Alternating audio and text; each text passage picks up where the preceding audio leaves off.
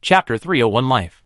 Before leaving, the kid climbed up the mulberry tree and picked a box of mulberry leaves, intending to give it away as a gift. Sister-in-law, where are you going? Ashui came out of the guest house, and she asked casually. We are going to sell silkworms. Aunt Ashui, are you going? The kid was quick-witted. Sui was a little nervous. As expected, Ashui agreed immediately. She couldn't refuse, so she could only think about not going to Shisantan and avoiding people who knew Ashui. I'll go back to get the silkworm box. Ashui ran away. Dad, my sister-in-law and I are going to sell silkworms. If you have anything to say, wait until I come back. Uncle Laonyo responded. And when he heard the footsteps running away, he suddenly remembered and hurriedly chased out to ask, where are you going to sell silkworms? To Juntan. Do you want to buy anything?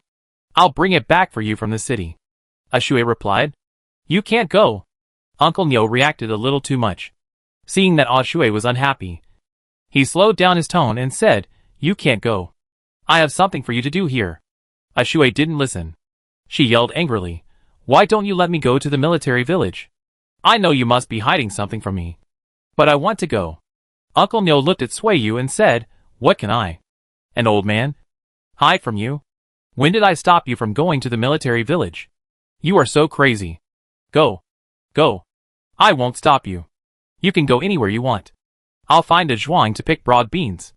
Ashui hesitated for a moment, but she believed more in her own judgment.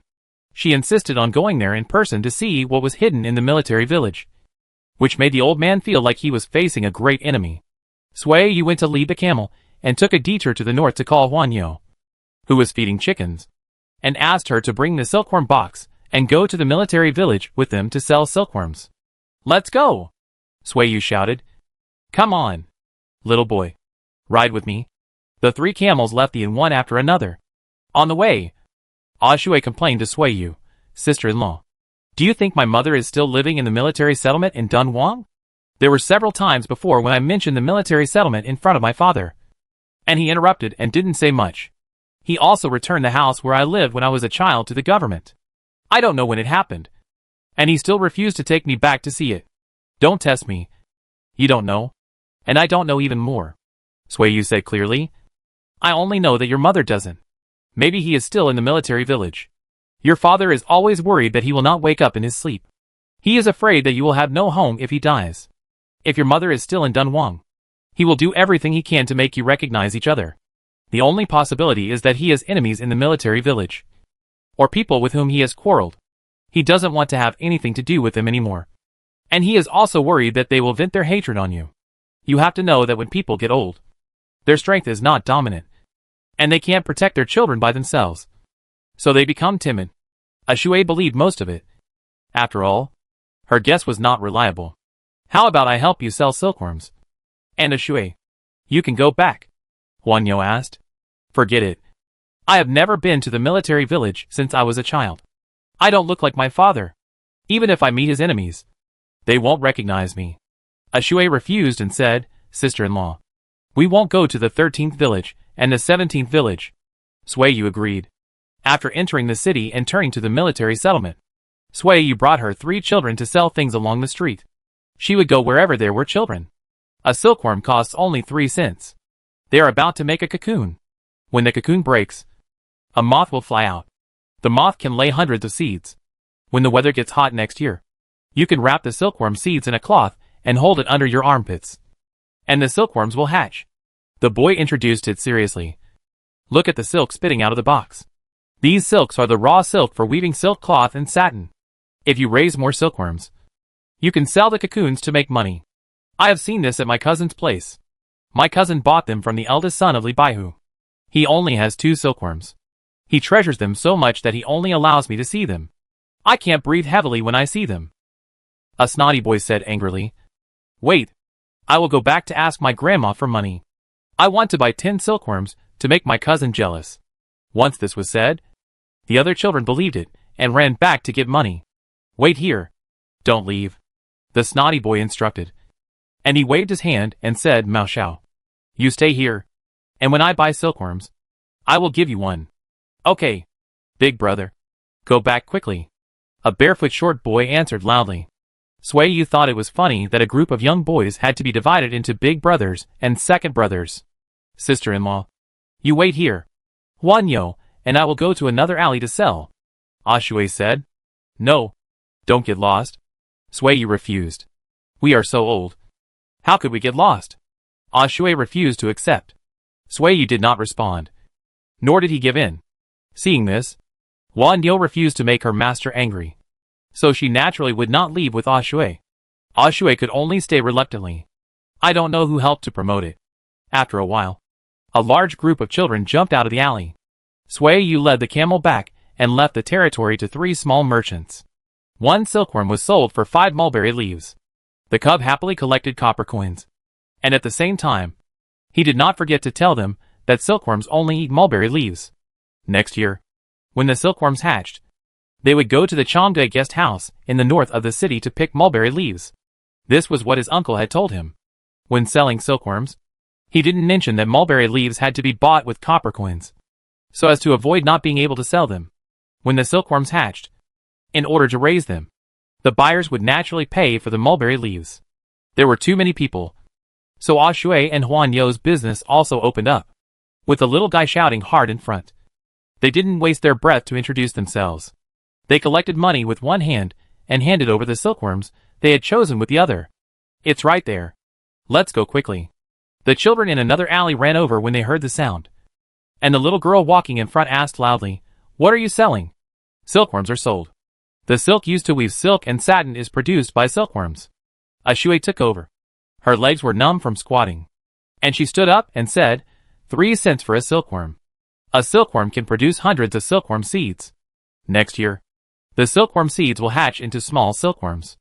After 4 months of raising them, you can harvest hundreds of silk cocoons, which can be sold for a lot of money. Who do you sell the silkworm cocoons to? How many cents per cocoon? The passing caravans collect silkworm cocoons, but the merchants want more silkworm cocoons, so they may be 1 cent per cocoon. Shui said. They are all silkworm cocoons. Why do you sell them for 3 cents per cocoon? And these silkworms haven't even made cocoons yet. The smart people found something wrong. Shui grinned and said proudly, Because we are the only ones with silkworms now. Of course, you can also ask the caravan to bring you silkworm cocoons from the interior.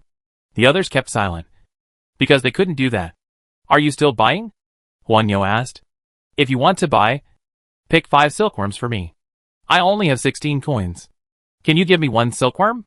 I'll go back and get the money. I'll buy 10. Leave 10 for me. A lively little girl shouted. Sui Yu stepped back again. A large group of children crowded together were too noisy. After a while, the old man and the woman who heard the noise came out of the house.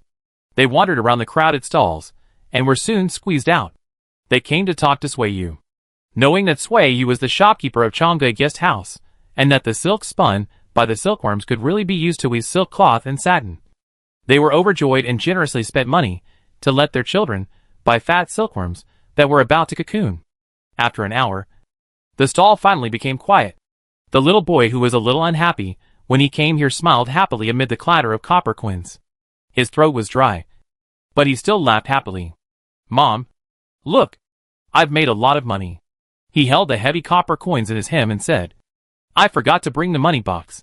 Next time I come, I'll bring my uncle's money box. Sui Yu looked at him. This time, he was not embarrassed when he mentioned his uncle. Are you going back? Your father is probably going to be fired. She asked. Are you going to change places and continue to sell? Change places and continue to sell. The kid was still immersed in the excitement of making money. Sui Yu bought 3 broken pottery jars with 6 copper coins. Put the copper coins in them. Closed the silkworm box. And took the 3 children who were shouting to sell to change places. It was almost noon, and the silkworms were almost sold out. Sui Yu called the 3 children who were sitting at the foot of the wall counting copper coins. Can't you go back and count them? Aren't you hungry? No one paid attention. There were footsteps at the end of the alley. Sui Yu looked over and saw a little girl who looked about the same age as Shui leading a fair-skinned woman towards them. Her eyes fell on the little girl and her heart skipped a beat. Mother! Look! This little sister looks like me. Is she really not your daughter? The woman looked solemn. She looked at Shui. The girl looked 80% like her husband. Sister-in-law, are you buying silkworms? Suiyu spoke. She looked at the girl who was looking at Ashui with interest, and said with a smile, "What a coincidence. The girls from our two families look like sisters. Isn't this the lost girl from my family?" "Ah, mother, I'm not your biological daughter." "Don't be stupid." The woman slapped her and asked, "Sister, is this girl yours?" Ashui also came over at this time. She looked at him with surprise, turned around and asked, "Huanyo, do I look like her?" Huanyo nodded. The two of them looked like twin sisters standing together. "My name is Tu Xiaoyan. I'm 13 years old this year." "Sister, what's your name?" Tu Xiaoyan was full of excitement. "My name is Ashui, and I'm not even 12 years old." Ashui answered. She looked at Suiyu and asked, "Sister-in-law, this Ed is not my mother?" "No. No." Suiyu and the woman said in unison. "It's fate. But there are so many people in the world. It's not surprising that there are a few people who look alike." When Xiao Chunhong was in Taiyuan County, she met someone who looked like her. But unfortunately, they were not relatives. Suiyu said calmly. The woman calmed down. It didn't make sense for her to pick up a bastard from outside, so she used this excuse to respond twice. Before leaving, she looked at Ashui again and left with her little daughter. "Sister, where do you live? I'll go find you to play later." Tu Xiaoyan turned her head and asked, "You only know how to play." The woman slapped her with a green face. "Come back with me." The smile on Ashui's face fell, and she began to wonder, but she didn't show it on her face. When she heard Suiyu yelling to go home, she hurried to pack her things. When she returned to the guest house, she saw Uncle Lanyo waiting under the jujube tree from a distance. Huanyo envied her and said, "Ashui, your father loves you so much. You are not going into a wolf's den when you go to the city. It's not worth it for him to wait outside." Ashui curled her lips and drove the camel to run over quickly. "Why are you back so late? The food is almost cold." Uncle Lanyo glanced at her expression and felt relieved. He said, "How much money did you make?" 383 copper coins. And some are not counted yet.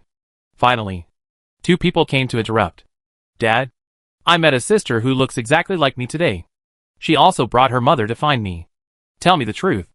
I didn't steal it back from you. Did I?" she said playfully. Uncle Nyo's face froze, but he quickly reacted and said, "Bullshit. You are not my biological child. I must be crazy to raise you." Ashui said, "I'm going to eat." She first took the silkworm box and the broken jar containing money into the guest house, walked in, and then quietly stepped back a few steps. Hiding at the door and peeking out, she saw Suiyu talking to her father, and her father was full of irritation. After that, when Xiuzai went to the military village to sell silkworms again, Uncle Nyo said that Ashui would not be allowed to go again, even if Ashui was in a bad mood. 2 months passed in a flash, and during the autumn harvest season, Ashui took advantage of her father's relaxation of vigilance and went to the military village on foot under the pretext of working in the fields. After returning, Ashui had a high fever that night, and the cat official who slept in the same room with her squeezed out from the crack of the door and screamed. And Uncle Nyo opened the door and came out cursing. "Who's knocking at the door?" Suiyu woke up. Xiao Shiping dressed and went to open the door, saying, "It seems to be Uncle Nyo. I'll go check." Shiping, "Ashui is sick. I can't wake her up even if I shout. I can't run. Please take her to the city to see a doctor." Ashui was sick for a whole month and lost a lot of weight. When she walked out of the door, there were not many leaves left on the jujube and persimmon trees outside the guest house. And there was no trace of jujube and persimmon. The autumn wind was bleak, and winter was coming. Uncle Nyo came over carefully with a can of chicken soup. He looked at the delicate girl and said, "You can't work in the fields anymore. You've been spoiled by me. You worked in the fields for half a day and got sick for a month. Your sister-in-law lost more than 10 chickens for you." Everyone knew whether Ashui worked in the fields or not. She smiled and agreed. "I definitely won't work in the fields. I'm afraid of getting sick." Uncle Nyo's heart dropped. He said happily, "Come and drink the soup. It's been simmered all night, and the bones are all rotten. Drink more to make up for the lost meat." Ashui followed in. There were more caravans coming and going. 6 lone travelers also stayed in the second guest house. They came out one after another when they smelled the rich aroma of chicken soup. "Is there chicken in the stew this morning?" someone asked. "No. This is what I stewed for my girl." But there is stewed chicken for lunch, Uncle Nyo said. If you want to eat soup in a small pot, you must tell the cook in advance and let her stew a pot for you. Otherwise you won't be able to eat the whole chicken. Just go to the kitchen to find someone. Yes. The 6 travelers went out. And Uncle Nyo asked Ah Shui, can we eat in the yard? Otherwise, the house will be stained with oil smell. And you don't like it? You are such a cunning girl. You don't mind the cat official sleeping on your pillow. But you despise the smell of oil and meat. He kept nagging. Ah Shui's lips trembled and tears fell. She thought she was so lucky. She had a father who treated her like a treasure. And kind people like her sister-in-law, who kept her miserable life hidden from her in order to let her grow up happily.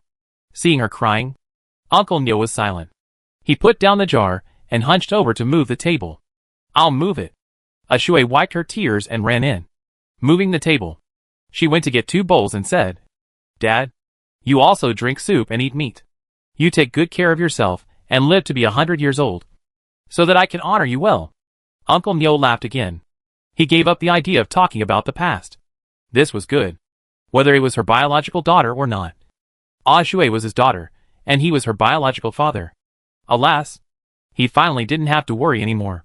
If he had known this would be the result, he would not have returned the house in the military settlement. He regretted it so much. Chapter 302. A family of 3. The crops in the field have almost been harvested, and the remaining farm work is to cut sorghum stalks, soybean stalks and millet stalks. Ari and Dunhuang can handle these things. So Zhao Shiping dismissed the hired helpers. It's already October. Why haven't the slave traders outside the pass entered the pass yet? Sui Yu was puzzled. This time she was at home, and she wanted to buy 10 more slaves. 5 to take care of the crops in the field, and the remaining 5 to comb the cotton wool. Did the slave traders go outside the pass? Zhao Shiping asked. Yes. I met them in Luan. Xiao Chunhong and Lu Yair were bought from that slave trader. Sui Yu said. They are well informed and they are lucky. They took advantage of the war outside the Great Wall to buy captives or refugees.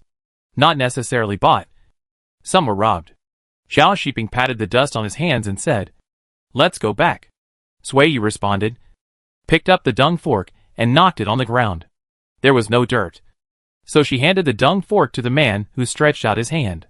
The 2 acres of land they inspected were bought last month. It was not far from the guest house, on the west side of the river. It was originally a wasteland. It was bought 2 years ago and cultivated for a year. This year, it was planted with a crop. The soil fertility is insufficient.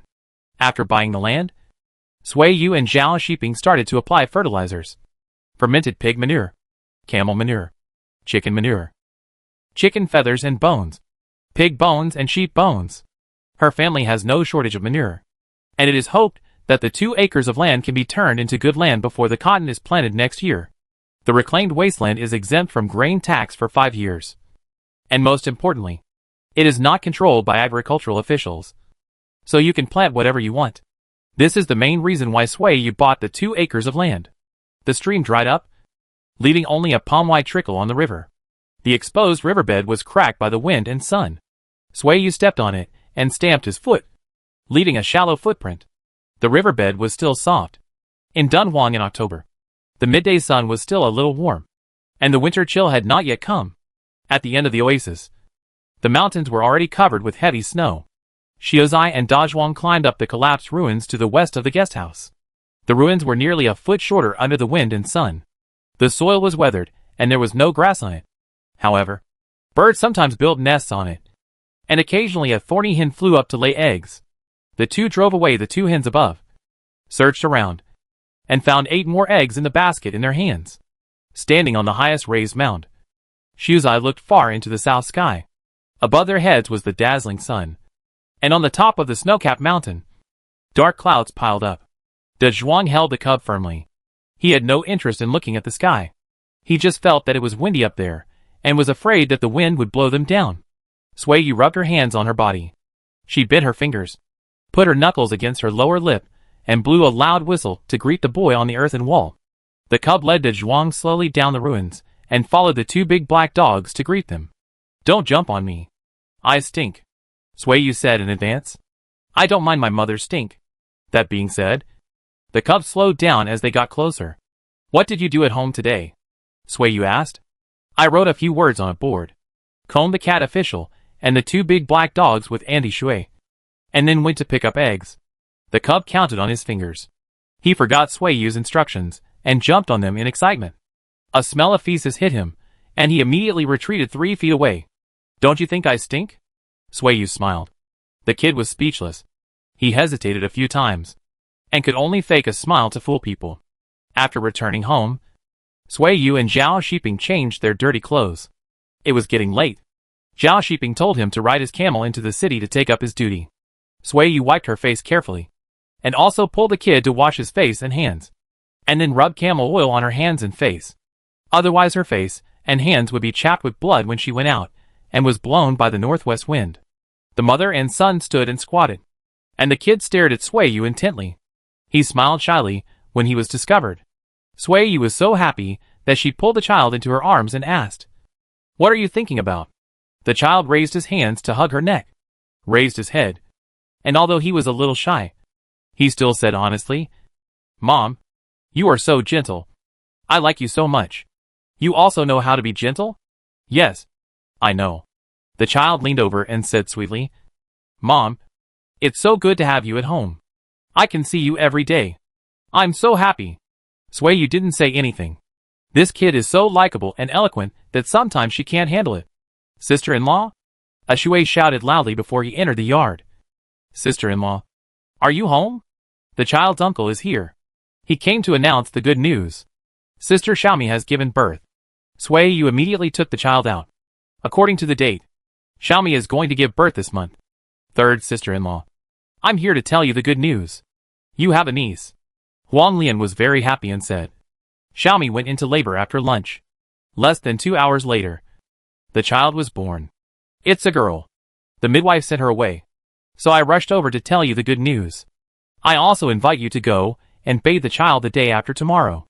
Sui Yu repeatedly called people to catch chickens and said, "Okay, we'll go there the day after tomorrow. Xiaomi is very tired now, so I won't go over to disturb her." Huang Lianjing sighed and said, "We have chickens at home." Third sister-in-law, please don't let anyone catch the chickens. I still have to go to my second uncle's house. Aining has a younger sister? Shizai asked. Yes, she is also your younger sister. I will take you to see her the day after tomorrow, Sui Yu said. Third sister-in-law, I'm leaving first, Huang Lianjing said. Sui Yu nodded and said, take good care of your wife. Huang Lianjing nodded in agreement. I haven't seen Aining for a long time. After my aunt got pregnant, Aining didn't come to play much. And she didn't raise silkworms, or come to school. Shizai couldn't figure out what he felt in his heart. He was a little unhappy. But he felt that he couldn't be unhappy. Just like he would help dry the chickens when drying grain. And help pick up eggs every day. When there were more merchants and his uncle and Aunt Ashui were too busy, he would also knock on the door of the guest house to get work. Aining is the same. His family is too busy. And his mother can't work hard. He has to deliver water and food to the fields, feed the chickens, and sweep the floor at home. When it snows, Aining will come, Sui Yu said. Your aunt has made money again this year. When the slave trader comes, I will persuade her to buy a maid to serve people. Then Aining will come to study. Wait until the day after tomorrow. I will tell Aining. The kid was happy. He pulled his mother and said, Mom, I want to tell you something. You can't tell others. Sui Yu was surprised. You can't tell your father either? You can. Right? Okay. You tell me. Aining also cried. 19 of his silkworms starved to death. And then he gave them to me. He kept crying that day. My uncle, and I sent him back. He cried all the way. He was so pitiful. Sui Yu nodded. It was quite pitiful. She remembered that when she went to the city to see Xiaomi, Aining coaxed his uncle's younger brother, and couldn't leave him during the meal. She felt a little guilty at this time. The kid also grew up following Sui Liang. Where is my uncle? The kid also thought of Sui Liang. He must have gone to Chang'an. The caravans coming from the interior of the country brought back news about Sui Liang one after another. The caravans that brought horses into the pass were very conspicuous. Even if Sui Liang didn't ask them to send a message, Sui Yu would ask when receiving the merchants and more or less get accurate news. Sui Yu learned that Sui Liang's recent whereabouts were at the northern foot of the Qinling Mountains. A large caravan met them. Sui Liang asked a bodyguard he knew to bring a bundle. in addition to some mountain products. The rest were wooden boards with words written on them. The message of safety was only a few words. The whole message was about missing his nephew, his sister and his brother-in-law, the big black dog at home, his chestnut horse, and the cat official. He missed all the living and dead things at home. Sui Yu had a hunch that when he returned from Chang'an next year, Sui Liang would most likely choose to stay at home. The sound of camel bells came in the wind, and the boy was shocked. He tilted his ear to listen carefully and asked excitedly, "Mom, listen. Is the camel bell sound coming from the east?" Sui Yu was unsure. She raised her foot to the north and said, "Let's go to greet them." "Mom, let's run a race," the boy shouted. "You stop first. I will count 1, 2, 3. Let me count to 3. Sui Yu turned her head with a smile and said, "Come and chase me. If you catch up, I will carry you."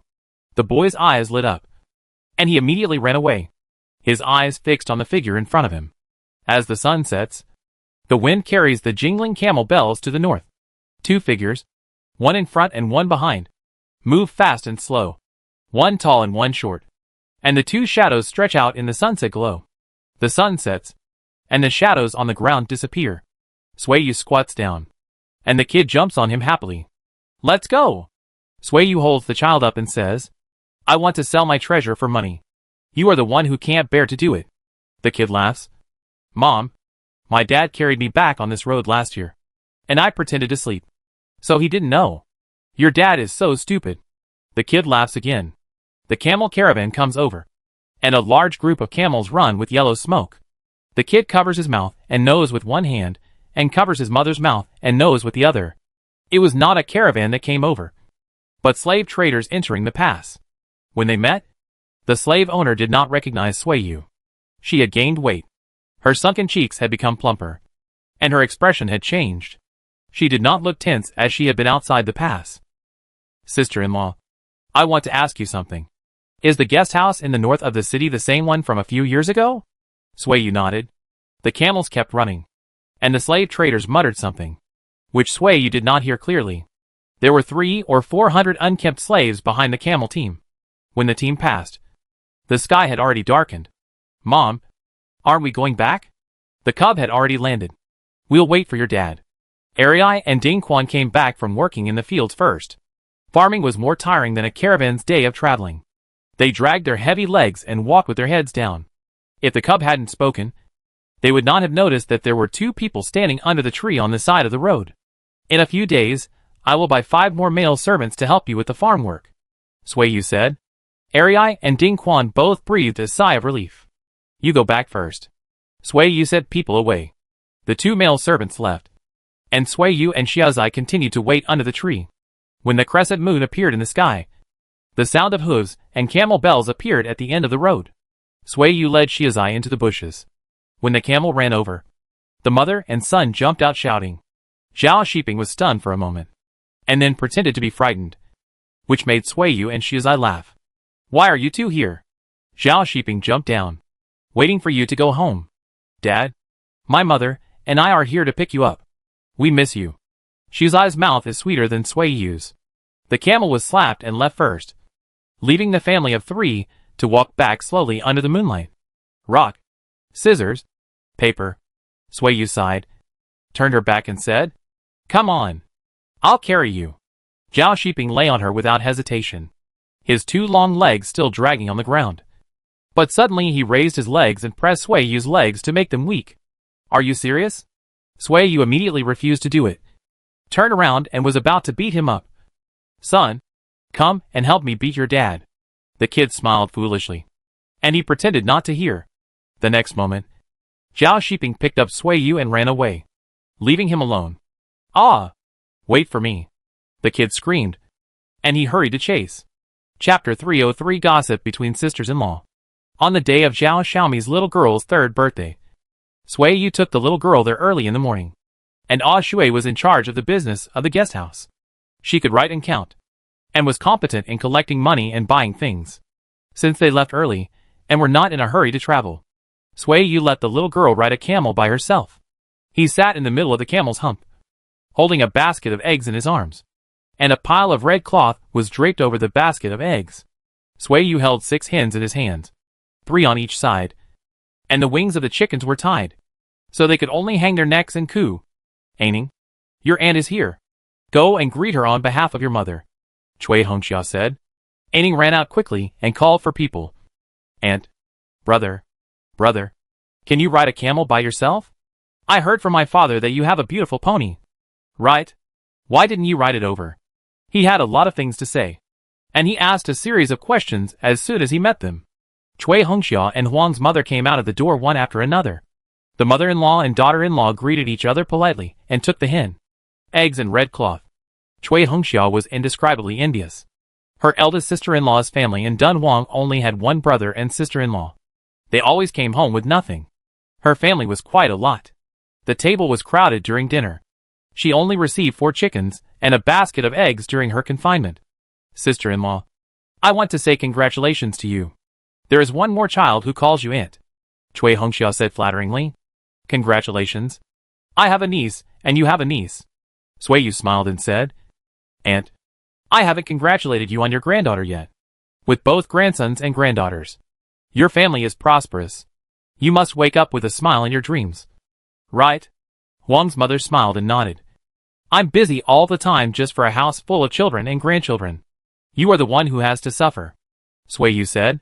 It is also a pleasure to suffer. As they spoke, the group entered the yard. Huang's father said a few words to Sui Yu, and he went out to lead the camel to feed grass. Sui Yu washed his hands with water, and then washed the cub, and said, Let's go in and see Xiaomi and the child. Third sister-in-law. Come in. Jiao Xiaomi shouted in the house. Cui Hongxia led Sui Yu into the house, and then brought a pot of honey water and 2 bowls, and then said hello and went out to work. Brother, look, this is my sister. Her name is Jinhua. Aining showed off. The cub was a little confused. He leaned over and stared at Aining. He thought Aining would not like this sister. Why are you looking at me? Look at her. Aining was puzzled. Brother, does my sister look like me? The cub lowered his head. The child in the quilt was so small, red, and it was hard to say that it was ugly. After all, it had a nose and eyes. But if he wanted to say that it was beautiful, he couldn't open his mouth. He was just surprised. What would a child look like after coming out of the belly? He turned into a person right after birth? He looked up at his aunt lying on the bed. Her belly had deflated. Does she look like me? Aining asked again. I don't know. She looks like my uncle. I thought Aining was pretty. Aining sighed. Everyone says my sister looks like my dad. Sui Yu leaned over and said, The nose looks like yours. Brother? Cui Hongxia's son Ashen shouted outside. The little girl was awakened from her sleep. She cried loudly. Xiozai and Aining covered their ears together. The 2 cousins looked at each other and ran away. The bed was empty. Sui Yu carried a chair and sat over and said, Are you hungry? I'll hold you. You lie down. Okay. You can hug her. Let your niece bring you some good luck. Let her be your sister next year, Jiao Xiaomi said. Sui Yu smiled and did not refute. Seeing this, Jiao Xiaomi knew that she was right. Her third sister-in-law did not go to Chang'an with the caravan, probably because she wanted to have another child. Jinhua? Sui Yu asked. A nickname or a full name? That's the only name. I made my fortune by growing golden flower grass. I like golden flower grass the most now, so I named the girl after it, Xiao Xiaomi explained. When her brother was born, I pretended to give him a good name. You see, you are Yu, and the cub is Mingwang. You and your son are both bright, so I like your names, but I couldn't think of a similar one. Finally, seeing that he is quiet, I named him Ning. I was so worried. It would be better to give him a cheap name. Aining, because he is timid, quiet, and prone to illness. When it comes to this one, I won't think about it anymore. A more vulgar name is easier to raise. Jinhua is also nice. It has the brilliance of gold and the splendor of flowers. She will be as capable as you in the future, Sui Yu said. Then I will borrow her aunt's good words. Jiao Xiaomi was happy. The little girl fell asleep again, and Sui Yu gently put her on the small wooden bed. How is the grain business this year? Sui Yu asked. Not bad. I am pregnant, and it is inconvenient for me to work. So my sister-in-law took over and asked your brother-in-law to go to the guest house to contact the business. Jiao Xiaomi propped herself up and sat up. She used the mattress to cushion her back and spoke half lying down. Third sister-in-law. I heard from your brother-in-law that Sui Liang took the caravan to Chang'an to sell horses alone? How can you rest assured? Zhao Xiaomi has been thinking about this matter. When I heard the news, I thought you were pregnant. When I calculated the time, it didn't match. Is there something special? I originally planned to go to Chang'an in person. Before I went to Dunhuang, I promised Liang Gur and Xiuzai that I would take them with me when I went to Chang'an. Sui Yu smiled and sighed. She had been holding it in for a long time. Song Xian was not at home, so she could only talk to Zhao Xiaomi. Plans are not as good as changes. I have been outside the Great Wall for a year and a half. It is not good to leave immediately after I come back. If I go to Chang'an without stopping, it means that I will not spend 2 years at home. I still have a family. I can't just focus on business and abandon my family. Right? After I come back, I want your third brother to ask for a long vacation from Captain Chu. Even if it's just to send a horse out. Our family will go to Chang'an for the new year, so that we can take care of both business and family. Unfortunately, your third brother disagreed and was unwilling to ask for leave. Of course, it may be that it is not easy to take a long vacation. Among the 10,000 households, he has the least experience. If people know, he will ask for a long vacation. The 1.5-year vacation is for traveling in Chang'an. People will talk about it in the future, and it will be used against me if I get promoted. Zhao Xiaomi nodded. I can't take a long vacation. If I go to Chang'an this year, I might not come back until next summer. Although I don't have to work in the winter when it snows. This period of time cannot be eliminated. From the perspective of outsiders, it is like taking a year-long vacation. Yes. So I took a step back and thought that I could go to Chang'an next year. It happened that your third brother asked me to see a doctor. The doctor said that my body was weak and my lungs were in trouble. If I continued to work hard, it would affect my lifespan. So I gave up my plan to go to Chang'an this year. Zhao Xiaomi was so scared that he sat up straight and shouted, My God! Is it so serious? The old doctor is bluffing. Look! I have been eating and sleeping well for 3 months. And my flesh has grown back. Sui Yu pulled his face. Zhao Xiaomi didn't believe her.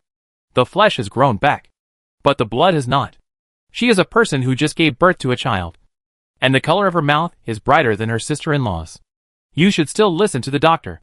Take the medicine well. And rest when you are told to. You can earn money again if you lose it. But if you die, your son will cry to death. And the family business you have built will be taken away by others. Zhao Xiaomi said. What did you advise me at the beginning? Don't be confused when it's your turn. I'm not confused. I didn't go. Sui Yu smiled. What happened afterwards developed too quickly. It was not in my plan at all. A large group of tall horses entered the city. It was too conspicuous. People from all walks of life came. Those who took advantage of it were fine. They could be sent away. But there was also a Captain Chu. He liked the most valuable horse. But he couldn't control it. And he was still thinking about trying the horse every day. He was not young anymore. If he fell off the horse, not only would my business fail, but your third brother would also fail in the army. I was still hesitating at the time. But your third brother had already made the decision for me. He wanted Liang Gur to take a group of slaves to lead the caravan to Chang'an. And he didn't tell me in advance. Sui Yu understood at that time that Zhao Shiping would not let her enter the pass again this year. I don't know if it was out of consideration for her health, or because she had been out of the pass for 2 years, away from home for 2 years, and had to leave home again when she just came back. Or maybe both. In both aspects, she was the one who was not right. She couldn't go against him. In the long run, she wanted the business, and she had to hold on to the family. Song Xian's example was right in front of her. She certainly couldn't let her husband and son be alienated from her. Otherwise, there would be no point in making money. So I chose to take a gamble. At most, I would make less money. Sui Yu said, with conflicts of interest. The law to rely on.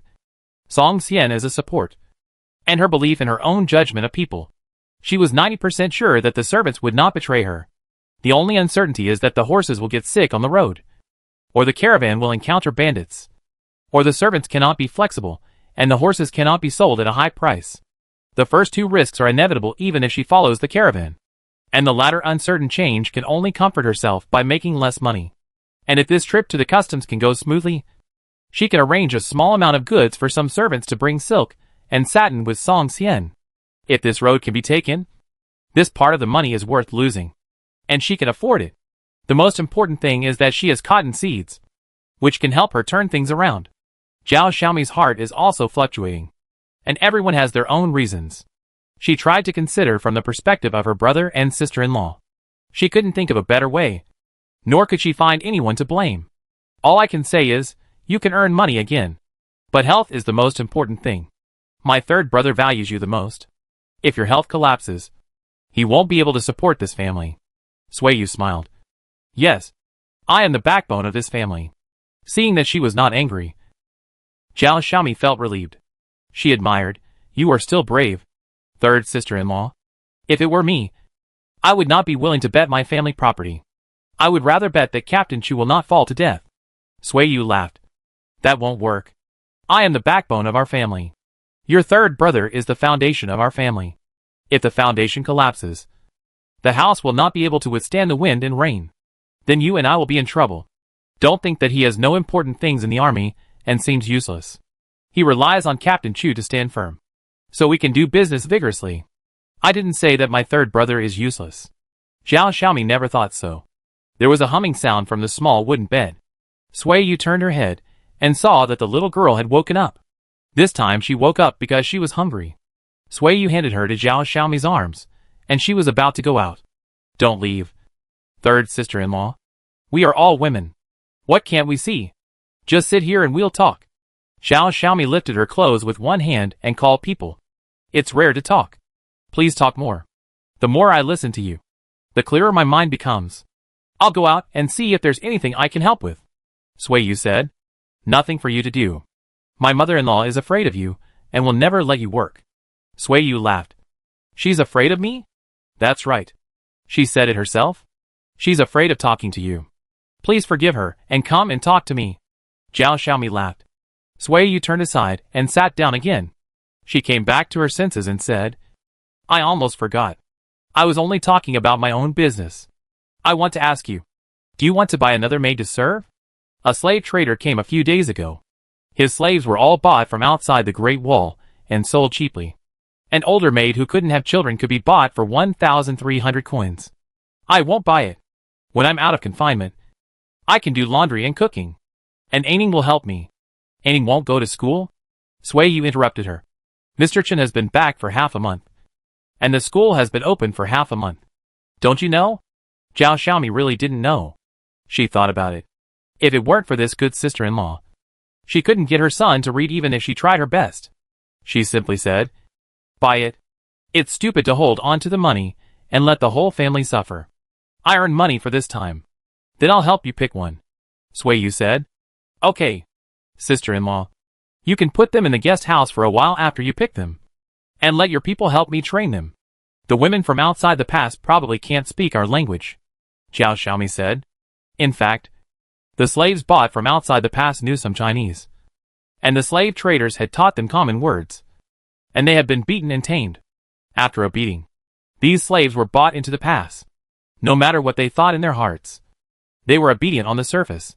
Sui Yu got Zhao Xiaomi's approval and went back in the afternoon to pick slaves. 6 female slaves and 5 male slaves were arranged in the guest house after they were bought. The 5 male slaves went to work in the fields the next day, and the 6 female slaves were arranged by Sui Yu to collect grass for the Huang family. They were good at this job. When the golden flower was full, the news of Sui Liang was also delivered by the caravan. He had arrived in Chang'an safely, and the people, horses, and camels were all safe. This was also the last news from Chang'an. The road was blocked by snow, and no caravans would travel on it. The caravans would not set out again until the beginning of next spring. The letter sent by Sui Liang did not mention how much Qin Wenshan's white horse was sold for. But Sui Yu learned from the merchants living in the guest house that Dari was sold for 200,000 coins, and was said to have been sent to the palace. Chapter 304. Different scenes in each place. On New Year's Eve, Dunhuang was covered in snow, and the wilderness was covered in white. Looking at the desert in the west, the snow particles blurred the vision. At the end of the field of vision, the muddy yellow of gravel was looming.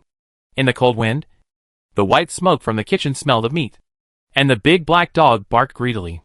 The old blind man sitting on the stage in the tea house immediately changed his tune when he heard the sound. A series of vivid barking sounds rang out. First the immature dog barking, which was begging for food. Then the crisp whimpering, which was acting coquettish. And then the full-bodied barking, which was protesting. The dog barking became lower and lower, and the voice was mixed with the snoring of an old dog basking in the sun. When the tail sound was about to break, the immature puppy barking sounded again, and it was reborn. The merchants who had laughed before stopped talking, and everyone was silent for a moment, and raised their hands to applaud. The cold northwest wind ran in the wilderness with the sound of applause, the grunt of pigs, the chewing of camels, and all of them left the city with the cold wind. In the wilderness outside the city, the mountains were weathered by the wind and snow. The hares were vigilantly digging for grass roots. The wild wolves were running and hunting in the wilderness, and the little wolf cubs were curled up and sleeping in the tilted earth cave.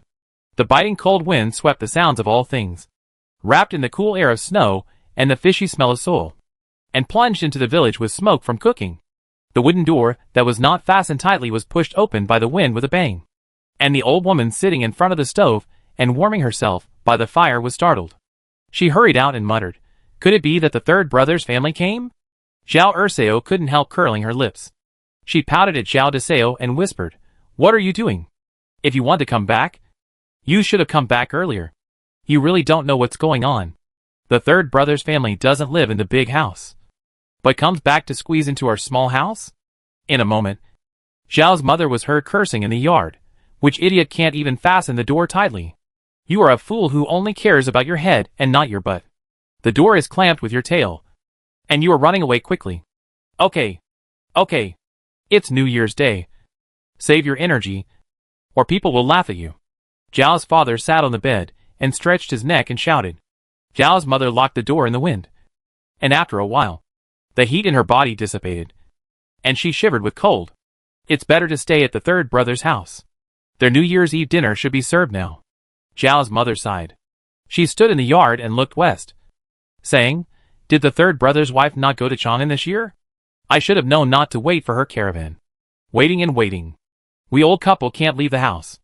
Mom, next year after finishing the work in the fields, we will send you and my father to Dunhuang to find the third brother." Zhao's second sister-in-law spoke, and she stuck her head out and said, "If we don't go again, we, the brothers and sisters-in-law, will forget which way the door of the third brother's house opens." Zhao's mother didn't dare to respond, but it was not a good thing for the three brothers to not communicate all the time. She went into the kitchen, occupied the fire, and warmed herself by the fire. After smacking her head for a long time, she said, "Wait until spring. Let the eldest brother go to the city to find a passing caravan and send a message to ask what's going on with the third brother. If the third brother's wife is too busy to go home, we won't go over to cause trouble." Mrs. Zhao and Mrs. Zhao both curled their lips. This old woman had never been so polite to them. The stewed chicken in the pot was cooked. Mrs. Zhao wiped her hands and went to the house to call the men to get up and eat. It was freezing cold in the snow. If you walked for a while, your toes would be frozen off. The best way to keep warm in winter was for the whole family to squeeze into one bed. Eat 2 meals a day, and not get out of bed unless you were hungry. Father Zhao hunched his shoulders and opened the door to go out. As soon as the door opened, the old wrinkles on his face trembled 3 times in the cold wind. What a strong wind! It's going to snow again. Arya looked up at the sky, and was immediately attracted by the aroma in the pot. She strode in and said, "I want to eat more tonight, and I won't get out of bed tomorrow morning. After dinner, you build a few snowmen in the yard. Every New Year, your uncle and aunt will take the kids to build snowmen outside the gate. They build them on New Year's Eve, and they won't melt until the end of January." Father Zhao said, "You kids are strong. Move more. Why do you lie in bed all the time? Your hands and feet are lazy." No one paid attention to him. A pot of chicken stewed with radish and half a pot of pickled cabbage and pork soup were served on the table. Adults and children squatted on the spot, each holding a pair of chopsticks to quickly pick up the dishes. After the meat and vegetables were eaten, his body became warm. Old man Zhao took a sip of muddy wine, and he smacked his lips, feeling comfortable now. Come! Grandpa will give you 10 copper coins each as New Year's money." Old man Zhao took out a cloth bag from his arms, and gave 10 rusty copper coins to each of his grandchildren. "Count them all, If you give me too much, you have to give it back to me. Clear laughter rang out from the kitchen. The wind in the yard was weaker, and the cold wind carrying the aroma of meat and laughter passed over the city, carrying the heavy New Year's atmosphere all the way east, wading through water and climbing mountains. On Hongqi Ridge, heavy snow blocked the sun, and the chaotic sky spread all the way to the southern foot of the mountains and rivers. The dry and cold wind and snow weakened, and at the foot of the mountain, the gurgling water carried the yellow and green fallen leaves and hit the sheepskin rafts tied to the shore. On the north bank of the river, there was no one under the roof. The former boatmen retreated to the foot of the mountain 5 miles away. In the wooden house, the boatmen who were roasting fires did not look relaxed. The wind is blowing, and the dark clouds from the mountains are blowing over. It's going to rain again in the next 2 days. My legs are so painful. The man who spoke was only in his early 40s. He sat next to the fire, and sparks popped on his pants. The reed fluff was exposed under the black cloth. The sparks that were not put out in time burned the reed fluff into a charred black. A pair of pants was about to be burned into mesh, but he was still reluctant to move away from the fire. If possible, he wanted to cut the leg meat, take a burning fire stick and poke it into the bones to roast, and force out the tormenting moisture and cold air hidden in the bone gaps. I heard that Lao Xuan got 2 cans of tiger bone wine some time ago. Is it useful? Is it tiger bone or pig bone soaked in the wine? I heard that he got 2 cans of wine and asked someone to transport the big caravan to the other side of the river overnight, and confiscated the boat fare. It's useful. An old voice sounded outside the door. And then Lao Xuan pushed the door and walked in without asking for help. Lao Xuan walked around the fire and said with a smile, "The tiger bone wine that boy gave me is not fake. It is very strong."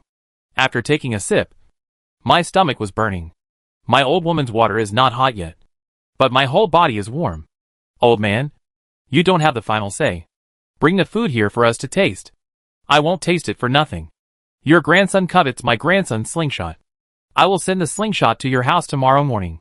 I will give you a sheep tendon. Lao Xuan smiled and took out a sheepskin water bag the size of a palm from his arms. There was less than half of the wine in it. He asked the younger generation sitting by the door to go out and get a wooden spoon, and asked the old guys in the room to taste it. I heard from that boy that the caravan exchanged this tiger bone wine with the Hu merchants outside the pass. The quantity is not much, and the price is expensive.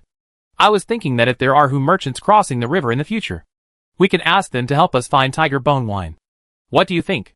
Lao Xuan asked, holding the empty water bag. No one said anything. Everyone was waiting for the alcohol to take effect. With the fire, it took only half a cup of tea before the stomach started to feel the heat, and a wave of hot steam rushed up. Those who could not drink much had their faces as red as boiled water. If the Hu merchants can find tiger bone wine, I will not do anything bad in secret if they cross the river. The man in his early 40s said, Lao Xuan, do the caravans that gave you tiger bone wine still have tiger bone wine? Someone else asked. Lao Xuan shook his head. This was his lifeblood. How could he let others get it? No. The kid told me that if the tiger bone wine was effective, he would find it for me when his caravan went out of the customs next year. He said. Whose sheepskin raft was blown away by the wind. Outside the door, someone shouted. The people in the house went out one after another, and saw an unfinished sheepskin raft flying in the sky. 3 half-grown boys followed behind, picking up the sheepskin that fell on the ground. The strong wind swept across the water, and a sheepskin hit the water with a snap. Without waiting for anyone to catch up, the sheepskin floated on the water and ran away quickly with the current. The river shuttled between the mountains. In the deep forests, the trees were still green, the grass was still green, and the wind was warm. After crossing this mountain, the wind was much weaker. Although there was snow on the ground, the wheat in the wheat fields beside the road was green. It turns out that wheat can be grown in the winter inside the pass, and it doesn't freeze to death. Sui Liang muttered. It's the same snowy day. Why can't crops be grown in Dunhuang in winter? Judging from your appearance, you should be a southerner? Don't you know that winter wheat can be grown inside the pass? Hua Maoqing asked. Hua Maoqing is the son of the head of the Hua family. He received his father's instructions, and was responsible for taking care of Sui Liang and his party. Sui Liang shook his head and said, I was still young when I went to Dunhuang, and I have long forgotten the people and things inside the Great Wall. That's a pity. I heard from my father that your sister is a very learned person. She knows both the desert outside the Great Wall and the sea in the east. It is said that he heard it from your father. It's a pity that you are too young to inherit the family knowledge. Sui Liang laughed loudly and said, It's not a pity. My sister is a person with great ambitions, but I am not. Even if I inherit the family knowledge, it will be useless. Hua Maoqing choked. How should he respond? It's time for the head of the Hua family to come back. Let's go back too. Sui Liang left the field. He stamped off the mud on his feet and said, Brother Lao, tell Uncle Hua to spare some time to meet me one day. What's the matter? Let's do a business with you. In the future, when the Hua family caravan transports seafood back to Chang'an, 10% will be reserved for my family's caravan. We will transport it to Dunhuang to sell. There are also people with goiter in the 4 counties of Heshi. Sui Liang said, My sister and Uncle Hua talked about this business before. If the business is successful, the Hua family will give us 10% of the profit. And this 10% profit can be offset by dried kelp. Can you make the decision? Hua Maoqing asked. Sui Liang nodded confidently. He was in charge of the account book of the guest house. After coming to Chang'an, he knew the ability of the caravan to make money. He was sure that his family would not lack the 10% profit of the Hua family caravan. Compared with money, seafood is more valuable. I'll go back and tell my father. Hua Maoqing took the job. The cold wind swept through Chang'an City with the sound of footsteps and sporadic words. As it went east, the cold wind gradually lost its strength. When spring dispersed the clouds in the sky, spring returned to the earth, and the green extended all the way to the west. Across the mountains, rivers and glaciers. When the snow melted and the riverbank was flooded with water, the farmers began to dig the land and work. Chapter 305 Planting Cotton. Shopkeeper Yu. It's time to go. The merchant carrying a bag of pancakes waved his hand. Are you coming back this year or next year? Sui Yu asked. Probably next summer. See you next year. Have a safe trip. Good luck to you. The camel bells, which had been plucked of hair, rang again. The camels, carrying bright silk, swaying water jars, fragrant sacks and bundles of grain, left the guest house with their footsteps. Sui Yu waited for the wind to blow away the rolling yellow smoke. And then he carried the shovel to the field. Ah Shui, you and Huan Yo keep an eye on the guest house. If you are unsure, go to the field to find me. I'm in the 2 acres of land west of the river. Sui Yu instructed. Okay. Ah Shui agreed briskly. The fat cat official also meowed. Sui Yu looked back, her eyes passing over the tea house. And she added, Shui, ask Dunhuang to open the door of the tea house to dissipate the smell. And then leave someone to guard it. Don't let the chickens run in. Mom, where are you going? Wait for me. The kid heard the sound and shouted loudly. Sui Yu didn't see him.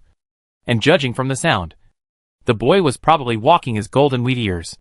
I'm going to work in the fields. You do your work. And come find me when you're done. She shouted loudly and walked away quickly. The snow in the field melted. The sunlight was not strong, but the wind was strong, and a layer of hard scabs were blown out of the wet ground. Under the hard scabs, the soil was still wet. The camel's hooves crushed the wind-dried soil layer, and the moist soil turned out. Sui Yu walked along and smelled the smell of rotten soil all the way, which was the smell of grass leaves and grass stems that had rotted for a winter. After crossing the river, the smell in the wind changed again. Ari and Ding Quan were turning the soil in the field. The soil mixed with manure was turned up, and the smell was not very pleasant. Sui Yu stood at the edge of the field, and she went down to the field with a shovel. With a shovel, she dug down. The fertile soil had a more oily color. She used the shovel to dig away the lumps of soil, picked up a soft beanstalk and dug it, and saw a small earthworm with satisfaction. Poor soil not only cannot support crops, but is also disliked by earthworms. Where there are earthworms, the soil is fertile. Sui Yu threw away the beanstalk, patted the soil on her hands, walked to the edge of the field near the river, and shoveled the soil. Ding Quan saw it not far away. He strode over and said, Master, tell us what to do. The work in the field is tiring. If you shovel like this, you will have blisters on your hands in just half a day. Sui Yu then remembered that she brought a cloth strip for hand wrapping. It's okay. I have my own plans. You guys go about your business. Sui Yu took out a piece of cloth to wrap her hands. Ding Quan watched for a while, corrected her shoveling posture and the length of her shovel grip, and then left to continue turning the soil. It was just past the middle of February, and the weather was still cold, especially at night. When sleeping, they had to cover themselves with 2 reed mattresses and a wolfskin mattress on top. If the ground was dug at this time, the insect eggs hidden in the soil would freeze to death. After an instant's stick of time, Sueyu felt warm.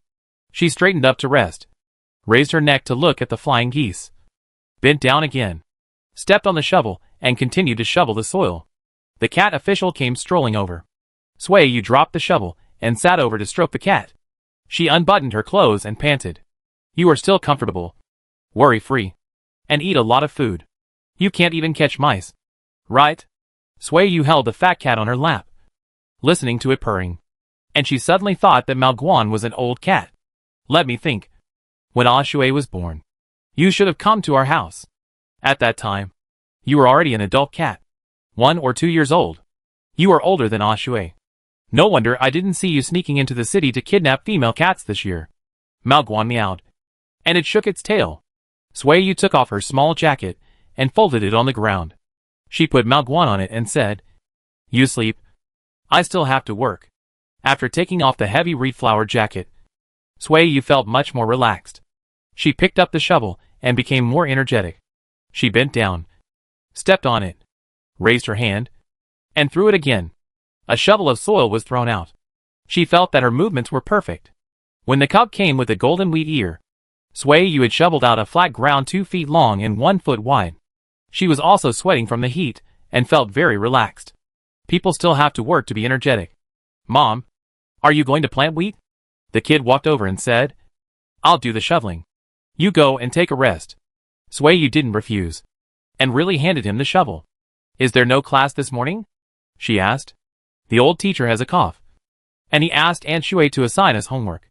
But Aunt Shui is busy in the morning, so she asked us to go to school in the afternoon. The old teacher has a cough? Is it serious? Has he seen a doctor?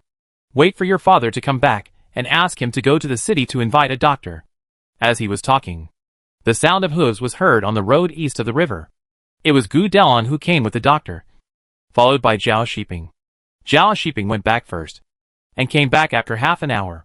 He took the shovel from Sueyu, looked at it, and continued to work according to the depth of the soil she shoveled. How is Mr. Chen? Sueyu asked. Put on your coat. He got a cough because he sat under the wall at noon and got hot in the sun. He took off his sheepskin coat and caught a cold. It's not serious.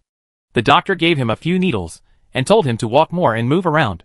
He will be better after taking a few doses of bitter soup, Sueyu said, and drove away the sleeping cat official. She shook off the mud and grass and put on her clothes again. Our cat official is 13 or 14 years old. He is an old cat, Sueyu said, looking at his body. You can't really tell that he is old. Old? And this year, he hasn't run to the city for 3 years. Zhao Shiping shoveled the soil skillfully. This was a hard job for Sueyu and the cub. In his hand, the shovel was swung like a whip to drive sheep. What are you shoveling this for? He asked. Planting seeds and raising cotton seedlings. What? I asked 5 male slaves bought from outside the Great Wall to dig mud in the lower reaches of the river. I plan to use the mud to make a plot of land. After the mud is dried for a few days, I will dig holes and plant cotton seeds, Sueyu explained. Zhao Shiping didn't understand. He thought about what she said again, but still couldn't figure it out. It's still a little early to plant crops now. We plant wheat and beans at the end of March. Even if the weather warms up early, it's still in mid-March, he reminded. I know. But I have a way. Zhao Shiping tilted his head to look at her a few times. Seeing that she had made up her mind, he could only persuade her. Then you should save some seeds. Don't waste them all at once. If they die this time, you can try again in more than a month. Before he could finish, Sueyu raised her hand to slap his dog mouth. Spit a few words at me. What unlucky words are you saying? Zhao Shiping turned his back to avoid the slap. Still insisting on his own farming experience. Why don't you stop interfering? I will do it for you. If I trusted you to do it, I would have followed the caravan to Chang'an long ago. Sueyu snorted. Work honestly. Stop complaining. She snorted. Zhao Shiping wanted to snort. This guy is really a person who doesn't listen to advice, and won't turn back until he hits the south wall. It was noon when the 2 plots of land were dug. The family of 3 carried shovels and cats, led the pony across the river and walked back. The first crop of cotton seeds was not much. 6 loads of silt were enough. When the servants were carrying silt, Sui Yu followed closely.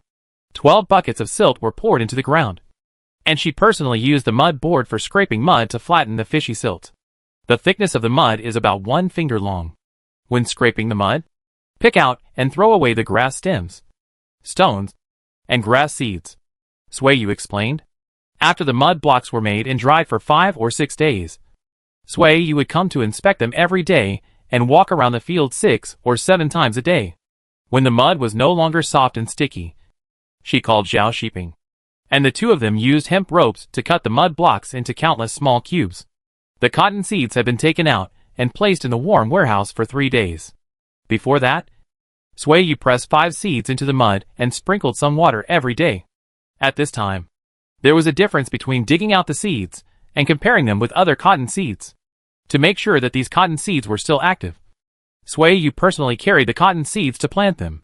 She didn't let others interfere in this matter. She searched for the memories of her previous life, pressed a mud pit with her fingertips, and then threw the cotton seeds in. Zhao Shiping hurried home every time he was off duty. He didn't let anyone interfere, so he watched from the side. Who did you learn this method of planting crops from? Did Sui Wen tell you? He was curious. Sui Yu mumbled and instructed, go back and bring the rice sieve, and sift 2 buckets of fine soil for me. Oh, okay. After the soil was sifted out, Sui Yu instructed him to sprinkle the soil on the clay block with seeds. He was busy and had no time to ask anything. Sui Yu didn't plant much for the first trial planting. She planted a total of 850 cotton seeds. Before Zhao Shiping went to work, she brought rattan and white oilcloth. There are 2 types of white oilcloth. One is tung oil brushed on silk cloth, and the other is tung oil brushed on linen cloth. Both are made by her own cloth with tung oil. The rattan was inserted on the left and right of the clay block, and Sui Yu and Zhao Shiping pulled the oilcloth apart and spread it on. The length and width of the oilcloth were extra. Press the oilcloth with soil stubble. Press it tightly to prevent it from being blown away by the wind, Sui Yu instructed. Zhao Shiping did as he was told. The tarpaulin can keep out rain and wind but not cold. Sui Yu was still worried that the cotton seeds would freeze to death in the cold night. After sunset, the temperature dropped, so she asked Arai to carry 2 bundles of hay to the field, and she spread the hay on the tarpaulin. In the days that followed, Sui Yu would stare at the sky when she woke up. When the sun came out and the wind was warm, she would start to cover the hay. When the sun went down and the temperature dropped, she would busy covering the field with hay again. This went on for 7 days. One afternoon, when Sui Yu lifted the tarpaulin to ventilate, she saw cotton buds slightly emerging on the mud block. I've grown it.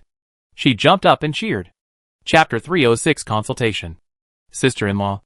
The female camel has given birth to a baby camel. Sui Yu turned around and saw Ah Shui standing by the river outside the guest house, waving vigorously. She could see the smile on her face from a long distance away. Ah Shui saw that she did not move, so she ran a few more steps, crossed the trickling stream, and continued to shout loudly, the female camel has given birth to a baby camel. Uncle Mu said that 5 female camels are about to give birth. Okay, I'll go back later, Sui Yu responded. By the way, go back and bring me a bucket and a ladle. Ah Shui responded, turned around and ran back quickly, sprinting across the river, raised her legs, jumped over, and landed safely on the dry river beach. Sui Yu retracted his gaze. This little girl was pretty good. She let it go after thinking it through. She didn't lose heart because of her miserable life experience. She was not inferior, sensitive, or suspicious. Instead, she was stronger. She learned to use an abacus, read books, run to exercise, and take care of the chores of the guest house without being urged by others. She took the initiative to learn and ask questions.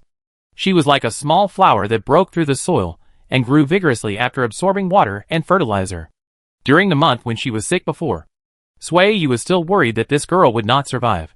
From then on, she would have a mental illness and change her temperament, which would ruin her. A horse came on the road to the south. The farmers who were digging on the roadside looked up and took a look. They didn't have time to think about anything else. The inertial movement of their hands pulled their heads back, and they continued to dig and turn the soil. And Come to see your crops again. Lu Yair stopped the red horse, and asked loudly on the horse's back. Yes. And? Has any caravan brought news about my mother recently? Lu Yair asked again. It's only the beginning of March. The caravans coming from Chang'an are estimated to have just entered the Qinling trade route. It will be the end of the month, or the beginning of April before the caravans enter Dunhuang city. Sui Yu said. Don't worry. I'll let someone inform you when there's news. Hey. I just asked casually. I came here to visit the old man to see if his cough has improved. Lu Yair shook the reins and said. Aunt. You are busy. I'll go over and take a look. Okay. Stay for lunch at noon. The sound of horse hooves faded away. And Sui Yu bent down to move the earth stubble pressed on the oilcloth. It was covered with hay before, and the temperature inside and outside the oilcloth was different, resulting in fine water droplets hanging on the side of the oilcloth. As the oilcloth was opened, the warm and moist wind rushed out impatiently, and the stuffy smell of rotten soil also dissipated. Sui Yu bent over and looked from beginning to end. The loose soil covering the cotton seeds bulged up into small bags. Perhaps one day, the cotton buds would break out of the soil. The sound of running footsteps and the sound of the bucket hitting the wooden barrel were getting closer and closer. Dunhuang said across the river, Master, Ashui asked me to bring the bucket over. Do you want to scoop water? Scoop. Scoop a small, half bucket of water is enough. Sui Yu said. The clay block was a bit dry and hard. Sui Yu was worried that it would affect the growth of the cotton buds. She poured water along the gaps cut by the hemp rope. Dunhuang wanted to help, but she didn't let him. Watering is a delicate job. You can only pour along the gaps, because the loose soil on the surface of the clay block will increase the resistance of the cotton buds to breaking through the soil if it is wet. Therefore, when watering, Sui Yu is more cautious than sewing clothes with a needle. At first, she squatted, but her legs were numb from squatting. She changed from squatting to kneeling. When the watering work was done, her waist and legs were sore. Alas, farming is really a deadly job. Sui Yu stood up with the bucket. She turned around and saw Dunhuang digging the roots of the grass on the ridge. She thought to herself, what a fool. If it was Huan Yo or a Chang, they would be so anxious that they would have to find something to do to make themselves look busy even if there was no work to do. Come here. Give me a hand.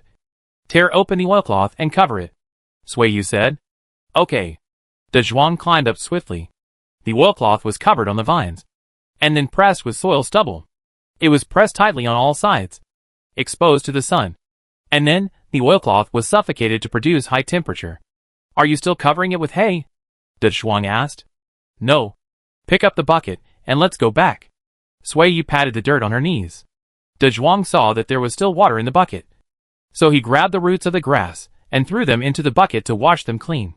A bird fell down, and he picked up the wooden ladle and hit it hard. Sui Yu turned back when she heard the sound and reminded him. Don't step on the oilcloth. Dunhuang picked up the water scoop, and he quickly followed with the bucket and asked, Master, do you eat imparata root? Sweet ones? Sui Yu stretched out her hand, and Dunhuang generously gave her half. Where is the cub? She asked. He is watching the mother camel give birth to a baby camel. Sui Yu almost forgot about it. She chewed the imparata root and hurried back to the house. She opened the box and took out the long wooden chip that she had prepared in advance, and wrote down the number of cotton seeds planted in the first crop, the planting time, and the sprouting time. Dunhuang. Dunhuang? Here. Take this wooden chip and stick it in the ground, where you just put the bucket. Dunhuang took the wooden chip and ran away. Sui Yu took out the ink stick and ink stone to grind, and wrote down the process of cotton seed breeding on the bamboo slips, as well as the precautions for ventilation, heat dissipation, and watering. It took her most of the day to write. Zhao Shiping came back and looked at the door a few times, but she didn't notice. Haven't you finished yet? It's time to eat. You can continue writing after dinner. Zhao Shiping walked in again. Sui Yu was startled. She looked up and looked outside. The golden sunlight made her dizzy. It's noon? She put down the brush and thought of the sprouting cotton seeds. She walked over quickly and said, The cotton seeds have sprouted. It is estimated that in 2 days, all the cotton seeds planted will sprout. Zhao Shiping was not surprised when he found that covering with oilcloth could create the temperature of late spring. He knew that as long as the cotton seeds were still alive, they would sprout sooner or later. Can wheat and beans be planted like this? he asked. If you can plant earlier, you can also harvest earlier in late autumn. The sun in September is still strong enough to burn people. After harvesting beans and wheat, you can dry them thoroughly, and don't have to worry about them not drying up and getting moldy. It can definitely be planted. But beans and wheat are not like cotton. When planting beans and wheat, you can sow seeds, and one person can plant 2 acres of land a day. Try it if you convert it to seedlings. You need to dig holes for seedlings, and plant wheat one by one. You can't plant half an acre a day by yourself, Sueyu said. Even if the seedlings are raised early, the spring planting will be delayed, and the autumn harvest will not be early. Besides, how many people can afford oilcloth for breeding? Zhao Shiping gave up his thoughts after hearing this. Then according to what you said, cotton is not suitable for poor people to grow? He asked. The further east and south you go, the warmer and more humid the climate is. Places where spring comes early are definitely more suitable for growing cotton. As for whether I can abandon the oilcloth and grow cotton, I am still trying. I will ask the servants to dig the silt again this afternoon, and I will plant the second, third, and fourth crops, Sueyu said. You ask them to dig a lot of silt and leave it there first. After half a month, when there is more water in the river, what they dig out will be thin mud, Zhao Shiping reminded. Sueyu really didn't expect this. She hooked the man's neck, stood on tiptoe to kiss him, and said sweetly, "Thank you for reminding me, Zhao Qianhu. You are my most useful right-hand man." Zhao Shiping pushed her and whispered, "Your son has seen it. Let go quickly." Sueyu turned her head and saw the kid standing outside the gate with a grin, his eyes rolling. Sueyu pretended that nothing had happened. She took back her hand around the man and asked, "Come and call us for dinner?" The kid laughed, and he stared at his father. And sure enough, he saw his father's ears red again. Zhao Shiping coughed uncomfortably and told him, "Don't tell anyone." Then he reminded the people around him, "Don't do this again when you leave the sleeping room. Is it illegal for me to kiss my own man? We've already had a child. So who doesn't know what we did?" Sueyu deliberately embarrassed him. "Whose couple doesn't kiss? Besides, I just kissed your face." Zhao Shiping's face turned red. He glared at her and whispered, "This should be done in the room. It's not good for others to see it. Why didn't you push me away just now?" Sueyu smiled cunningly. "You are so good at talking. You should have pushed me away just now." Zhao Shiping. He was speechless now. Sueyu stretched out her hand, and the little cub ran over happily to hold it. Seeing his parents bickering, he was as happy as if he had eaten 3 pounds of honey. Zhao Shiping went to the river to wash his face, then walked into the kitchen. Seeing the kids talking around Sueyu, he breathed a sigh of relief. He didn't dare sit down immediately, so he went into the kitchen to help serve the dishes. "Mom, this morning, the camel gave birth to 3 baby camels, and their fur is so beautiful." "Oh, you give them names." "Ding Quan. Come here. I'll arrange something for you. These few days, you take people to dig mud from the lower reaches of the river. Dig a pit by the river, and store more mud for me before the river is full," Sueyu said. "When digging the pit, be careful to set fire to the surrounding grass, and don't let grass seeds fall into the mud pit. Forget it. Go to the city this afternoon to buy 10 large bathtubs. Replace the old bathtubs at home, and use the old bathtubs to store mud." Ding Quan nodded. "Okay, I know. I must not let grass seeds fall into the mud." The food was served on the table. Zhao Shiping sat down, and the cub looked at him. Seeing that he was no longer shy, the secret curiosity in his heart disappeared, and he focused on eating. After dinner, Sueyu and Zhao Shiping followed the cub to see the newborn camels. The wild camels had been in the family for more than half a year.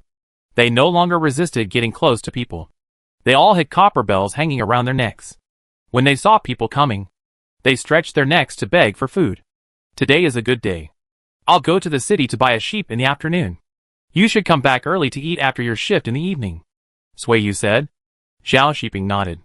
He glanced at his son, who was feeding the camels with bean cakes, and asked in a low voice, "What did the doctor say when we went to the clinic last time? Will you still eat medicinal food in the future?" After the beginning of winter last year, Sueyu stopped drinking bitter soup. Seeing that her family was well off, the doctor asked her to stew mutton and hens with red dates, astragalus, ginger and pepper, and drink a bowl every 3 or 5 days to replenish blood and qi. "No, I won't eat it anymore. If I eat it again, I'll have a nosebleed. Then I'll eat stewed mutton in the evening. Sui Yu paused. She glanced at him and immediately understood what he meant. Since seeing the doctor last year, in order to prevent her from getting pregnant, the couple slept in the same bed, mostly using their hands and mouths to comfort each other, and it was never very enjoyable. For Zhao Shiping, he would not touch dry things like leeks and mutton if he could. Third sister-in-law. Third brother. Zhao Xiaomi came riding a camel, holding one in her arms and sitting behind her. Aunt, brother, the cub shouted. Come and see. My big camel has given birth to a little camel. The camel knelt down, and Aining slipped down. He walked over quickly and asked, Brother, when will the school start? My little aunt told me to come to the guest house in the afternoon. The old teacher's illness has recovered.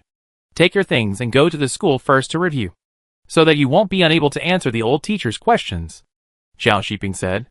Let me take a look at my sister first. The kid walked over. Aunt, is Jinhua asleep? She's asleep. She falls asleep as soon as she sits on a camel. Zhao Xiaomi squatted down to let his nephew see the sleeping child. Sui Yu and Zhao Shiping also walked over. Jinhua was 5 months old, chubby, and she was sucking her lips when she fell asleep. She's cuter than a little camel. The kid held his sister's hand and shook it. Do you like it? Sui Yu asked. The kid nodded. Can Mom give you a sister? Like Jinhua? No. No. No. Your mom's sister will definitely look like her, and she'll be as pretty as you when she grows up. Zhao Xiaomi couldn't squat any longer. She stood up, handed the child to her brother, and said, Old people say that nieces take after their aunts, but I don't like that. Third sister-in-law. If you give birth to another girl, it'd be better if she takes after you. Not me or my brother. Sui Yu glanced at Zhao Shiping and said, It doesn't matter if he is good-looking. Your brother has good facial features. Nothing to complain about. It's just that he is a warrior and has been on the battlefield, so he looks a little fierce. He always has a stern face and looks difficult to approach. Zhao Xiaomi still shook his head in disdain. It's good for you to be like him, but not for us Zhao family members. Sui Yu looked at Xiuzai and saw that he didn't seem to resist. She asked again, Do you want to have a brother or sister? Just like me and your uncle. He and I are born from the same mother. Upon hearing this example, Xiuzai nodded immediately. Then give me a sister, and I will be a good uncle too. Mom, I miss my uncle. I miss him too. I wonder if he is walking back. Sui Yu sighed and said, If you and Aining are not in a hurry to go to school, then go stand under the juju tree and greet your classmates, just like your uncle does when he is at home. Xiuzai ran away with Aining. You asked the kid's opinion before you had a child? If he doesn't want it, you really don't want it? Zhao Xiaomi waited until now to ask. If he doesn't want it, then it must be that his father and I didn't do a good job making him feel that he doesn't like him anymore if he is a child. Sui Yu said. If that's the case, it won't be too late to have a second child 2 years later. If he insists on being the only son, then he has to give up some of his freedom, such as not being able to follow his father's path and become a military officer on the battlefield. Zhao Shiping looked at her. This statement was novel. He had brothers and sisters, and he had countless playmates when he was a child. He had never seen anyone who didn't like his mother to have another child. Zhao Xiaomi couldn't understand it either. She thought it was the difference between the origins of a commoner and a lady from an official family. So she stopped asking. Chapter 307, Step by Step. 2 days later, Sui Yu lifted the oilcloth again. The buds of the cotton seeds drilled out of the floating soil. They had already taken root on the mud block. This time she called Xiuzai and Ashui, Huanyo and Aqiang. She took the 4 children to squat on the mud block to count the cotton seedlings that had sprouted. 176 plants. Ashui said. I have 163 plants here. Huanyo continued. 157 plants. Aqiang said. 92 plants. Xiuzai rubbed the dirt on his hands. He was a little embarrassed because he counted the slowest. I counted 145 plants, which adds up to 733 seedlings, which means that 117 cotton seeds have not sprouted. Sui Yu took out a charcoal stick and made a note on the wooden board. Then she scooped a little water and sprinkled it on the cotton seedlings. She called the 4 children to help cover the oilcloth, and she sent them back. 733 out of 850 seeds can germinate. I don't know if Sui Wenin has selected them, but this germination rate is pretty good. The first batch of cotton seedlings has been planted. When Zhao Shiping is off duty, Sui, you will make mud molds with him, and teach him how to plant seeds. The second batch of 700 cotton seeds was planted. It took a total of 14 days from making mud molds to germination of cotton seeds. 630 seeds germinated, which is higher than the germination rate of the first batch of cotton seeds. After half a month of growth, the first batch of cotton seedlings have grown leaves the size of the big toe. On March 20th, Sui pulled Zhao Shiping to make mud molds again, preparing to breed the third batch of cotton seeds. At this time, the spring planting in Dunhuang has begun. It is still a bit cold in the morning and evening, but there is no need to wear a cotton jacket at noon. On the third day of April, the third batch of cotton seeds sprouted. Only 147 of the 300 cotton seeds sprouted, with a germination rate of less than half. Sui made a correction next to the note she wrote half a month ago. It seems that the higher the temperature, the more cotton seeds will sprout. She was so worried about this that she didn't sleep in the middle of the night. When she woke up the next day, she made another foot-long mud block and planted another 100 seeds according to the previous planting method. Since then, she had only 118 of the 2,068 cotton seeds in her hand. She kept the remaining cotton seeds in a pottery jar in a cool place for backup. The fourth batch of cotton seeds was planted on the 8th day of April. It had been 34 days since the first batch of cotton seeds sprouted, and 18 days since the second batch of cotton seeds sprouted. The cotton seedlings of the first batch were almost as tall as Sui's palm, with 3 or 4 leaves, and the rhizomes were still a little thin. The second batch of cotton seedlings grew faster than the first batch of cotton seedlings of the same period, mainly reflected in the leaves. The color and size of the leaves were better. When will the first batch of cotton seedlings be transplanted? Zhao Shiping asked. After another 7 or 8 days. I suspect that the soil is not fertile enough, so they are so weak. I will go back and add a bucket of manure water to sprinkle on them and observe for a few more days. Sui was so tired that she sat on the ground. She looked up at the sky and said, "It's still a little cold these nights. I'm worried that the cotton seedlings will catch a cold after being transplanted into the field." Zhao Shiping laughed. "It's a human? It can catch a cold. It's more precious than a human. I don't take care of my son so carefully. I'm busy with them all day and night. I dream that these cotton seedlings died of illness overnight. I was so scared that I ran to the field as soon as I opened my eyes." Sui smiled bitterly. "Wait a little longer. When the wheat sprouts and the beans emerge, I will transplant the cotton seedlings into the field.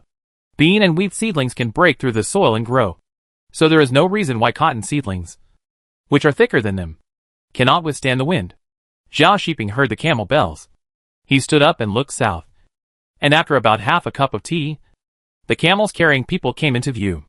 A large group of camels stepped on the dust on the ground, and the yellow soil was blown up, making it difficult to see what the people on the camels looked like.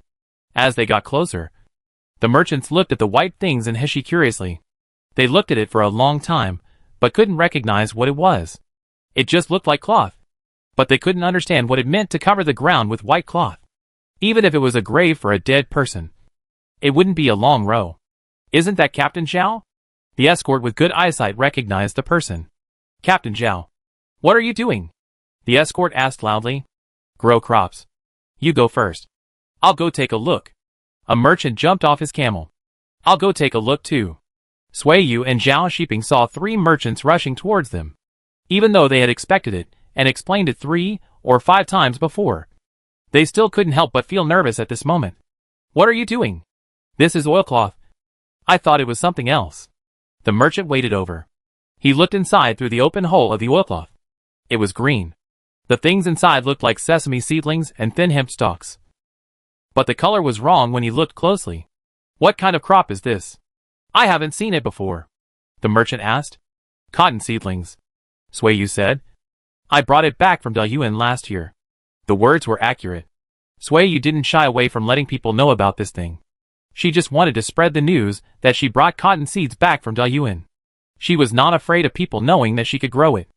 On the contrary, she was afraid that people didn't know. Merchants are the most capable of spreading information, and they travel from north to south, east to west, and their whereabouts are uncertain, and it is difficult to stop them from talking. If someone covets the cotton in her hands in the future, the news will have spread by then. Everyone knows that the cotton seeds were brought back by Suiyu and planted. This cannot be changed. If someone wants to attack her, they have to think twice. Is this an edible crop or a vegetable? Another merchant asked. Neither. It is said that it is like hemp and can be woven into cloth. Suiyu said uncertainly. As for whether it is true or not, I will know after I grow it. You may have been cheated. How much did you pay for this seed? The merchant who had been looking at it stood up and smiled. If there are such good things outside the pass, they will grow them themselves, and they will not sell them to you. For example, good horses, such as the Dunhuang horses and Wusun horses with good bloodlines. Except for tribute, they are reluctant to let good horses enter the pass. I am also worried. I have been busy with this thing since mid-February, planting one crop after another. But the seedlings that grow look like weeds. I want to throw it away, but I can't bear to. After all, I have already invested money. Look at my oilcloth. The oilcloth made of coarse linen is not as light transmissive as the oilcloth made of silk cloth. I still use oilcloth made of silk cloth, which costs me a lot of money. Suiyu complained. Zhao Shiping glanced at her. She was so good at talking nonsense that even though he knew her lies by heart, he couldn't help but look at her sideways every time he saw her acting without changing her expression. The merchants felt sorry for her, and couldn't help but say that a certain caravan had brought seeds back from outside the Great Wall. The Hu people deceived them by saying that they could grow big melons, but they ended up growing a field of stinky grass. Suiyu smiled secretly. Merchants like all kinds of news. They listen a lot, and have a strong desire to share. Any secret will no longer be a secret in their mouths. She was relieved. The credit for her cotton planting would never be quietly taken away by someone with ulterior motives. By the way, are you from Chang'an? Have you seen my family's caravan and the Song family's caravan? My brother took the caravan to Chang'an to sell horses last year. Suiyu asked. Is it your caravan that transported a large number of Dunhuang horses to Chang'an? The merchant was shocked. We heard the news, but we have never contacted anyone. As soon as the Dunhuang horses entered the imperial city, they were taken away by officials. Last summer, a snow-colored sweat-blood horse made a lot of noise in Chang'an City. At the end of the year, another black sweat-blood horse came. I heard from the gatekeeper that these two horses changed hands several times and went to the Imperial Horse Administration for a circle to entertain the emperor. How much did the black horse sell for? Suiyu asked. We don't know about this. It's probably your brother who is hiding it. If he doesn't tell us, we won't be able to get in touch with the buyer. And only a few people know the price, the merchant said. Suiyu glanced at Zhao Shiping with pride. Her brother was not stupid. Zhao Shiping laughed. The sun is going down. When are you going back? The merchant satisfied his curiosity and planned to go back to the guest house for dinner. You go first. We'll go back after it gets dark, Zhao Shiping said. The three merchants waited away again. Zhao Shiping talked with Suiyu for a few words. He got up and called the camel grazing in the distance. He went into the city to take duty in this dirty clothes. Suiyu packed up the scattered things. When the wind started, she put down the uncovered oilcloth, in addition to leaving a hole for the first and second cotton seedlings to ventilate. The mud blocks that had just emerged in the third and fourth crops were all covered tightly. After finishing all these, she picked up her things and went back. She didn't rest when she returned. The servants went to the fields to plant wheat. Suiyu was too lazy to wait any longer. She was also dirty anyway. She simply blocked her nose and covered her face. Scooped 2 spoonfuls of manure water and mixed it with river water and stirred it with a straw spoon. The next day, she asked Arai to carry it to the field, and she fertilized the mud with her own hands. Afterwards, Suiyu called the servants to mix the dried camel dung with wheat straw and set it on fire. After burning, they shoveled it up and piled it together, covered it with sparks, and simmered it for 2 days and 2 nights. The manure mixed with grass ash was ready. Why bother with this effort? Can't you just mix grass ash with camel dung and spread it on the ground? Zhao Shiping said. I think grass ash can prevent insects. And burnt camel dung is another kind of grass ash. When transplanting cotton seedlings, throw a handful of it into the pit. It not only has fertility, but also prevents pests from eating cotton roots. This is Suiyu's random thinking. She only remembers that in her previous life, her grandmother would throw a handful of fertilizer into the pit when planting cotton, and also throw fertilizer when planting vegetables. She doesn't know whether it is ammonia fertilizer or phosphate fertilizer, or something else. Whatever it is, Sui knows that cotton seedlings need to be fertilized when transplanting. She is worried that the fertilizer directly applied is too strong and will burn the cotton roots. So she thinks about burning it with fire to reduce the fertilizer. Zhao Shiping was thoughtful. That night, he ordered the servants to burn the manure, intending to apply fertilizer first when planting beans, and wait until autumn to see if there will be a good harvest of soybeans. Chapter 308 Getting Rich. In April, the farming season is busy. The soldiers stationed at the border are both soldiers and farmers. In order not to delay the spring planting, many soldiers took leave to do farm work. With fewer soldiers training, the captain in charge was also much more relaxed. Zhao Shiping was thinking about planting cotton. He asked Captain Gu to help take care of his soldiers, and said hello to Captain Hu, and then hurriedly rode his camel to leave the parade ground. Before getting on the main road, Zhao Shiping heard the camel bells outside the east city gate. Thinking of Sui Liang, he drove his camel closer to the city gate. When the caravan entered the city, he took a look and found that it was a familiar merchant, but not Sui Liang and his party. The merchant surnamed Zhao raised his hand from a distance. Zhao Shiping looked around and pointed at himself. Seeing that the other party was indeed greeting him, he stopped the camel and waited there. Brother, are you waiting for someone here? The merchant surnamed Zhao entered the city first, because they had the same surname. He called Zhao Shiping this way when he first met him in order to get closer. My brother-in-law went to Chang'an with the caravan last year. I heard the camel bells and thought they were back. Zhao Shiping explained. You came from Chang'an? Did you meet Sui Liang and Song Xian, the head of the Song family? Yes. The second shopkeeper asked us to send a message that he and Song Xian would take the caravan to Taiyuan County at the end of February and would probably be back in early June. The merchant surnamed Zhao said. He also asked us to bring a wooden box of things. We will find it when unloading and give it to you. After hearing the accurate news about Sui Liang again, Zhao Shiping breathed a sigh of relief and sent Sui Liang away. He had been worried and couldn't sleep well.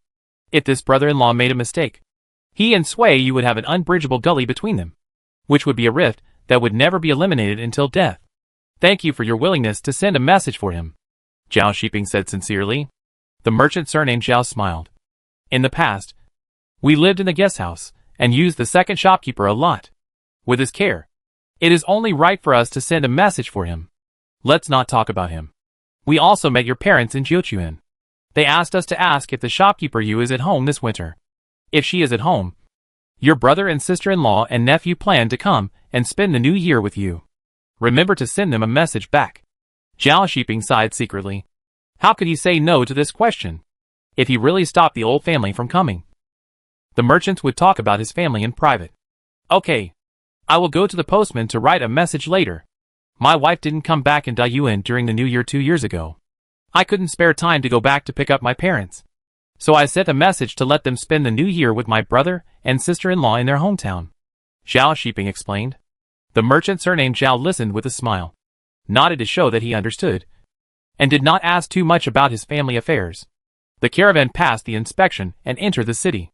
Zhao Shiping asked them to go ahead, and he turned to the post station halfway. He did not bother the postman to write for him, but wrote the letter himself. When the ink dried, he handed the wooden board to the postman. Excuse me, he said politely. You are too polite. It is our job.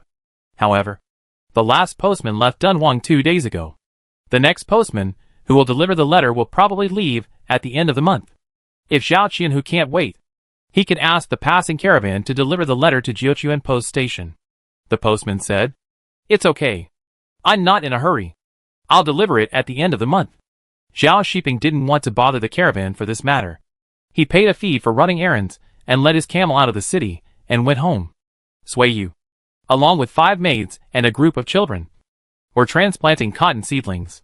When making the mud blocks, they were divided into countless small pieces with hemp ropes, which were not connected to each other. However, the roots of the mud blocks were stuck to the soil underneath. When transplanting, they had to first use a small shovel to scoop up the cotton balls and stack them in a dung basket. Ari drove the oxen to plow the land, and Ding Quan followed behind with a hoe to gather the soil and knock the soil. After that, he would dig holes on the gathered ridges to plant cotton seedlings. Sui Yu knew that in the northwest where there was little rain, there was no need to make ridges to make drainage ditches. But in the interior, cotton planting had to dig drainage ditches to prevent cotton from being flooded during the rainy season. Therefore, even if it was a little troublesome at the beginning, she had to farm according to her experience in her previous life, so as not to mislead people after the cotton planting method was spread out. Hearing the camel bells of the caravan, Swayu and the cub stood up and looked south. The running camel was getting closer and closer. The mother and son recognized that the person on the camel was not the one they expected. The two looked at each other, smiled inside, and squatted down to continue working. The caravan passed by in a mighty manner. Before the dust and smoke fell, Zhao Shiping's figure appeared at the end of the road. "My father is back," the cub shouted. Swayu took a look, put the cotton ball in her hand into the dung basket, and asked when someone came closer, "How is it? I have already told Captain Gu that I don't need to go to the city to work before the spring planting is over." Zhao Shiping walked to her side and squatted down, saying, "Did a caravan just pass by?" It was the Zhao caravan.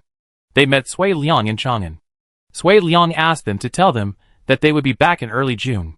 He and Mr. Song took the caravan to Taiyuan County. It should be to buy honey.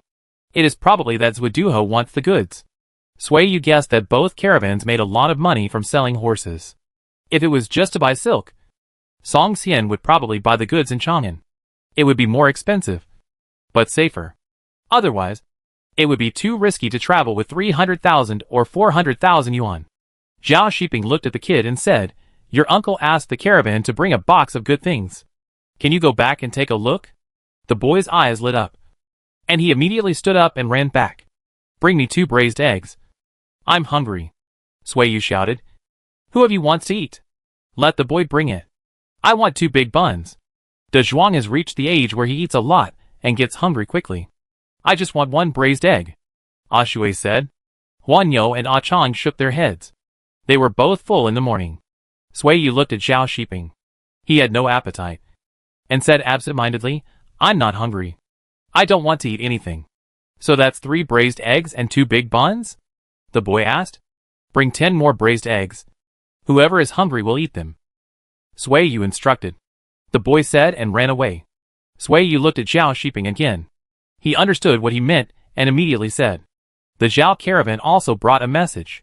My brother and sister-in-law want to come here with my parents to celebrate the new year this year. The merchant told me in person.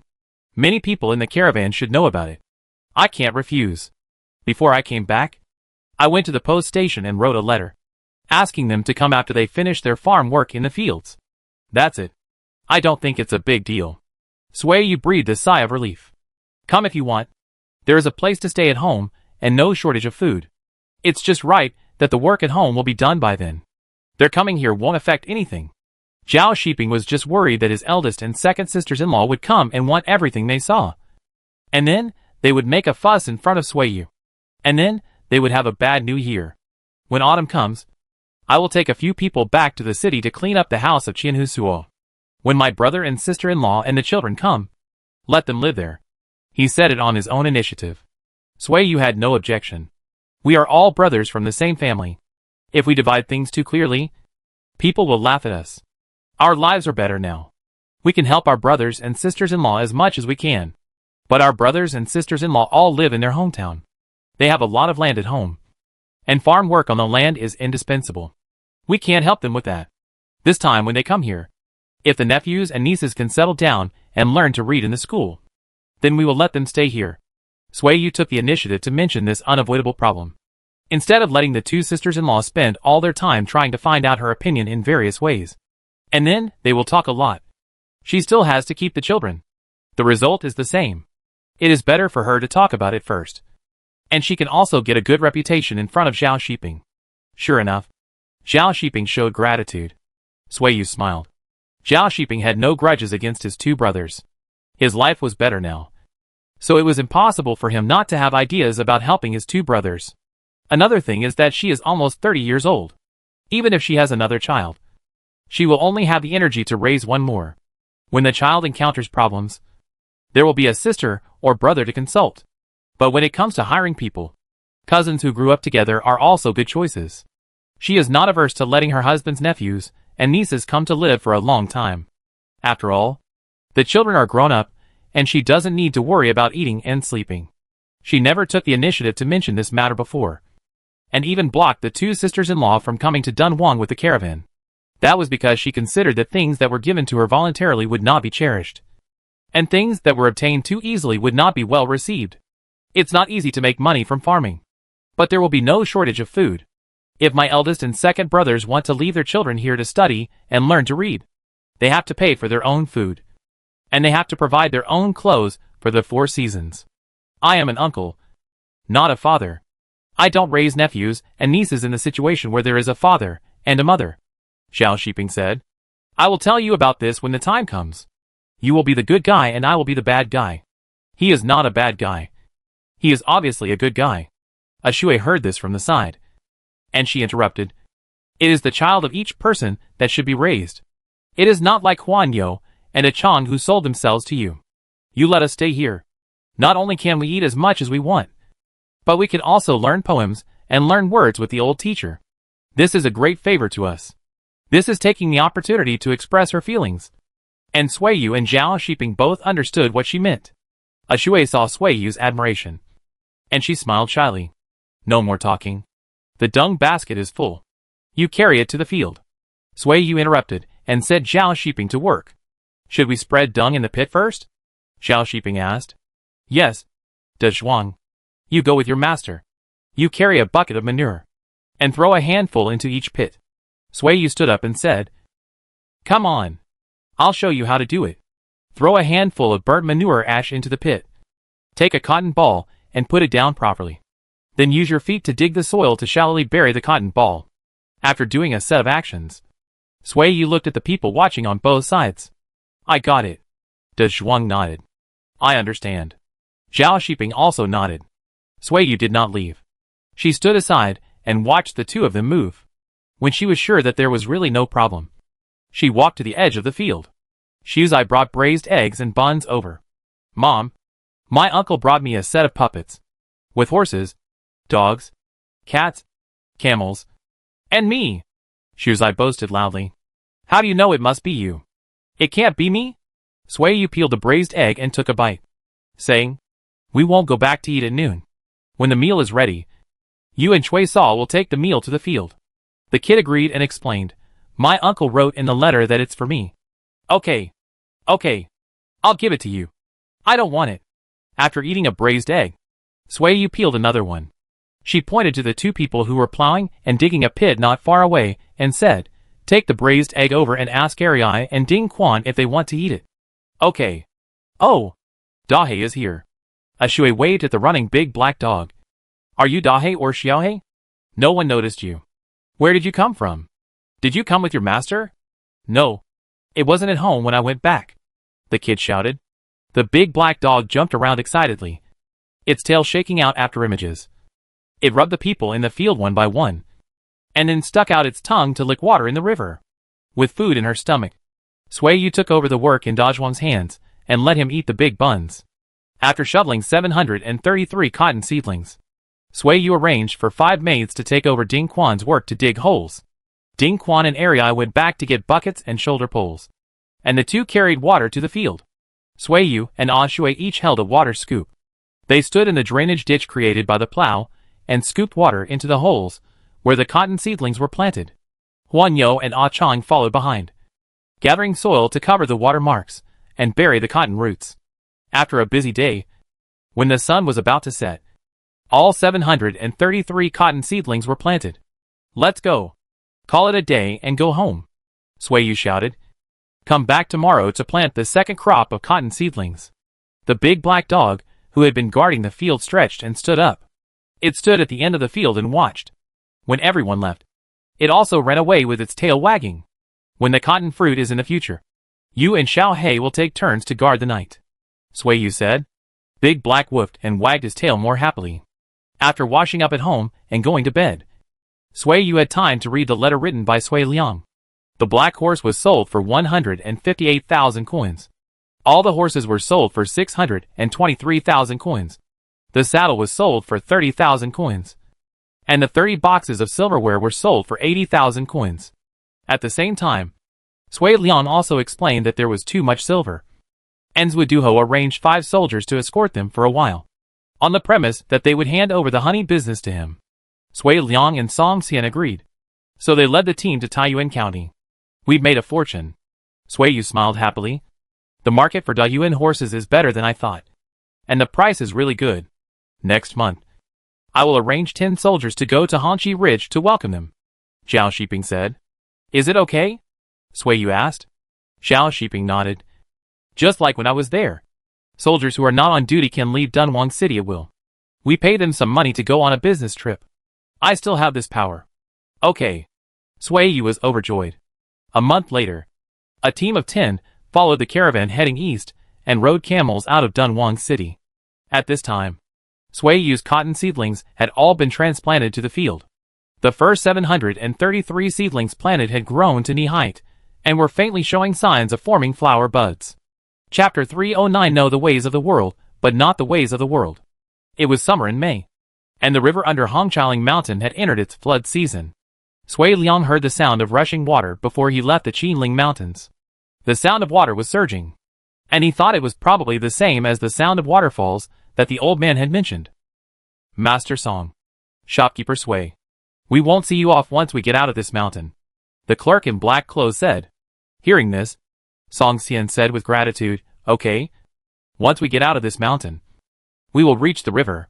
After crossing the river, we will go to Hongqialing. There are soldiers guarding the pass at Hongqialing Mountain, and the road behind is not prone to bandits. We can go on our own. Brothers, thank you for your hard work in escorting us all the way. Please leave your address. When our caravan comes across good things after leaving the pass, we will send some to you to try when we go to Chang'an. Sui Liang was once a criminal slave, and had experience dealing with clerks. He had also been welcoming and seeing off guests in the guest house for many years, and he knew that making arrangements was the best way to please people. Sure enough, the 5 soldiers covered in dust heard the words, and the tense look on their faces disappeared, and they obviously relaxed. They all asked what good things there were outside the pass. Sui Liang looked at Zhang Shun. Zhang Shun thought for a while, and after Song Xian said that the furs and blankets outside the pass were of good quality, he continued, We came back from Taiyuan in the early spring last year. The mare's milk wine there tasted good. Our master used this wine to entertain the captain. The captain liked it very much. He said that the wine was mellow and fragrant, and he didn't have a headache when he was drunk. Another thing was that when we passed Jiuzi, we met a group of Parthian merchants. They had tiger bone wine in their hands. It was said that the wine was very strong and could strengthen the body. We bought 2 cans and our master didn't want to drink it, so we used it to deal with people. We will buy more tiger bone wine when we go out of the customs, and send it to the officials when we go to Chang'an. Hey, we just love wine. When we go to Chang'an, bring me a few jars of mare's milk wine or goat's milk wine from outside the customs. The leading clerk nodded his whip and said to Sui Liang loudly, Don't forget the tiger bone wine. When you encounter this rare thing, you must think of your brothers. Sui Liang nodded happily. I won't forget it. The next time I go to Chang'an will be next year or the year after. I will definitely visit you then. Brothers, please don't refuse to let us in and treat us like beggars. Stop talking nonsense. Which beggar is rich? The young clerk walking at the end picked up a lump of mud from the sole of his shoe and threw it at the wooden box full of copper coins, saying, Is this thing fake? How about I help you open the box and check it? Xiao Lu. The leading clerk frowned and scolded. This caravan has a good relationship with Zhuduho. They are asking for money. Are their eyes covered with shit? Are their brains filled with water and dizzy? I'm just talking nonsense. I'm drunk before I drink. Don't mind. Little brother. The clerk named Xiao Lu changed his words reluctantly. I will definitely send good wine to your door someday. And let Xiao Lu drink to his heart's content. Sui Liang had a pure face, as if he didn't understand their argument. Song Xian took a step back in silence. She looked at Sui Liang's slender back and thought that God was really biased. She remembered something she had never told anyone. Before her father died, he said that she was stubborn and couldn't see herself clearly. She was obviously not a smooth person. She didn't have the eloquence of a businessman, nor did she have the flexibility to bend and stretch. And she lacked the vision to judge people. If she could make a little money in business, it would be good, but she wouldn't go far. She had always been dissatisfied when she thought of these words, thinking that her father was deliberately suppressing her and had prejudices against her. Now, she reluctantly agreed with these words. Sui Liang was a teenager who had never been far away from Sui Yu's mouth and the letters she saw on the road. Song Xian learned that he was a child who had not grown up, with a pure heart and no knowledge of the world. This idea seemed to be verified when he left Dunhuang. He cried when he left the city, and he often cried when he slept outdoors at night. When asked, he said he missed his home, his sister, his nephew, and his brother-in-law. The letter sent back by the caravan mostly carried his feelings of missing home and relatives. However, even such an immature child was not afraid of dealing with outsiders. When he met Zhuo, he was as fearless as Sui Yu. After meeting Hua de Dongjia, he greeted him familiarly and was as affectionate as a long-lost relative in front of these soldiers. He could make jokes at will. Unlike her, she would think twice before speaking, for fear of offending others by saying the wrong thing. Song Xian was shocked because she could see Sui Liang's immaturity. When it came to business, he was immature. When he encountered something he didn't understand, he would always subconsciously seek help from his servants or her. This just shows that his ability in socializing is innate, and he is born familiar with the twists and turns of dealing with people, like a natural businessman. But compared with businessmen, he is more open-minded. If he was a young master of a big official, Song Xian could understand that he had no lack of confidence. But he was not, and even his family background was his disadvantage. Song Xian sighed. If it is said that a dragon gives birth to a dragon and a phoenix gives birth to a phoenix, Sui Yu and Sui Liang, the siblings, were born with the blood of their ancestors and were born smart. Her father was also a capable person. Why did she seem to be blocked? Standing with capable people, she looked much duller, and her age did not show any improvement. The dazzling halo came over. Song Xian raised her hand to cover it. The caravan left the mountain, and without the canopy of trees, the sky suddenly cleared up. Where did you cross the river from? Which mountain did you climb? The leading police officer asked.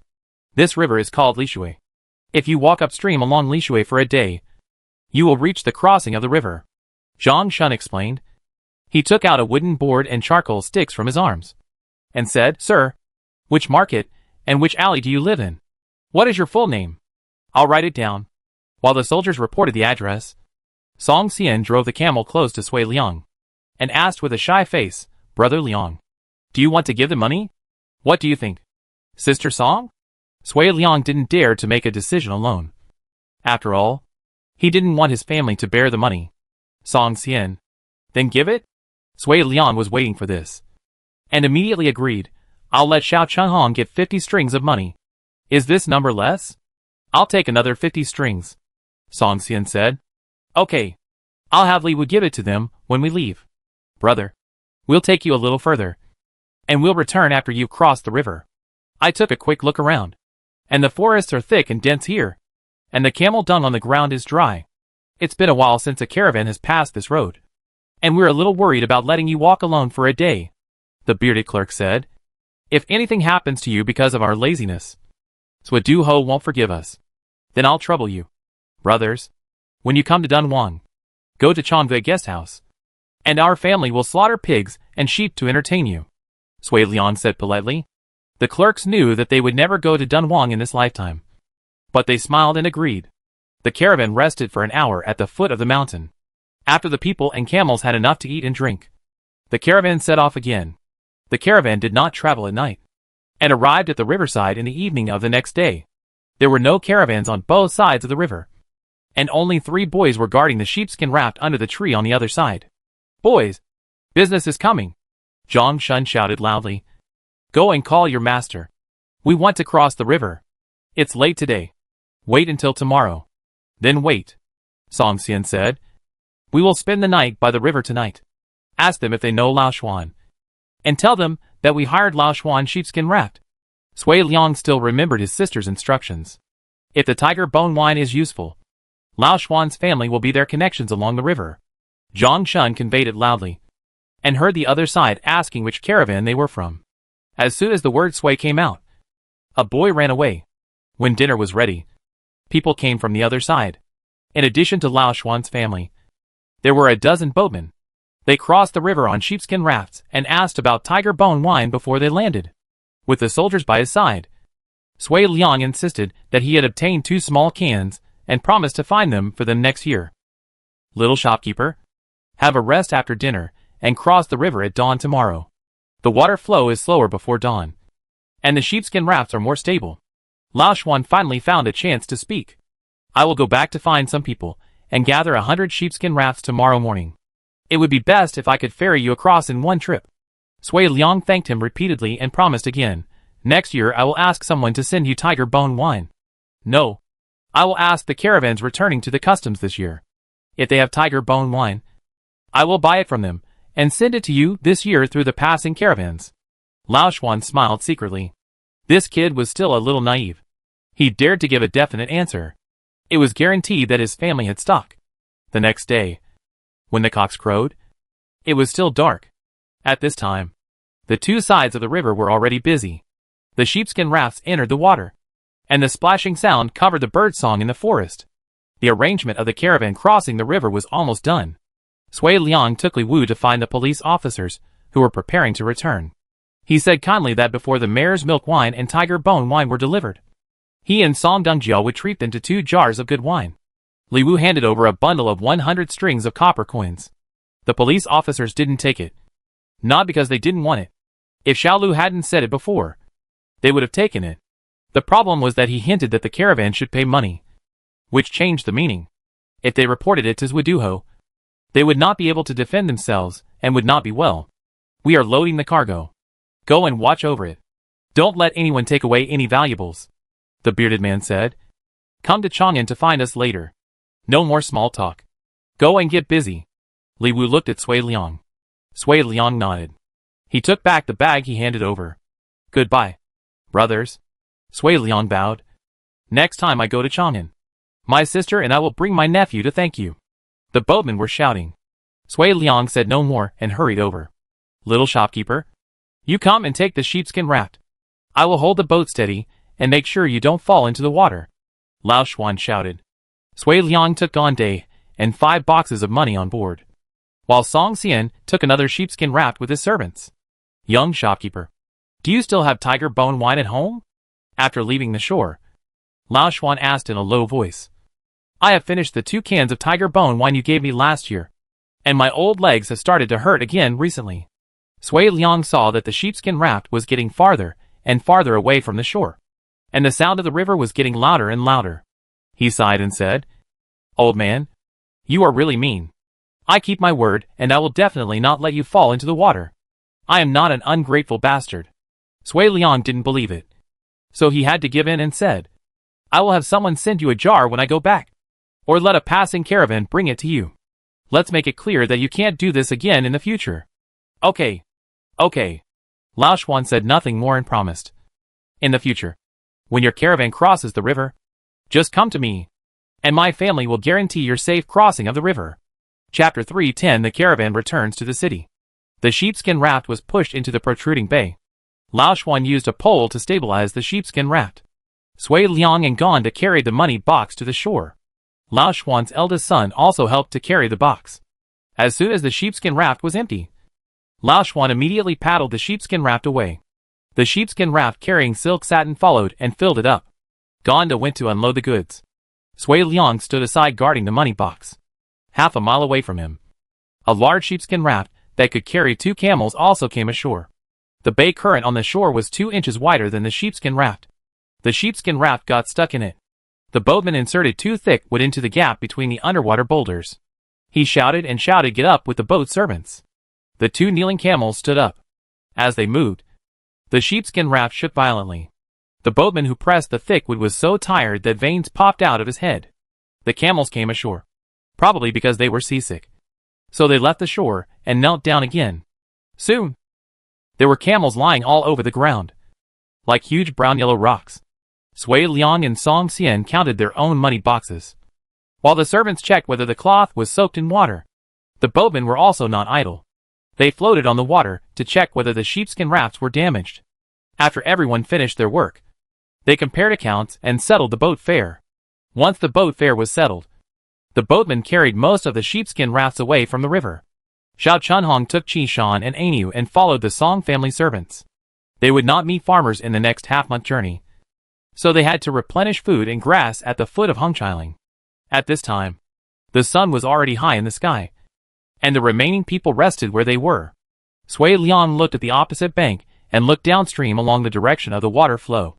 The figures of the 5 soldiers were no longer visible. Li Wu, give her the 50 strings of copper coins from the Song family, Sui Liang said. Sister Song, the 5 soldiers didn't want money, so I didn't force them. When the caravan goes to Chang'an again, we will send them some good wine and good furs. Song Xian was surprised. They don't want to accept it? That's strange. Maybe they are afraid that the left commander will know. Sui Liang smiled. Then we save a lot of money. Song Xian gestured to the servant to take the 50 strings of copper coins. She glanced in the direction where the boatman left and said, we will leave after noon. We can't stay overnight nearby. For us, it is more reassuring to be alone than to be alone. Sui Liang listened to her. Xiao Chunhong bought half a basket of tender broad beans and 2 old bacon from the village, and stewed 5 pots of rice with these 2 things. After the caravan had a full meal, they tied the money box and the goods to the camel's back. They drank the rice soup with the salty taste of meat and drove the camel away. When the caravan entered the forest, a group of tan children came over chattering, picking up a few fallen copper coins from the soil and picking up camel dung. They were young and did not know greed. A basket of camel dung and 2 or 3 copper coins could make them happy for half a day. At dusk, the children who were picking up dung were preparing to go home for dinner, and they met Leech, who came from the town after hearing the news. Boy, where is the caravan crossing the river today? They left, and left after noon. Is it the caravan with tiger bone wine? The group of children looked left and right. They all knew Leech. The boatman extorted money from the caravan, and Leech and his gang of younger brothers were lying on the boatman to suck blood. Speak. Are you mute? It's them. But I heard from my father that they don't have tiger bone wine anymore. He said that if they find it next year, they will send it to us. The tallest boy said. Master Ma. Brothers, do you want to catch up? The caravan can't move fast with the goods. A man with shifty eyes asked. Ma Hua thought of his father's legs. He looked up at the snow-capped mountains not far away. After thinking for a while, he took the 8 people who followed him and followed the hoof prints of the camels to catch up. The children ran back quickly with dung baskets. They told their families the news. Most people didn't care much. Only Lao Xuan was uneasy. Only he and his eldest son knew that the Sui caravan still had tiger bone wine in their hands. If they were caught up by Ma Hua, the jar of tiger bone wine promised to him by the young shopkeeper would most likely fall into the hands of Ma Hua. Dushang, take the pancakes your mother baked at noon and go over to see the situation. Lao Xuan said. What are you looking at? How can a person walking here outrun a camel or a mule? Dushang was not happy. I will definitely not be able to catch up with the leech if I chase him now. Do you still expect me to tip off the caravan? Lao Xuan thought again, and still insisted that his eldest son chase him. The leech came in a hurry, and he must not have brought any dry food. He will turn back after tonight. Don't sleep tonight. Chase him. If you can catch up with the caravan, tell them. Go with them to Dunhuang. Take the tiger bone wine, and then come back with the passing caravan. Dushang was kicked out of the house, and he had to carry 2 bags and go out. Dushang, where are you going? Someone asked. Going out for a walk. No. Visiting relatives. The person who asked the question looked at the sky. The sunset was about to dissipate, and it was about to get dark. The caravan stopped when it was dark. The group rested near the river beach and had a simple hot meal. The people and camels, who had been tired all day, rested. Near midnight, the night watchers heard the sound of hooves in the direction they came from, and could vaguely see a few flickering sparks. They woke up the sleeping people, and the slaves skillfully carried and tied the goods in the dark. About half an hour later, the 2 brothers Gon and Dagon walked around with torches to make sure that there were no missed goods and wooden boxes, and then urged others to catch up with the camels and travel in the dark. At the foot of the mountain, Leech and his group heard the movement on the mountain. He was anxious and angry, and he didn't care whether the people on the mountain could hear him. He shouted loudly that he was not here to rob people on the road. Dushang, who had just walked out of the jungle, heard the sound and breathed a sigh of relief. It seemed that the caravan had heard the movement. Master Ma, are you still going to chase them? Chase them. When the camel carrying the money box was crossing the river, it stepped on a loose rock washed by snow water. Its hooves and legs were unstable, and the camel carrying the heavy load fell to the ground. with a series of wailing. The camel group fell into an atmosphere of restlessness. Damn it. I don't know where it fell. But it must be injured. I smell blood, Aeneas shouted. Hurry up and bring the torch over. The money box is also broken. And the copper coins are scattered all over the ground. The torch had burned to the end. And the flame was weak. It took 2 quick steps, and the wind blew it out. Someone sighed impatiently. And this sigh brought out the violent emotions of everyone. Chishan drew out his machete and said, We won't run away. There are so many of us. I don't believe we can't beat the dead things following us. Yes, if they have the guts to follow us, we will make them go back dead. There shouldn't be many people following us. Even if we fight, we won't suffer any loss. Zhang Shun said in Sui Liang's ear. The servants on Song Xian's side were in a more excited mood. She was also annoyed. So she simply said, Don't run away. If one comes, we will kill one. If a pair comes, we will kill a pair. Take out your machetes. We will wait for them here. At dawn, Leech and his 8 lackeys caught up with them. From a distance, he saw a dark group of people and camels mixed together. He couldn't tell who was who, but he could feel the fierce murderous aura. We are not chasing to rob. Don't get me wrong, Leech hurriedly shouted. We are villagers from the mountain. We caught up to ask for something. When Sui Liang heard this, his face was blank for a moment. He looked at Zhang Shun. Zhang Shun rubbed his nose and looked at Li Wu, who was on guard last night. Li Wu lowered his head. This was not his fault. It was because the caravan brought too much money. If there was any movement, he would suspect that it was a thief. Take a break, Song Xian said. I didn't sleep last night and injured a camel. Let's take a break today and continue our journey tomorrow morning. The machete fell to the ground, and the man slid down against the camel. The servant, feeling aggrieved, glared at the perpetrator below. How is the camel? Sui Liang asked. The joint of the forelimb was broken. Let's rest for a day and see if it can stand up tomorrow. The place where the sharp stone scratched its belly was bleeding. It looked scary, but it's not a problem. They have thick skin and flesh, and scabs will form in 2 or 3 days. The veterinarian answered. What if it can't walk tomorrow? Sui Liang looked at Song Xian. Release it into the wild, Song Xian said. Leave it here. Once its legs are healed, it can go anywhere it wants. Sui Liang smiled, touched the mane of the fallen camel, and said, Release it. If you pass by next year, it may come back. Song Xian smiled. This child was naive again. This place was not far from the bottom of the mountain. There was lush grass growing among the rocks. There were also trees at the foot of the mountain. This camel would have no worries about food and water after being released into the wild. Would it be stupid to bring it back to do hard labor? Snoring sounded in her ears. Some servants had fallen asleep. Song Xian also yawned. She looked at the 9 people who were getting closer and closer.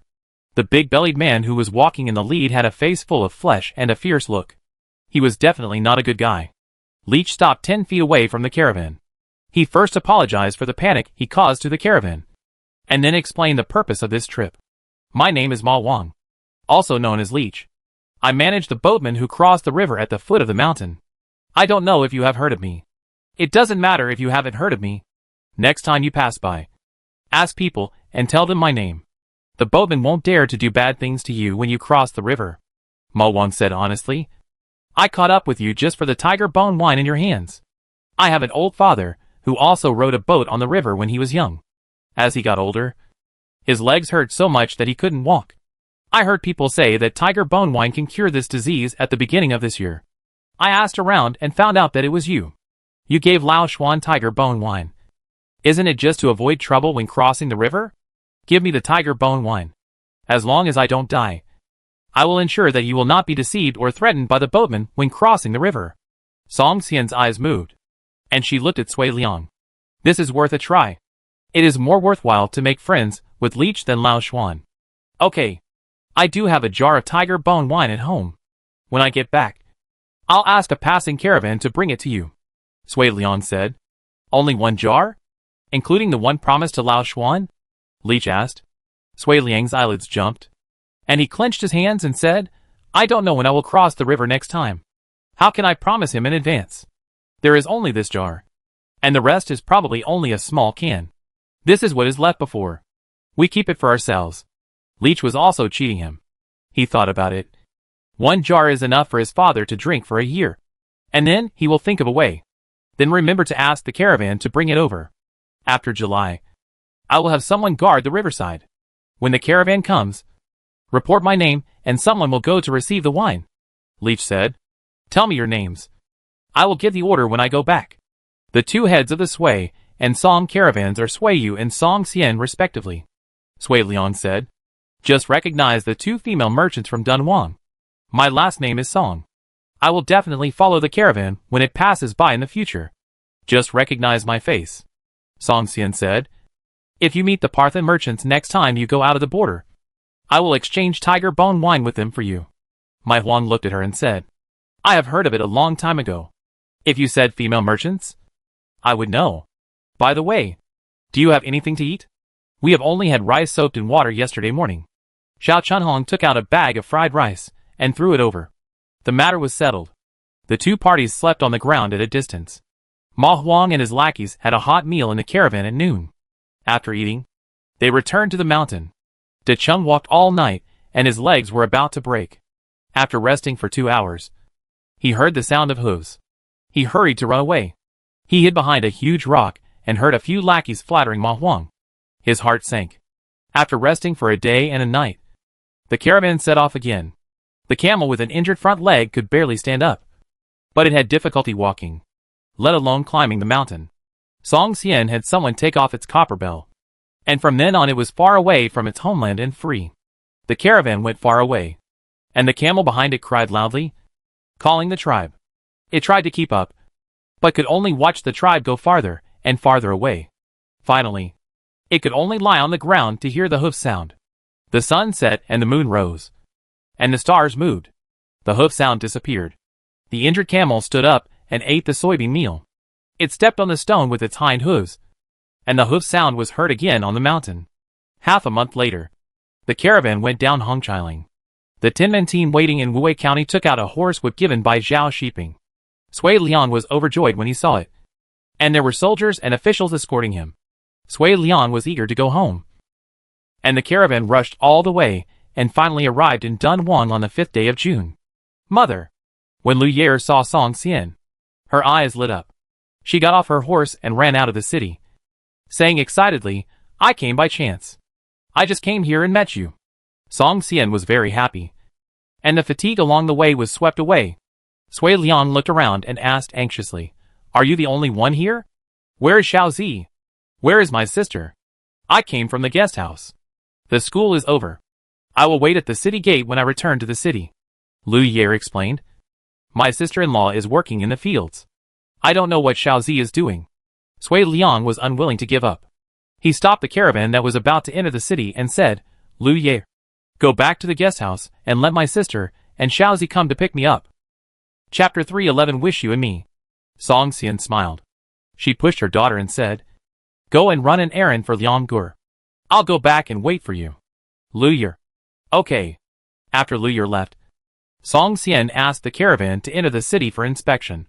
She looked at Sui Liang, then at the servants behind her, and said with a smile, Then you wait outside the city. We'll go first. Sui Liang's face was a little hot. He glanced into the city and nodded and said, You go first. We'll go in soon.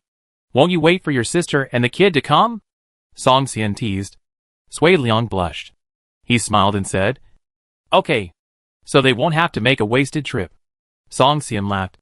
After entering the city, she remembered that no one picked her up when she came back from Chang'an. If she was like Sui Liang, would she be happier later? Then she shook her head to get rid of the thoughts in her mind. She wanted to allow herself to have her own temper. Mr. Song? Sui Liang is back too? Song Xian came back to her senses and saw Zhao Shiping coming over with a sweaty face. Not far away was the training ground, so it was not surprising that he was here. Your brother-in-law is still outside the city gate, waiting for his sister and nephew to pick him up. Otherwise he will not go into the city or go home, Song Xian said. Zhao Shiping couldn't help laughing and said, Why is he still in this state after going out for a while? I'll go over and take a look. Okay. You go and greet him. Sui Yu and Xiaozai also received the news. She got up from the cotton field and washed her face and hands by the river. And then she saw Xiaozai leading a camel over. Mom, My uncle is back. Xiuzai was so excited that his face turned red. Suiyu stepped on the wooden planks to cross the river. She took the camel's reins, helped Xiuzai ride on the camel, and she followed him. Gee! The camel started running and entered the city in less than a cup of tea. As it got closer to the city gate, the kid leaned over and looked around. He first saw his father standing at the foot of the city wall. Mom? My dad? He's here to take my uncle home. Zhao Shiping had come a long time ago. Seeing that Sui Liang was really shameless enough to wait outside the city gate, he didn't show his face. The city guard looked outside the city for a while, and then asked whether the caravan would enter the city. He felt embarrassed to see it. The camel stopped at the city gate. Zhao Shiping took the kid and put him on the ground, saying, "Go and welcome your uncle." "How long have you been here?" Suiyu asked with a smile. "You should have gone out earlier and brought him in." "I can't do that. I don't know how to say mushy words. I can't satisfy your spoiled brother's desire to act like a spoiled child." Suiyu patted him, and she walked out quickly. Zhao Shiping greeted the city guard and said, "I'll go out for a while, and come back soon." "Is this your caravan? I thought there was something wrong with this caravan." It kept looking into the city, asking if they wanted to enter, and then said to wait a while. Zhao Shiping didn't want to admit it, but he had no choice. He could only bite the bullet and walk out of the city gate. Seeing that the uncle and nephew were already hugging each other, they were just about to cry. He clicked his tongue a few times. With the kid around, Suiyu was useless. She stood next to Sui Liang for a while and tried to interrupt twice, but no sound came out. She didn't want to disturb the uncle and nephew who were talking to each other, and chose to talk to the servants. Zhao Shiping walked straight to Suiyu, glanced at the silk and wooden boxes on the camel, put one hand on Zhang Shun's shoulder, and said, "I didn't misjudge you." Zhang Shun was in high spirits after receiving Zhao Shiping's affirmation. His face was flushed, and he did not forget to say modestly, "Thank you for your trust. But this is not my own credit. The second shopkeeper contributed at least half of the effort in this business trip to Chang'an." Zhao Shiping was surprised. He looked at the boy squatting on the ground and asking the kid about the mulberry silk business. He always felt that Zhang Shun was lying. "Let's go. Let's go into the city," he said. "You take the caravan to submit the documents first. If you delay for a while, we will become a lively place in the eyes of others." Sui Liang had already recovered from the initial excitement. Hearing this, he couldn't help but feel embarrassed. "Can you spare time to talk to me now?" Suiyu walked forward. She tiptoed and said, "You are 1 finger taller than me. Right? You are thinner too. You have suffered all the way." Zhao Shiping stretched out his hand and pinched Sui Liang's arm, saying, "You feel stronger. How do you feel about this trip? It's not in vain, right?" "No. No." Sui Liang shook his head. "Everything is fine when I am outside, except that I miss home and you." "Will you go outside the pass again?" Zhao Shiping asked. Sui Liang waved his hand immediately and said solemnly, "Brother-in-law, I have thought about this issue. I still like to stay at home and don't like to wander outside. However, if my sister is not convenient to go out, I can follow the caravan. Let's not talk about this first. Let's go home." Suiyu glared at Zhao Shiping, turned his head, and said to his brother, "The little boy misses you crazy at home. And so do I. Since April. As soon as we hear the camel bells, he and I are looking forward to it. Then why didn't you come to the city gate to pick me up? Sui Liang still cares about this. The cotton in the field is sprouting. I can't leave. And the little boy is busy with your mulberry silk business. But I told your brother-in-law that he should come to the city gate as soon as he hears the camel bells. Yes. When we came here, my father had already come and was standing there." The kid pointed at the foot of the city wall. Sui Liang believed his nephew's words.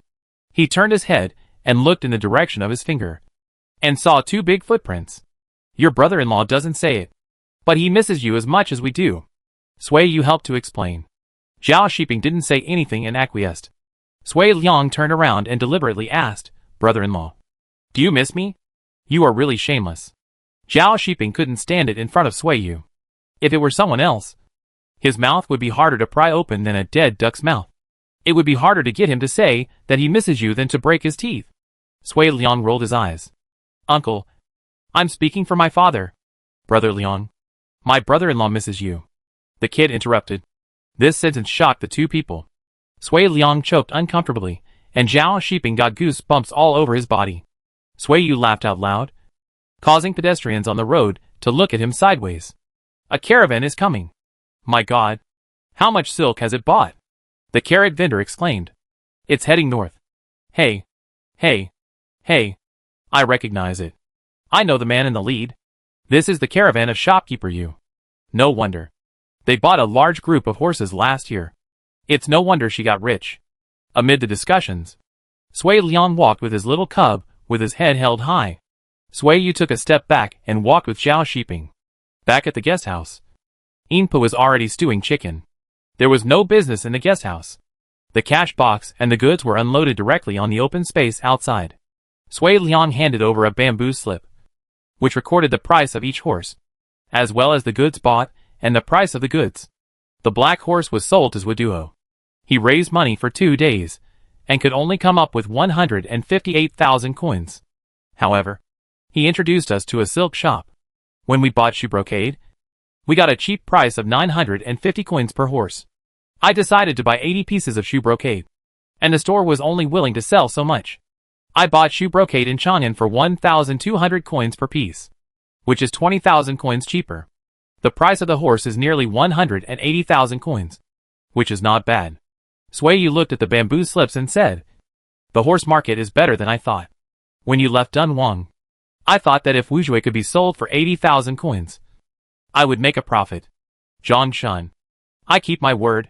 If Wuzhui sells at a high price, I will give you a commission of 4,000 coins. Zhang Shun was excited. Thank you, master. Well, I'll do the math and give you the interest tomorrow at the latest. Sui Yu said. Liang, tell me more. 80 pieces of shoe brocade. And 80 pieces of satin brocade? The purchase price is 1,160 coins per piece. I bought 100 pieces of dyed silk cloth. And 400 coins per piece? Why is the price so low? It was in Taiyuan County. We bought it in Qijia village. They didn't want to ask for a high price because the villagers were grateful to you for the kelp. Sui Liang said with a beaming face. Our caravan was recognized as soon as we entered the village. We were warmly entertained by the villagers. Not only did we stay there without rent, but several families also stewed meat for us. And Brother Chi took the initiative to buy silk cloth for us. The price was also agreed by them. 400 coins per piece. We bought 100 pieces. And Sister Song only bought 40 pieces. She returned to Chang'an and bought another 100 pieces of silk cloth.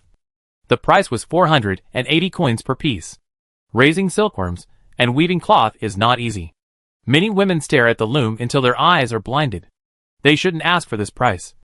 400 coins per piece. After paying taxes, they probably won't make any money. Sui Yu suppressed the pride in his words. Yes. I also reacted when I returned to Chang'an. Later, I got 200 kilograms of dried kelp from the head of Huada, and I asked the people of Zhuduo to bring 50 kilograms to the people of Qijia village. Sui Liang explained. Well done. Sui Yu smiled at him and asked, what's the honey business about? We brought too much money and goods, and the horse sales were known to everyone. Sister Song and I were worried about encountering robbers on the way back. It happened that Zhuduo came to us and proposed to use the honey business in exchange for him to send soldiers to escort us out of Qinling Mountains. So we agreed. We took his people to Qijia village to find Sister Li. From now on, her mother's honey and the honey of the beekeepers in the deep mountains will only be sold to Zhuduo. We can no longer. Sui Liang pointed to the 2 jars against the wall and said, I brought back 2 jars of honey. Enough for us to drink for 2 years. Sui Yu understood and asked, what is the price of kelp? Sui Liang explained the business he had discussed with the head of the Hua family. It takes a year and a half for the Hua family caravan to go from Chang'an to the seaside. And our caravan can get the goods every time we go there.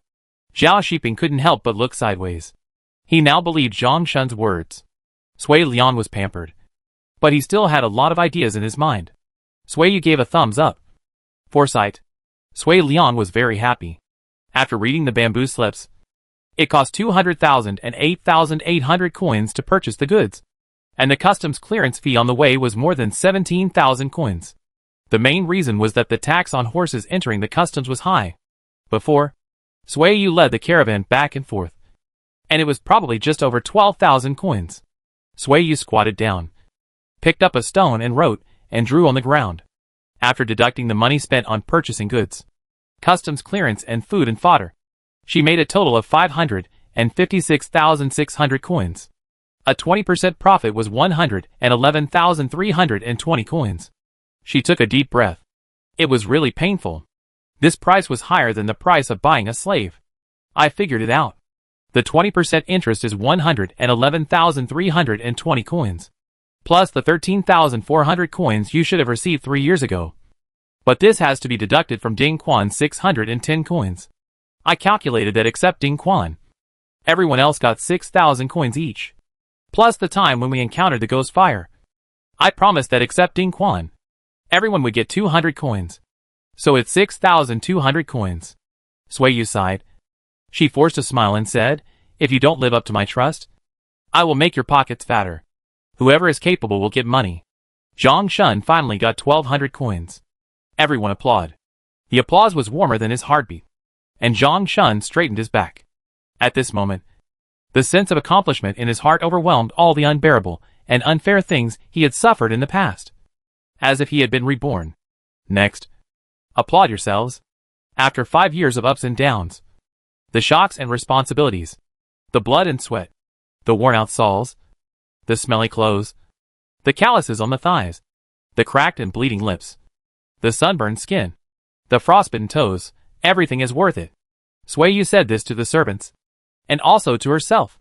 Zhao Shiping looked at her, and he raised his hands and clapped vigorously. Xiao Chunhong wiped her eyes, and the tears that could not be wiped away fell on the ground, drowned in the applause. She had tears in her eyes and a smile on her face.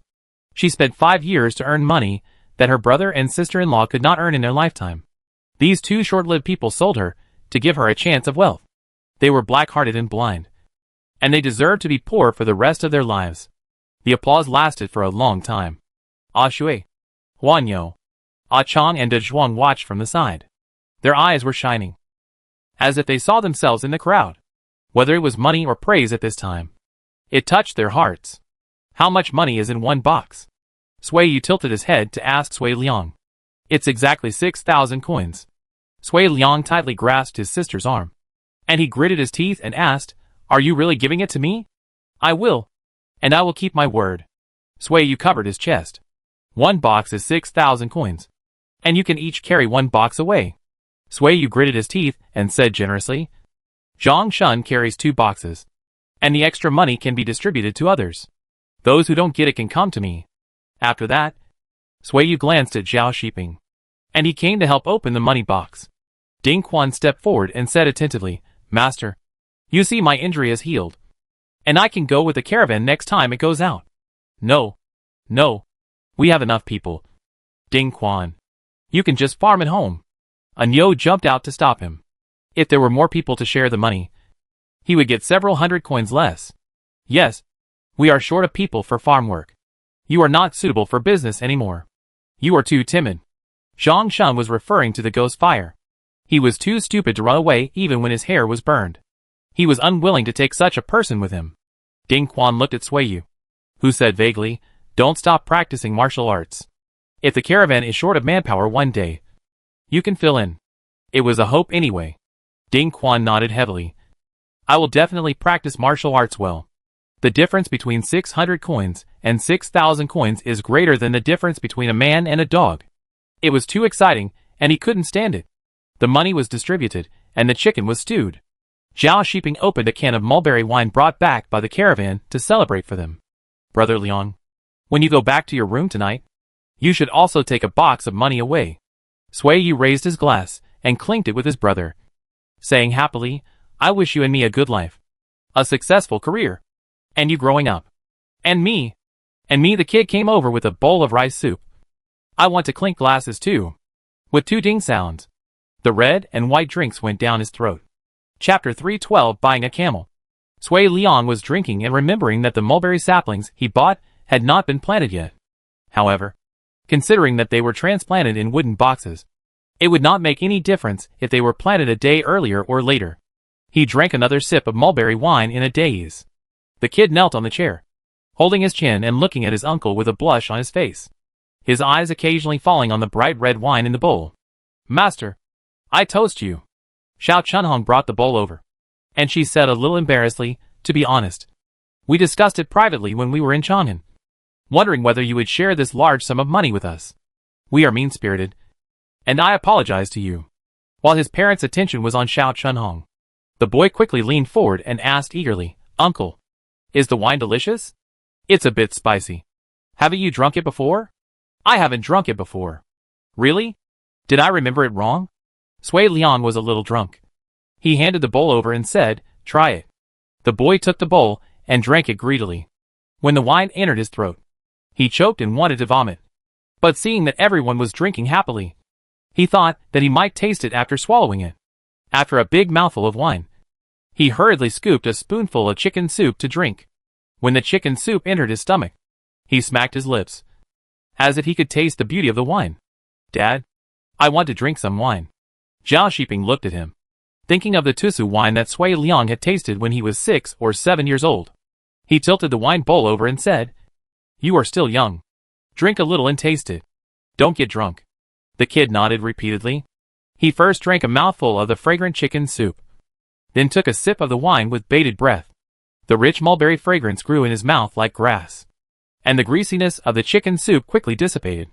He frowned and sighed, and said seriously, Wine tastes good with meat. Zhao Shiping said, You're still drinking. Don't drink. Your mother will beat you if you get drunk. What? Sui Yu only heard the last 2 words. When she turned around to see Sui Liang, her eyes were empty. She hurriedly said, Don't let him drink anymore. Kid, you and your dad help your uncle go back to bed. Don't wash tonight. Wash up tomorrow when you sober up. Sui Liang didn't make a fuss when he was drunk. He just kept grinning. When Zhao Shiping fetched water for him to wash his feet, he pointed at him and smiled foolishly, which annoyed Zhao Shiping. He brought the kid over, and he stood aside and stopped serving. The kid served willingly. He ran in and out like an ant carrying food. He washed his uncle's feet, carried his uncle's shoes, and combed his uncle's hair. When his uncle lay down, he even held his head and wiped his face. Zhao Shiping stood at the end of the bed and watched. When the boy finally took care of Sui Liang and fell asleep, he said, Let's go and see your mother. Don't let her get drunk. The boy shook his head. He pointed at his head and said, Dad, I feel dizzy too. Zhao Shiping immediately walked over, pinched his son's face, and looked at the oil lamp, and slapped him. You stole wine from your uncle's bowl, he said affirmatively, taking off his clothes while speaking. You lie down too. I'll get you 2 big bowls of honey water, and you can get up and drink it when you wake up thirsty at night. When the honey water was brought, the boy and Sui Liang had already fallen asleep head to head. People who drink alcohol feel dry, and the weather in June is hot. So Zhao Shiping didn't cover them with a thin mattress. He closed the door and let them sleep. The moon was above the willows. The chickens and dogs were asleep, and the noise at the wine table finally died down. More than 20 people drank 2 cans of mulberry wine, and most of them were drunk. Coupled with the fatigue from the journey, the alcohol took effect, and Xiao Chunhong and other maids fell asleep on the table. Sui Yu was still sober. She estimated that she drank only half a bowl of wine the whole night. When the servants toasted, she either drank chicken soup or fish soup, and did not join them in the drinking contest. Sister Cui, take people to help Xiao Chunhong and the others go to the 3rd guest house to sleep, and give them some honey water to sober them up. Zhang Shun, you should still sleep in the 2nd guest house, which is the room you slept in before. Be careful at night, and slap the drunkards a few times. Sui Yu arranged. She stood up and stretched, looking at the table of leftovers under the moon, and said, Let's take a rest tonight. Put this thing here. Lock the door when people leave, and clean it up tomorrow morning. Mrs. Yin agreed, and she took the initiative to say, My lady, you go and take a rest. I will watch the rest, and there will be no mistakes. Sui Yu said and left with Zhao Shiping. Your son is drunk. As soon as he left the house, Zhao Shiping complained. He drank the wine in Sui Liang's bowl while we were not paying attention. And then he cheated me. Then remember to scold him tomorrow. Sui Yu handled it with care. Her eyes were full of money boxes in the yard. When the money boxes were opened, the moonlight fell on the copper coins and glowed with a faint cold light. She opened all the money boxes, and the whole yard was bright. So much money. Sui Yu was so happy that she picked up a string of money and hung it around her neck. She pretended to put it under her nose and smelled it, and said with disgust, "Hey, the smell of copper is not good." Zhao Shiping sat on a money box and did not interrupt her. He accompanied her in the yard to vent her pent-up joy. In front of the servants, she had to put on airs. But now that everyone was asleep, she could laugh and dance as much as she wanted. The guest house opposite had become quiet, and even the sound of running water behind the house had weakened. Sui Yu finally felt tired. She walked over to the man and sat on his lap, saying, "Let's buy 10 acres of wasteland in the north. After autumn, we'll turn the soil and apply fertilizer, and plant a large area of goldenrod next year. When the soil is well nourished, we can grow crops or build a house later. Buy the land first, so that it won't be taken over by others." Okay. Zhao Shiping had no objection.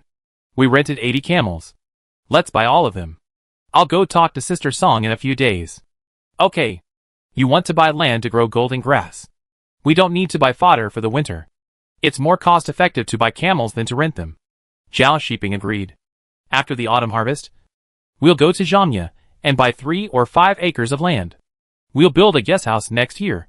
No. It's better to buy land next month and hire more people to build a guest house before winter. Without waiting for Zhao Shiping to ask, Sui Yu continued to add, "Some of the servants want to get married.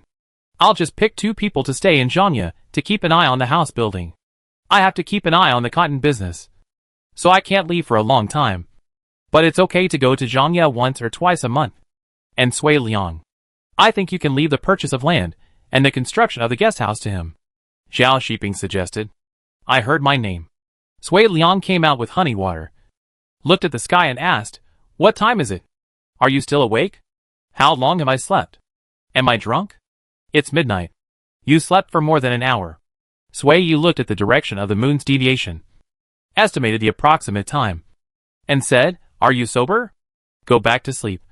You probably didn't sleep a full night on the way back." "I can't sleep. I'm quite sober now." Sui Liang came over. He saw his brother-in-law, and suddenly a picture appeared in his mind. He was so shocked that he almost broke the bowl. "Brother-in-law," he laughed wildly, "you washed my feet." The kid washed it. Sui Liang waved his hand. "Don't fool me. I'm not drunk to death. Wait until he wakes up and ask him." "I won't ask him. I have my own impressions. So why would I ask him?" Sui Liang remembered what happened afterwards, but he insisted on blaming Zhao Shiping for the foot washing. Zhao Shiping's face darkened, and Sui Liang was so happy that he deliberately said, "Don't feel that you are at a disadvantage. When you are old and can't move, I will also wash your feet." Zhao Shiping ignored him. The more he paid attention to him, the more excited he became. "Sit down. You are making me dizzy." Sui Yu spoke. "By the way, sister, what were you talking about me just now?" Sui Liang remembered this incident. "Your sister plans to buy land in Zhangye to build a guest house. I said I would leave this matter to you to watch." Zhao Shiping took over. Sui Liang thought about it, and he didn't say anything for a while. "Your brother-in-law will come forward to buy land and build a guest house. I will arrange 2 servants to watch over it later, but I will also go there every half a month. When it is inconvenient for me, you can go on my behalf." Sui Yu said. "Okay." Sui Liang agreed immediately. "Can I take the kid out?" "No. He's too young. When you were little, if I hadn't been unable to place you, I wouldn't have taken you to Jiuquan. Riding a camel for a whole day is unbearable for adults, let alone children," Sui Yu explained. "Well, I'll go and come back quickly." Sui Liang felt a little regretful. "When he grows up, I'll go on a long journey with him." Zhao Shiping showed an expression that was difficult to describe. "Just tie him to your belt. Is he your nephew or your brother? You 2 are more than 10 years apart, and you can still play with him? Don't be jealous of us." Sui Liang raised his eyebrows proudly, turned the bowl in his hand, and swayed away. "I'm going to sleep. I won't chat with you anymore." The wooden door closed gently, and the oil lamp in the room was blown out. Zhao Shiping and Sui Yu turned their heads at the same time. He was silent for a while, and said, "It's still the same. Only growing taller, but not smarter." Sui Yu pinched his waist, and he gasped in pain, but still insisted, "My elder brother was married when he was his age, but he still doesn't seem to have gotten it." Okay. I won't say anything. Just let go. Let's go." Go back to the house and sleep. Sui Yu got up and went back to the house. Zhao Shiping rubbed his waist and followed him back to the house with his numb legs. The next day, until lunch was ready, the drunk people last night came out one after another. They had a good sleep and were all in high spirits. Inpa disliked their stench and didn't let them enter the kitchen. She took out the rice and bowls and chopsticks and sent these stinky bugs to stand outside the door to eat. After dinner, go to the river to wash quickly. Wash the mattress you slept on last night yourself. Inpa instructed. Sui Yu ignored these things. She waited until sunset. When the weather was no longer hot, she put on a straw hat and carried a water bag to the cotton field to check the results of the work of the 5 maids. The cotton had already bloomed. She pinched the heads and broke off the extra buds growing on the branches to prevent the branches and leaves from being too lush. Too many stalks of cotton stalks would affect flowering and fruiting. Sui Yu walked along the drainage ditch one by one. She broke off some buds that the maids were unsure about. When they reached the end of the 2 mu of land, it was dark. Sui Yu washed her hands by the river and walked back with the big black dog that followed her to the field. Ding Quan. It's time to water the cotton. Tomorrow you take Der and the others to fetch water for the fields. Sui Yu came back and arranged the work in the field first. Der was the newly bought Xiongnu. He was tall and strong, and was a good farmer. Okay. I'll take them to the fields before dawn tomorrow morning, Ding Quan said. Sui Yu returned to the house. The yard was empty. The money boxes were piled into the empty house next door, and the unfinished money was stored in the warehouse of the second guest house. The next morning, Sui Yu used camels to carry 220,000 coins into the city to discuss the business of buying camels with Song Xian. The rent for 80 camels is 40,000 coins. I inquired and found that the rent for camels this year is 2,300 coins each. 80 camels is 184,000 coins. I bought more. And you owe me 4,000 coins. Sui Yu sat down and talked about business. Song Xian was refreshed and said, You are my biggest customer. I don't want the rent this year. Camels are 2,000 coins each. You have rented 40 of these 80 camels for 3 years. I haven't paid for fodder in these 3 years. I still make a profit from this price. Don't refuse. Sui Yu smiled. Is there anyone who does business like you? Yes. You have seen it now. Song Xian waved her hand proudly. Sister is not short of money now. And I won't make money from you. But you have to promise me one thing. When you don't leave the border, you let your servants take the caravan with me to help me suppress it. My servant. I know you have this idea. Otherwise you wouldn't let Zhang Shun buy 200,000 yuan worth of cloth. Sui Yu admitted. I have this idea. At first, I only let them take 80,000 yuan worth of goods out of the customs to try it out. Is it this year? I will take LV Yair out of the customs in August. Okay. Sui Yu nodded. But Liang Gur will not follow the caravan out of the customs. I know that your brother has no ambition and is a homebody. Song Xian suddenly came close and whispered, What do you think of my LV Yair? If Sui Liang is interested, I won't let LV Yair marry his son-in-law. Sui Yu was stunned for a moment. Then she shook her head and said, Brother Liang has not yet come to his senses. You must have noticed. Go back and get some advice. Sui Yu refused. I won't do this. It doesn't matter if he gets married or not. Whether he is 20 or 30 years old. As long as he is happy. If he gets married, I hope he will marry a girl he likes. It depends on whether we are destined to be together. Song Xian didn't force it. And Lu Yer was still young. She sighed. With you pampering him, it's no wonder that Sui Liang has grown up to be like this. Sui Yu smiled complacently. By the way, this matter should not be mentioned by me or you. Let's not mention the 2 children, lest they know and feel uncomfortable when they meet. Sui Yu instructed. If you make trouble, I will turn hostile. Okay. Okay. I won't mess with your sweetheart. Chapter 313 Cotton Bowls are spitting out cotton. After moving into the Song family with 160,000 yuan, Sui Yu stood aside and watched.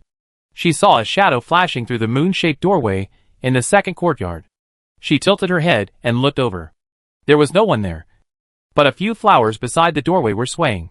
Sister Song, you sold the camel to me at a low price and exempted the rent for a year. Will your ancestors have any objections if they know about it? Sui Yu asked jokingly. Don't wait until I leave, or you and your son will quarrel. Song Xian smiled contemptuously. It's not his turn to make the decision in my family. Sui Yu was shocked by the contempt on her face. The mother and son had reached the point of disunity? Has he not gone to Chen Lao's class this year? The question was asked to Sui Yu. But Song Xian's tone was not doubtful at all. Lu Yair told me. I asked him yesterday. Guess what he said? He said he was busy. What was he busy with? He was busy drinking with other camel dealers. And he was full of crooked ideas that he wanted to make friends with them so as to do business. Make friends? Ha! A bunch of dogs who looked down on his mother. He was a fool, and had the nerve to toast them. Sui Yu was not surprised. She had asked Zhao Shiping to ask about the situation when she saw drunk people on the street before. Song Sungzu refused, implying that he could hire an accountant to receive guests in the future. And it didn't matter whether he could read or not. He knew you were going to buy him an official position. So he became lazy and thought that he would have a smooth career ahead. So he started to indulge in pleasure. Sui Yu said without reservation. Song Xian knew that she was disappointed that her son, whom she had high hopes for, turned out to be such a person. She was even glad that his ugly behavior was revealed early, so that she could see clearly that he was a loser. When I leave, he will go to the desert to raise camels. He will not be allowed to come back unless I come back. As for buying an official position, put this idea aside for now. This is not how I spend my hard-earned money. Song Xian said calmly. I have told his father that if he continues to let his son be a playboy and not do his job, the family business will belong to Lu Yair in the future. What did Huang Anqing say? Sui Yu no longer called him Brother Huang. She didn't believe that he didn't know what Song Sungzu was doing outside.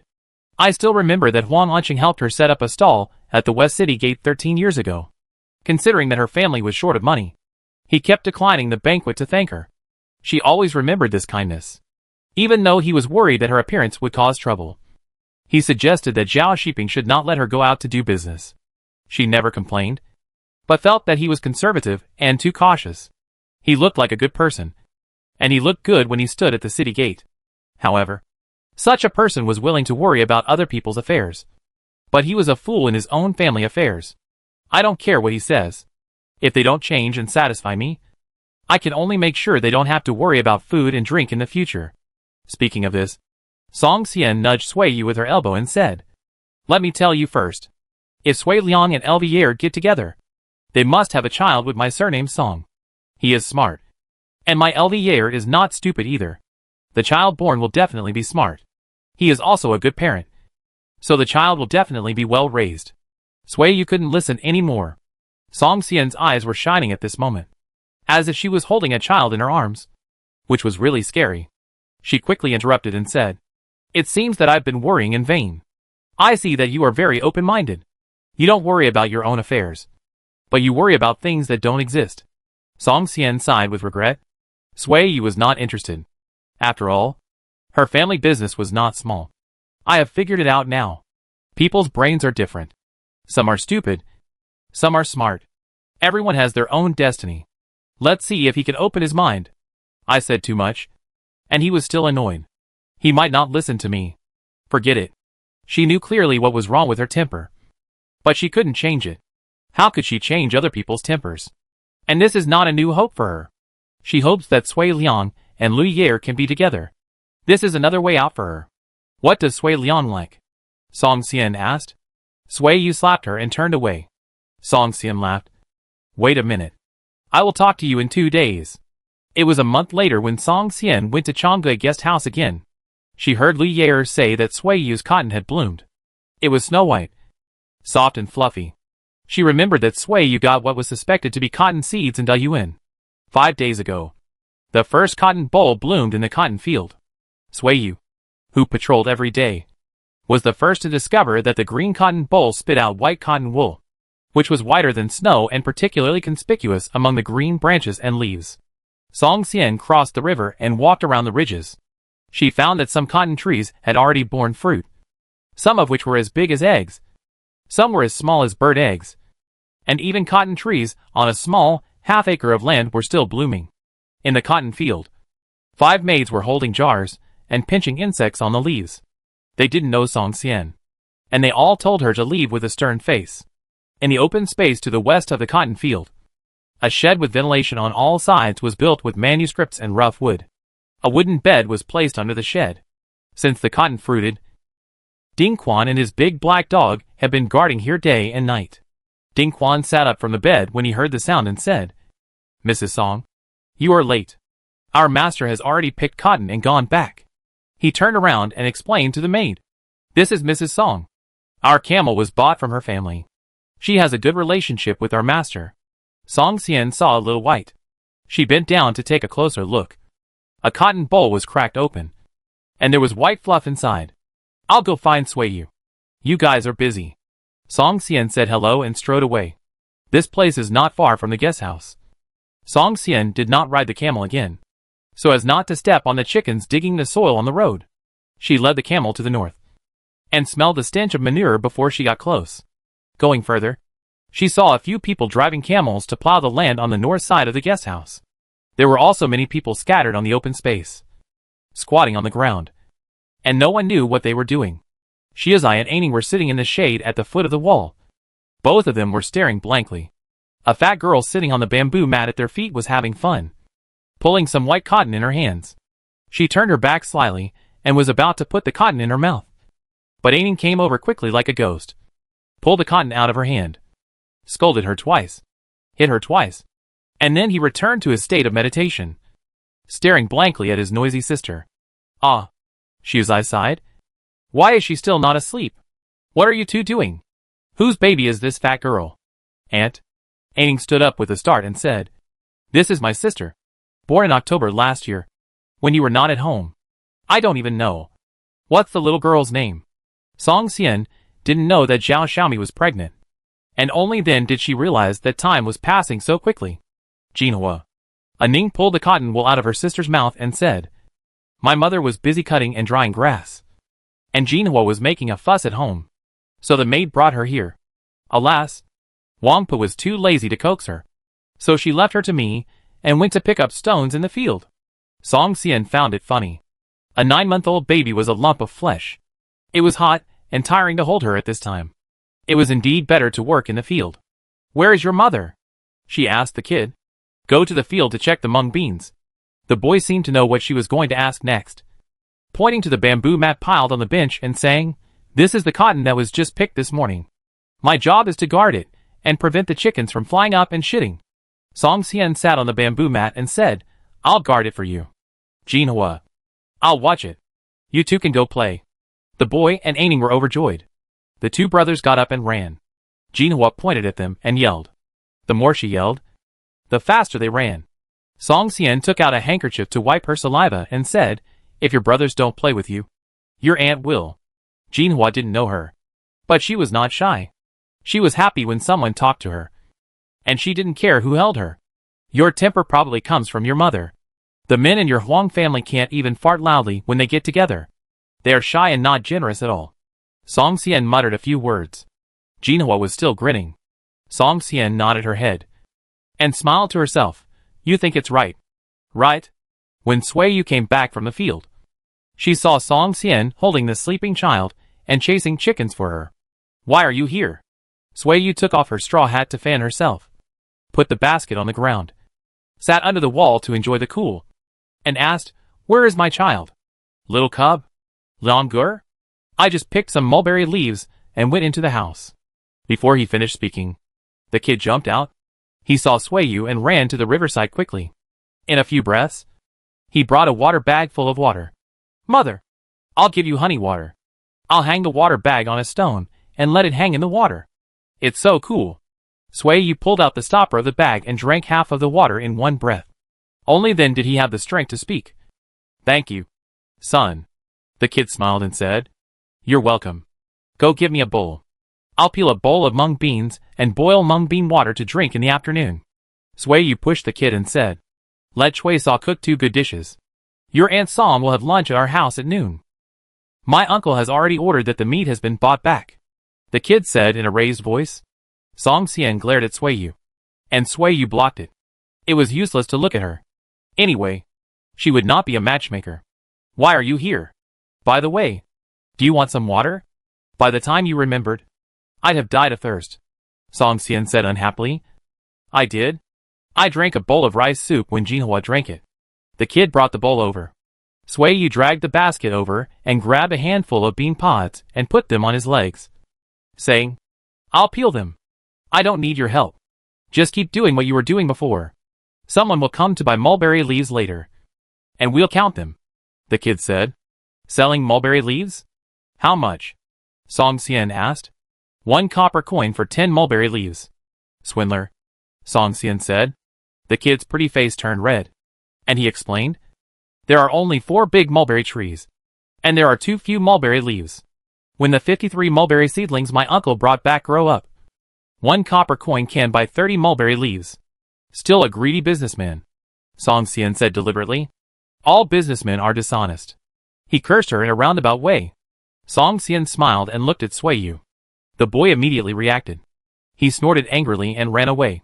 "You are in a good mood. Come and argue with my son." Sui Yu picked up a green bean that fell on the ground and said, "Pick it in 2 days. I will let Li Yer take half a basket back." "No. Keep it for yourself. She can just eat a bowl here. No need to bring it back." Song Xian didn't want it. "Is this also the seed you got from that monk?" "Well, in addition to this, there is also a kind of bitter eggplant. It tastes bitter when it is just picked. It tastes good when sliced, soaked in salt water and dried. It is delicious when stewed with meat. You can try it at noon." Sui Yu didn't know whether it was a problem of variety, or the eggplants were not domesticated at this time. A small piece of seed sown during spring planting grew 5 eggplant seedlings. The fruit was indeed eggplant, but it tasted bitter. Zhao Shiping was afraid of poisoning, so he threw it away. She picked it up again, washed it, cut it into pieces, soaked it in salt water, and dried it. It was edible, but it still had a slight bitter taste. However, the dried eggplant stewed with meat absorbs oil and relieves greasiness, so it is popular at the dinner table again. "Okay, I'll try it at noon." After that, Song Xian heard the whistle. She raised her chin and asked, "What are Xiao Chunhong and the others doing?" "I bought 10 acres of land. While they are still at home, I asked Zhang Shun and the others to plow the wasteland, pick out the stones in the soil, and spread a layer of manure. Next year, I will plant golden flower grass." Sui Yu said, "You are getting better and better here, and your life is getting more and more prosperous." Song Xian sighed. "When the time comes, you can offer cotton, and you will have nothing to worry about." Sui Yu looked up at the cotton on the bamboo mat and said nothing. Wang Pa, the maid of Zhao Xiaomi's family, came over. This was the name Xiaomi gave her when she went to her new home, because she thought the original name was difficult to remember. She came over to look at Sui Yu first, then walked to Song Xian's side and said in Chinese with an accent, "Excuse me, madam, give me the child. This is Huang Lianjin's second aunt." Sui Yu explained her doubts. Song Xian handed Jinhua to the maid and said, "Take her back and feed her. She was hungry before, and the rice soup she drank was not enough to satisfy her hunger." "Oh, thank you, madam." Wang Pa took the child and went to look for the camel she had ridden. Song Xian retracted her gaze and said, "This maid is rough and useless. I asked Annie to go back and tell Xiaomi, but..." Sui Yu thought of the woman who was weeding in the field when she came back from the field. She also brought her child to the field. The breastfeeding child slept in the basket, and the older child was watching beside her. Maybe for her, this is how she raises her child, Sui Yu said. Outside the Great Wall, she was probably a poor herdsman, and her child grew up with the sound of horse hooves. As the sound of hooves rang out, Wang Pa rode on the back of a camel, holding the child in her arms. Her body did not sway at all as the camel ran. From her back, one could seem to see the shadow of her riding a horse to drive the flock of sheep to migrate. Chapter 314, Two-Way Business. At lunchtime, Song Xian found that there was no one else in the dining hall of the kitchen courtyard, and couldn't help asking, "Is the guest house still busy? I heard the sound of camel bells in the city. Are the caravans staying in Minxiang?" At this time, the caravans that enter the city are small caravans.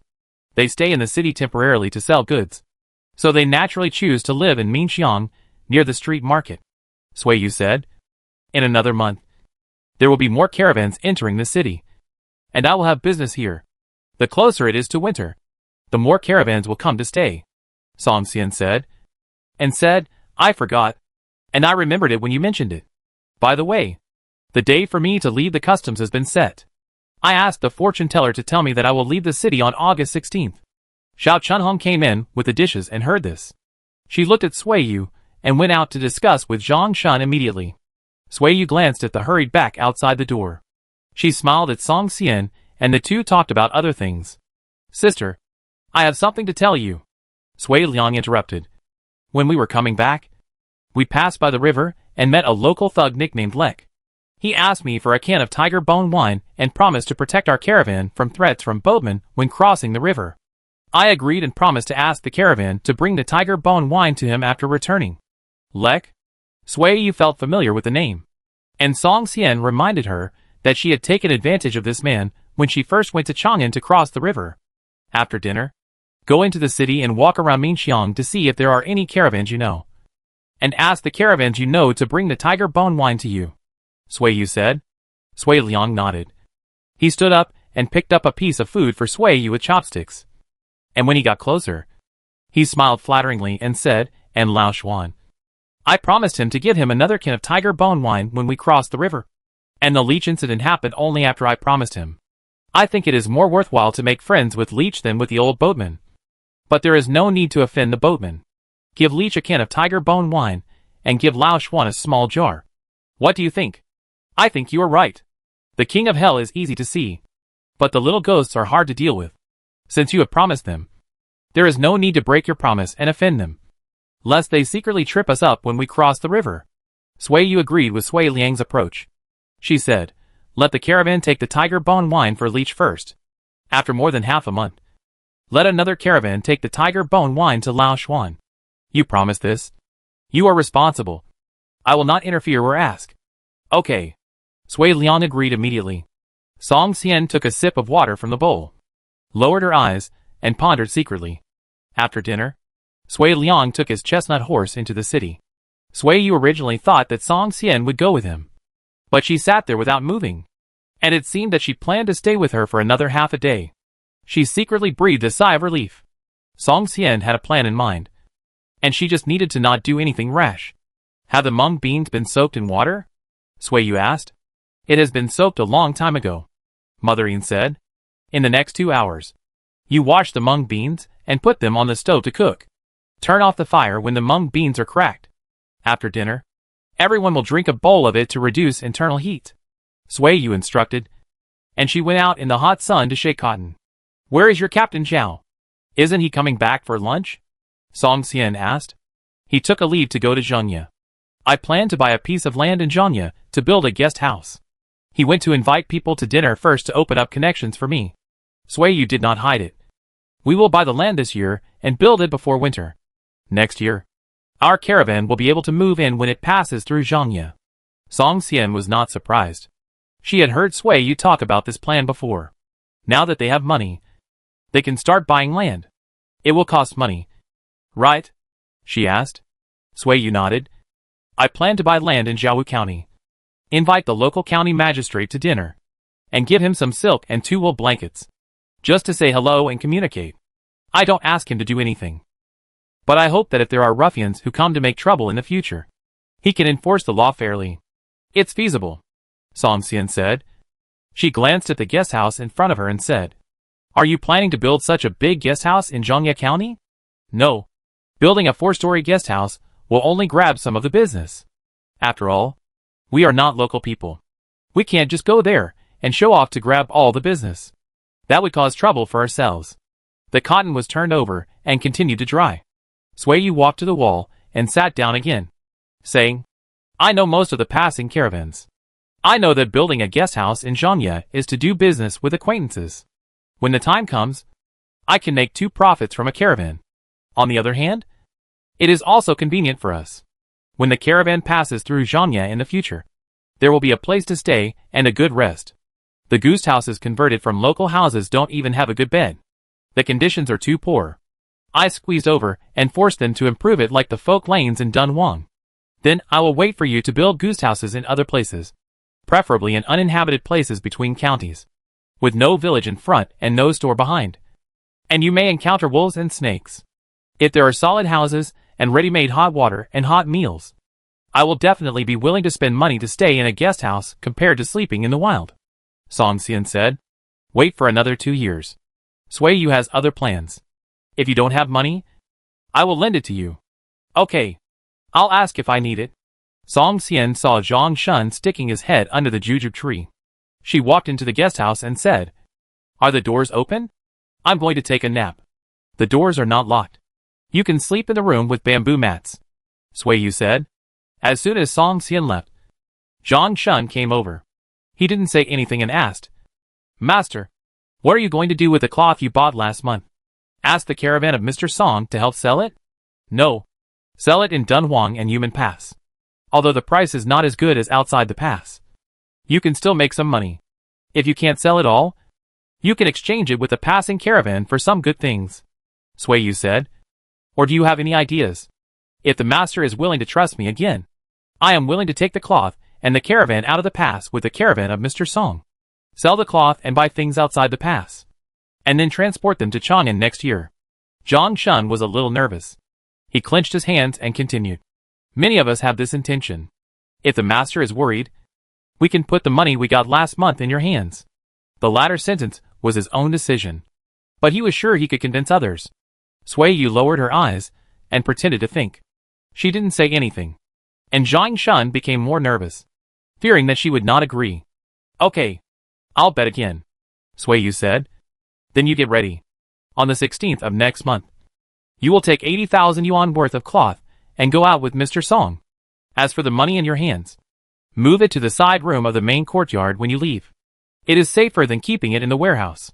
Zhang Shun nodded and agreed. "I'll tell the others now." Watching him walk away briskly, Sui Yu got up and went back to the house for a nap. 2 days later, Sui Yu came back from picking cotton. She called Xiuzai to bring her a bowl of water, and Yinpa followed her out. "You picked a lot of cotton today. Is there any more in the field?" Yinpa asked. "No more. Just these 2 big baskets." Sui Yu took a small stool and sat under the tree to pick cotton. Yinpa went to get a clean empty basket, and she followed to help. "Where are the others? Call out those who have nothing to do to pick cotton. Little boy, go and call them." Sui Yu sent him away. As soon as the kid left, Yinpa immediately asked, "Madam, I heard Cece mention that you allow them to marry each other. Is that true?" Sui Yu nodded. "I heard her say that Gonda and Lu Ye are like each other. Are you looking for a daughter-in-law?" Yinpa nodded with a smile. "Gonda is 25 or 26 years old. It's time for him to get married. I'm old, and I want to hold my grandchildren before I die. Okay. Lu Ye is not young anymore. Business is a job that hurts your health. If you want to have a baby, you have to do it while you are young. It's a bit difficult for me to have another one now." Sui Yu said honestly. If they get married, it's just right for them to rest at home for 2 years. After they have a child, it won't be too late for Gonda to go out with a caravan to make money. Yinpa nodded repeatedly. "I think so too." "Gonda. What about Lu Ye's intentions?" "Both of them are reluctant to give up the opportunity to make money. But I told them that while I am still alive, the child can be left to me and Meng Ma to take care of after weaning. And they can go out with the caravan. If it is delayed for a few more years, I will be too old to hold the child. And Lu Ye will definitely be unable to get away." Grandma Yin said, "My wife, if you have no objection, I will set up 2 tables for them while I am free during this period of time, and ask you to witness it. And then the marriage will be considered a success." "Okay." Sui Yu nodded. "You go and tell Gonda and Lu Ye that when the land in Zhangye County is bought and the guest house is built, the couple will go to watch over it for me. After the guest house is built, I will let them take charge of the food and accommodation in the future. Each person will be paid 10 coins per month. If they can make a profit of 30,000 coins by the end of the year, I will give them another 500 coins. Grandma Yin was delighted and said yes. She dropped her cotton and rushed to tell the good news, fearing that someone else would get it first. As soon as the news spread, before noon, Qin Shan couldn't help but find Sui Yu and wanted her to match him with Xiao Chunhong. Sui Yu refused. She didn't want to be a matchmaker. After that, Anya came quietly again. He wanted to marry Cece. But Sui Yu knew that Cece's heart was on Zhang Shun. It was even more impossible for her to agree. She refused it completely. In the next 2 days, Sui Yu found several maids in the family. No matter what they thought or planned about getting married and having children, she would not interfere in their marriage. But she told them that taking care of their health was the most important thing. If anyone had any physical problems, they could not follow the caravan out of the customs next time and rest at home for a year. Don't force yourself, so as not to regret it later. This is a little advice and kindness from her as a woman. However, except for Lu Ye, no one wanted to stay at home to recuperate. They would rather ask the doctor to prescribe medicine to take on the road than miss the opportunity to make money and share money. On the night of July 16th, Inpa paid for 2 wedding banquets. Lu Ye and Gonda each wore wedding clothes and went through the ceremony in front of everyone. The next day, Zhao Shiping came back from Zhangye. When he left, he took away 6 pieces of satin brocade, 2 blankets, and a box of money in exchange for a land deed. 3 mu and 6 fen of land, bought by the river, not far from the main road. But across the river is the farmland. When the caravan moves in, their camels must be put in a pen, and they cannot be allowed to destroy the crops.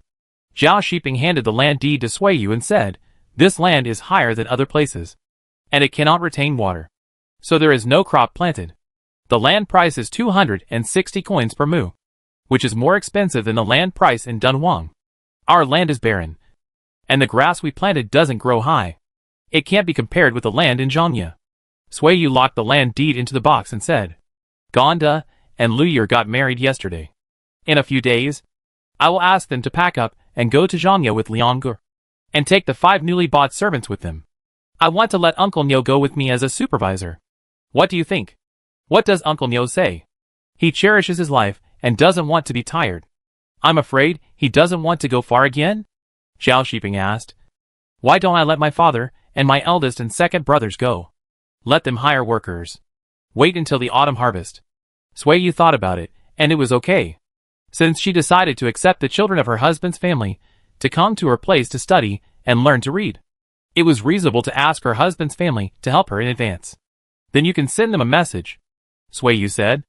"I went home when I came back and told them that when Sui Liang passed by Jiuquan, they just needed to call him." Zhao Shiping had already anticipated that there would be no one available at home. Chapter 315. A successful person should benefit the world. "Brother Liang, come here."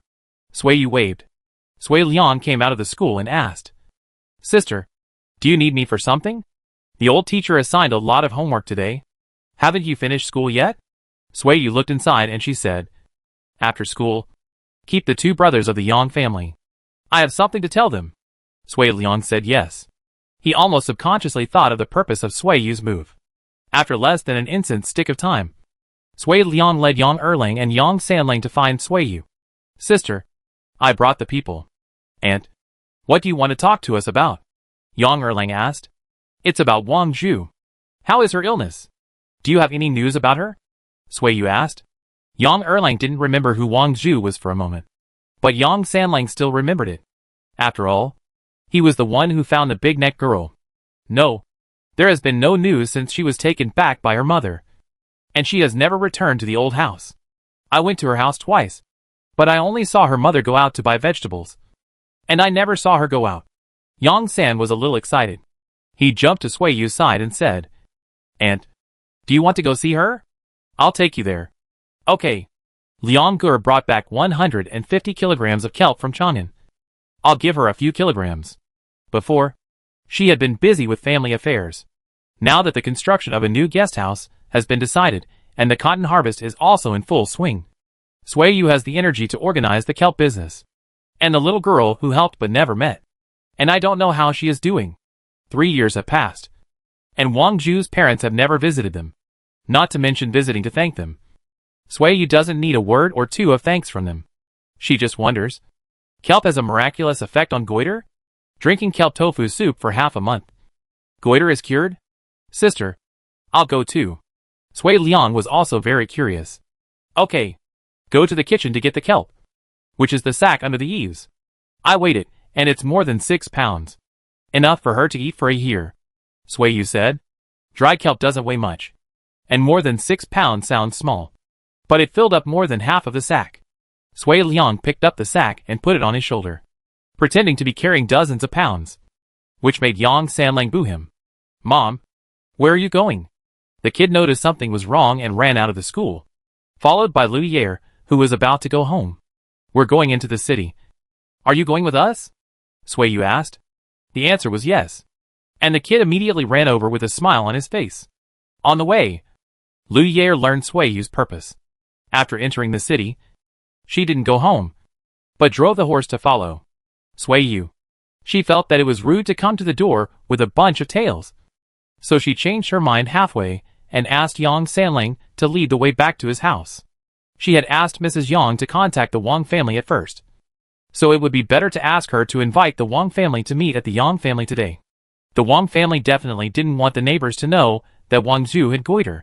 If she exposed the matter because of her visit, it would be a good intention, but a bad result. That girl is gone. I remember it was 2 years ago in the summer when Wang Zhu's mother came to tell me. You were not at home at that time, leading the caravan out of the customs. So I didn't mention it, and later forgot about it.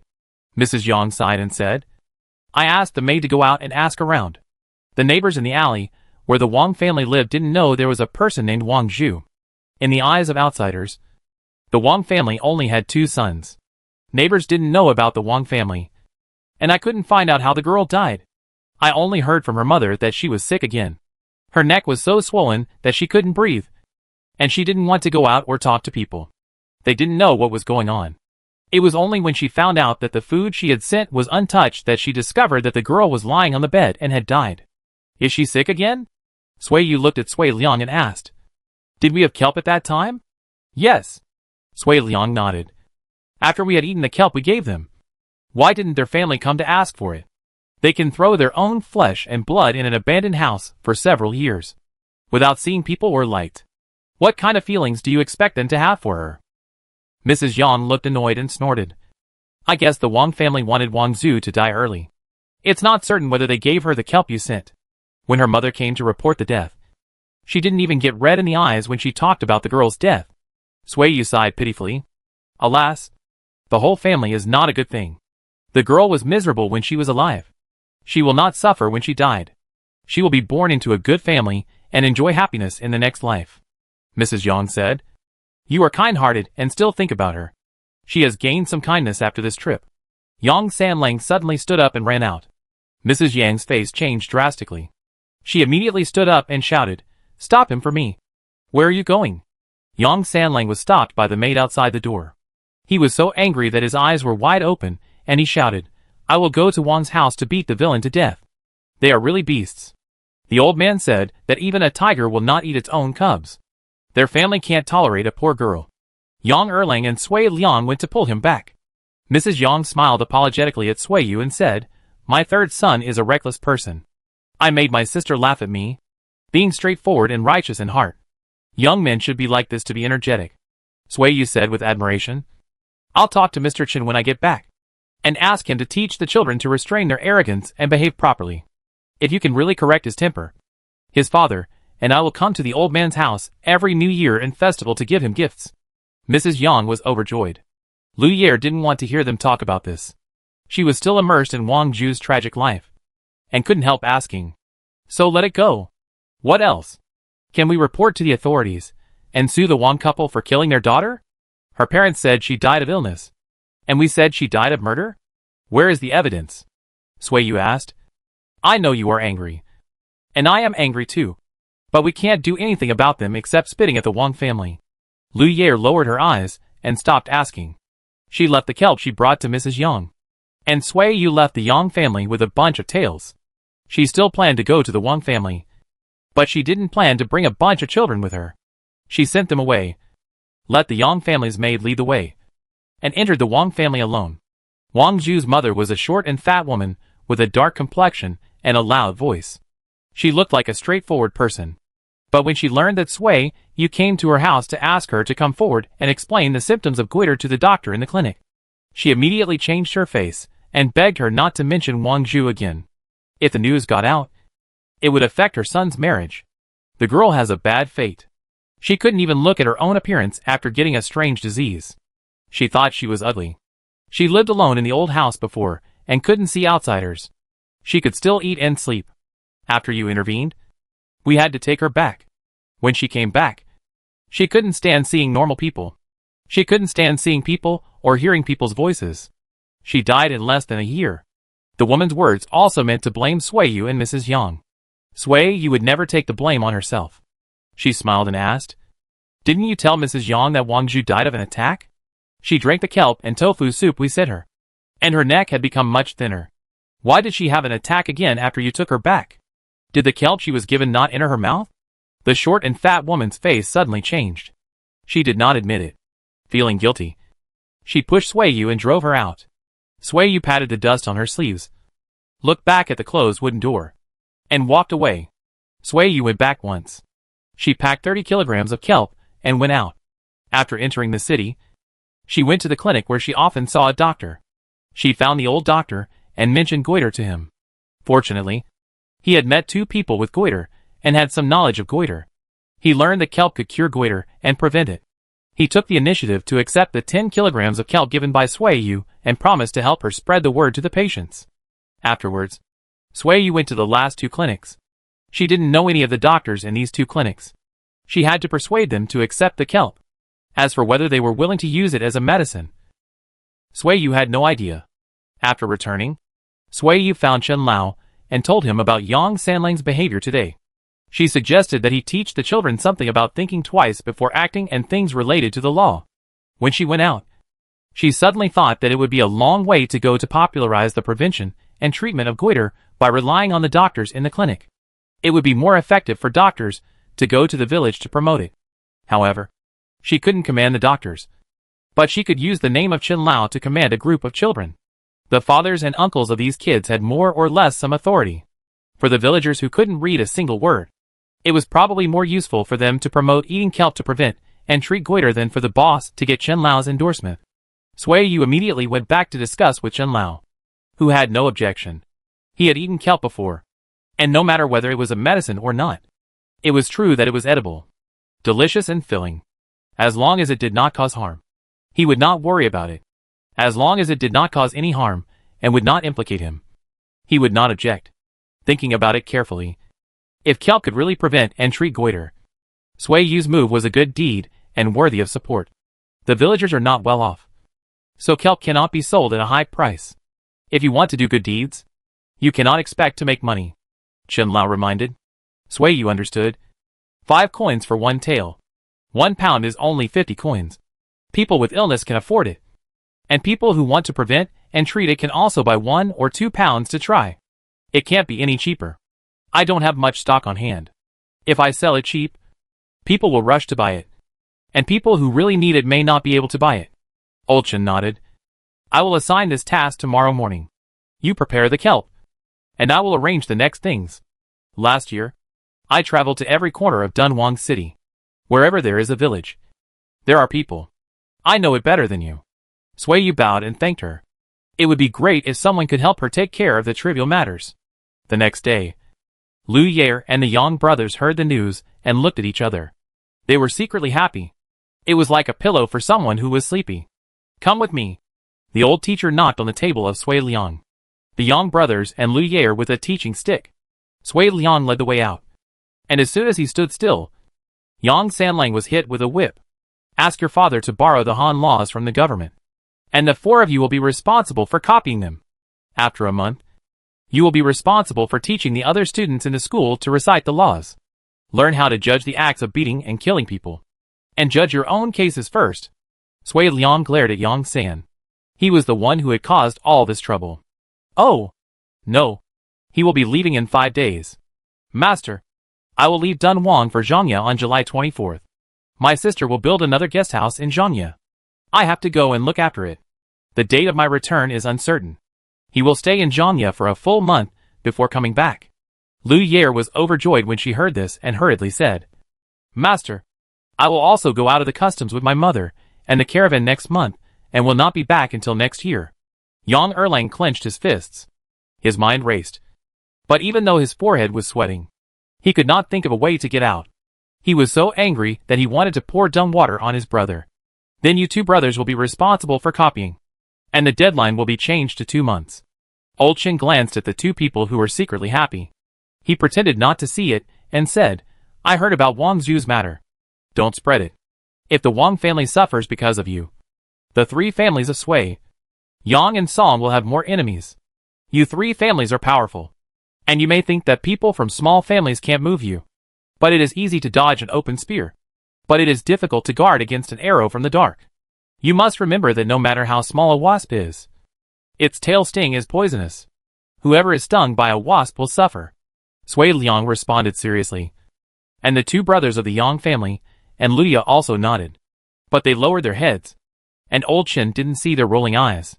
The two brothers of the Yang family and Lu Ye planned for 2 days.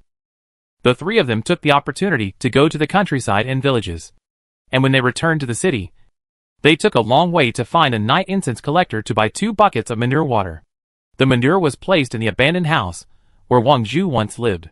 In the middle of the night, the two brothers of the Yang family sneaked out through the dog hole and poured the stinking yellow soup on the gate and wall of the Wang family. The next morning, Lu Ye went out without eating. She ran to the Yang family with excitement and met up with the two brothers of the Yang family. The three of them sneaked to the alley where the Wang family lived. Before they got close, they heard loud shouting and cursing. That damn woman. She stinks. Lu Ye laughed. I tell you, her courtyard wall is made of earth. And the manure water will be absorbed into the earth if you pour it on it. Unless the wall is demolished and rebuilt. It will stink for half a year. Yang Sanlang was proud. We will pour it after the wall is demolished. Lu Ye said. I will leave next month. And this matter will be handed over to you too. Help us copy the laws. And you will leave on the 16th of next month. Don't tell me you don't have time. Yang Erlang made a request. Lu Ye shook her head and ran away immediately. I want to go back to eat. If you don't help me, I will tell the teacher that it was you who came up with the idea of throwing manure. Yang Erlang threatened proudly. Also tell Sui Liang that you said he was boring and deliberately asked us to hide it from him and not play with him. Lu Ye stamped her feet and said angrily, Okay. Yang Erlang, you should be careful and don't get into trouble with me. I will send the law to your home in 2 days. Yang Erlang is not afraid. The three-man manure-throwing team immediately disbanded on the spot. Chapter 316, 4-in-1. Lu Ye walked out of the house briskly and walked back home heavily. She cursed Yang Erlang all the way. He was such a cunning man. He asked her to copy the law. Wasn't it intentional to make things difficult for her? He knew that she didn't know many words and practiced calligraphy by imitating others. It was harder for her to hold a pen and write than for a donkey to learn to bray like a horse. Miss, go to the main courtyard quickly. The mistress and the master are arguing again. As soon as she entered the door, Lu Ye heard the words of the maid, and her good mood was completely gone. Where's my brother? Lu Ye stood still. Go find him. What's the point of me going? My parents quarreled because of him. He left a long time ago. The maid looked up at her and said, It seems that the quarrel this time was because of you. You left early in the morning and didn't say where you were going. The master was worried about you and complained to the mistress. Lu Ye didn't listen anymore. She strode towards the main courtyard. This family quarreled every day. Even the smallest things were worth quarreling about. There was really no peaceful day. Song Xian, I can't speak or walk whenever I say something or do something. You frown. And you want to criticize me from beginning to end. I hate your scrutinizing eyes. You think you are great? I tell you today. In my eyes, you are a four-legged beast. You think you are a wolf. But no matter how tightly you wrap yourself in the borrowed wolf skin, your tail can't pretend to be a wolf. You went out to do business. Went to Chang'an, Lulan, and Dayuan. And thought you had seen a lot and had a broad vision. What do you hear about Sui Yu doing? You say me. Why do you talk about Sui Yu? Song Xian gnashed her teeth in anger. I'm really talking about her today. Ever since you started dating her, you've been learning everything from her. But you don't have any real skills. And you're just learning fake tricks. You're not the same as a businessman. You change your mind every year. You don't want your family or your children. First, you want to buy an official position for Zhongzhu and take LVR with you to do business. Okay. LVR is going with you. Zhongzhu doesn't like you anymore. So throw her to me right away and leave her alone. Huang Anqing sneered. He pointed at his son standing against the wall and said, Since he could talk, you've treated him like a treasure. Even I, as his father, can't teach him a lesson. Now he's old enough to start a family. And you're going to throw him to me again? I tell you. I know what he did before. But I just ignored it on purpose. I want to show you what your son, who you raised, looks like. Song Sungzu raised his head with a pale face. Huang Anqing didn't look at him, and continued to sneer and scold. Why didn't Sui Yu go out with you to lead the caravan? Is she unwilling to make money? Is it that her servants have no evil intentions towards her? Is it that she knows Gunyan's family? Unlike you who are carried away by the mind. You try to learn from her in various ways. Why don't you learn from her to win over men? She is thinking about raising children. Why don't you learn? What do you mean by letting go of the child? He is so old and still doesn't know right from wrong. What else can I teach? Song Xian asked coldly. You throw everything to me? What's the use of me wanting you? You know to say this now? It's too late. Huang Anqing sneered. Don't you look down on me? Don't you think you are particularly capable and sober now? I want to laugh when I see you pretending. I know you are strong. But I didn't expect you to be so strong that you see everything pressed on yourself. You don't have your own opinions. I'm afraid you can't tell whether it is good or bad. Song Xian sneered. Huang Anqing was irritated by her sarcasm and continued to scold. You are a hedgehog that walked out of the hole. You will poke at the thorns of dates, grapes, and peaches if they look sweet. In the end, you will see that you have made a lot of money, and outsiders will watch the fun and praise you. And you will be very happy. Just like you now. Everyone envies you for getting rich. But your family is ruined. Your children are useless. And you are exhausted. You deserve it. Huang Anqing approached her and said provocatively, the dates have worms. The grapes are sour. And the peaches are rotten. It's all in vain. You are a smart person. But you have become a four-legged beast. Not a dog. Not a wolf. With a slap, Song Xian slapped him. Her face was blue with anger. Huang Anqing smiled. Did you hit the nail on the head? Lu Yair stood at the door and looked at the scene in the hall. Her mother's face was full of panic. Her father was full of excitement. And her brother's face was full of sadness. She blinked, and 2 tears fell on her hands. Is it good or bad? She couldn't help asking herself. Since her mother started to travel with the caravan, the people and things in the family have changed. Is this good or bad? Or maybe the conflict in the family has always existed and has become a pimple. The mother's dominance and the father's forbearance. Even if it doesn't break out today, in another 10 years, when her brother is in charge of the family, the scene of mutual accusations and mutual shirking will still happen today. Maybe her father had expected this day and was looking forward to it, using ridicule of her mother's failure to pour out his years of forbearance. Lu Yair felt cold. The man she had called dad for 15 years made her feel strange. Strange to the point of being scary. She took a step back, turned around and left. Her home was no longer a home. The building was about to collapse. And she could not save it. Miss, what's wrong? Why are you crying? Did the lady scold you? The maid asked with concern. Couldn't it be my father who scolded me? Each servant thought her mother was a bad person. And Lu Yair felt sorry for her mother. She immediately stopped and turned back, and met her father and her brother one after another. One with a straight spine and the other with a broken spine. Mother! Luya walked in quickly. Song Xian stood in front of the hall and looked at the sun in the sky. The sun rises and sets in a fixed direction. But why don't people have one? Do you think your father is right? She asked calmly. I have become a jack of all trades. I want to be good at everything. But I can't do anything well. Lu Yair was silent. After a while, she said, I like the days after I go out to do business with you. I like riding horses, going to school, and going to the village with my classmates to tell the villagers that eating kelp can prevent and treat goiter. I think you also like the days after you go out to do business. Otherwise you wouldn't take me with you. Song Xian smiled.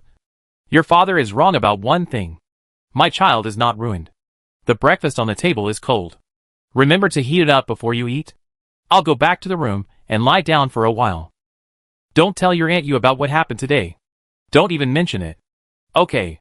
In the days that followed, the Song family lived a very quiet life. Song Xian was locked in the room alone and ate 3 meals a day on time. Lu Yair went to the school to learn to read as usual, and then rode on horseback to sell kelp in the village. When Luya got a bamboo scroll with a law from Yang Erlang, she knocked on her brother's door one morning. Brother, come with me to the school to learn to read, or you won't even know the law when you become an official. Song Songzu went out with 2 bundles and said, Please tell my mother that I am taking Uncle Dong to the desert to raise camels. Elvia said, and watched her brother walk out of the yard with the bundles. She went to the main courtyard to bring the news to Song Xian, who said calmly, Not bad. Not hopeless. Let my brother go to school to learn to read. Otherwise he will be an official in the future, and he will be laughed at for not knowing the law. Elvia said in a low voice. Learn to be a good person first. Song Xian ignored her temptation. In August, Luya saw Zhang Shun arranging the purchase of food and grass, while her mother still did not go out of the house. She was anxious and relieved. If her own caravan did not go out this year, she would be happy that her mother could rest at home.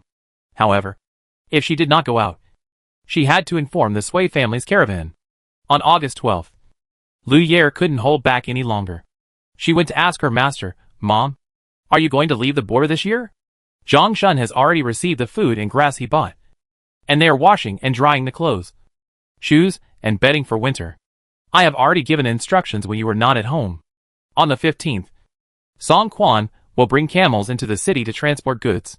Song Xian said. Lv Yer's face showed disappointment. I thought you would stay at home for half a year. We are out of the customs. Living in Luan in winter. Using the winter to sell goods. There is plenty of time. And it won't be tiring. Song Xian looked down at her hands and said, I am 40 years old. Getting older every year. While I still have energy, I will take you a few more trips. In case I can't manage things. You don't know what to do when you take over the stall. By then, you will be another me. Bumping around and not knowing the direction. It's obvious that you are tired and despised by others. On August 15th, Song Quan, the servant recommended by Song Laodong, brought a camel team into the city to transport goods. Huang Anqing saw it at the city gate. He sneered and said that he couldn't wake up even if he scolded him. Song Xian and Lv Yer followed the camel team out of the city that day. The mother and daughter went to the desert where camels were raised. Song Xian talked with Song Sungzu for half the night. The next morning, the caravan left the desert and headed straight for the city gate. When the Sui caravan came out, the two caravans merged into one caravan and headed west. Chapter 317, Old and Young have their own uses. After the caravan left the customs with the goods, Sui Yu planned to go to Zhanya.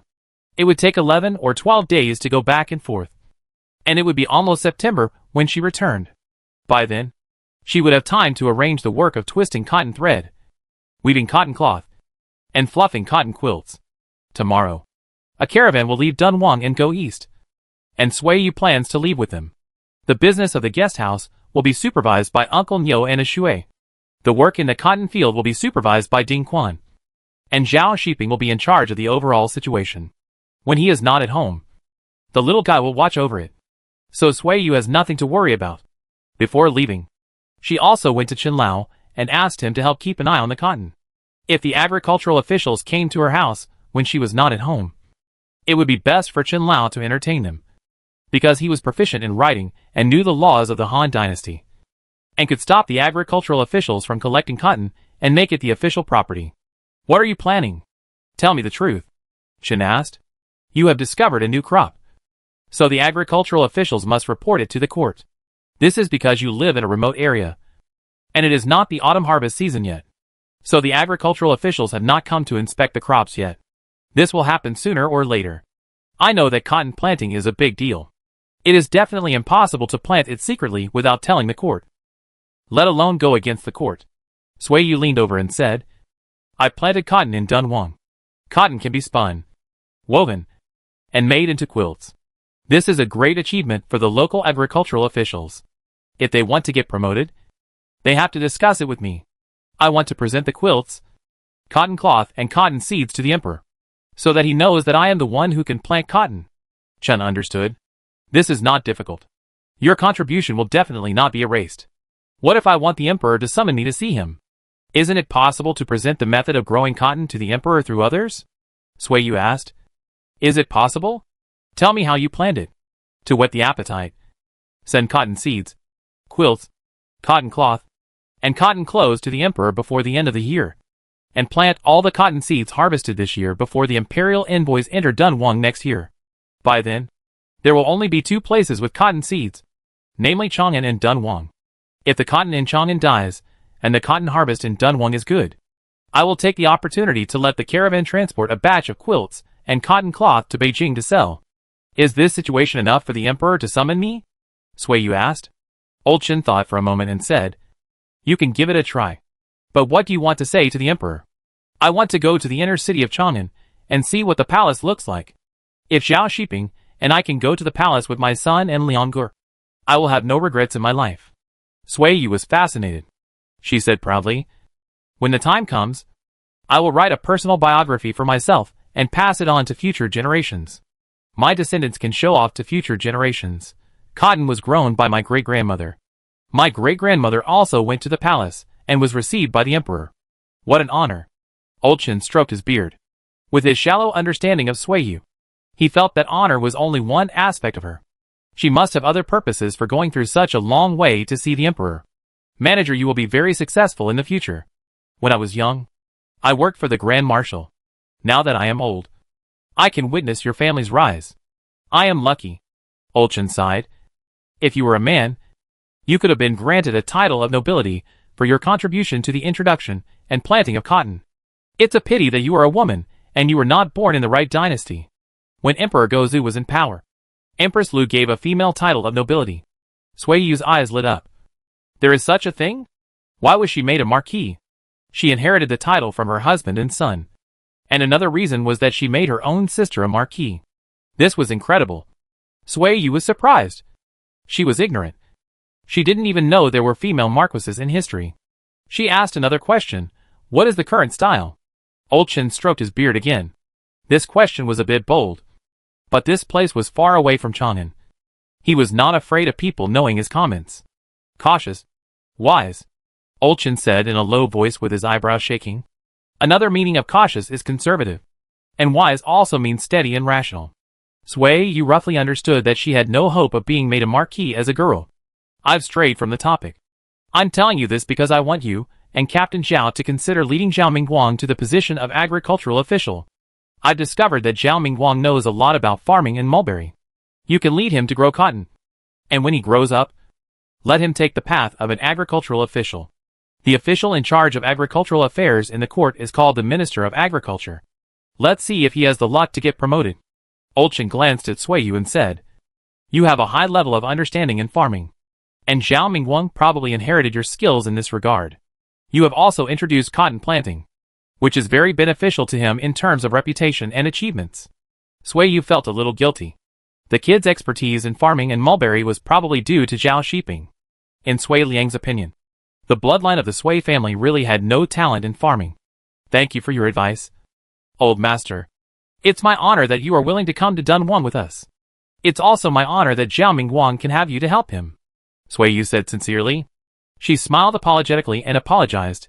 I have offended you with my words in the past. It's my fault. Please be magnanimous, and don't hold it against me. Old Chen laughed. He nodded at her and said, you are too snobbish. It's good for you. You should immediately put aside all your contempt and try to please others with a respectful attitude. Sui Yu did not admit that the word snobbish was related to her. She smiled and said, you are prejudiced against me. Just like you are against me. Misunderstanding. A huge misunderstanding. Sui Yu stood up and walked out, saying, I'll leave the matter of dealing with the agricultural officials to you. I will probably be back in half a month. Old Chen did not speak, which was considered as an agreement.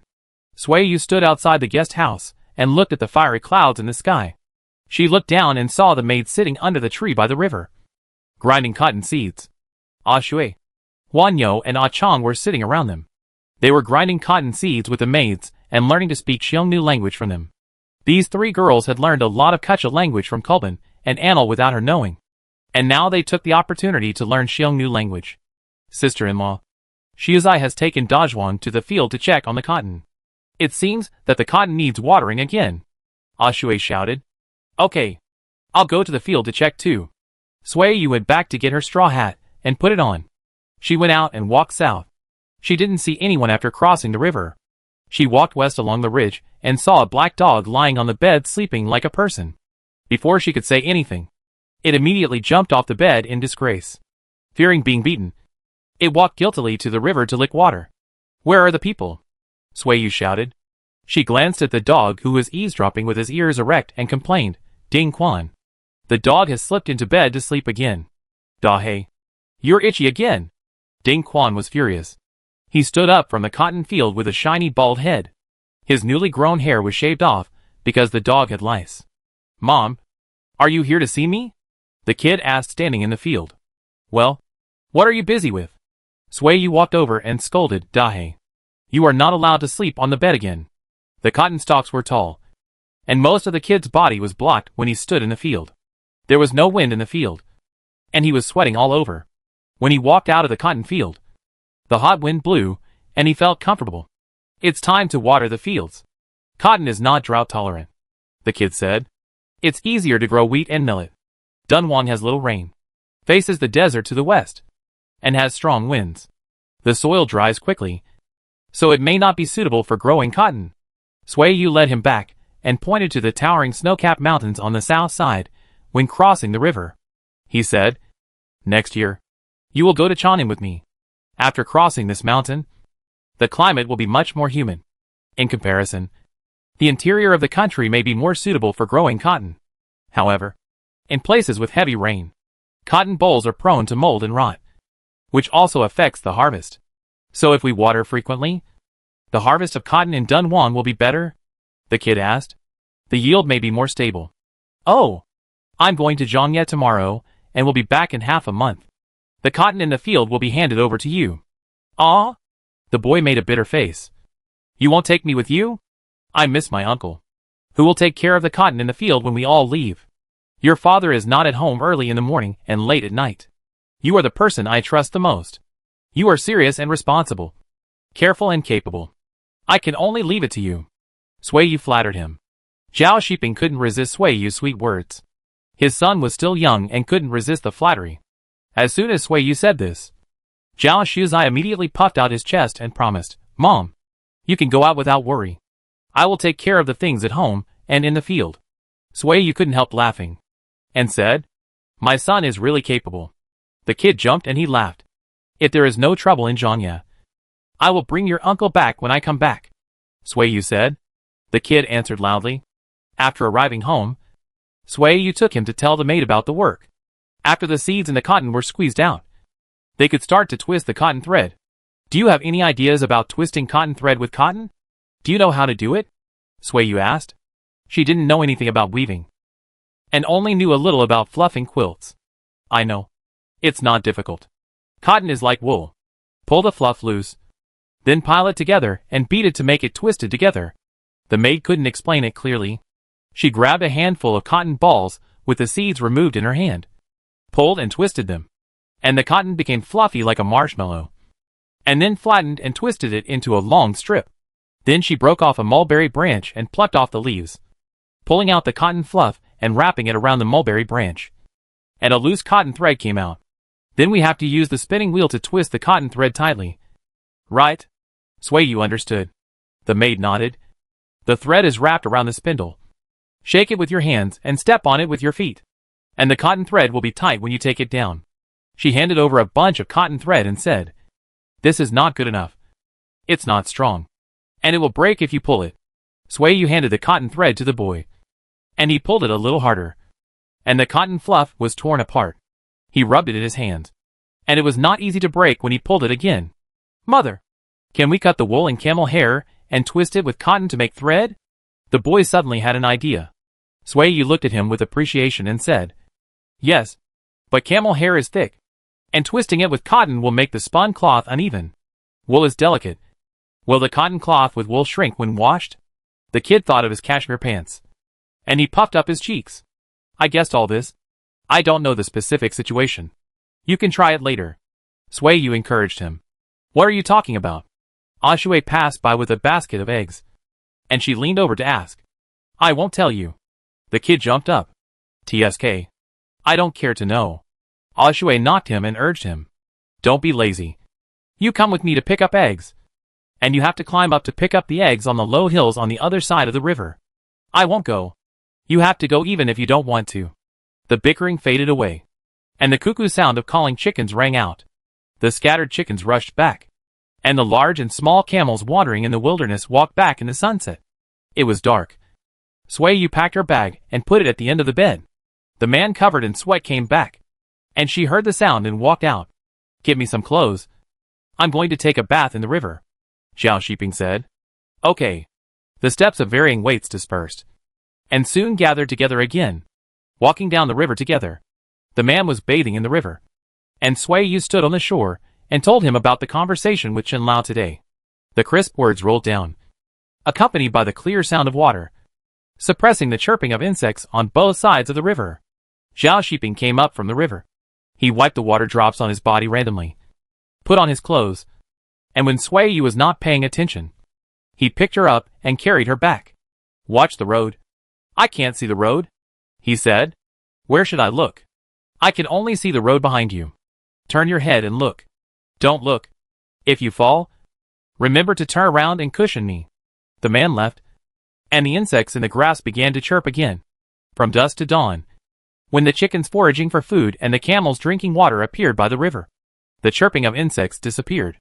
After breakfast, Sui Yu rode his camel and left the inn with the caravan. This time the little boy did not see him off. As he grew older, he no longer shed tears over a short separation. Chapter 318. Make friends with the local tyrants. Sui Liang. 2 soil baskets are broken. 2 shoulder poles are broken. And one of the shovel handles is broken. It's still early. Take the shovel to the city to get a handle, and buy a few more baskets and shoulder poles, in case there are not enough. Brother Zhao shouted. Sui Liang said, Where's the shovel? Here. A helper threw the broken shovel up. Sui Liang picked up the broken shovel and rode into the city. The place where the house was built was high, 5 inches higher than the road surface. On the first day, when the 3 Zhao family father and son arrived in Zhangya, they unanimously decided to level the ground before laying the foundation. The soil shoveled and mixed with the soil dug from the foundation could be mixed with mud to pour the wall. Sui Liang knew nothing about building a house. He did not take on the work and let old man Zhao take charge. He only managed the money and ran errands, buying rafters, tools, thick wood for burying piles, baskets, shoulder poles, and wooden tools. As long as the father and son of the Zhao family asked, he would never say no. But he was not without ideas. On the matter of hiring workers, Sui Liang followed old man Zhao to visit nearby villages for 2 days. He went to the city to ask the vendors in the city who the local ruffians were. After that, he spent money to buy a big ram and took Gonda to pay respects to the dock. After 2 meals, he hired 55 helpers through introductions. These helpers were more or less related to the minions under the ruffians. Sui Liang did not care. As long as they could build a house and had a bit of strength, he would hire them out of the city. The wages were higher than those of hiring villagers in the village, but the money was worth it. From leveling the ground to digging the foundation, no one came to cause trouble during this period. Young man, are you going into town? My mother has saved up half a basket of eggs. Do you want some? I'll bring them to you. The man carrying a load and watering the field asked loudly. How long have you been saving them? It's hot, and eggs can't be stored. I don't want them to go bad. Sui Liang stopped his horse. I've saved them for 5 or 6 days. They won't go bad. Then you can send them over. Sui Liang loosened the reins and prepared to go. Do you want broad beans? My family planted broad beans late this year, so they can still be eaten at this time. Okay. Send 10 kilograms over first. The sound of horse hooves faded away. The man carrying the load finished watering the bucket. He immediately packed up and went back. After finishing the farm work in the field, he thought about finding a job and working as a short-term worker for a month so that he could find a good midwife when his wife gave birth. Sui Liang bought enough things in the city and rode out of the city. As soon as he left the city, he heard the sound of camel bells. He looked in the distance and saw smoke and dust rolling in the west. A large caravan was coming. We are in Zhangya. Shopkeeper Yu, where is your guest house built? The merchant asked.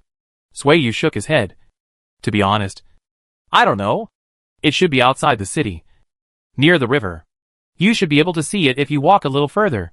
Is it built in the style of the goose houses in Dunhuang? The merchant was curious. If it is the same as the goose houses in Dunhuang, we will stay in your guest house next year when we pass by. Same, with a kitchen and livestock pen. But the guest house is smaller, with only 4 entrances. It will definitely not be enough for caravans when there are many of them. When the time comes, you can arrange someone to go out of the city to ask first, so as to avoid having to go back to the city when the guest house is full and paying an extra entry fee. Sui Yu said, Why not build it in the city? It is inconvenient for caravans to enter the city to trade if it is built outside the city. We dare not go into the city to compete with the locals for profits. Dunhuang is quite far from Zhangye. If something happens, we will not be able to support them in time. Suiyu said frankly. That's true. The merchant nodded. Nothing was said after that. When the sun set below the horizon, the gate of Zhangye County appeared in front of them. The camel caravan slowed down. When the dust cleared, Suiyu saw wooden rafters and earthen hills piled up on the flat ground not far away. The man standing by the river talking to a strange man looked like Sui Liang. Sui Liang glanced at the road and saw that it was a caravan he knew. He was about to go over to say hello when he saw his sister riding a camel out of the caravan. Shopkeeper, you. See you later. The merchant said. See you later. I wish you all a safe journey. Come over tomorrow. Let us know 2 days in advance when you quit. Sui Liang sent the man who came to find work and walked quickly downstream along the river. Brother Liang. Suiyu called out. Sister. I recognized you. Is it really you? I thought I was seeing things. You came alone? No servants? You should have brought Ding Quan or He. Or at least 2 maids. Sui Liang kept muttering. Suiyu stopped the camel. She turned over and jumped off. When her feet touched the ground, her legs hurt. She had rested at home for a year and her body was lazy. She had been on the road for 7 days, and was still not used to the days of running around. I left with the caravan. Not halfway. If I follow the caravan, I don't need to bring servants. Suiyu threw the bag to him and asked, How is the progress here? The foundation has been dug. Today, we are hammering rough wood into the foundation. We can finish the roof before winter.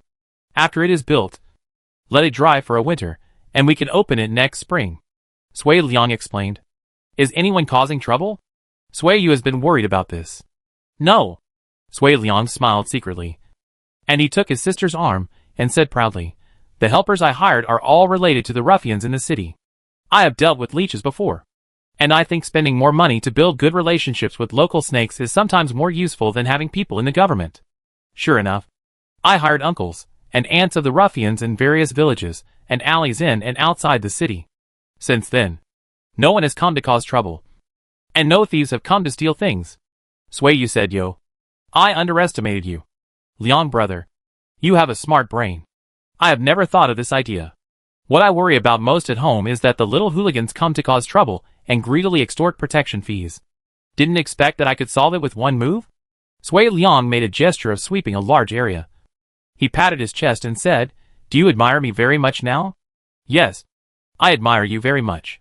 Suiyu nodded heavily. You are really capable. If it weren't for the burden, Sui Liang would be so proud that he would fly up. When he accomplished this, he was holding back and waiting for this day. I have to talk to your brother-in-law when I go back. Yes. Talk to him. And tell the kid. Let him admire you to death. He will definitely show off to Aning that he has the best and smartest uncle.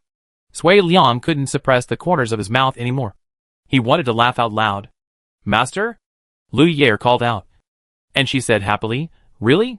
I heard the voice sounded like it. So I hurried over to take a look. It's me. I came over here to take a look. Before I came here, I was worried that there was something you couldn't handle. But now it seems that I was worrying for nothing. Suiyu walked towards her and said, You did a great job. I am very satisfied. It was the second shopkeeper and the master's father and brother who were worrying about it. I was responsible for cooking. And Gonda did some hard work, which was all brainless work. Lu Yair felt ashamed. Everything you see must be understood. You must have your own ideas and understandings when you follow Liang Gur to do things. Don't be too humble. Look more and think more. When the guest house is completed, all the trivial matters here will fall on you and Gonda. Suiyu encouraged her and said, You go and get busy. I'll go talk to the little guy's grandfather and uncle. Sui Liang took her over. Brother Zhao and Brother Zhao were both working hard to pound wooden stakes. They were so hot that they took off their shirts and were bare-chested. Suiyu didn't go over to avoid making them uncomfortable. Dad! Suiyu shouted. Old man Zhao was wearing a straw hat and staring with his old eyes, walking around to prevent anyone from being lazy and slacking off. Suddenly, he heard a familiar voice. He turned around and looked again and again. It was really his daughter-in-law. When did you come? He was puzzled. You came alone? Didn't the third brother come? Just came. With the caravan. Shiping didn't come. He still had to be on duty. Sui replied. I came to see you. I made you suffer for our affairs. Can you bear it? I can bear it. Your brother doesn't let me work. So I'm not tired. Zhao's father said. Everything here is good. You don't have to worry about it. Why do you have to come all the way here? I feel uneasy if you don't come. I feel at ease when I come. By the way, since there is no problem here, I will take Liang Gur back in a few days.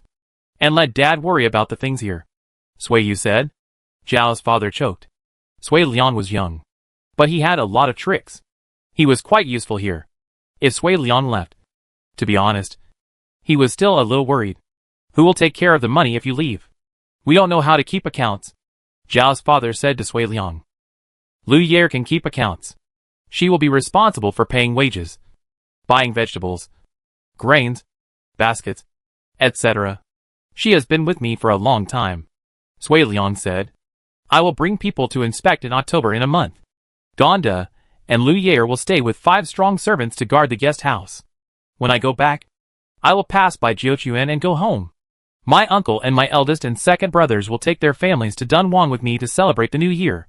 When the autumn harvest season comes, you and my eldest and second brothers will go home to help with the autumn harvest. Sui said. Let your eldest and second brothers go back. I will help you keep an eye on it here. Zhao Lahan was not confident that the servants would do things. Sui let him do whatever he wanted. Anyway, she had said it. At night, Sui went to the city to stay overnight. The next day, when he left the city, he bought 5 chickens and asked Lu Yer to stew them for everyone's snack. In front of everyone, he told Lu Yer to buy a few chickens or cut a few pounds of meat every 10 days for a meat meal. With meat hanging, everyone worked harder. Yang Dian had a mouthful of greasy food on the first day of work. When he learned that he could have 3 big meals of meat in the next month, he thought that the host family was a generous and kind person. And he couldn't help but think about it while working. When it was dark and the work was over, Yang Dian found Sui and Sui Liang and asked if they would hire helpers after the guest house was completed. My home is not far from here. As long as it is not busy for farming, I can come here to work. My wife gave birth in winter, and she can also come to work. Sui Liang was about to speak when he thought of the work of cleaning the livestock pen and washing the mattresses. But Sui stopped him.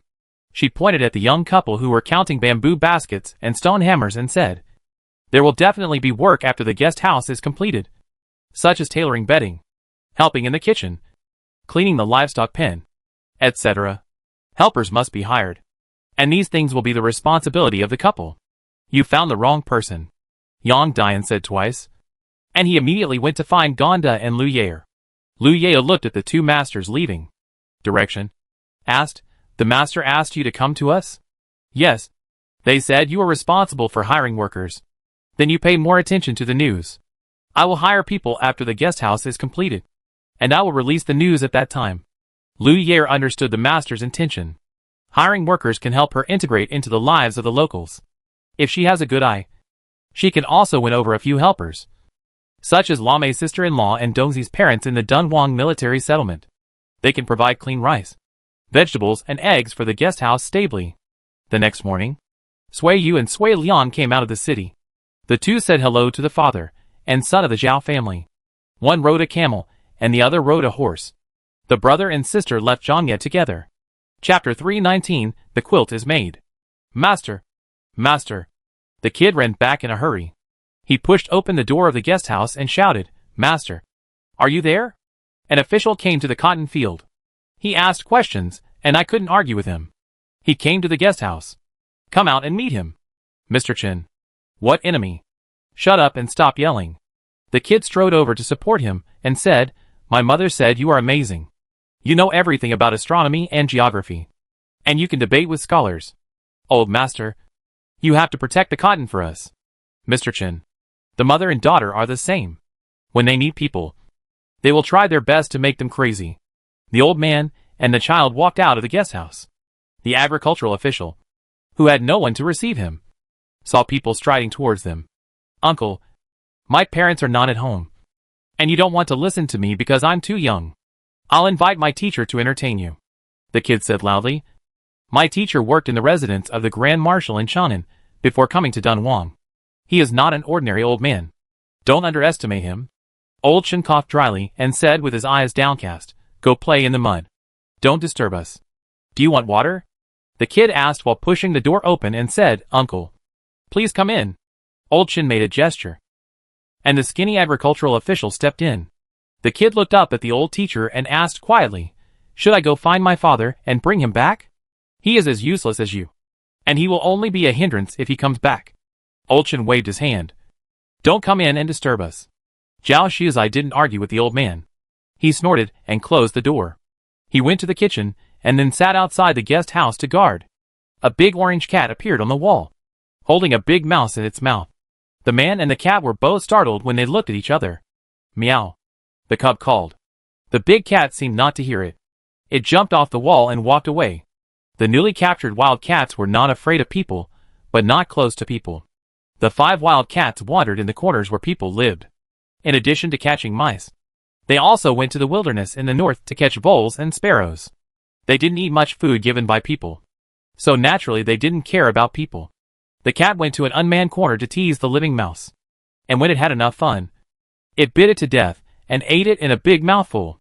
The cub watched from afar. The cat was full and fell asleep at the foot of the wall. He then turned his eyes back to the closed wooden door. After an unknown period of time, footsteps were heard inside the door, and then the wooden door was opened. The cub quickly got up and watched the door open eagerly. "Mr. Chen, please stay. I'm leaving first." The agricultural official had a smile on his face. The boy poked his head out and said, "Master, I will see you off on your behalf." "Yes." The boy sent the agricultural official across the cotton field and made sure he would not come back. So he turned around and ran back. Old Chen had expected that he would come again, and before he could ask, he said, "Tell your father not to worry. He has no ill intentions. I have conveyed your mother's intentions. He will come again when your mother comes back." The boy breathed a sigh of relief, and before he could catch his breath, he immediately scooped a bowl of freshly boiled mung bean water and a plate of crispy soybeans to send to the old master. Old Chen looked at the still smoking mung bean water and asked, "When was it boiled?" "When the agricultural official came in. I asked Aunt Yin to cook it. The family was smart." And Old Chen waved his hand and said, "Go and get busy. I don't need you to serve me here." "Okay." The kid left happily. In the evening, Zhao Shiping came back and learned from the kid that Chen Lao had persuaded the agricultural official to resign. He thought about it and asked Chui Saw to kill 2 hens and stew a bowl of chicken offal for Chen Lao. Chen Lao didn't like chicken very much, but he loved chicken offal very much. As for him, he didn't bother him anymore. He respected learned people, but the old man didn't like people who respected him too much. He said he was boring, old-fashioned and inflexible. Sui Yu was picky about him and didn't flatter him, so the old man was interested in talking. At noon on the 4th day of September, Sui Yu and Sui Liang went into the city one after the other. They were very hungry. They went to the oil tea shop in the city to buy 2 bowls of oil tea to fill their stomachs. When they sat down, they heard someone talking about cotton in the north of the city. "Manager Yu?" A skinny man walked across the long table and asked, "Are you Manager Yu?" "My last name is Wang, and I'm the local agricultural supervisor." Sui Yu realized. She looked at the oil tea in the bowl and said, "Wait for me for a while. We'll go to my guest house to chat later." "It's okay. I've been waiting for you at the city gate for 5 days. I don't need this time. Enjoy." Wang Nongjian walked out of the oil tea shop and stood outside waiting. Sui Yu and Sui Liang finished their oil tea in a few bites, paid the money, and walked out. Wang Nongjian led a donkey, in order to take care of the donkey's slow pace. Sui Yu and Sui Liang led the camel and the horse. Walk out of the city and go north, past the wheat field and the millet field, and you can see the cotton field from a distance. In the morning before the sun came out, the maids came to pick cotton. After half a day of sun exposure, only a few cotton bolls in the field had cracked again, and the snow-white cotton wool was very conspicuous among the branches and leaves. The agricultural supervisor looked at it with a fiery gaze and asked, "Can this thing really be used to weave cloth?" "Yes. The cotton thread has been twisted out, and it will be woven in a few days. I have also bought a loom." Sui Yu replied, "When I weave the cotton cloth and make the quilt, you will prepare to write a letter to the court, and then present the cotton seeds, cotton cloth, and quilt to the court. Can you make 2 quilts and 2 feet of cotton cloth within 10 days? I plan to bring the quilts, cotton cloth, and cotton seeds to Beijing in person before the snow falls. The agricultural supervisor was worried that something might go wrong during the transportation of the quilts, so he planned to go there in person. I have teachers and friends in Chang'an, and I can directly deliver the cotton cloth, quilt, and cotton seeds to the desk of the Minister of Agriculture. Sui Yu thought about it. If he left Dunhuang in mid-September, the road would be difficult to travel in winter, and it might take until the 12th lunar month to reach Beijing. If he was delayed on the road, the news of cotton seeds might not be delivered to the emperor until the beginning of next year. With the snow-capped mountains on Hongqi Ridge blocking the way, the earliest the imperial envoys could arrive in Dunhuang was mid-March, when our cotton seeds had been planted. Okay, she agreed immediately. It's cold on the road. I'll prepare a cotton coat for the agricultural supervisor. The agricultural supervisor thanked him and said, if you need help here, just ask me. I'll find you. Sui Yu smiled and said, then I won't be polite. I don't have many weavers here, and the cotton thread is ready. You can take it, and let the weaving workshop in the city take care of it. The weaving workshop is better at dyeing and weaving. The agricultural supervisor agreed immediately. As they talked, the 3 of them arrived at the guest house. The cotton picked this morning was drying in the open space in front of the guest house, and Dunhuang was sitting under a tree to watch. The 2 big black dogs were in a daze when they approached. They woke up only when people approached. Their legs were still numb from sleep, and they limped when they got up to greet their owner, which scared Sui Liang to think someone had beaten them. The maids were twisting cotton thread in the warehouse of the second guest house. All 5 looms were in use. As soon as you entered the guest house, you could hear the creaking sound of the looms. Sui Yu knocked on the door, and she went in and said, why are you twisting thread in the warehouse? The light in the warehouse is not good. It hurts your eyes. The warehouse is cool. The maid said, you just came back? Yes. How many threads have you twisted? They are all in the warehouse next door, and the key is in your hand. Sui Yu went out again, and before leaving, he said, I'll have someone open the door of the tea house, and you move the looms into the tea house. When twisting cotton seeds and cotton thread, do it in the tea house. If the light is dim, light an oil lamp. Zhao Shiping had come out after hearing the sound. He saw the agricultural supervisor and Sui Yu coming out of the second guest house. He went into the house, took the key and opened the door. There are 100 jin, Han Dynasty jin, of cotton thread, which should be enough to weave a piece of cloth, he said. The door opened, and Sui Yu and the agricultural supervisor went in together. The cotton thread was rolled into a wheel and placed on the shelf. She took down a roll of thread and found the end of the thread and pulled it apart. For her, this kind of cotton thread was a bit thick, but it was amazing to the agricultural supervisor. It was thicker than silk, thinner than hemp rope, not easy to break, and soft to the touch. Okay, he said excitedly. Take these away. Sui Yu said. If the weaving is ruined, the responsibility is on you. The agricultural supervisor was not afraid. He put 100 kilograms of cotton thread in a sack and led the donkey away. Have you eaten? Zhao Shiping asked. Sui Yu shook his head. I was caught by him in the oil tea shop. I hurriedly drank a bowl of oil tea and came back. A caravan is leaving tomorrow. Chui Saw is busy steaming buns. You go and have some. I'll have someone slaughter 2 chickens and stew a pot of soup in the evening, Zhao Shiping said. The agricultural official had met with Mr. Chen before, and I don't know what they talked about. If you want to know, go ask Mr. Chen. Sui Yu shook her head.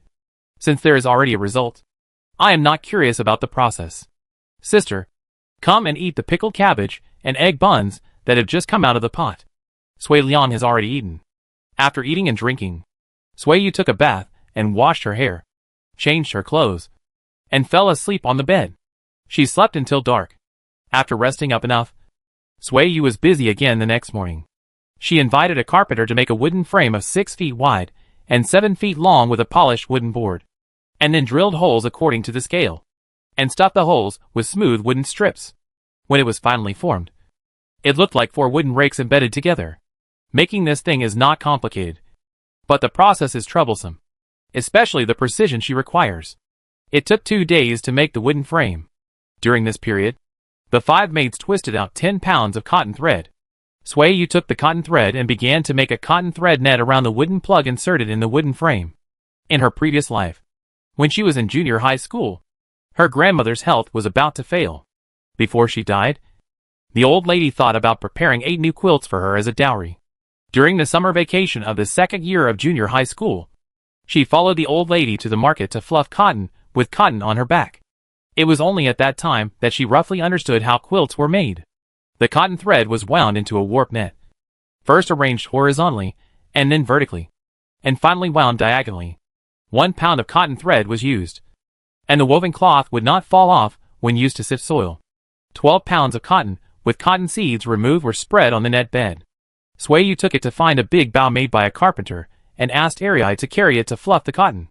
The cowhide string is attached with cotton, and you use this wooden hammer to scrape the leather string. Yes, that's it. Fluff the cotton into fluff.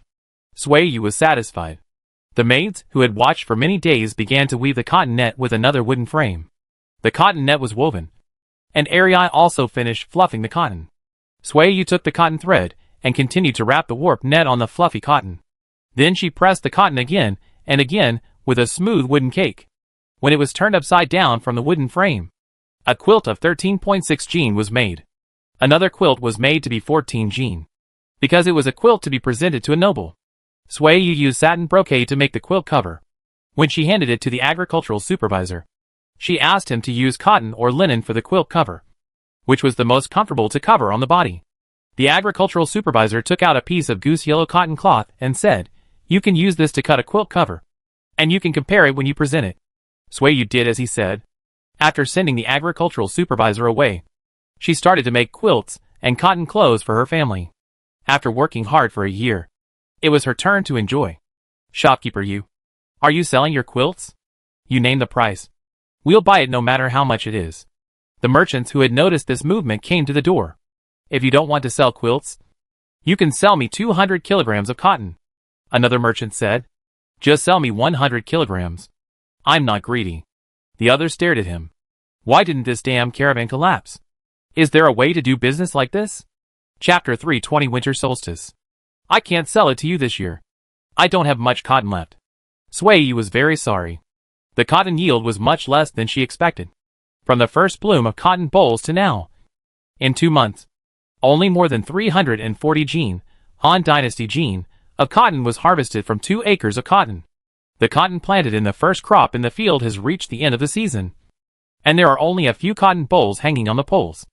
The cotton planted in the last 2 crops can still be harvested for half a month. But there are too few plants. Picking once can't fill a basket, and the cotton is less than 10 jean after drying. Sui Yu estimated that the yield of these 2 acres of cotton is at most 400 jean. After squeezing out the cotton seeds, the cotton fluff is estimated to be only 200 jean, and the yield per acre is only 100 jean. If it is made into a quilt of 10 jean per quilt, 1 acre of cotton can only make 8 quilts at most, and the cotton thread will take up 2 jean of cotton. The remaining cotton is only enough for us to make a few quilts and cotton jackets. There is no extra to sell, Sui Yu said, but we will expand cotton planting next year, and we can plant about 40 to 50 mu. Come back next year, and I can sell you the quilts. 2 mu of cotton can only make a few mattresses and cotton jackets. The yield is quite low, the merchant who has planted the land said. We also twisted 60 kilograms of cotton thread. Not all of it was used to make quilts and cotton jackets, Sui Yu explained. But the cotton produced from 1 mu of land can make about 8 quilts of 10 kilograms each, and make them into cotton jackets, cotton pants or cotton robes. 2 kilograms of cotton is enough for an adult's cotton jacket, and cotton pants weigh 2 kilograms. A set of at most 4 kilograms, and about 25 sets can be made. Can a 2-kilogram cotton jacket be worn on a snowy day? You can't get out of the quilt, right? Some people didn't believe it. My reed flower jacket weighs 5 kilograms. If I go out on a snowy day, the wind will make me cold. I won't be warm after wearing it for a whole winter. It's too thin. Sui Yu smiled and said, when it snows, I'll get you a cotton jacket to try on. You'll know if it's warm or not. Then we'll wait. Hey, shopkeeper Yu. 1 acre of land can produce about 100 kilograms of cotton. What price do you plan to sell it for? Through the previous conversation, some merchants have estimated the yield of cotton per acre, and he couldn't help but ask about the price of cotton. Other merchants listened attentively. Sui Yu pondered for a moment, and she chose to kick the ball back, saying, I don't know. What do you think? My caravan will come back from outside the Great Wall next summer, and I will ask them to take 10 or so quilts to Chang'an to test the waters. Can cotton be harvested in summer? The caravan that had just entered the Great Wall recently didn't know the situation. So they sat up and asked, in which month can cotton be harvested? Shopkeeper Yu, please give me a specific month, and I'll see if I can make it next year. If I can't make it, I'll leave 3 or 5 people here to help you. By the way, are you selling cotton seeds? This sentence ignited the boiling hearts of everyone present, and they stared at Sui Yu with fiery eyes, unable to pry her mouth open, and they wished they could hold her head down to make her nod. No, the court will make arrangements. Sui Yu poured cold water on them, which was also a warning. Her cotton seeds had been in the court. Those who were secretly thinking about it should be quiet and not think about stealing cotton from the fields. Any cotton plant outside Dunhuang could put a whole family in jail. The atmosphere in the tea house became gloomy. The cotton bolls will start to produce cotton wool at the end of June. If the court does not arrange it, cotton clothes and quilts can be made and sold in late July. Sui Yu gave the exact time. If you are interested, come to Dunhuang in July next year to buy cotton clothes and quilts. The caravan left Dunhuang in the spring. Whether entering or leaving the customs, it would not be able to return in July. The merchants present unanimously decided to arrange 3 or 5 smart tribesmen to stay and wait for news when they leave Dunhuang next year. Manager Yu, we will ask you to take care of us in the future. The business has been settled, and the merchants have solved one thing and have the mind to think about other things. With cotton in hand, Sui Yu's family will be rich and powerful. Sui Yu couldn't help smiling. She tried to suppress the corners of her mouth, but the joy in her voice could not be concealed. Okay. We are looking out for each other, and we will make fortune together. Let's eat. Zhao Shiping appeared at the door. He pointed to the sky and said, the sun is up. You are not hungry? What are you hungry for? Thinking about making a fortune next year. Shopkeeper Yu is happy and full. The merchant standing outside teased. He took the lead and walked out, saying, eat. To make money, you have to eat. Captain Zhao, you have married a golden toad. Worship it well. Yes. Captain Zhao is blessed. Zhao Shiping responded to these jokes and said, I have been worshipping it more sincerely than worshipping my ancestors. Sui Yu smiled and glared at him, and followed him out. Shopkeeper Yu, where did you get the cotton seeds? The head of the Yu family approached and whispered. Dayuan? I got it from a monk. He came back from the country of Shintu, and passed through Dayuan. Sui Yu did not hide it. Sinu? Where is it? Yuda Dongjia had never heard of this country. I don't know either. Sui Yu shook his head. You may find out more information if you go outside the Great Wall. Oh, okay. Thank you for telling me. You're welcome. Walking to the door, Yuda Dongjia greeted Zhao Shiping and followed the merchants, who were going to the kitchen to eat. He asked people who knew where Sinu was. I've heard that many monks seem to come from this country to spread Buddhism. It's said that it takes 3 to 5 years to go there. A merchant who had dealt with monks asked. Could it be that shopkeeper you got her cotton seeds from Sinu? She said she got them from a monk from Sinu. No wonder. I've been outside the Great Wall for nearly 20 years. And I've even been to the Parthian Empire. But I've never seen cotton. The weather-beaten old merchant said. He thought for a moment, and said, it takes at least 6 or 7 years to go back and forth. After 6 or 7 years, the land of our Han dynasty will probably be full of cotton. Don't even think about going to Sindhu again. It's not worth it. Zhao Shiping followed behind and looked at Sui Yu. She caught his gaze and asked, what did your ancestors do? Nonsense. He didn't want to pay attention to her. Sui Yu silently imitated him, and her exaggerated expression made her look weird and particularly annoying. Zhao Shiping couldn't help laughing. He raised his hand and patted her head. Sui Liang came out and rolled his eyes when he saw this scene. He said unhappily, are you going to eat or not? The food is getting cold. No one paid attention to him. Sui Yu and Zhao Shiping ignored him tacitly. When they passed by, Sui Liang felt itchy and slapped his brother-in-law. And before Zhao Shiping turned around to beat him, he ran away triumphantly. If you have the guts, don't come in for dinner. Zhao Shiping found that this guy liked to stab him at every turn, and he didn't know whether he was dissatisfied with him and deliberately provoked him. Sui Liang stood outside the door. He thought for a while, and followed him in, saying, "Brother-in-law, think twice before you act. You still expect me to pick up your parents to Dunhuang?" "That's right." Zhao Shiping let him go. "When will you leave Dunhuang?" he asked. "Let's go in 2 days. I have arranged a few escorts. They are willing to accompany me on a trip." Sui Liang sat down to eat. "Will you pay them?" Sui Yu asked. "No, I don't pay them. I'm only responsible for their food, drink and accommodation. We have a good relationship." Sui Liang raised his eyebrows and asked proudly, "How is it? Am I popular?" Sui Yu nodded. "Same as me." Zhao Shiping sneered. "These two siblings. Don't just laugh. Remember to have someone clean the house of Qin Husuo." Sui Yu instructed. "Check the wooden bed, repair the roof tiles, and hire a bricklayer. No one has lived there for several years, and the house is deteriorating quickly." Zhao Shiping nodded in agreement. "I only prepared a set of cotton clothes for my parents and a quilt. My brother and sister-in-law don't have any." Sui Yu explained to him first. "You handle this matter well, and don't let people come to me to ask for it." "Okay." Zhao Shiping agreed again. Sui Liang didn't say anything about this matter. The kid looked at him and buried his head in his food. 3 days later, Sui Liang packed a large basket of dry food and braised meat and chicken, took the cotton jacket and trousers that Sui Yu had prepared for him, took 10 camels with him, and left Dunhuang City with 5 bodyguards. As October approached, the wheat turned yellow and the soybean pods swelled up. It was the autumn harvest season, but the family was short of manpower, so Zhao Shiping had to hire another 20 helpers to help harvest the crops. The maids from outside the Great Wall had big frames and great strength. After they learned how to fluff cotton, the heavy bows fell into their hands. Arai freed his hands and threw himself into the fields again. The autumn harvest lasted for more than half a month, and the grain was stored in the warehouse. The autumn atmosphere became more and more intense, and it was already cold in the morning and evening. Sui Yu took out the thin jackets for the family of 3. They were filled with cotton. A thin jacket only used 1 pound of cotton, which was the weight of 6 eggs, but it looked very fluffy and soft and warm to wear. The kid put on the thin jacket and immediately went out to show off. When the merchants saw it, they reached out and grabbed him, pinching the thickness of the jacket and reaching into the jacket to feel whether it was warm. "Go, go, go, go to the river. The wind is strong near the river.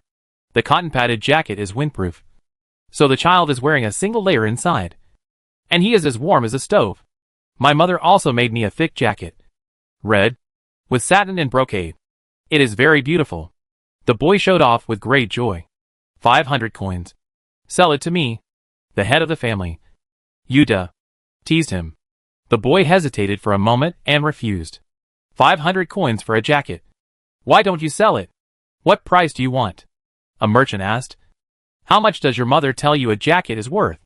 The boy smiled cunningly.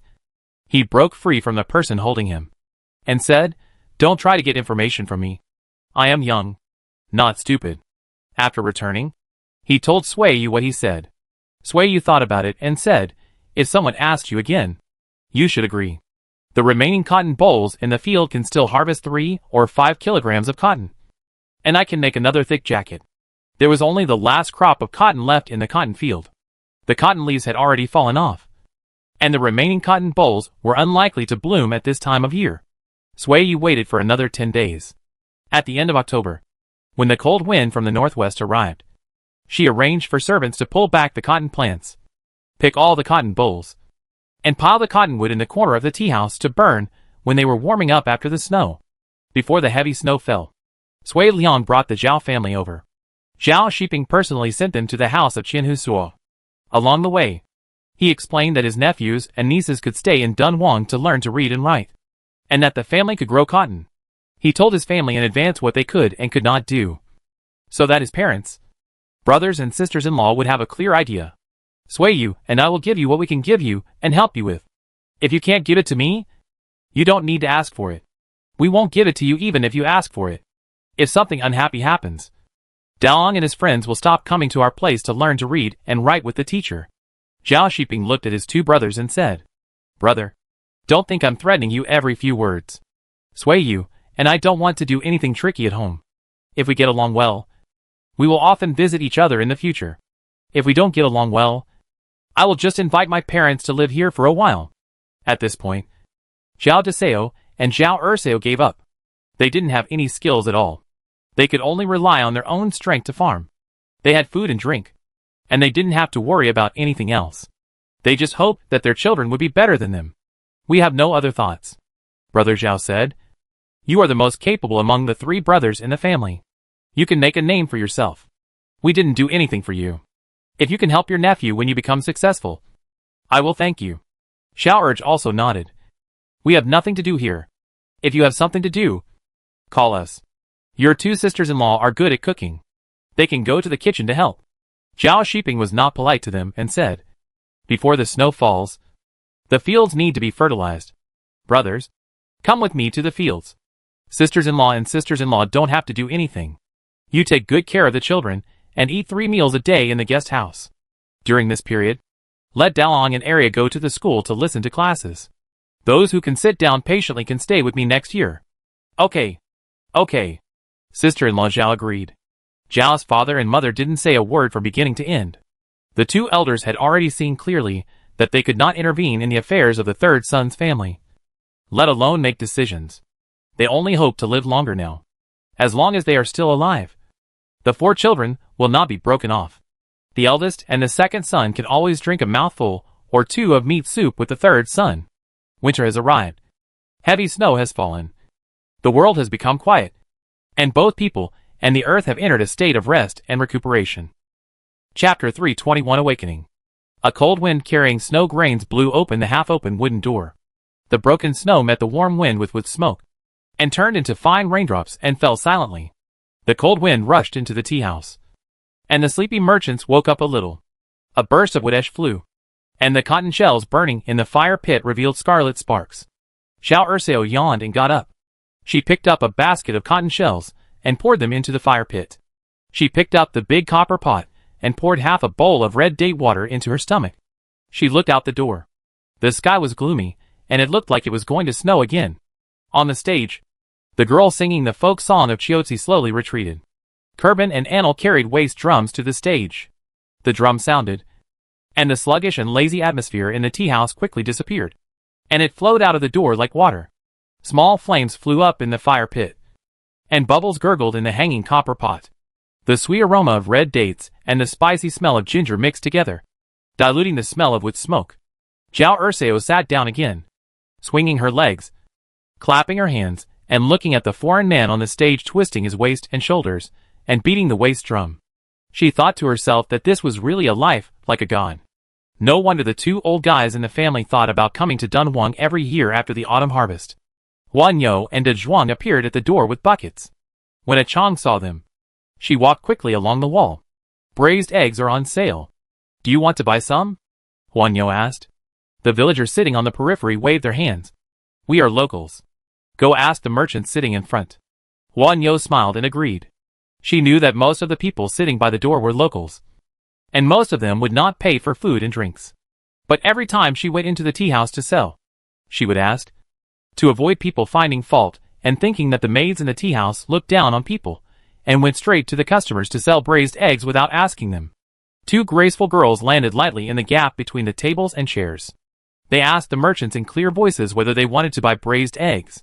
Dunhuang followed behind with a bucket in his arms, and from time to time, he used a wooden spoon to scoop a braised egg and put it on the ceramic plate on the table. After the bucket of braised eggs was sold out, the 3 people quickly left the tea house. The cold air in the snow penetrated their bones. Huan Yo and a Chong shivered together. The 2 asked Dunhuang to deliver the bucket, and they ran quickly to the school. Brother, how do you pronounce this word? Zhao Arya asked. The boy turned his head to look and said, bamboo. The master said it is a kind of thing that looks like a tree but not a tree, and like a vine but not a vine. People in the interior of the country use bamboo to weave baskets, unlike us who use sorghum stalks or red willow branches to weave baskets. Zhao Arya said. You know a lot. It's okay. The old master told me, the boy said modestly. He picked up the brush and dipped it in water, wrote the word sorghum on the wooden board, and said, write these 3 words together. When you see sorghum in the future, You will remember that there is a kind of bamboo in the interior of the country that can be used to weave baskets. It is green and evergreen all year round. The bamboo leaves are shaped like willow leaves and are long and thin. Zhao Dalang poked his head over. He was about the same age as Sui Liang. He had been working as a laborer in his hometown. The heavy farm work left many marks on his hands. Thick calluses. And thick joints. This made his fingers not flexible. When he held the brush, his fingers were stiff. And the words he wrote were also unreadable. There was a Kong in the school. And the kids had to wear a thin jacket when sitting inside. Zhao Dalang was wearing 3 pieces of thin clothes, but was still sweating all over. He was nervous when the teacher was teaching. And he was anxious when he was practicing calligraphy. He was so anxious that the sweat on his head and hands never dried. After 1.5 months of learning, he could write fewer complete characters than his fingers. Even though many characters looked familiar to him, his mind went blank when asked what they were. Second sister.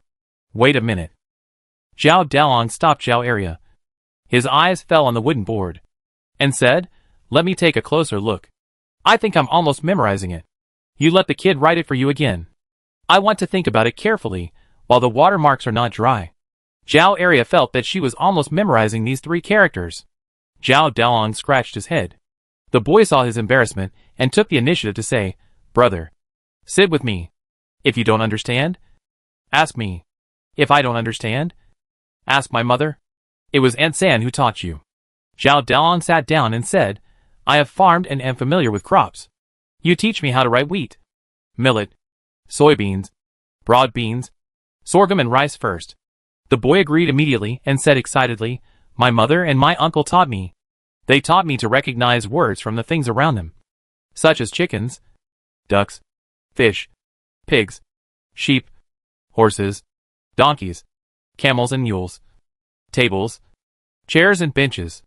I will teach you the same way. Zhao Dalang breathed a sigh of relief. He called Sanlang and Silang, who were 3 years younger than him. They were as stupid as pigs. What were they still hiding in the back? Come and learn. Master? Sir? Why don't you go in? Huan No spoke rashly. Sui Yu and Zhao Shiping stood up straight. People in the school looked out when they heard the noise. The kid dropped his brush and ran out, asking excitedly, Mom? Dad? Are you here to see me? I came to see if anyone is slacking off. Sui Yu pushed him in and said, it's cold outside. And you're wearing thin clothes. Don't run out. Huan Yo and a Chong stomped their feet and walked in. Zhao Dalang came out wearing a sheepskin coat. His face was red, and he said hesitantly, I am stupid and can't remember words. Uncle San, I will go to clean the livestock pen for you. Or shovel snow. You have learned very well from the kid just now. If he is willing to teach, you can learn with him. If he is tired of teaching, don't you still have Aning and Sui Liang? You can ask them to teach you again. Zhao Shiping said. Zhao Dalang wiped his face and took the opportunity to ask about his troubles in recent days. I am so old. But my memory is not good. If I don't practice calligraphy for a day, I will forget it after a night. Besides, I can't use the words I learned. What's the point of learning them? Why can't I use them? At least you know which words are the crops you grow. You know that millet is called millet, and wheat is called wheat. You are familiar with every stage of them from sprouting to bearing fruits. But this stage is created by water, soil, fertilizer and sun. Even if there is no, if someone interferes, they can also sprout, grow, bloom and bear ears. But the names of the 5 grains are given by people. Our ancestors named millet and created these 2 words for future generations to learn. Sui Yu said, people don't always use what they know. I heard from your mother that you are good at water skipping. You can rub 5 or 6 splashes on the water with tiles. But this is useless for eating, drinking, living and traveling. Don't you like it and feel proud of it? Zhao Dalang's face became redder and redder, like a pig's liver dripping with blood. Learn first. You will know if it is useful after you learn more. Zhao Shiping said. Sui Liang has learned to read with your third and since he was a child. Now he can understand the law by himself. He has no one to recommend him. If someone recommends him, he may be able to work as a clerk in the post station. Do you think he is good? Great. Shuzai answered loudly in the room. Sui Liang turned around and glared at him. Zhao Dalang nodded and said, I'm stupid and can't think of so many things. Uncle San. Aunt San. I'm going in. Go ahead. Stop thinking about it. If you have the time, practice writing more. Learning more will give you more skills. In addition to learning to read, you can also learn to use an abacus from Shiuzai and Ashui. They calculate accounts quickly and accurately. Zhao Shiping said. You also know that your grandparents moved to Jiuquan from the interior of the country. Farming depends on the weather. Once there is a natural disaster, the farmers will be ruined. If you learn more skills, if there is a turmoil outside the country one day and the family can't farm, you can find a job as an accountant so that the family won't starve to death. This is very appropriate. Zhao Daolong listened to it and walked in with a firmer step. Sui Yu walked out from under the eaves, and Zhao Shiping left the school with her. After the two left, the school was quiet for a while. After a while, someone shouted, and scattered recitations sounded one after another. One group of people recited the law. Another group stared at the wooden board and recited the copied poems. And another group sat in the back and practiced calligraphy, writing and reciting.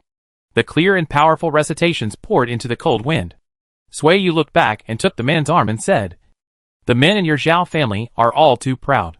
Daolong has been holding it in for more than a month and finally knows how to seek help. Sanlang and Silang are still holding it in, but they are not as good as you. You would rather learn secretly from me for 4 or 5 years than ask me to teach you. You write a lot of wrong characters. What can you teach me? Zhao Shiping said stubbornly. I didn't learn from you secretly. Yes, that's right. Sui Yu stepped on him and said, Fortunately, my son's temper is not like yours. Zhao Shiping was speechless. And he also felt fortunate. Dunhuang ran out of the kitchen with a big mouthful of meat in his mouth. When he saw the two masters, he wanted to say hello, but the meat in his mouth was not chewed and swallowed. For a moment, he was anxious to take out the meat to speak. Zhao Shiping waved his hand and told the silly boy to get out. Dunhuang strode away on the dog paw prints in the snow. The big black dog holding the pig leg bone came out of the kitchen again. It was reluctant to drop the bone in its mouth. It whined a few times, shook its tail vigorously, and stepped on the broken snow to get into the warm tea house. Sui Yu took a breath of the cold wind with the aroma of meat. She led Zhao Shiping into the kitchen. The couple filled bowls with stewed pork and sat in the warehouse next to the kitchen to check the accounts. At the end of the year, Sui Yu and Zhao Shiping led their camels to the government to pay taxes. The income of the guest house plus the income of the caravan. The tax to be paid was more than 32,000 coins. Isn't that Song Songzu? Zhao Shiping recognized him and called out. Songzu, are you here to pay taxes today too? Yes.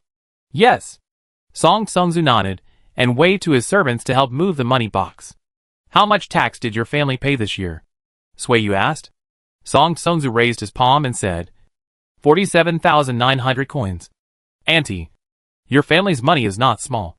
Right? 15,000 coins less than yours. Our guest house is not as profitable as your camels.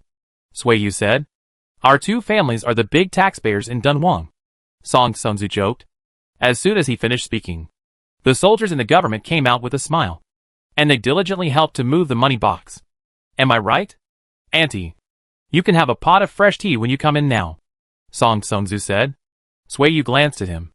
After not seeing him for more than half a year, Song Songzu looked much calmer, and his former impetuousness seemed to be gone.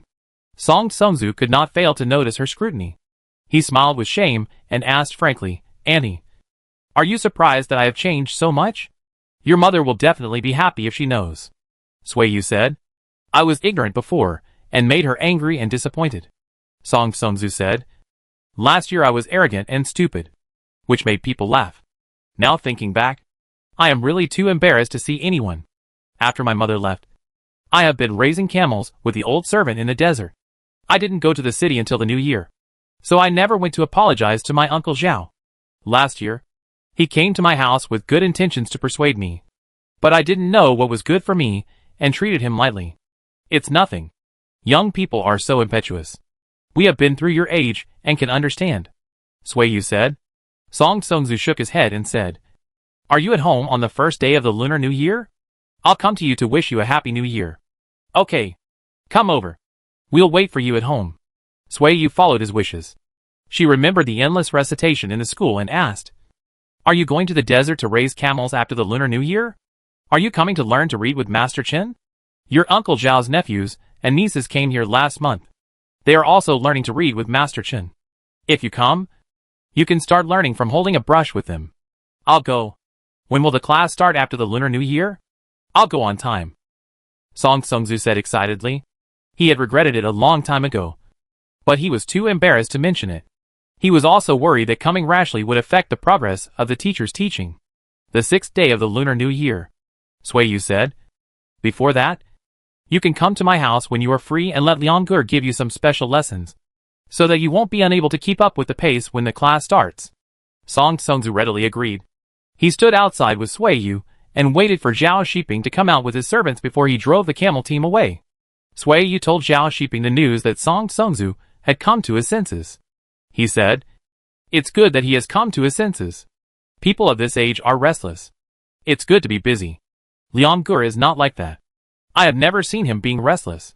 Suiyu couldn't help but say, "It has to do with the person, not the age." Zhao Shiping sighed. "How dare you say that? He always provokes me or hits me here, and then runs away. He is so mean." Chapter 322 Huansue comes to visit.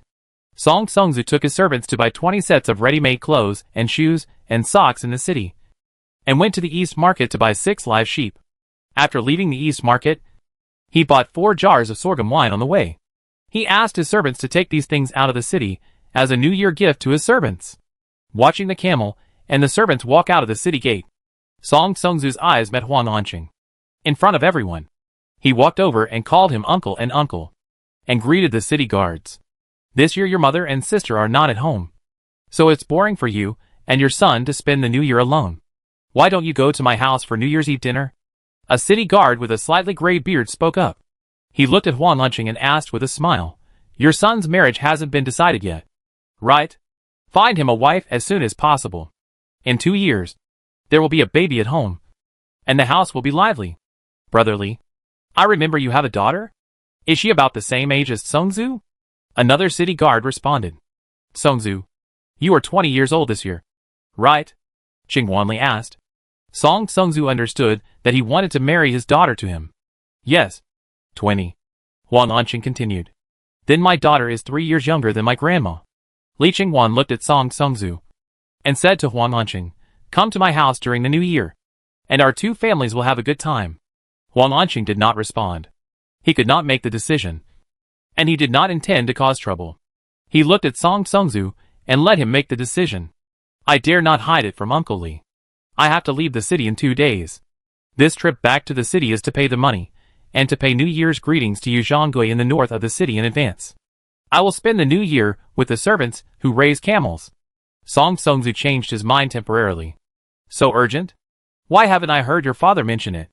Li Qingwan's face changed, and he was very unhappy. "I made my mother unhappy this year, and she said that she would give all the family property to my sister. How could I not care about it?" Song Sungzu made an excuse. He smiled jokingly and said casually, "There is no way. My mother trusts my old servants, and I, as the master, have to please them." The people who heard the words at the city gate were surprised, especially Li Qingwan.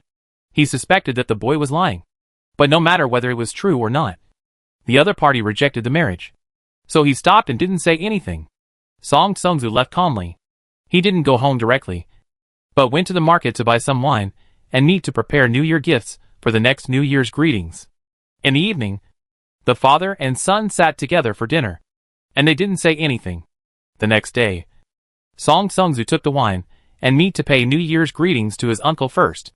When he left, Zhao Xiaomi packed 2 pieces of braised meat for him to take away. Afterwards, Song Sungzu killed a live sheep at the market and took it to Zhao's house while it was still fresh. He apologized to Zhao Shiping in person, and used the excuse that camels were in heat and fought fiercely, and there were not enough people in the desert, so he had to go over to watch. He did not mention what happened at the city gate at all, so as not to mention family affairs and make people feel bad. On the 29th day of the 12th lunar month, Song Sungzu rode a camel out of the city.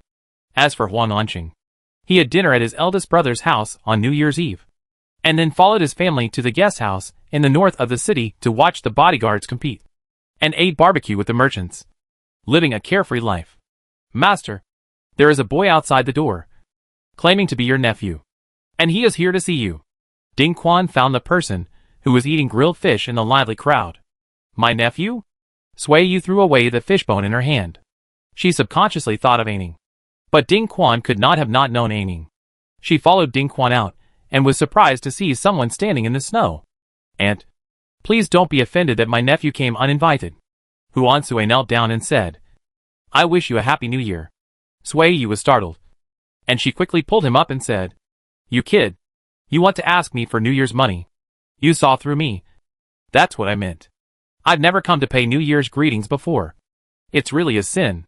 Sui explained. So that people would not think that he was doing this courtesy to ask for something. Sui said Dunhuang in to call Zhao Shiping and Sui Liang out. She took Sui to the kitchen and said, I'll call your uncle and cousin out. You kowtow to them one by one and ask for more New Year's money. It's so noisy in the tea house. You have to shout to talk. Let's sit in this room and talk. Are you here alone? Your mother didn't come? No. She caught a cold before the new year and is recovering at home. I wanted to stay with her at home. But she was worried that I would pass the disease and refused to see me. After that, I went out to watch people light torches and wanted to light one for her. On the way, I heard someone mention that the North City guest house was lively tonight. So I followed him. As soon as he finished speaking, there were footsteps outside the door. Sui stood up to greet them. He had to bow to everyone he saw. Zhao Shiping was quick and pulled him up. He looked at Sui for help. What was the name of this child? What did this mean? Andrew is here to wish you a happy new year. But it's not the new year yet. You uncles and cousins, please give my nephew some lucky money. Sui understood what he meant. Sui Liang hugged his nephew and sat on the bench, saying, Boy, if you don't come, I will forget what you look like. I'll pack you a bag of New Year's money later. Remember to come back next year. Sui agreed with a smile. He looked at his cousin with his peripheral vision. He hadn't seen him for a year and a half. Everyone has grown up. Zhao Shiping went out for a while, and soon brought a pot of red dates and ginger water, and asked Sui to drink a bowl to drive away the cold. Then he brought roasted mutton and roasted fish. But Sui was weak and couldn't eat these things. So he tasted them and put them down. Mom? I heard that there are guests in our house. The kid came in with a lantern made of silk cloth. A boy wearing a bright red satin flowered brocade jacket stepped over the threshold. The red jacket made his face as white as snow. His lips were red and his teeth were white. His eyes were watery. And his eyebrows were very colorful. Like a person walking out of a painting. Sui was full of admiration. He said to Sui, Aunt, my cousin is so good. You raised him so well. It turned out to be my cousin. I remember it.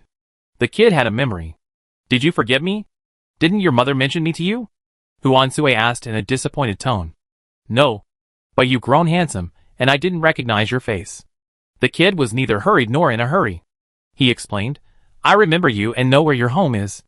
When I went to the city with my uncle, I told him which way to get to your home. Sui Liang. He almost believed it. The kid walked to Sui and sat down. He felt a little hot, and asked if he could unbutton his cotton jacket to let the air in. Sui only allowed him to unbutton 2 buttons. You won't feel hot if you sit quietly for a while. Sui's eyes fell on the clothes worn by the 4 of them. The jackets and trousers were fluffy but not heavy. When he sat up, the thick jacket looked like it was folded down easily.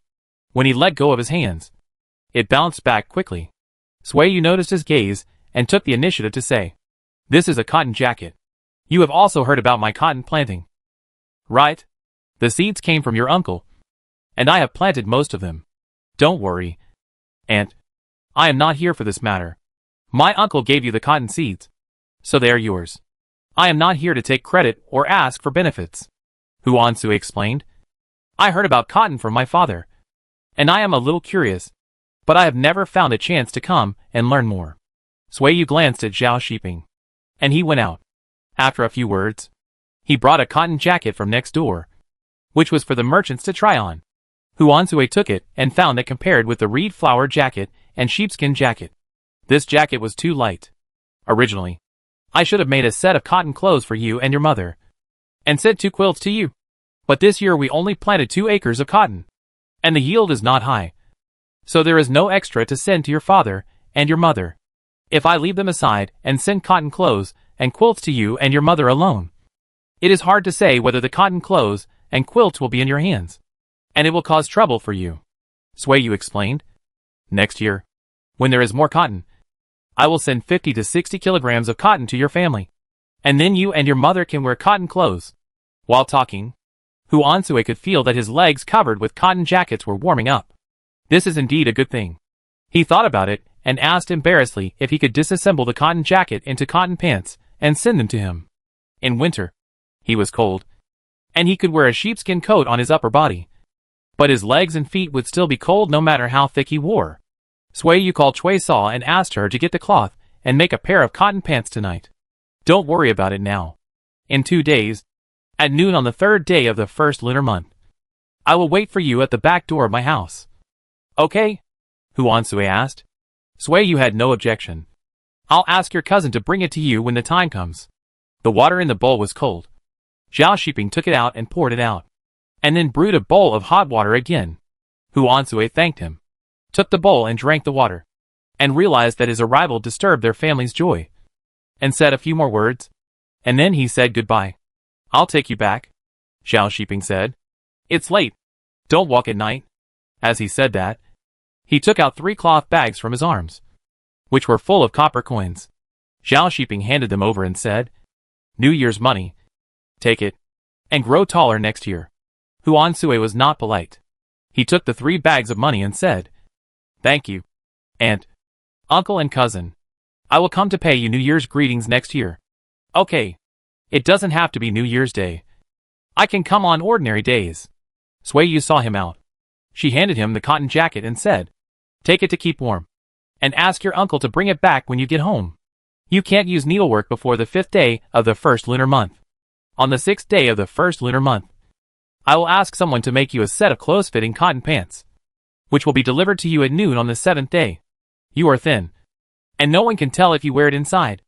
Huansui thanked him, took the cotton jacket, took the lantern handed by the kid, and followed Zhao Shiping away. After the horse's hoofbeats faded away, Sui Liang stretched and asked, Sister, why do you think he came here this time? Can't he just come here to sit? Swayu asked with a smile. I don't believe it. He has an ulterior motive. He walked from the city on a cold day. How could he just sit here and drink 2 bowls of red dates and ginger water from you? Sui Liang asked back. Maybe he understands the benefits that cotton can bring to us, and thinks that we are rich and powerful. So he wants to interact with us and use us as a backer for him and his mother. Swayu sighed and said, Don't think too much. He is a smart man. Even if he becomes stupid overnight, he will not harm us. He and Sui Hui are in a bad situation in the mansion. They are calculating everywhere. If using our name can make them feel better, let him do it. The kid held his mother's hand and said, Mom, when I grow up, I will also protect you. What do I want you to protect? Swayu didn't understand. You are envious. He spoke with certainty. What am I envious of? Swayu was even more puzzled. You envy my aunt for having a good son. Swayu. No. Okay. I will protect me when you grow up. Swayu said. But I don't think you have a chance. I think so too. The kid laughed and said that he should not have this chance. My mother will always be strong. Chapter 323 The First Cotton Business. It was a sunny day on the 1st day of the new year. Although the wind was strong, it did not affect everyone's good mood when they saw the sun. When the servants and helpers of the Sui family saw Swayu and Sui Liang, brother and sister, walking out of the main courtyard holding a small wooden box, their joy reached its peak. Sister-in-law, Happy New Year! A Shui shouted loudly. Master, I wish you a big fortune in the new year. Madam, I wish you will never get sick, and you don't have to drink bitter soup in the future. Manager you, Happy New Year. The servants and helpers gathered together and talked about their own things. Swayu responded with a smile. Sui Liang put the money box on the ground. She took out the copper coin string from it and handed it to the servants and helpers one by one, and also wished them health, smoothness, and worry-free. Wan Yo took the copper coin string strung with red thread. She took a look and estimated that this long string was 200 copper coins, which was equivalent to her monthly salary. Swayu took a quick look and saw that everyone had received the reward money. She took the 7 strings of copper coins handed over by Sui Liang and said, Today is the 1st day of the new year. Except for the 7 people who are responsible for cooking. The others don't have to stay here. Have fun and have fun. Come on. Inpa. You, Ming Ma and Chui Sa have been in the kitchen all year round. You will get another string of reward money. Hey. Thank you, madam. Inpa smiled happily and took the reward money. It was not a small amount. Probably 100 copper coins. Madam. You are so polite. Isn't this what we should do? Chui Sa said this. And the action of taking the money was so smooth that others couldn't help laughing. Another wave of reward money was distributed. And there were still 5 strings of copper coins left in the money box. Sui Yu looked at the maids with a smile. And the meaning was very clear. The reward money was here. And it depends on who can get the lucky one. I wish my sister-in-law a good cotton harvest this year. A Shui was prepared. A string of reward money was thrown over. And a Shui stepped forward to catch it. I wish the master's new guest house will be full of guests. And our Changde guest house will be able to open at the foot of the imperial city in the future. Huan Yo gathered her strength and said loudly. And her words were like beans rolling on a plate. With each word ringing. Okay. I'll borrow your good words. Sui Yu handed over a string of reward money. It was a Chang's turn. And she said with a red face, I wish our caravan will make money every year and be smooth every year. A string of reward money was handed over. And Sui Yu looked at Dunhuang, waiting for this silly boy to say something. Dunhuang scratched his head. He thought again and again. And asked, You can't say the same thing. Right? Yes. A Shui and Huan Yo said in unison. Then. Dunhuang hesitated. His face full of entanglement. You just bullied Dunhuang for being stupid. Dunhuang. On the first day of the Lunar New Year next year. You will go early in the morning to wait for the little boy to get up. And be the first to win the praise when you see the lady. Mrs. Yin spoke up for the stupid boy. Dunhuang was delighted to hear this. And he said loudly, The little boy will be smarter every year. I hope he won't cry again in the future. Sui Yu immediately handed over a string of copper coins and said, I thank you on behalf of the little boy. Dunhuang stared at the other string of copper coins in her hand. And now he seemed to have come to his senses. He looked at Huan Yo and at Chang and said proudly, I hope the little boy can get what he wants. And his sister will not be as naughty as Jean Hua. Huan Yo's eyes lit up. And she interrupted, I wish the master will give the little boy a little sister this year. Not this year. Let's talk about this next year. Sui Yu didn't have time to get pregnant and give birth this year. So she handed the copper coins in her hand to Dunhuang and said, Go to the city with Huan Yo, and use this string of copper coins to treat them to candy. Dunhuang agreed with a smile. He didn't understand why he got the reward instead of Huan Yo. He didn't think much about it. He took the money and went back to the house to hide it. The group dispersed. Sui Liang moved the money box. And then pulled the kid out of the bed. The uncle and nephew dressed up and went to the kitchen to have breakfast. The Zhao family who lived in Qianhu Suo came over. Zhao Daolong brought his brothers and sisters to pay New Year's greetings to his uncle and aunt. The kid swallowed the dumplings, wiped his mouth, and went to pay New Year's greetings to his grandparents, uncle and aunt. The younger generation paid New Year's greetings. And the 3 brothers of the Zhao family paid New Year's greetings to the 2 elders one after another. Zhao's father and mother were so happy that they were beaming with joy. Their children and grandchildren were around their knees. And the whole family was happy. They were so happy that their faces were red. The big black dog came in wagging its tail. Sui Yu looked outside and saw 2 young masters from Gu Qianhu's family. She called the little boy. Have you eaten? Your classmates are here. If you are, go with your uncle to greet them. When everyone is together, go to wish the old master a happy new year. The little boy finished drinking the noodle soup from the bowl. He took the handkerchief to wipe his mouth and followed his uncle out. Zhao Daolong followed with a group of brothers and sisters. The children's chattering faded away, and the yard became much quieter. I'm going to the city to wish the captain and the captain a happy new year. Zhao Shiping wiped his mouth with the handkerchief his son used to wipe his mouth, and also got up and walked out. Sui Yu sat with her brother-in-law and sister-in-law from her husband's family, listening to them talking about the work in the fields. They also asked about her business trips, which she briefly mentioned. You are really brave. You dare to run outside the pass after running inside the pass. I came to Dunhuang with your brother this time. We stayed in the village on the way. I dared not sleep at night. The wind blew the door open, and I was afraid that there was someone outside the door. Mrs. Zhao's words were full of admiration. It's the same. I'm also worried when I go out. Sui Yu stood up and said, It's a good day today. Let's go out for a walk. Let's go to the fields. Zhao's mother knew that the third daughter-in-law didn't want to talk anymore. So she said, "Okay. Go to the fields and take a walk. It's just in time for lunch when you come back." Zhao's second wife didn't want to go. She didn't have a warm cotton jacket to wear. But she didn't want to go out and get cold. "You go out. I walked from the city and got cold. I have a stomachache." She made an excuse. "Then you stay at home." Zhao's eldest wife went out with Suiyu. Suiyu didn't plan to go far. She took the old couple and her brother and sister-in-law to the north, to see the 10 acres of wasteland she bought last summer. When Zhang Shun and his family were still at home, they plowed the field with camels. In autumn, after finishing the work in the field, Ding Quan and Ari plowed the field again with camels and applied manure before the snow. Old man Zhao kicked away the snow and rubbed a handful of soil, saying, "There is too much sand. No matter how you cultivate this land, you can't grow crops. You can grow radishes." Suiyu continued. "Radishes planted in sandy soil. As long as enough fertilizer is applied, they will grow bigger than those planted in the vegetable garden, and it is easier to pull them out." Old man Zhao didn't know. His family had a lot of land, and the manure they saved was applied to the crop fields. The fertilized land was used to grow crops, not radishes at all. "It's a pity that the two places are far apart. Otherwise, I can come to your place to pull manure back to fertilize the land.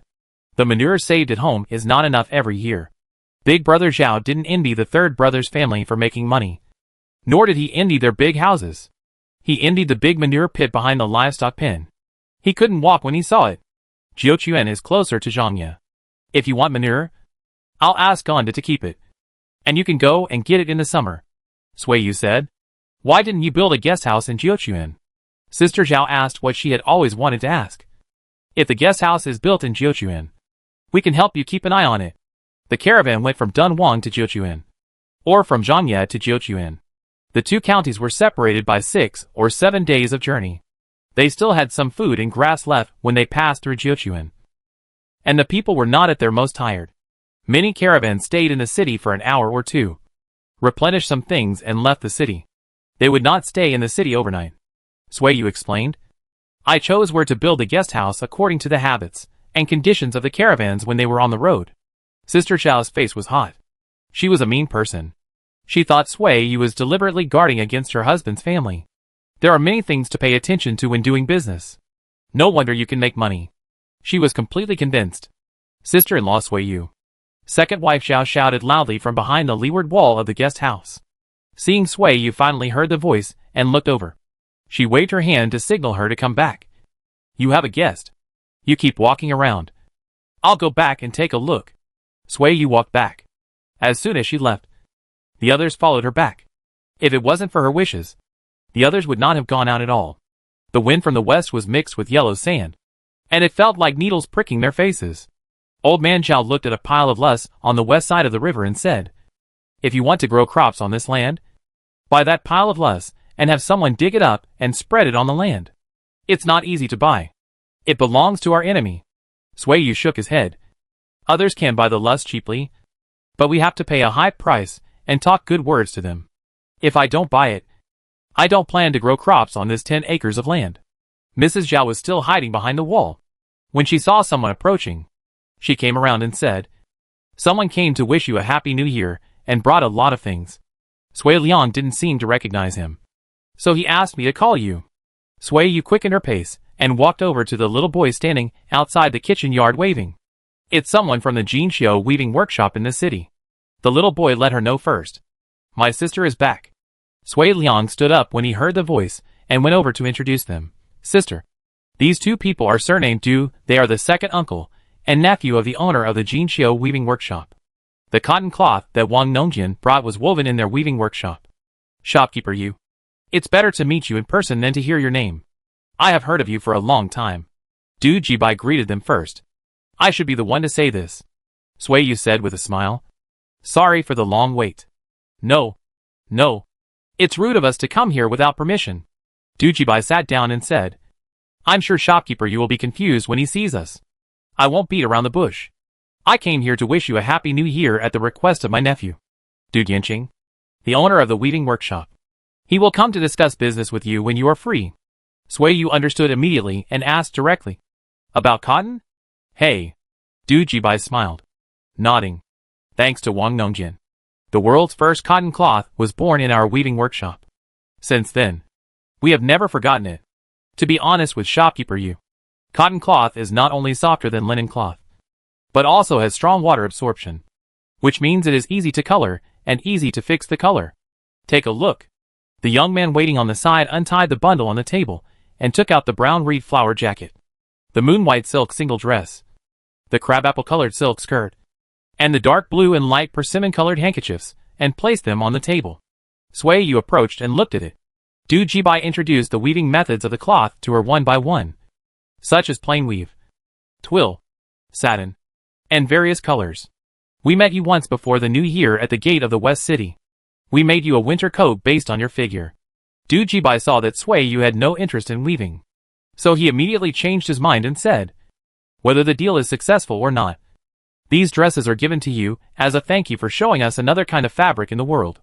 Sui Yu thanked him, and after thinking for a while, she said, I don't need to entertain guests or visit relatives on the 4th day of the new year. If Master Du is free that day, I will wait for him at home. Okay. We will visit you again on the 4th day of the new year. Du Jibai stood up. We won't bother you anymore. Sui Yu followed him out, and she looked at him with a serious look. The silent young man asked, does everyone in your family have a color in their name? Master Du is called Du Dianqing, which means the younger generation is better than the older generation. Yes. This is my son. His name is Sangzi. It sounds nice. My family has mulberry trees. Sui Yu said. Do you have any other children in your family? What are their names? I have a daughter. Her name is Oha. Sui Yu exclaimed. Wow. You are so good at naming. Dianqing has a sister named Maran, and his little daughter is named Ailu. Sui Yu clicked his tongue a few times. This is the most meaningful name I have ever heard. What is your son's name? Du Jibai asked back. Mingwang. His uncle gave it to him. A good name. The person lives up to his name. Du Jibai nodded. Shopkeeper Yu, please stay. We came here on camels. No need to see us off. Slowed down. Sui Yu stopped. When the horse's hoofbeats faded away, Sui Lian came over and asked, Sister, are you planning to do business with them? I have a good impression of them. It depends on how Master Du wants to negotiate business with me. Sui Yu said. On the 2nd day of the 1st lunar month, Jiao Xiaomi brought her son and daughter back to her parents' home to visit, and Sui Yu entertained them for a day. On the 3rd day of the 1st lunar month, Sui Yu followed her husband's family into the city to visit Huang's family to pay New Year's greetings. On the 4th day of the 1st lunar month, Sui Yu had just finished breakfast when Du Fangzhu came to her house with a lot of New Year gifts. Stepping on the muddy ground, Du Fangzhu had a different temperament from his second uncle. Du Jibai was easygoing and talkative, while Du Fangzhu looked a little serious.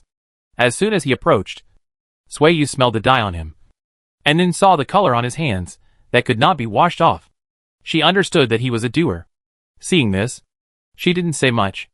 After introducing each other, she asked directly, How do you plan to do business with me? Du Fangzhu? You don't plan to open a weaving workshop, right? Du Fangzhu asked. Sui Yu shook her head.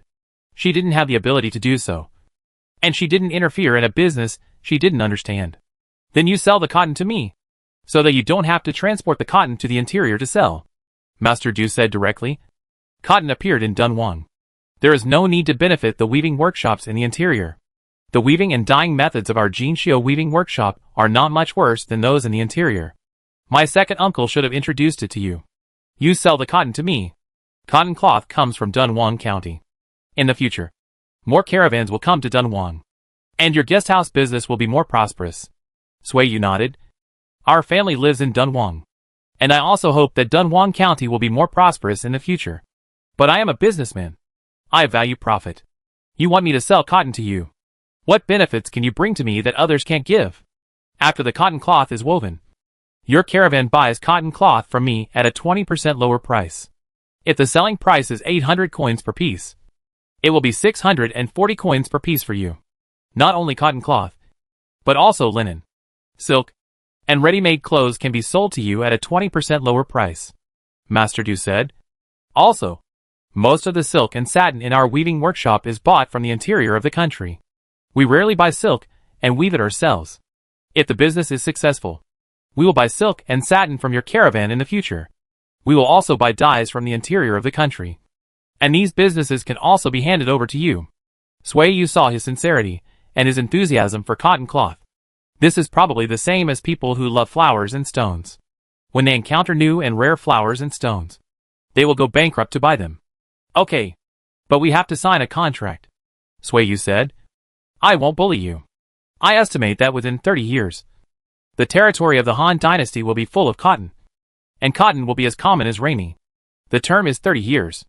After 30 years, the contract we reached will be invalid. Master Du showed his first smile after arriving at the door. He said honestly, "Shopkeeper you are really a good person. You are not a profiteer. If you come to me with a plan, I will definitely rip you off."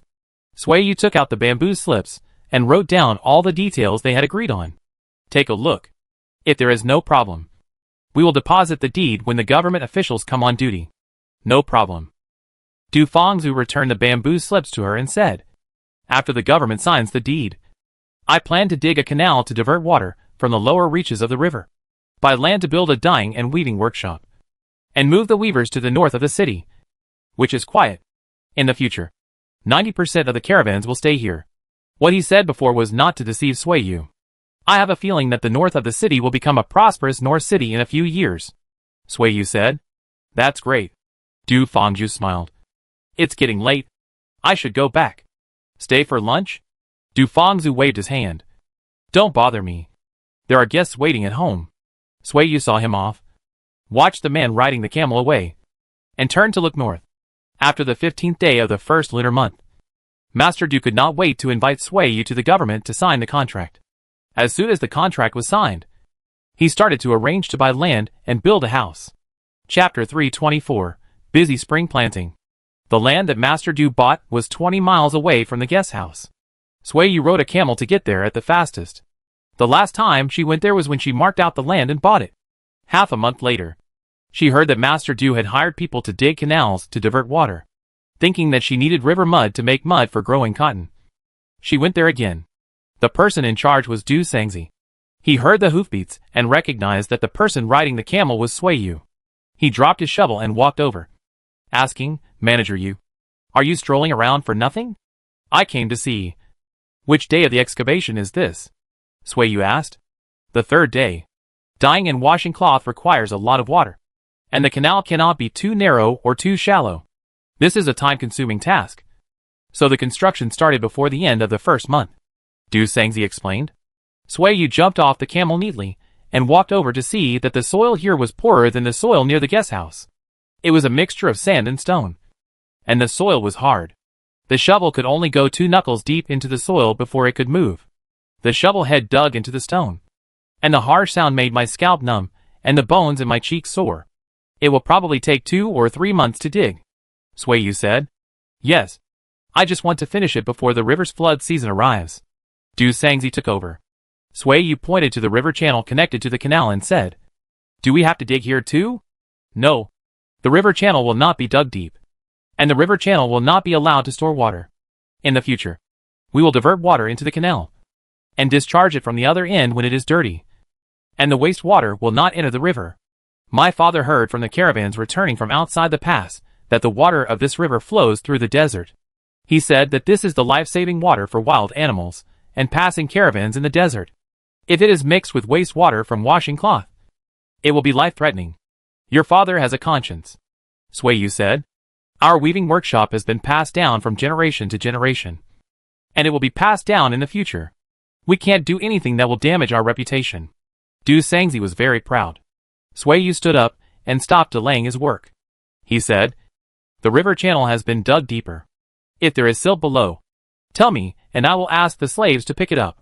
I need river mud without grass seeds to make mud for growing cotton. Du Sangzi suddenly realized. Okay. I will tell you if there is silt. Then you are busy. I won't bother you. Sui Yu stood up and left. But she didn't go back. Instead, she rode her camel and continued to run north. An hour later, the earth wall across the north was getting closer and closer. This wall had been repaired at some point. There was no one on it. The wind whistled past, as sharp as a ghost's howl. Sui Yu drove a camel for a round, and went back from the east of the guest house at noon. When she got off the camel, her hands and feet were almost numb from the cold. She walked quickly into the tea house. When the warm wind blew, her face and ears felt the pain first. Many merchants brought mutton pots to eat in the tea house. 2 black dogs were wandering under the table. When they heard the familiar footsteps, Dahe and Xiaohe abandoned their bones and ran over. Sui Yu picked up the copper kettle and poured herself a bowl of boiling red dates and ginger water. She sat by the fire pit and drank it slowly. After a bowl of water, her hands and feet warmed up. "Where have you been?" The merchant who was chewing crispy soybeans 3 steps away asked. "I rode a camel to the north, and it was so cold. I stayed at home all day, either sitting by the fire or in the warm barn. I almost forgot how cold the winter in Dunhuang is." Sui Yu took out a thumb jar of camel oil from her bosom. The oil in the jar melted, and she poured some on her hands, rubbed it evenly, and applied it on her face and hands, not leaving out her ears. "The wind in the north is as sharp as a knife. I almost froze to death." Sui Yu sighed exaggeratedly. The merchant laughed. "You have enjoyed too many days of comfort, and you are asking for trouble." "That's right. I told you. I'm going to eat." "You don't want to eat? You chew beans at noon?" Sui Yu poured another bowl of red dates and ginger water and drank it in her hand. "I got up late, so I ate breakfast and lunch together." Sui Yu went out and happened to meet the man who came out to look for her. Zhao Shiping didn't see her for a long time, and couldn't help asking, "Where did you go? Or are you in the tea house?" "No. I came to the tea house twice to look for you. I went out for a long time and just came back. The sun hangs in the sky day by day, but it's useless. I still freeze my ears every time I go out." Sui Yu was a little impatient. These idle days were a bit of a temper. It was really boring. Walking into the kitchen, Sui Yu saw Song Songzu. He now went to the city early in the morning, and went to the north of the city to listen to the old teacher's teaching. After school, he was not in a hurry to leave. He continued to sit in the school with a heated Kong to learn characters and practice calligraphy. He had lunch in the guest house at noon. If there was business in the afternoon, he would take the merchants out of the city to see the camels. If there was no business, he would stay in the evening before leaving the city. No matter how slow Sui Yu and Zhao Shiping were, they knew that he had a conflict with his father when they saw that he did not return home every day. She had asked indirectly, but Song Songzu always said it vaguely, so she did not ask again. He was so old. There would be no mistakes. "Songzu, the camels are about to give birth." "Right?" Sui Yu asked. "How many female camels are pregnant this year?" 272. "And 13 baby camels have been born," Song Songzu said. "Are the 272 going to be born this spring? Or do they include those that were mated last autumn and winter?" Sui Liang asked. "It will be born this spring. Your family is really wealthy." Sui Liang sighed. "There are many camels, and they eat a lot.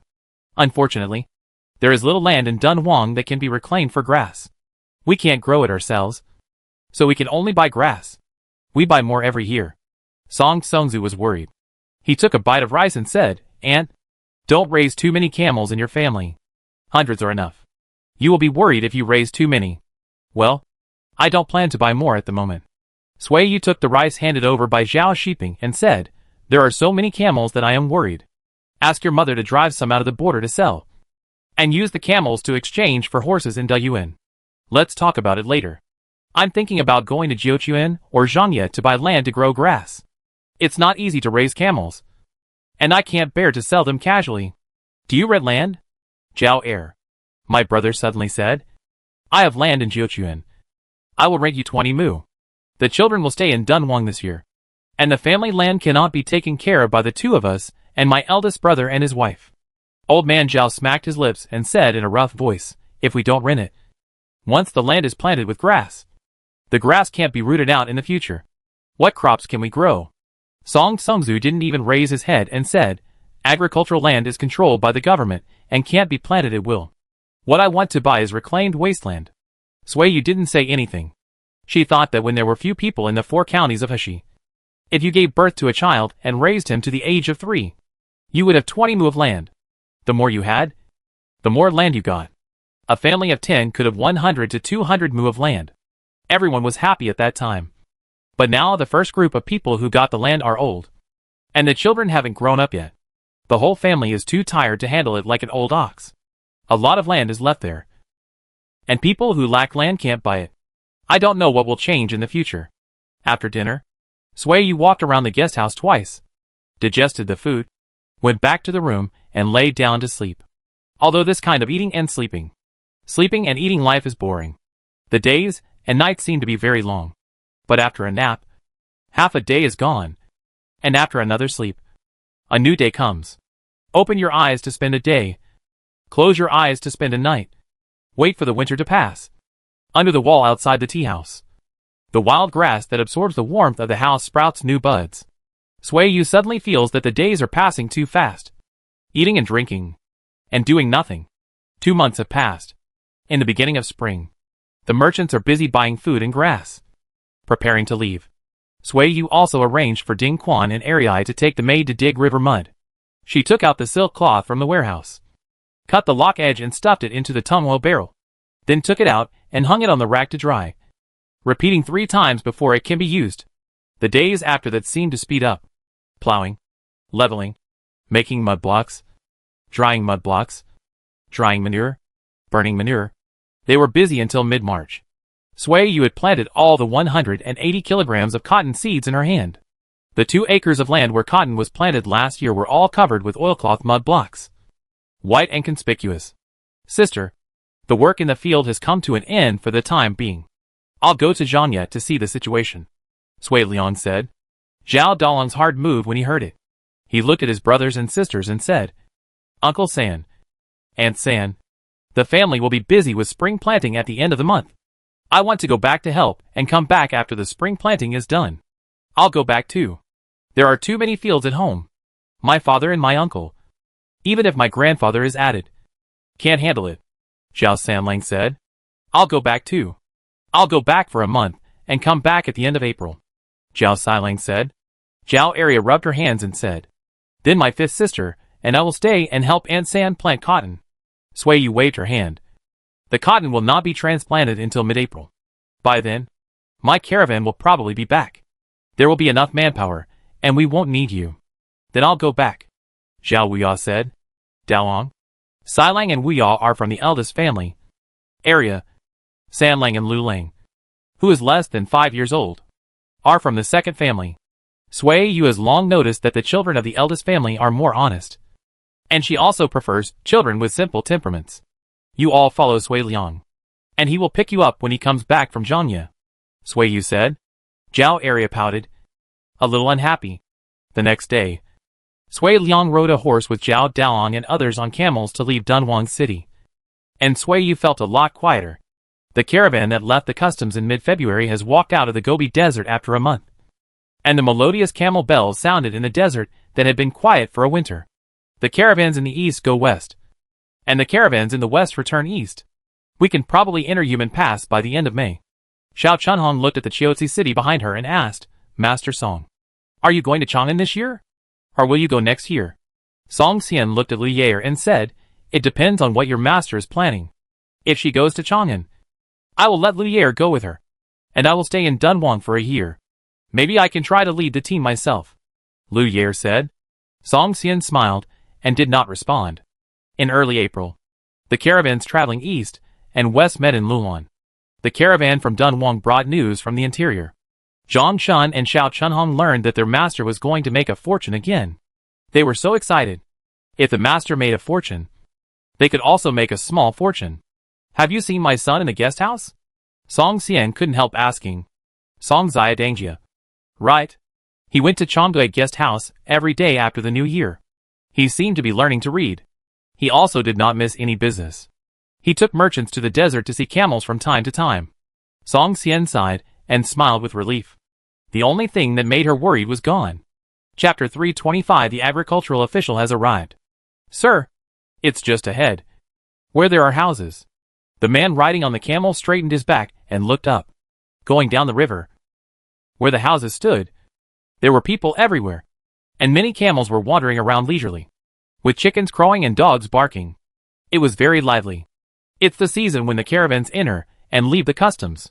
The guest house of Yuzhangui is large, with many houses and clean houses.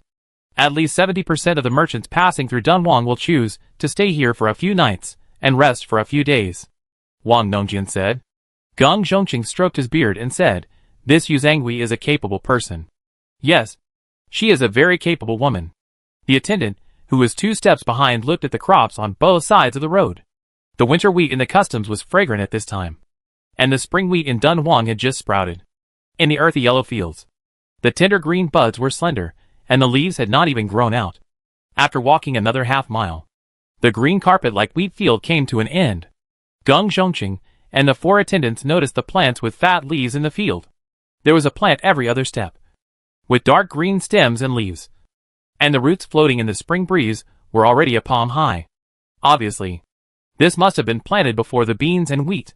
What kind of crop is this? Geng Zhongqing asked. He had a guess in his heart. Wang Nongjian was not sure either. He had never seen the cotton plant just planted, and he was not sure how this thing had grown so big before the spring planting season was over. It's a cotton seedling.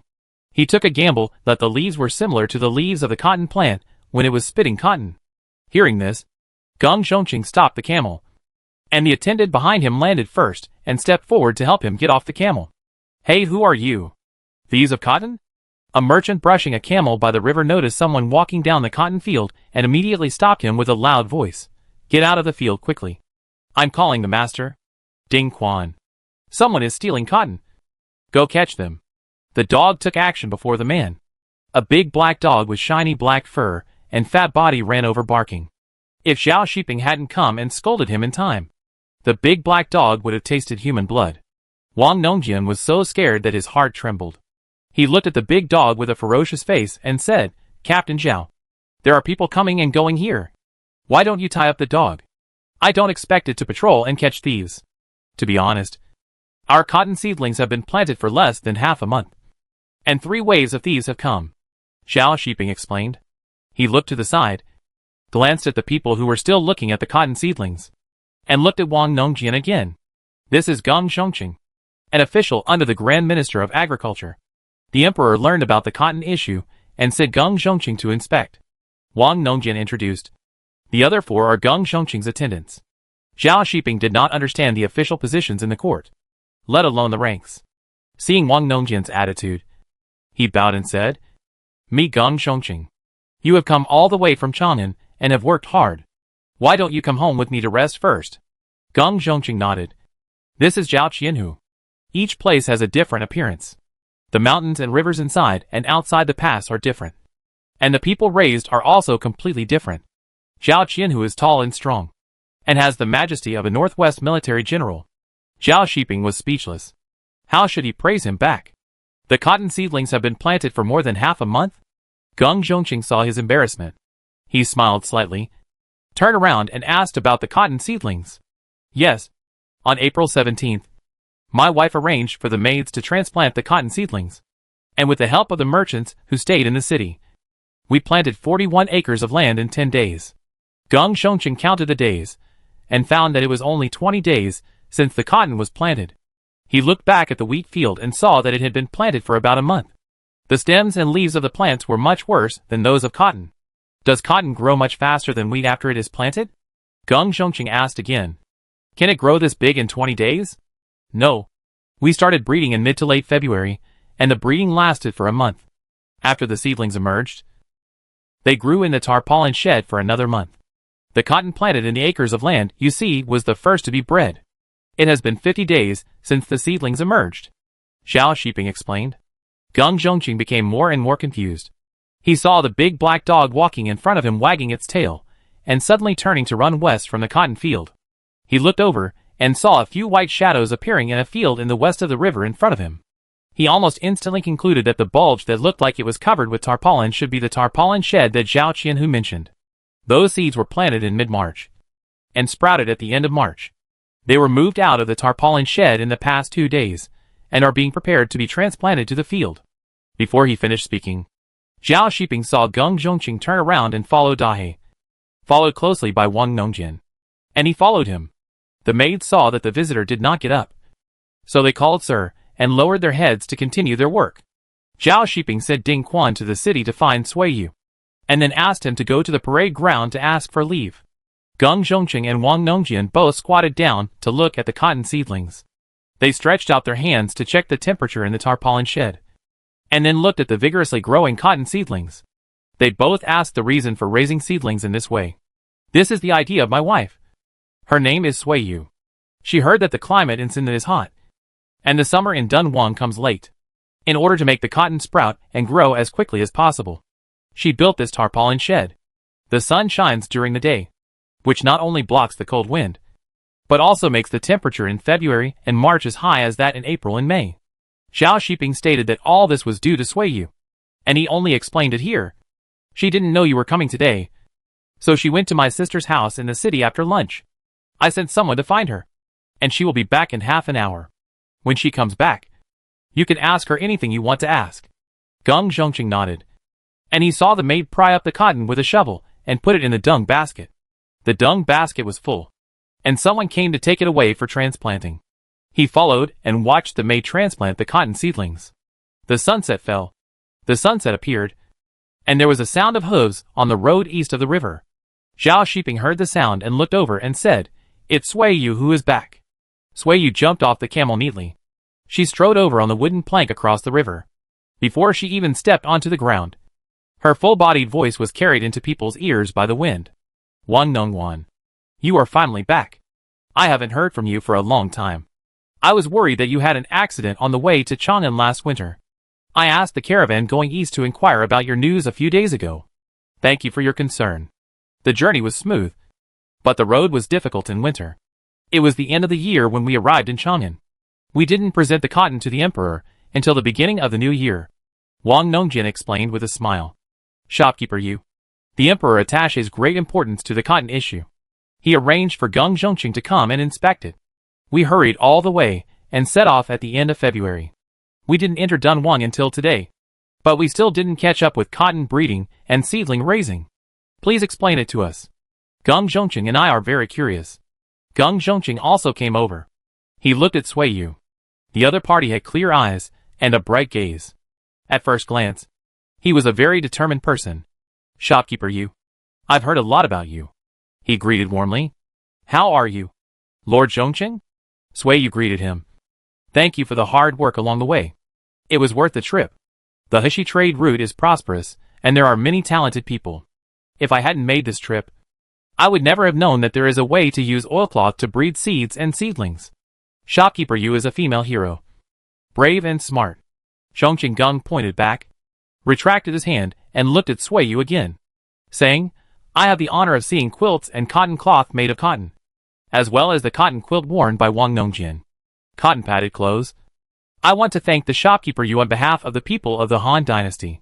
Cotton can be introduced from outside the Great Wall to our country, and can take root in our territory. It is good for the country, and even better for the common people. With cotton, our people will have cloth to cover their bodies in summer, and cotton to keep out the cold in winter. In another 10 years, no one will freeze to death or get frostbitten in winter. Ordinary people can't afford to wear mulberry silk. Apart from silk and satin, the only fabric is linen, which makes the price of linen high, more than 200 coins per piece, and the few families in the interior of the Great Wall. After paying the grain tax, deducting the food for living, the remaining food may not be able to sell for 100 coins, which makes many people unable to wear linen clothes. In the hot summer, you can still go out shirtless and wearing crotch pants. In winter, people who don't have winter clothes can only stay at home and bury themselves in bed with hay as bedding. If they freeze to death on a snowy day, people with family can bury them in time. If they are lonely and old, they will stink until spring." Sui Yu had come out of a pile of suffering. She understood what Geng Zhongqing meant. Seeing that he cared about the people, she breathed a sigh of relief. He was a good official. "It is my luck to be able to benefit the people, and to let this dynasty know my name," Sui Yu said sincerely. Geng Zhongqing looked at her deeply and said, "I will convey your meaning to the emperor." "Sui Yu?" She quickly realized that he was going to praise her for her achievements. She smiled without reservation and silently agreed, letting him misunderstand. After the greetings, Sui Yu explained to the two agricultural officials the uses of mud and oilcloth, as well as the growth period of cotton. how many days it would germinate, when it would sprout, how long it would take to bloom, and how long it would take to bear fruit. But seeing is worse than hearing. So far, Geng Zhongqing and 4 attendants stayed in the guest house. They said they lived in the guest house, but they almost lived in the cotton field. They ran to the field as soon as they opened their eyes, followed the maids and merchants to water the cotton, weeded in the field, and followed Sui Yu to pinch the tops of the cotton after the cotton bloomed. Why pinch the tops? Geng Zhongqing asked. If you pinch the top bud, it won't grow high, and the fertilizer will be supplied to the cotton branches and flowers. The cotton branches will grow strong. The flowers will bloom more, and more cotton bolls can be produced. Sui Yu explained. Geng Zhongqing understood. This is the same as planting fruit trees. If there are too many cotton bolls, should we pinch some of them? He drew inferences from one example. Sui Yu nodded repeatedly. Yes, but we have to pinch the buds before the cotton bolls are produced. Only 2 or 3 branches can be left on the main branch that comes out horizontally. If there are more, we have to pinch the buds to prevent it from growing to the time when cotton bolls are produced. Camel bells sounded in the distance, and the big black dog following Sui Yu suddenly became alert. It pricked up its ears to listen and wagged its tail. Sui Yu looked at its reaction and said happily, "My caravan is back." Geng Zhongqing, you figure it out first. I have to go to greet them. Ah? Good. Geng Zhongqing looked in the direction where the camel bells came from. When Sui Yu ran away with the dog, he asked the attendant, "Can you hear the difference in the camel bells?" The 4 attendants all waved their hands. "Does shopkeeper you have some other skills?" He was full of doubts, and said with regret, "It's a pity that she is a girl.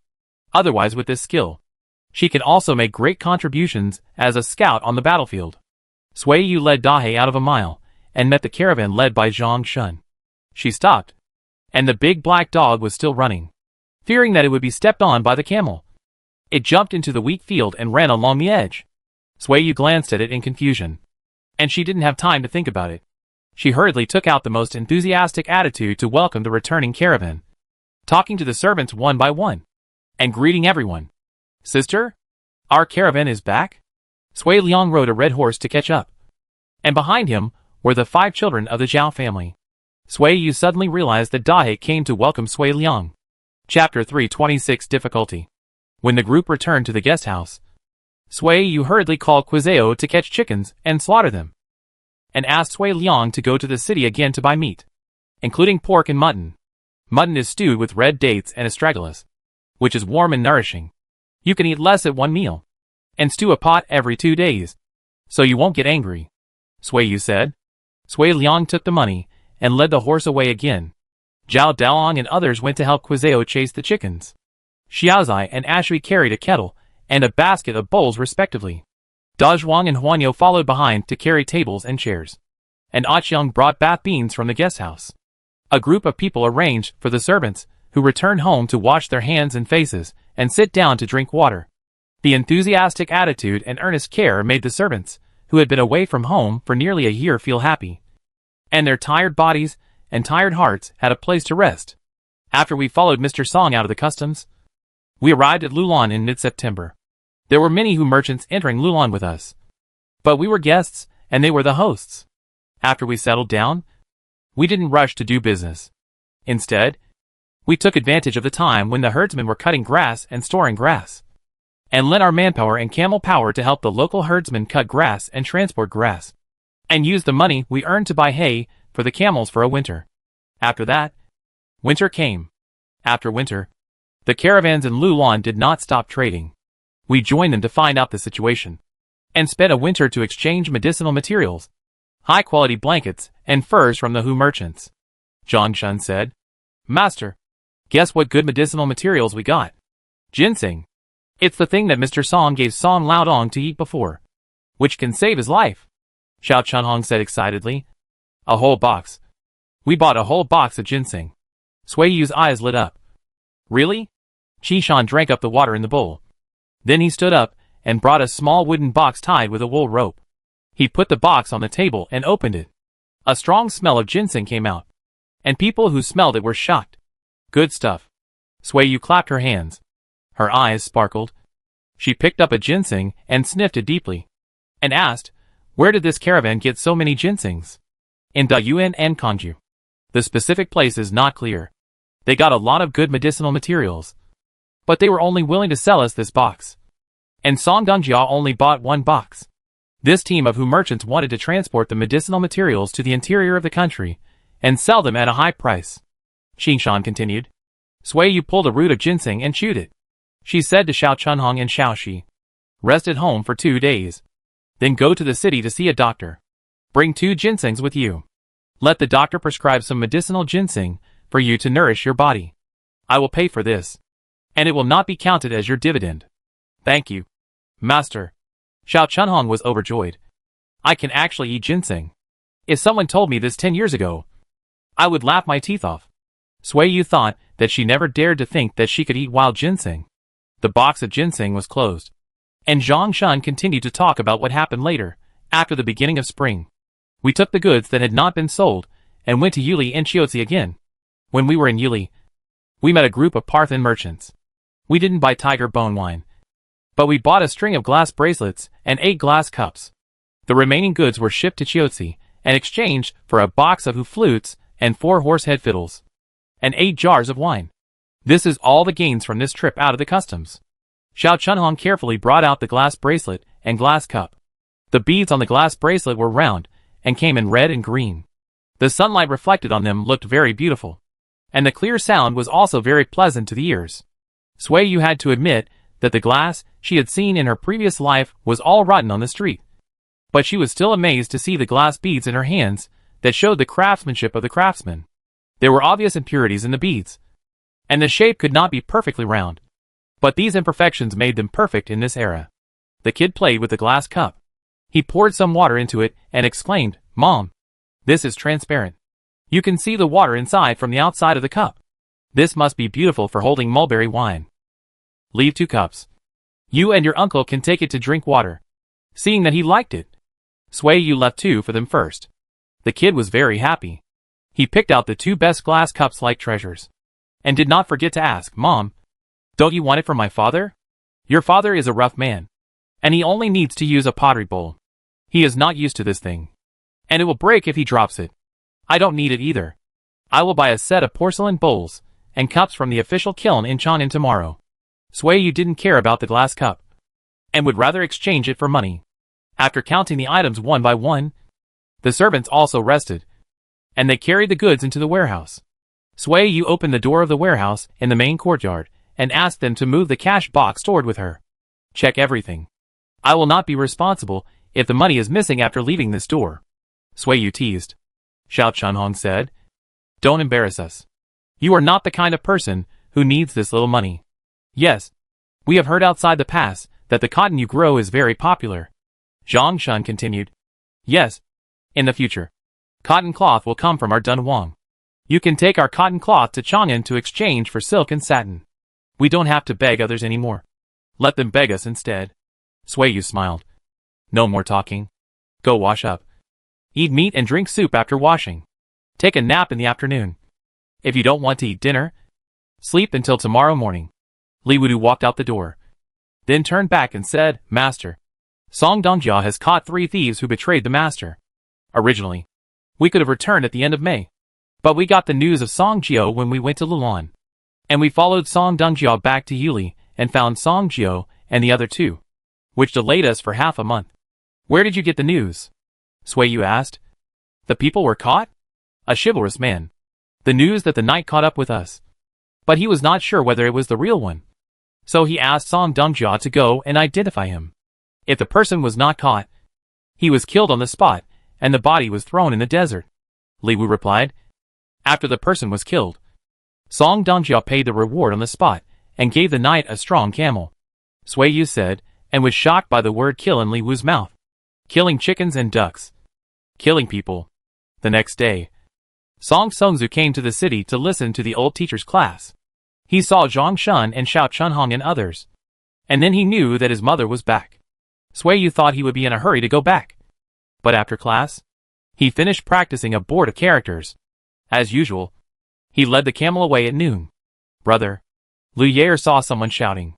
She saw the ink marks on his hands, and asked with a smile, You came from the school? I heard that you are learning to read. Well, What are you doing? Song Sungzu asked as he looked at the maid moving the suitcase. Lu Yair suppressed her smile and thought it was no big deal. She smiled again and said, Mom and Dad are going to live separately. Dad is moving. Didn't they always live in separate houses? It's a separate courtyard. Dad moved out of the main courtyard. He will live in the front courtyard from now on and won't come here again, Yair said in a low voice. Song Sungzu saw Huang Anchen walking out of the main courtyard empty-handed. Just as he expected, his father looked calm and walked leisurely in the garden. Not angry, shy or embarrassed. Yair turned around when she heard the footsteps. The three of them looked at each other in silence. What? Don't you recognize me? Huang Anchen asked. No, Dad. You? Yair didn't know what to say. Well, you still know that I am your father. Huang Anchen glanced at Song Sungzu and said, I and your mother have lived like this. If you like to listen to her, just listen to her. I won't ask. After that, he left. Yair was speechless. Song Sungzu had a blank expression on his face. He raised his leg and walked towards the main courtyard. Song Xian stood outside the hall with a stern face. When she saw her two children walk in one after the other, she smiled. Sungzu, we bought a box of ginseng and a box of glass cups on this trip. You and Lu Yair should each take 2 pairs of glass cups. And each of you should keep 6 or 7 ginsengs. Song Sungzu sighed and said, The glass cups are for my sister. I don't like those delicate things. If you don't like them, leave them for your wife in the future. Song Xian said, I don't know how long it will take. Let's sell them first and talk about it later. Song Sungzu walked to the corridor and wiped the dust off the carved window. Song Xian noticed something was wrong. She turned around and asked, I heard from the maid that you haven't come back to live since we left Dunhuang. Yes, I live in the desert. I go to the city in the morning to attend classes and learn to read, and leave the city in the afternoon. If there is nothing to do in the desert, I leave the city in the evening. I live a busy and fulfilling life. At this point, Song Sungzu turned sideways to look at his mother and said, In the future, I plan to live in the city and the desert alternately.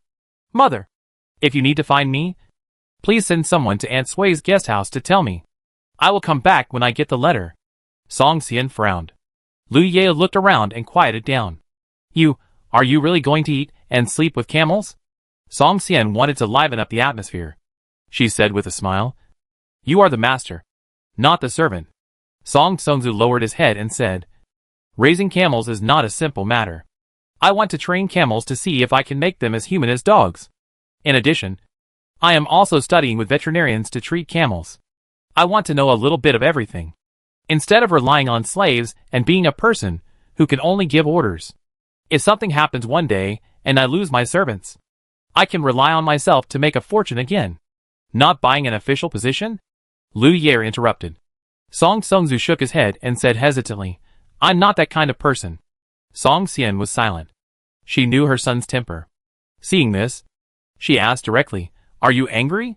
I can understand that you are angry with your father. But why are you angry with me? Song Sungzu clenched his hands. He hesitated again and again, but chose to say directly, I'm not angry, but disappointed. I was abused by my own father and abandoned by my own mother. Mom, I am an abandoned child. I know I am wrong, and I understand that you are disappointed in me. I am also disappointed in myself, but I am also disappointed in you and him. I see that you will be upset. Give me some time. After 2 or 3 years, I will forget about this matter and come back. Song Xian's heart choked and tears came out immediately. She reacted instantly, and she hurt her child. Song Sungzu looked at his sister, who was standing there like a fool. He walked over and wiped her tears with his sleeves that smelled of animal fur. I understand you. Why are you crying? I'm not coming back. I'll come back to live. I just want a place to breathe and rest. Song Sungzu sighed. I don't hate you. Don't think wrongly. How should I put it? We'll just rest separately. You're tired too. Come back and worry less. If you can't stand my father, open another door to go in and out. Don't meet, so as not to get angry. You like your sister. You two can live together. Talk about happy things. And be happy. I'll come back occasionally. Eat and sleep. And be happy too. Song Xian understood. She didn't force him and said, Okay. Well, Don't worry about the camels in the desert. I'm here, so nothing will go wrong, Song Sungzu said. Song Xian said him. Also, can you not tell others about what happened before? Including my Aunt Sui. Song Sungzu's teeth were stiff, and he could hardly open his mouth. Being abused and played with by his own father was more painful than being slapped in the face. He forced a smile and said, "Look, I'm 20 years old. I want to save face, and don't want people to look at me with weird eyes. I don't want to have a quarrel with anyone one day." And others point at his nose and scold him, "You are such a coward. No wonder your father looks down on you. And your mother looks down on you." Chapter 327 Selling Cotton for Money. Aunt Sui Yu looked over and saw that it was Lu Yair and Song Zhu riding on tall horses. "Aunt, I haven't seen you for almost a year. Do you miss me?" Lu Yair asked playfully. "Yes. You just came back yesterday. And you came to the school to learn to read today? Don't you want to take a break?" Sui Yu asked. Learning to read means sitting in the school, not working in the fields. Compared with running on the road, it is not tiring at all. Lu Yair jumped off the horse and stood by the road looking at the cotton field full of white and pink flowers. She asked, "How many acres of cotton have been planted this year? What was the price of cotton last year? What does the woven cloth look like? Is it warm to make winter clothes?" "Last year, we didn't harvest much cotton. We didn't sell it for money. We used it on our family. This year, we planted 47 acres of cotton. In another month, the cotton bolls will produce fluff. Then I will give you a set of cotton clothes." Sui Yu stepped on the wooden plank to cross the river and said, "I'll go to the field.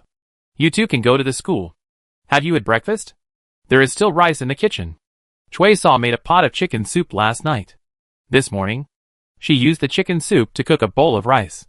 The flatbread stuffed with tofu is fresh and not greasy." Song Sungzu's mouth was watering after hearing this. He shook the reins and said, "I'll go have another bowl. Chui Saw and Yin Po's cooking is better than my cook's. I'll go too." LV Yair got on the horse and said, "Aunt, I'm going over there." "Okay. By the way, is your mother in good health? Is she at home? Is she free? I'll go talk to her later." LV Yair's face darkened. After a conversation at noon yesterday, her mother's mood was very low. No. It should be said that before she led the caravan to leave Dunhuang last year, after her parents had a quarrel, her mother's mood was a little wrong, as if she was holding on to her breath, often unhappy, and her eyebrows and eyes were depressed and struggling from time to time. When passing Lulan on the way back, her mother learned from the merchants from the interior that her brother had turned over a new leaf and later killed 3 traitorous slaves. It was as if the depression in her heart had finally been released. Lu Yair could feel that after that, her mother's collapsed spine straightened up again.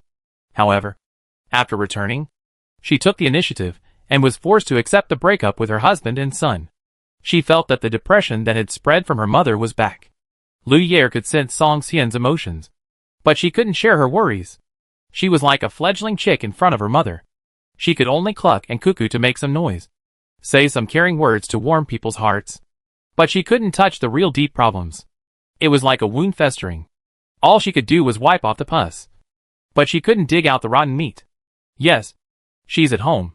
Lu Yair hesitated. She glanced at her brother, who was about to run to the guest house, and said with all her strength, "My mother is resting at home. She has nothing to do these days. Aunt, go and talk to her when you are free." Lu Yair believed in Sui Yu's character, and thought that even if she knew about the conflict in her family, she would not make fun of it. In addition, she did not say anything. She just led people over. Whether she was willing to talk or not depended on her mother's wishes. The two were not close to each other, and Sui Yu did not notice that Lu Yair's face was not right. She broke off a cotton sliver and said, "Okay. I will go to see her after I am done." Lu Yair rode away on horseback. When she was about to reach the guest house, she saw Ah Shui coming out of the kitchen yard. She shouted, "Ah Shui, I'm back. I know you are back. Our caravan went into the city with you." Ah Shui went over and said, "You have lost weight again. You are so dull." Lu Yair was dissatisfied. "You haven't seen me for so long. Shouldn't you be more enthusiastic?" For Ah Shui, the past 6 months have been the same as usual. Without a good friend, her life has not changed much. She is happy to see Lu Yair coming back, but she has no feelings for Yu Luya. She has been away from Dunhuang for many days and nights. During the days away from home, She would miss her relatives, friends and classmates in her hometown every now and then. She was excited when she set out on her journey home. As soon as she came back, she couldn't wait to see her acquaintances and old friends. She was full of high spirits. But the imagined scene did not appear. She was like a pig bladder that had been punctured. Ah! Who's back? Yang Erlang rode a camel and caught up. He circled around Lu Yair and said, I saw a horseman who looked like you in the city. I called out to him, and you disappeared in a blink of an eye. Why are you so listless, like a piece of pickled vegetables? Have you forgotten all the words you learned? You came at the right time. Today, the teacher is going to explain the volume of law you copied. Yesterday, he said that your handwriting looked like it was licked by a dog. It was a mess of ink without any words. Your handwriting looks like it was licked by a dog. Lu Ye rolled her eyes. She looked at Ah Shui and saw that she shook her head slightly. She knew that Yang Erlang was talking nonsense again. She pulled the reins of the horse, raised her head and challenged, You come to the school every day to study. How long have I studied? What's the point of using writing to humiliate me? If you have the ability, come and compete with me in horsemanship. You can't be better than a girl like me. Right? Yang Erlang choked. His family didn't have horses. Even if he rode a camel, he only took it out to the school. How could he compare to this girl, who lived on the back of a camel all year round? You don't dare to compete? Lu Yair laughed. King. Yang Erlang said a word, and Lu Yair stopped laughing immediately. She jumped off the horse and asked excitedly, Did you do that again? What happened after I left? What? Ashui was curious. It's none of your business. Kid. Don't interrupt. Yang Erlang waved his hand, holding the horse in one hand and the camel in the other, and led Lu Yair to the school. Ashui pouted. She was too lazy to listen. Ashui, what did you eat in the morning? Is there any left? Yang Sanlang came late, followed by 7 classmates riding camels and mules. He heard Gu Daoang shouting halfway, so he waited for a while on the side of the road and didn't follow Yang Erlang, who was running all the way. The chicken soup for cooking dumplings is gone. You're late. Elvier's brother is here to collect the food. Ashui said. Don't worry about the food. It's almost time. Let's go to the school. In June, the weather was already hot. Mr. Chen moved the class time forward by 1 hour. After the class, the heat outside the house began to grow. Sui Yu wiped the sweat off her head. She came up from the field, washed her hands and face by the river, went back to get a bag, and led the camel into the city to the Song family. When she arrived, Song Xian was sorting out the goods she brought back, and the steward waiting by the side was reporting on the camel business this year. Busy? Sui Yu sent away the maid who led the way. Song Xian also asked the steward to leave. She walked out and led Sui Yu to the main courtyard, saying, You are the busiest person at this time. How are the crops growing in the field? They are growing well. But I am not busy. I hired 10 female helpers to pinch the buds, and 23 merchants helped me to fetch water for the crops. I don't have to worry about the cotton fields. Sui Yu sat down, and she handed over the bundle, saying, I made 50 minstrel belts last year, and I left them for you. Song Xian accepted them. When she left Dunhuang last year, Sui Yu asked Xiao Chunhong to bring her 50 minstrel belts padded with cotton. This thing is better than the minstrel belts filled with plant ash and reed fluff. Reed fluff cannot be used if it is soaked. Cotton can be washed and dried after being soaked. It will become fluffy again after shaking and pulling. And it can also absorb water and blood. This is a good thing. Song Xian refers to cotton. Yes, the cotton cloth and quilt made of cotton have been presented to the emperor.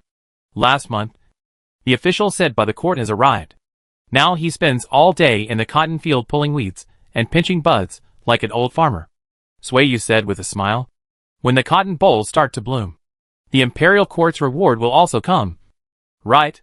Song Xian asked. Sister congratulates you first.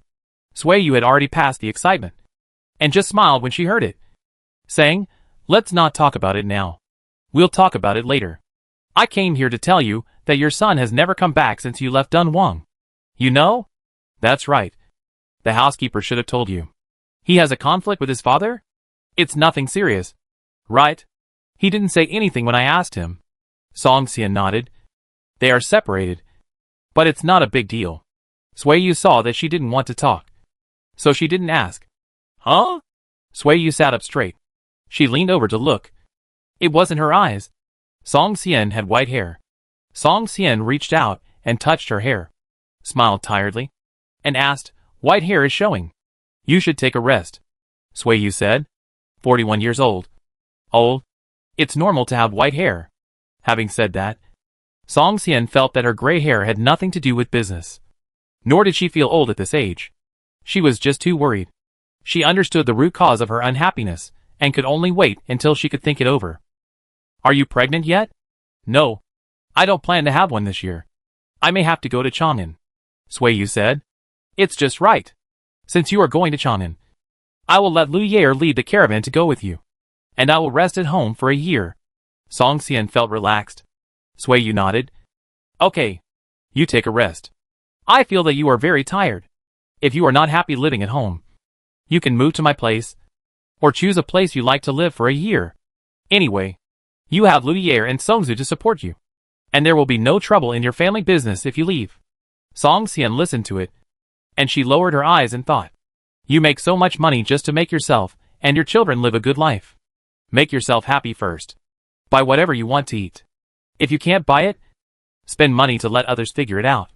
As long as you are willing to pay, everything flying in the sky and swimming in the water can be delivered to your table. You have been to the inside and outside of the past many times. If you like the water and the mountains in a certain place, you can take your servants and move there to live for a year or two. If you miss your children, ask the passing caravan to send a message and let the children come to see you." Sui Yu comforted. Song Xian nodded. "Thank you, Sister Yu." Thank her for not asking too many questions and not probing. She guessed that her family was not in harmony, but didn't say it clearly, and persuaded her in various ways. Sui Yu waved her hand. "Why thank me? I hid my little thoughts and asked you to explore the way first. When I build my guest house there, I will have acquaintances to help me." Song Xian didn't believe this argument. She turned to ask, "How is the guest house you built in Zhangye? It's not good or bad. It's on the right track. There's business and it can make money. But it's slow to get back the money. But I'm not in a hurry. Is anyone looking for trouble?" Song Xian asked. Sui Yu shook her head. She was about to show off Sui Liang's cleverness. But before she could say anything, she remembered that Song Xian was still thinking about bringing Liang Gur and Lu Yair together. She swallowed the words that were about to come to her mouth and said nothing. Song Xian snorted and laughed. Sui Yu lowered her eyes and ignored her. She twisted her fingers and pinched the cotton buds. The green juice on her fingertips and nails could not be washed off no matter how hard she washed. Song Xian glanced outside and said, "It's almost noon. Can you have lunch at my place?" "Okay." Sui Yu nodded. During lunch, she didn't see Huang Anqing. When Sui Yu left, she ran into him walking out in the front yard. She realized that Song Xian and Huang Anqing had been separated. If the middle door was sealed, the couple could be considered to live in separate houses. Huang Anqing nodded and said hello to Sui Yu, then walked out with a swagger. Sui Yu followed him out, and when she walked out of the Song family's door, she put their family affairs behind her and didn't intend to interfere. However, in the days that followed, Sui Yu often asked Lu Yair to tell Song Xian to go to the north of the city to play. As soon as Song Xian went there, she led people to work in the fields. The water and temperature caught up. At the end of June, the first cotton planted had bolls, and Sui Yu drove the servants, who had no work to do, to work in the fields. Every day before dawn, everyone carried their loads and water bags and yawned to pick cotton in the fields. When the sun came out, the cotton leaves were scorched and the cotton shells were hardened, and a group of people carried baskets full of cotton back again. When Yin Pen Shui saw people coming back, they brought out the steamed buns and cooled mung bean porridge that they had long prepared. The hungry people took their bowls to eat as soon as they got home. After eating, they sat down under the shade of the trees or at the foot of the wall, each carrying a basket of cotton and sitting down to pick the flowers. The cotton was broken off and put under the sun to dry. After drying, 40% was reserved for the government, and the remaining 60% was shredded and sold to Jinxiu weaving workshop. After the beginning of spring this year, Sui Yu found someone to buy another 10 acres of wasteland, together with the 2 acres she bought last year. The cotton planted on these 12 acres did not need to pay taxes to the government. The remaining 35 acres of cotton were planted in the land under the names of Sui Liang and Shizai. Originally, The government was supposed to split the profits 40% and 60%, with the government getting 60%. But the cotton seeds were Sueyu's own, not issued by the government. So she got 60% and gave 40% to the government. A piece of cloth requires about 50 jin, Han Dynasty jin yang, of cotton thread. But after the cotton produced by 1 acre of land is shredded, and the cotton seeds are removed, and then the grain tax is deducted, there is only about 60 to 70 jin left. Sueyu thought about it for 2 days. When Master Du and Du Jibai came to ask for the price again, she said, 20 coins for a pound of cotton wool. Impossible. It's too expensive. Master Du rejected it outright. Shopkeeper you should know that it takes 50 pounds of cotton thread to weave a piece of cotton cloth. According to your price, we have to sell cotton cloth for 1,500 coins per piece to make money. You have also been to Chang'an. The silk in Chang'an is only 1,200 coins per piece. The nobles can buy silk with better color. Why use more expensive ones? Sueyu smiled slyly and said, why don't you just not sell cotton cloth to officials? Have you forgotten? Merchants can't wear silk. They have a lot of money, and can only wear linen and silk. Isn't it agreed? Cotton is softer than linen, thicker than silk, and less in quantity than silk. Isn't it a sign of wealth to be able to wear cotton clothes? These people will not complain about the high price. On the contrary, the higher the price, the more face they have. The uncle and nephew of Master Du were silent. These words really made sense, and they couldn't help but accept it. But in a few years, when cotton is planted more, it will be impossible to sell it at this price. Master Du looked at Sueyu, and the implication was obvious. The two families had signed a contract, and he was worried that she would continue to sell cotton to him at 20 coins per caddy. When cotton is planted elsewhere, I will sell it at the same price as others. Sueyu promised. That is, before cotton is planted on a large scale. You have an exclusive advantage, and can make a lot of money. What are you waiting for if you don't make money now? Okay. I feel relieved when you say that. I will call someone to weigh the cotton. Master Du made the decision. After the cotton that had been stored for 5 days was squeezed out of the cotton seeds, only 176 caddies were left. After the cotton was sold, Sueyu earned 3,520 coins. When she received the first payment, the postman in Dunhuang said 235 caddies of cotton with seeds and fluff to Chang'an, along with Geng Zhongqing's handwriting. On the 2nd day of August, during the cotton harvest season, Sueyu received the emperor's decree that she would enter Chang'an city with Geng Zhongqing before the new year. Brother Liang, little boy, pack your bags, and come with me to Chang'an. Sueyu shouted happily. Zhao Shiping, you also come with me, and let shopkeeper you introduce you to the beautiful scenery under the imperial city. Chapter 328 Departure. Am I going too? I won't go. Right? If I leave, who will show you the mess of work at home? Before the joy rose to his face, Zhao Shiping first considered that the family business that Sueyu had worked so hard to build could not be separated from him. The boy let out a disappointed ah, and rushed over to hug his father's arm and shook, begging, Dad, you go too. I want to go to Chang'an with you, mother and uncle, and we will leave Dunhuang together and walk to see the road my mother and uncle have walked. No matter how he shook, Zhao Shiping stood firmly. His feet did not move, and his expression did not waver. The affairs of the family can be left to the servants. And then ask Chen Lao and Lao Niu to keep the situation under control, and I will arrange this matter. Sueyu walked to Zhao Shiping with a squinting eye, stood on the other side and hugged the man's arm, and asked with a grudge, You are not interested in my affairs? Nonsense. Zhao Shiping thought this sentence was really outrageous. Then come with me. From the moment I stepped out of Dunhuang, you stood behind me and silently supported me. After being silent for a long time, you are almost turning into a mountain of silent dedication. You come with me this time, and I will show you the roads I have walked, the waters I have crossed, and the mountains I have climbed. If possible, we will go to the imperial city together to broaden our horizons. Liang Gur is young, and Xiaozu is young. They may still enter the imperial city in the future, but for both of us, this should be the only chance in this life. Captain Zhao, seize the opportunity. You will regret it if you don't go. Sueyu hugged his arm tightly and said, Go and ask for leave from Captain Chu tomorrow. Send him a bed and quilt, and explain the reason. He will understand you. Zhao Shiping was shaken, but still hesitant. What he was most worried about was cotton, harvesting this year and planting next year, all of which depended on the management of the master's family. If he left, he was worried that thieves would come to steal cotton seeds and sell them at a high price.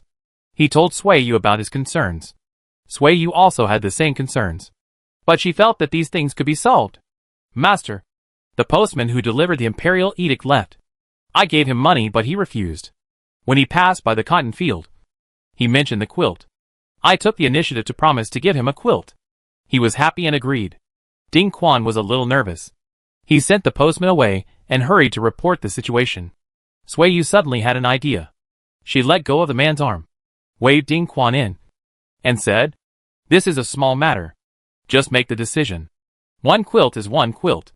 When the autumn wind blows, you can take a new quilt to him." "Hey." Ding Quan breathed a sigh of relief. He said lightly, "I asked his name. When the weather gets cold, I will quietly send it to him. You are quite clever. Why did you act so stupidly in the Gobi Desert before?" Sui Yu was puzzled. Ding Quan was embarrassed.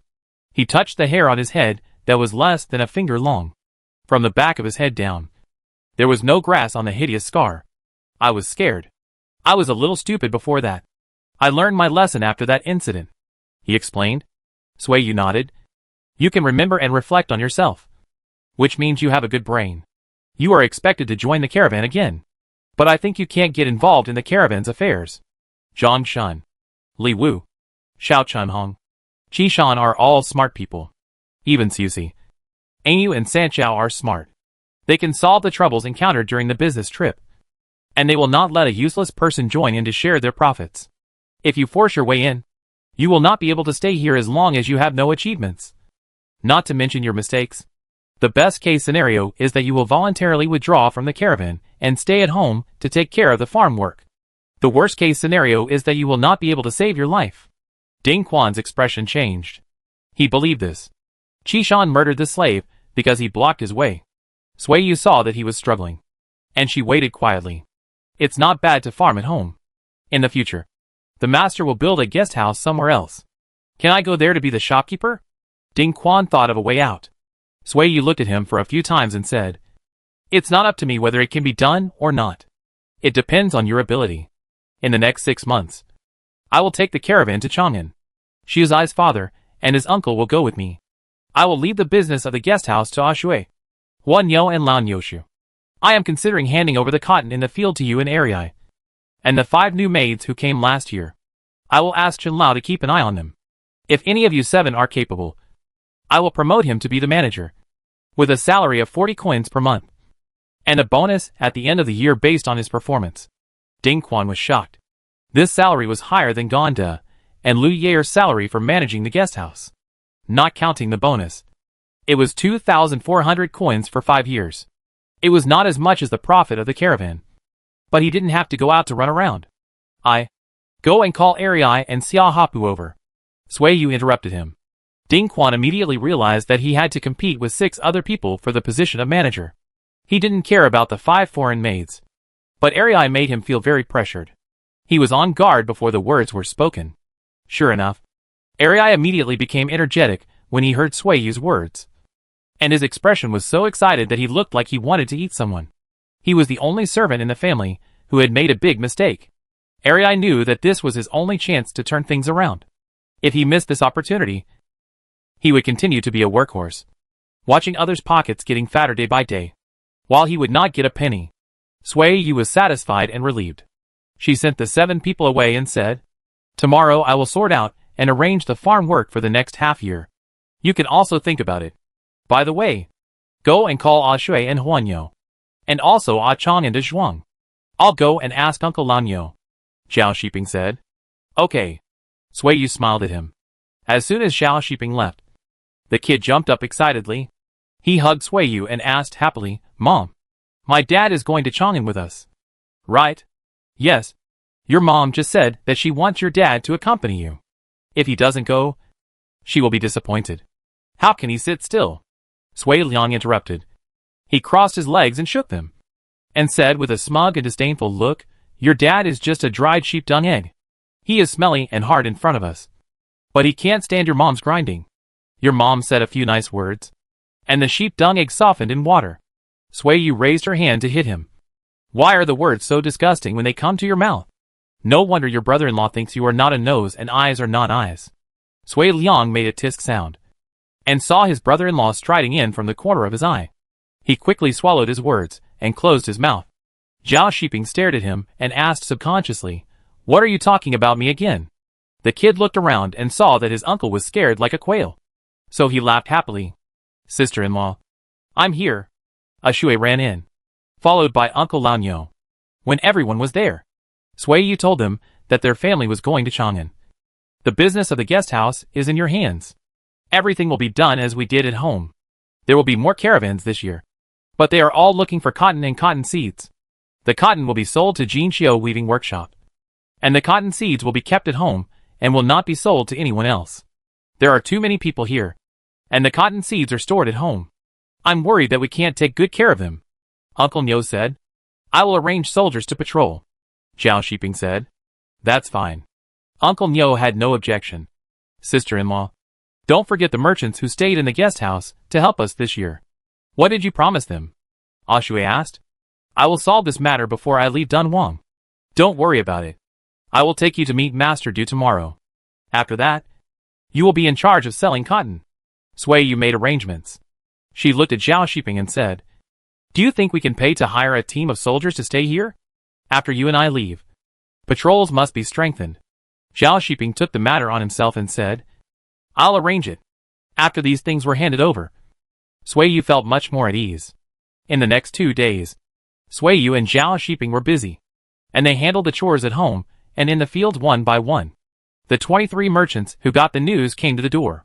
Shopkeeper Yu, we brothers have been working for you for half a year, digging pits, watering, catching cotton worms, and doing everything. Now that the cotton harvest is good, you have to give an explanation. Right? The Qin family merchant asked. I haven't forgotten. I have already discussed with Master Du that your 7 caravans can get goods from his weaving workshop before other caravans this year. As for how much cloth and quilts you can buy, you can discuss it with him. Sui Yu sold the cotton flicking technology to Master Du for 3,000 coins. And the weaving workshop will also sell quilts and cotton jackets in the future. This can be regarded as a relationship with the weaving workshop. The merchants present are satisfied, but not satisfied. Some people inquire about the news of cotton seeds. Shopkeeper Yu, are you going to sell cotton seeds? Or do you plan to grow cotton with your family next year? You can't take care of only 47 acres this year. If there are more, it will be difficult to prevent thieves unless Captain Xiao calls a patrol team from the city. Sui Yu knew what was going on, and said, The Imperial Court has issued an order that cotton seeds cannot be taken out of the pass. I have to go to Chang'an to learn about the specific regulations. Don't rush to buy cotton seeds to avoid trouble. I will probably be back before mid-April next year, just in time for spring planting. And the unsown cotton seedlings will be sold. Then let's wait a little longer. A merchant said. I also expected that the Imperial Court would not allow cotton seeds to leave human pass. Cotton is only planted in our territory, and it can only be sold at a good price outside the pass. Sui Yu nodded and continued. I don't think you need to fight. The idea of cotton seeds. This thing will definitely not sell at a high price. Otherwise farmers can't afford to grow it. And the court must make cotton a common crop like rainy wheat and beans. That's right. If we grow more cotton, we can buy more cotton cloth and quilts. The Qin merchant took over. He stood up and said, I won't say anything else. Shopkeeper Yu, take us to meet with the owner of the Du shop. The business of Jinxiu Weaving Shop is managed by Du Jibai. Sui Yu took the people to him, bought 40 quilts from the weaving shop and left. The current price of quilts is 500 coins per quilt, and the price for Sui Yu is 400 coins. She bought 40 quilts, and Du Jibai also gave her 20 warm hand muffs. The lining of the warm hand muff is cotton cloth, filled with fluffy cotton, and the outside is satin brocade, with rabbit hair or wolf hair on both sides. Sui Yu thought of the tiger skin she was holding in her hand, and wondered whether she should use it to make some clothes, shoes and hats. Master, the food for the people and camels is ready, and Lu Yer has also sent a message that she is ready too. When are we going to set off? Zhang Shun just came back from the city. Have you asked Geng Zhongqing? Sui Yu asked. I asked? Geng Zhongqing said any time is fine. Let's go the day after tomorrow. Sui Yu said. These quilts should be tied up with linen, wrapped in 2 more layers, so that they won't get dusty. Ah. Zhang Shun agreed.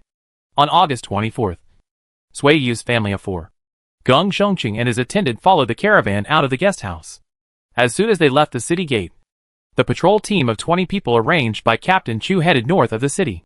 Not only did Sui Yu receive the imperial decree sent by the postman, he also received that starting this year, Dunhuang and Yu Mingwen would strictly check the caravans leaving the pass, and strictly prohibit the caravans from taking cotton seeds out of the pass. And the best way to control cotton seeds is to strictly guard against them from the source. As long as the cotton seeds do not flow out, the caravans will not be able to take them out of the pass. The caravan led by LV Yair was already waiting outside the east city gate. Song Xian and Song Songzu were both outside the city gate to see them off. Sui Yu met them and said, "Don't worry, Sister Song. LV Yair will be fine with me. I'm not worried. I feel more assured that she'll be with you than with me. I just came out to see her off." Song Xian said, "When will she come back next year? If nothing goes wrong, it will be in early April, and no later than May. I have to rush back to take care of the cotton seedlings." Sui Yu said, "Songzu is in the guest house in the morning, so I'll go there every afternoon to sit and help you keep watch." Song Xian promised that Sui Yu would help her take care of her daughter, and she would go to help her keep watch over the guest house. Sui Yu showed gratitude. "With you and your son here, I feel completely relieved. Thank you, Sister Song." Song Xian waved her hand. She looked at the sky and said, "It's getting late. You should leave." "Okay, Mother. I'll go then." Lu Yair answered first. She was not reluctant. Her face was full of excitement about going to Chang'an. Song Xian laughed. "Let's go." A gong sounded, and the 2 caravans joined together, heading east towards the bright morning sun. The melodious camel bells ran with the wind, and the cub was very happy. He rode his camel and squeezed in between his parents.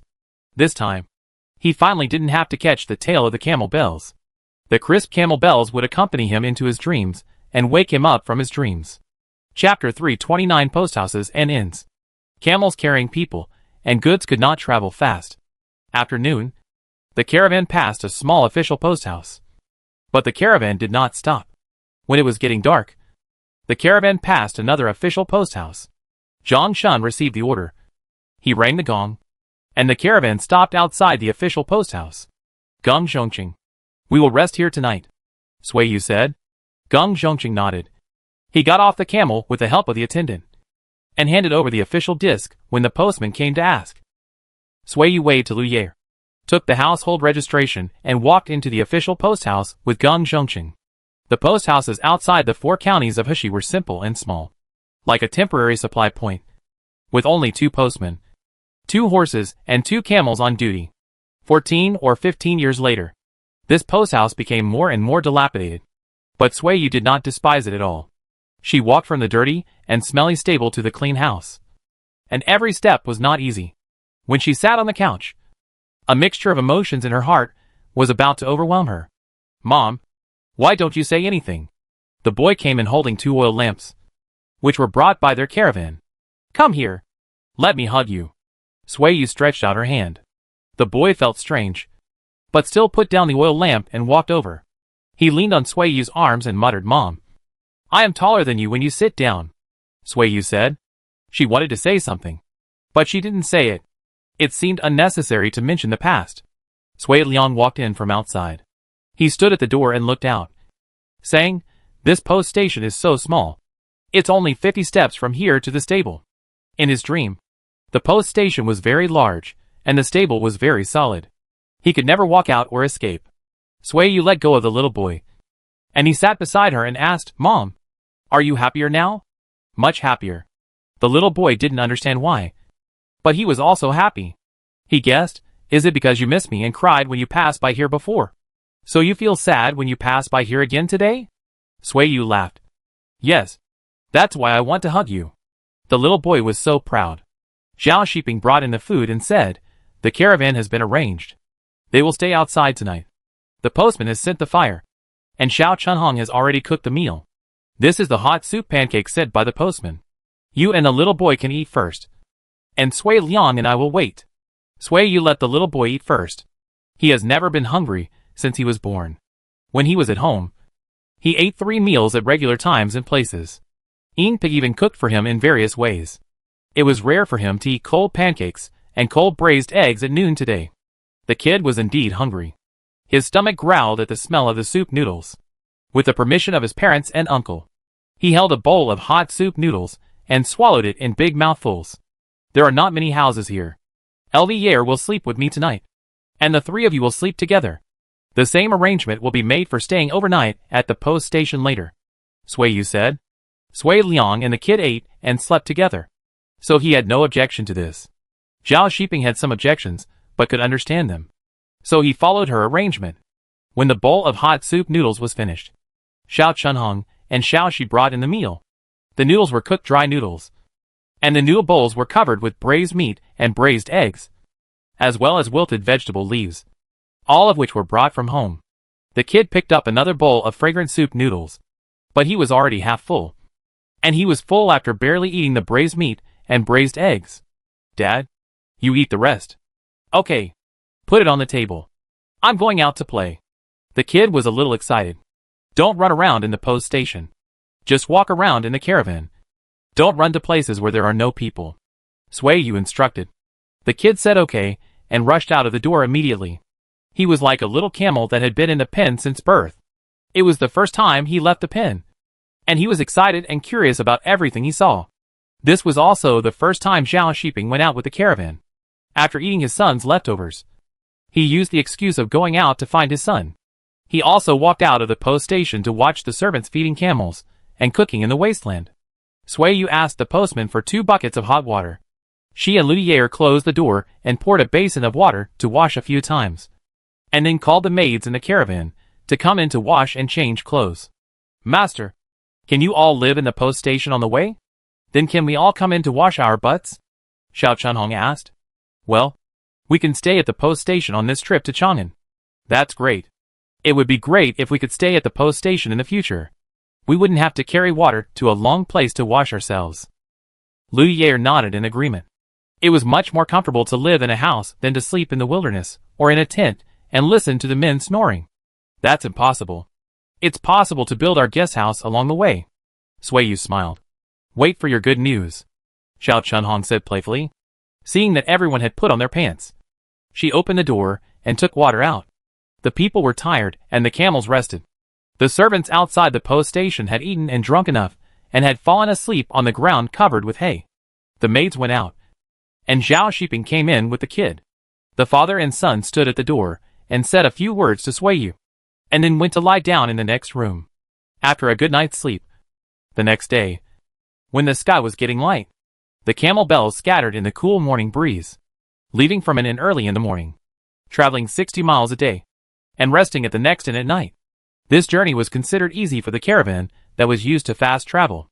The people and camels ate well and slept well, and everyone was energetic, except Zhao Shizai, who was traveling a long distance for the first time. When passing Jiuquan, Zhao Shiping pointed to his son, who was leaning on his arms. Your grandparents live in this direction. I will send you there and pick you up next spring. No. The kid shook his head. The road ahead is still long. If you insist on following, you will have to endure a lot of hardships. I'm not afraid of hardships. The kid sat up straight. I don't feel it's hard. I'm just a little tired riding a camel. Zhao Shiping pushed him to let him continue to lean on his arms, saying, just don't regret it. Passing Jiuquan, the official post in the city is much larger than that outside the city. Sui Yu led the caravan there. She discussed with Geng Zhongqing that they rested at the post station for 2 nights. After the kid had rested and became energetic again, the caravan left Jiuquan and continued to travel east. After another 6 days, the caravan arrived at Zhangye County. Sui Yu did not stay in the post station in the city, but chose to stay in her own guest house. The slaves who had been sleeping in the wild for nearly half a month finally slept on the couch. Master, Ludier was very happy to see her family. I estimate that we can welcome our own caravan this year. I have been looking forward to it since the beginning of summer. And finally you are here. Take us around, Sui Yu said.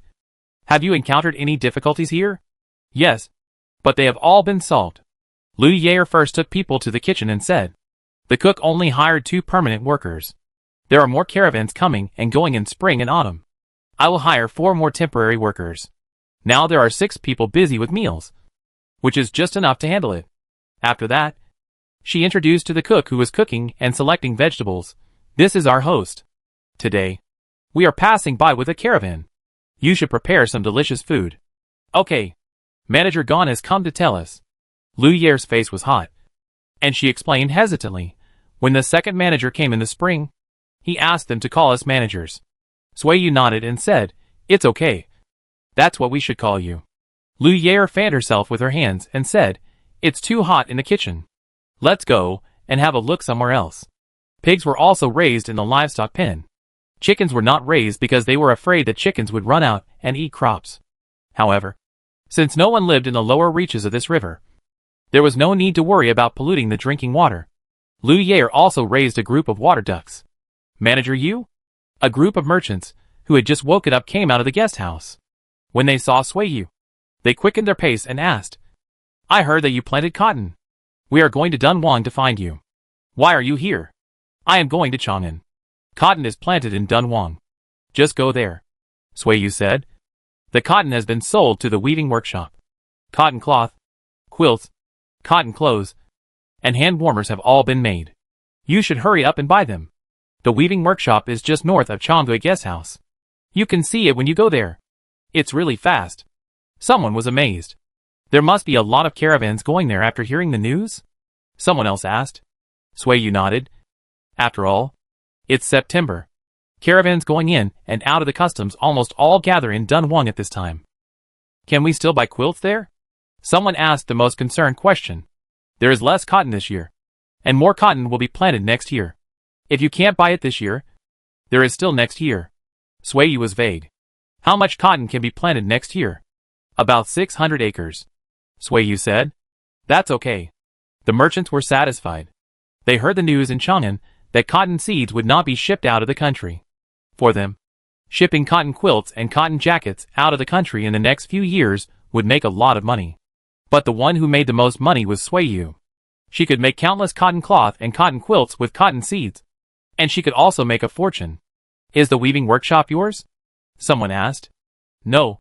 It's Jinxiu Weaving Workshop," Sui Yu replied. "I also buy cotton cloth and quilts from the weaving workshop. Just like you." When making this decision, Sui Yu considered the relationship with other caravans. If she sold the quilts and cotton cloth from her, so many caravans she knew would come to her door when there was little cotton. If she sold more or less or didn't sell at all, she would offend people and might even have enemies. By then, her relationship with everyone would be ruined. She could make money from cotton for a few years, but the business of the guest house would be ruined, which would not be cost-effective. Chapter 330, Luck and Misfortune. The quacking of ducks awakened the sleeping people. The light in the sky was hidden, and the vast earth was in chaos. In this half-bright and half-dark sky, farmers who were busy with the autumn harvest had already gone to the fields with their children. In the silent dawn, sickles were harvesting wheat, and the snapping and popping sounds of hands pulling bean pods came one after another. The bean stalks were burning in the stove, and the bluish-white smoke rose from the chimney. In a short while, the bluish-white smoke merged with the sky, leaving only a faint smell of wood smoke mixed with the fragrance of porridge water permeating over the guest house. The camels that had been locked up overnight were released from the pen. They walked to the river in groups to drink water. The ducks in the river were frightened and quacked. They fluttered ashore and cleaned their feathers on the wet river beach. A little white appeared in the grass at the edge of the river beach. The cub exclaimed, "Mom, it's a duck egg." Sui Yu wiped the water off her face and took a closer look. It was really a duck egg. "You have a good eye. Yesterday Lu Ye said that the ducks had not laid eggs yet. Today I let you see it. Let your uncle lead you to a place where you can cross the river. Pick up the duck eggs and take them to the kitchen. Let the cook cook them, and you can eat them on the way," Sui Yu said. The cub said hey, and ran away happily. Sui Yu and Zhao Shiping squatted by the river to watch the uncle and nephew cross the river, seeing the cub cheering and turning over a green-skinned duck egg from the grass. The two smiled. The merchant picked out the camel hair stuffed in the copper bell, and the camel bell sounded again on the river bank after disappearing overnight. The sound of camel bells broke the tranquility of dawn. The sounds of wheat harvesting and bean picking disappeared along with the chirping of insects. A gentle and eye-catching golden light rose from the top of the snow-capped mountains, and the chaotic night on the earth quickly receded. It was dawn. The orange flame in the stove jumped a few times and went out. Liu Ye came out and blew the whistle, shouting, "Everyone, breakfast is ready. Mom, my uncle, and I picked up 17 duck eggs." The kid came over carefully with 7 duck eggs in his clothes, and Sui Liang followed him, with the same steps and movements. Zhao Shiping looked at him and said, "Sui Yu," glanced at him, and he closed his mouth. The duck eggs were washed by the river, and Sui Liang and the kid took the duck eggs to the kitchen. The people were full, and the camels were fed. The merchants hurriedly moved out the goods and tied them on the camels' backs one by one. Qishan and Ania moved out the tightly wrapped quilts. The passing merchants took a handful of them. They were thick and fluffy. As they expected, "Sui, you must have brought quilts on this trip to Chang'an." "Shopkeeper Yu," the Su family merchant shouted loudly. Sui Yu was taking the braised duck and dried meat that Liu Ye had prepared for the caravan. The braised duck was slaughtered last night and cooked overnight in the pot. The dried meat was from donkey meat that someone had sold before. She bought it and braised it and dried it. It was prepared for her own caravan from the beginning. "Shopkeeper Yu." "Hey!" Sui Yu responded and walked out. She said, "Take the braised duck and dried meat to Xiao Chunhong and ask her to get you half a ginseng. When it gets cold, buy a few hens and stewed ginseng soup to nourish your body." "Shopkeeper Yu, you brought a lot of quilts. Sell me 2. I will cover them this winter and see how warm they are." The Su family merchant strode over. "Sui Yu, yes, we may not be able to buy quilts when we go to Dunhuang, but you are different. You will never be short of them. Sell us 2. The Qian family merchant said. "We also know that you took the quilt to Chang'an to sell it. We won't let you lose money. You can raise the price and sell me 1 or 2 quilts. We need to know what it feels like to cover ourselves with quilts before we sell them to others." "Right?" Someone else interrupted. "You are taking advantage of our relationship." Sui Yu clicked her tongue a few times, and then she said, "Okay, I have gained a lot of good karma from you, and it's time for me to repay you. How many caravans are staying in the guest house?" 3. Gonda said loudly. "And me. I'm 1 caravan." A traveler who was traveling with the caravan said loudly. "Shopkeeper Yu, it's not the lack of goods that is worrying, but the inequality. Whenever I pass through Dunhuang, I stay in your guest house. I'm your old customer. Sell 2 quilts to the caravan and 1 to you." Sui Yu stopped him from shouting and said, "The quilt was bought for 500 coins. I'll sell it to you for 800 coins. Is this price okay?" "Okay. Okay." The merchants agreed unanimously. Not only quilts, but all goods will increase in price once they are transferred. They are in this business and can understand it. They bought a quilt for 800 coins. After shipping it out of the customs, if there is a chance, they may be able to exchange it for a horse or a string of gold, jade and gems, or even use it to manage relationships, which is much more useful than money. 7 quilts were sold, and Sui Yu earned 5,600 coins. After that, she didn't dare to stay any longer. After packing up the goods and food, the group left without stopping. When the caravan entered the city, they happened to meet a caravan that was leaving the city. The other party recognized Sui Yu and Zhao Shiping, and greeted them warmly and cordially. Even though they learned that Sui Yu had sold the cotton to the weaving workshop, they still pestered her, insisting that she help them so that their caravan could buy 3 or 5 quilts from the weaving workshop when they arrived in Dunhuang. Sui Yu was deeply burdened by favors, so she had no choice but to sell 2 more quilts, so that this caravan would not meet with the first 3 caravans and find out that she was willing to do business with them, but not with him, which would inevitably cause resentment. After entering the city, Sui Yu sent Xiao Chunhong to the market to buy 4 straw hats. She, Zhao Shiping, Sui Liang and Xiuzai all wore straw hats and covered their faces with cloth towels. The 4 of them blended into the team, so they didn't have to worry about being recognized by acquaintances. After leaving Zhangye County, the next one was Wuwei County. When there were no one else on the road, Xiuzai took off his straw hat to enjoy the scenery on the road. The scenery here is completely different from that of Dunhuang. The mountains here are green, while the mountains in Dunhuang are bald and yellow. This land is not affected by wind and sand.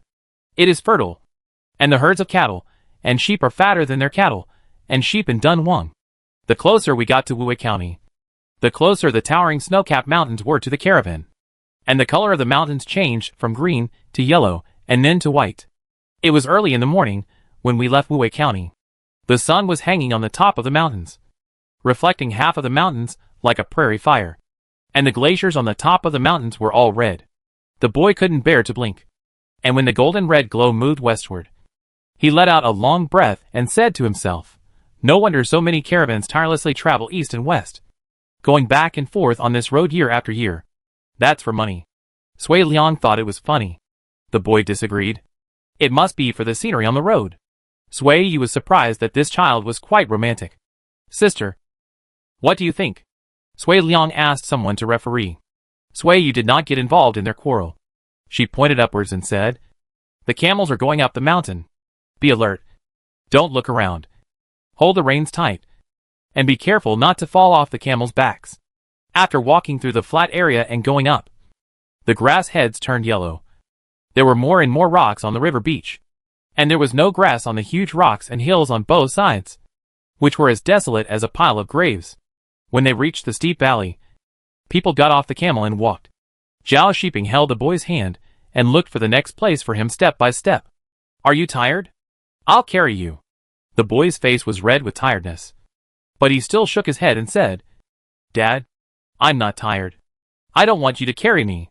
When it got dark, the boy still lay on his father's back. He looked up at his mother and uncle who were walking in front of him, and then looked west along the dim sky. The mountains were endless. He couldn't see the end, nor could he see the city of Dunhuang connected to the desert. But he seemed to be able to see that 1 year. His mother and his uncle had stood here and looked far to the west. That night, the caravan camped on a river valley beach. A camel skin tent was set up, and the winter clothes in the bag were taken out. Sui Yu put a thin coat on the kid and told him not to take it off when he slept at night, as it was cold at night in the mountains. This was the first time the kid fell asleep to the sound of snoring. When he woke up in the middle of the night, he found that his father was holding him tightly in his arms. "What's wrong?" As soon as he moved, Zhao Shiping woke up. "It's hot. And I'm thirsty too. I'll go out and get you some water." Zhao Shiping unbuttoned his thin coat and told him, "It won't be hot in a while. Don't lift the quilt." The kid looked out, and when the door curtain was lifted, he saw a fire outside, followed by a low voice. When the water was brought in, Geng Zhongqing also woke up. He sat up and asked, "What time is it?" "It's the second half of the night," Zhao Shiping said. "Would you like some water?" "No. I'm old, and I can't sleep at night if I drink water." Geng Zhongqing lay down again. Outside the tent, the snoring sounds made the night particularly quiet. It's hard for shopkeeper Yu to lead the caravan to travel inside and outside the pass. Merchants are really determined to make money. Life on the road is too hard. Geng Zhongqing sighed. Zhao Shiping was silent for a moment and said, "She is determined because she has suffered more." "Dad, I'm done." The kid pushed the bowl away. Zhao Shiping put the empty bowl next to the pillow. He lay down in the quilt and said, "Continue to sleep." Geng Zhongqing didn't say anything either. The tent became quiet. The kid stared at the dark tent top with his eyes open, counting the snoring sounds in his heart. When he woke up to the sound of camel bells, he had already forgotten which number he fell asleep at night. Sui Yu lifted the tent curtain and saw that the boy had woken up. She came in and said, "Wake up, lazy bug. We have to continue to climb the mountain." "Am I the only one still sleeping?" The boy hurriedly lifted the quilt and put on his pants. He muttered, "Mom, it's too hot to sleep in a coat. I woke up last night because of the heat. I don't want to sleep in a coat tonight. Let's talk about it tonight." Sui Yu helped him comb his hair. After he put on his shoes, the mother and son folded the quilt together and carried him out. This was the only tent left. The servants were tying up the goods. The fire in the stove had gone out. The boy rinsed his mouth and took the hot porridge and fried eggs and slurped them down. When he was full and the caravan was ready to go, he took his father's hand again and walked up the mountain. The higher they went, the colder the mountain became. When they walked through the winding river and arrived at the valley sandwiched between two mountains, the flow of the river suddenly slowed down, and white frost fell on the dry river beach. Winter has arrived in Hongqiling. The terrain is flattening, and people are riding camels to speed up their journey. The cub sits on Zhao Shiping's chest, covered with a wolfskin mattress to keep out the cold. He could only see the road in the valley through the gap under his feet. And it's snowing on the top of the mountain, Elvier exclaimed. The cub heard the sound and came out of the wolfskin mattress. He looked up and saw the glaciers on the mountain covered in thick clouds. The sharp ice edges were thicker than wooden rafters.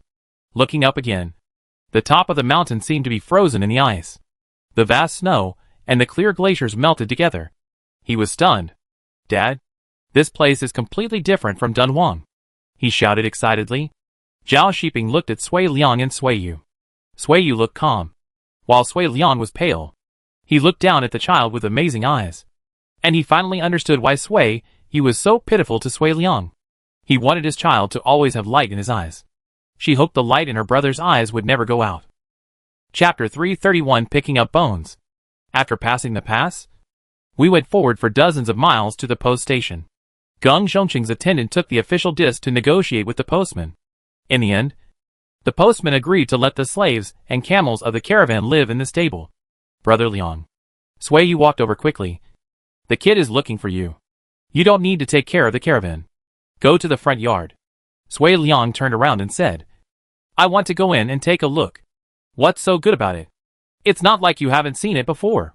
Sui Yu pulled him away and said, You got hurt by the thorns on the fence. But you still want to bump against it. Isn't that stupid? It's not like there is no way in. We have the right to enter the house through the main door. So don't climb over the wall like a thief.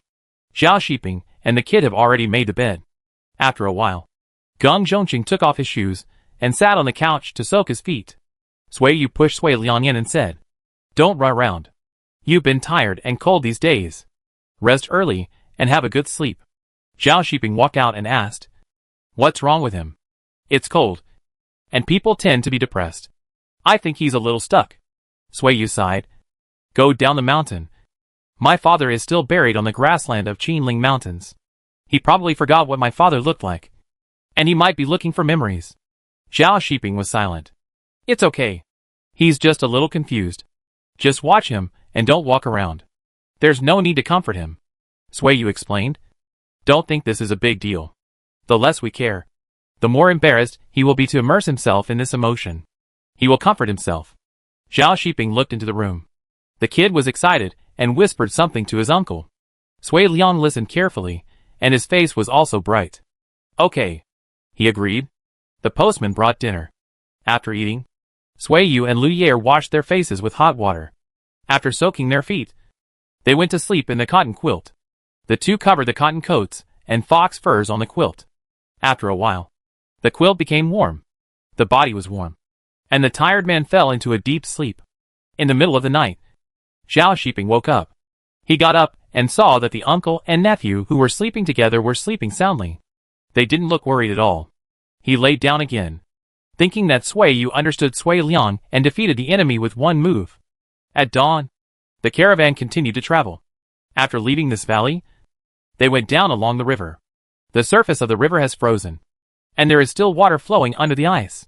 Perhaps in another 3 or 5 days, this stream formed by the meltwater from the mountains will be completely frozen. The further down the mountain we went, the farther the gray sky was from our heads.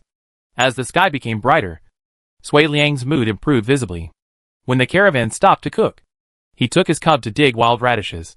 Sister, when we passed by here last year, a camel from Elvier's family was injured. Sister Song left it here. I wonder if it will come back again. Sui Liang remembered this. My camel? Elvier asked. Yes. It's yours. Xiao Chunhong answered. Elvier looked around. Although the surroundings were barren, there was no shortage of yellow and green weeds in the cracks of the rocks. Further down, she could see rich green. The camel had enough food and water, so it should not follow the caravan to do hard labor. It should not come back again, she said. Pay attention when you go down the mountain. A camel costs more than 2,000 yuan, Sui Yu said. However, they didn't see any wild camels until they reached the bottom of the mountain. Lu Ye looked at the green mountains, and she had no intention of looking for camels. At this time, the rivers in Dunhuang were probably dry, and the grass and trees were withered. But thousands of miles away, the river here was flowing, and leaves were still hanging on the branches. She couldn't help but sigh that the territory of the Han dynasty was so vast. The boy who was guarding the sheepskin raft by the river heard the camel bells. He shouted that business was coming, and ran back. When the caravan arrived at the river, there was no one by the river. The cub stared at the wide river in a daze. With so much water, it's no wonder that big fish taller than Dunhuang can be raised. There were many footsteps coming. It was the boatman coming. The one walking in front saw the women in the caravan and recognized their Han faces. He couldn't help but ask loudly, "Which caravan are you from?" "Sui caravan and Song caravan." Zhang Shun went to negotiate. He asked, "Last year, we asked a passing caravan to bring 2 cans of tiger bone wine. Have Ma Huang and Lao Xuan received them?" "Yes, I received them." Lao Xuan's eldest son ran over. He held Zhang Shun's hand and thanked him profusely. "I have always wanted to thank you. Why did you come so late this time?" "Something delayed me." Zhang Shun took him to meet the host. "Is your father in good health?" Sui Liang asked. "Yes. He kept saying that he wanted to thank you. Thank you for not making a fuss with him." Lao Xuan's eldest son was full of gratitude and admiration. His family didn't expect that this caravan had made friends with Ma Huang and kept its promise to bring a can of tiger bone wine. "It's almost noon. It will probably be dusk when you cross the river. You won't be able to travel far at night. Why don't you stay here for the night?" Lao Xuan's eldest son pointed to the mud house by the river and said, "No one lives there now. You can stay here for 1 night. We will help you carry the camels over first. It will only take 1 hour to send people and goods over tomorrow morning." Sui Yu and Sui Liang nodded repeatedly. With the wall tiles to block the wind, it is much more comfortable than living in a tent. The other boatmen had no opinion on what Lao Xuan's son said. The people in this caravan were good. If they treated them kindly, they might get tiger bone wine from them in the future.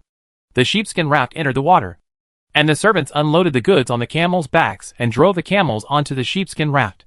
Xiaozai and Zhao Shiping had never seen such a novel thing. The father and son squatted by the river and watched for a long time. Lao Xuan got the letter, and he personally thanked Sui Liang and apologized. What he said on the boat that day was indeed unkind. Sui Yu only then knew that there were these tricks mixed in a jar of tiger bone wine. Sui Liang did not mention to her that Lao Xuan threatened him on the sheepskin raft when he returned.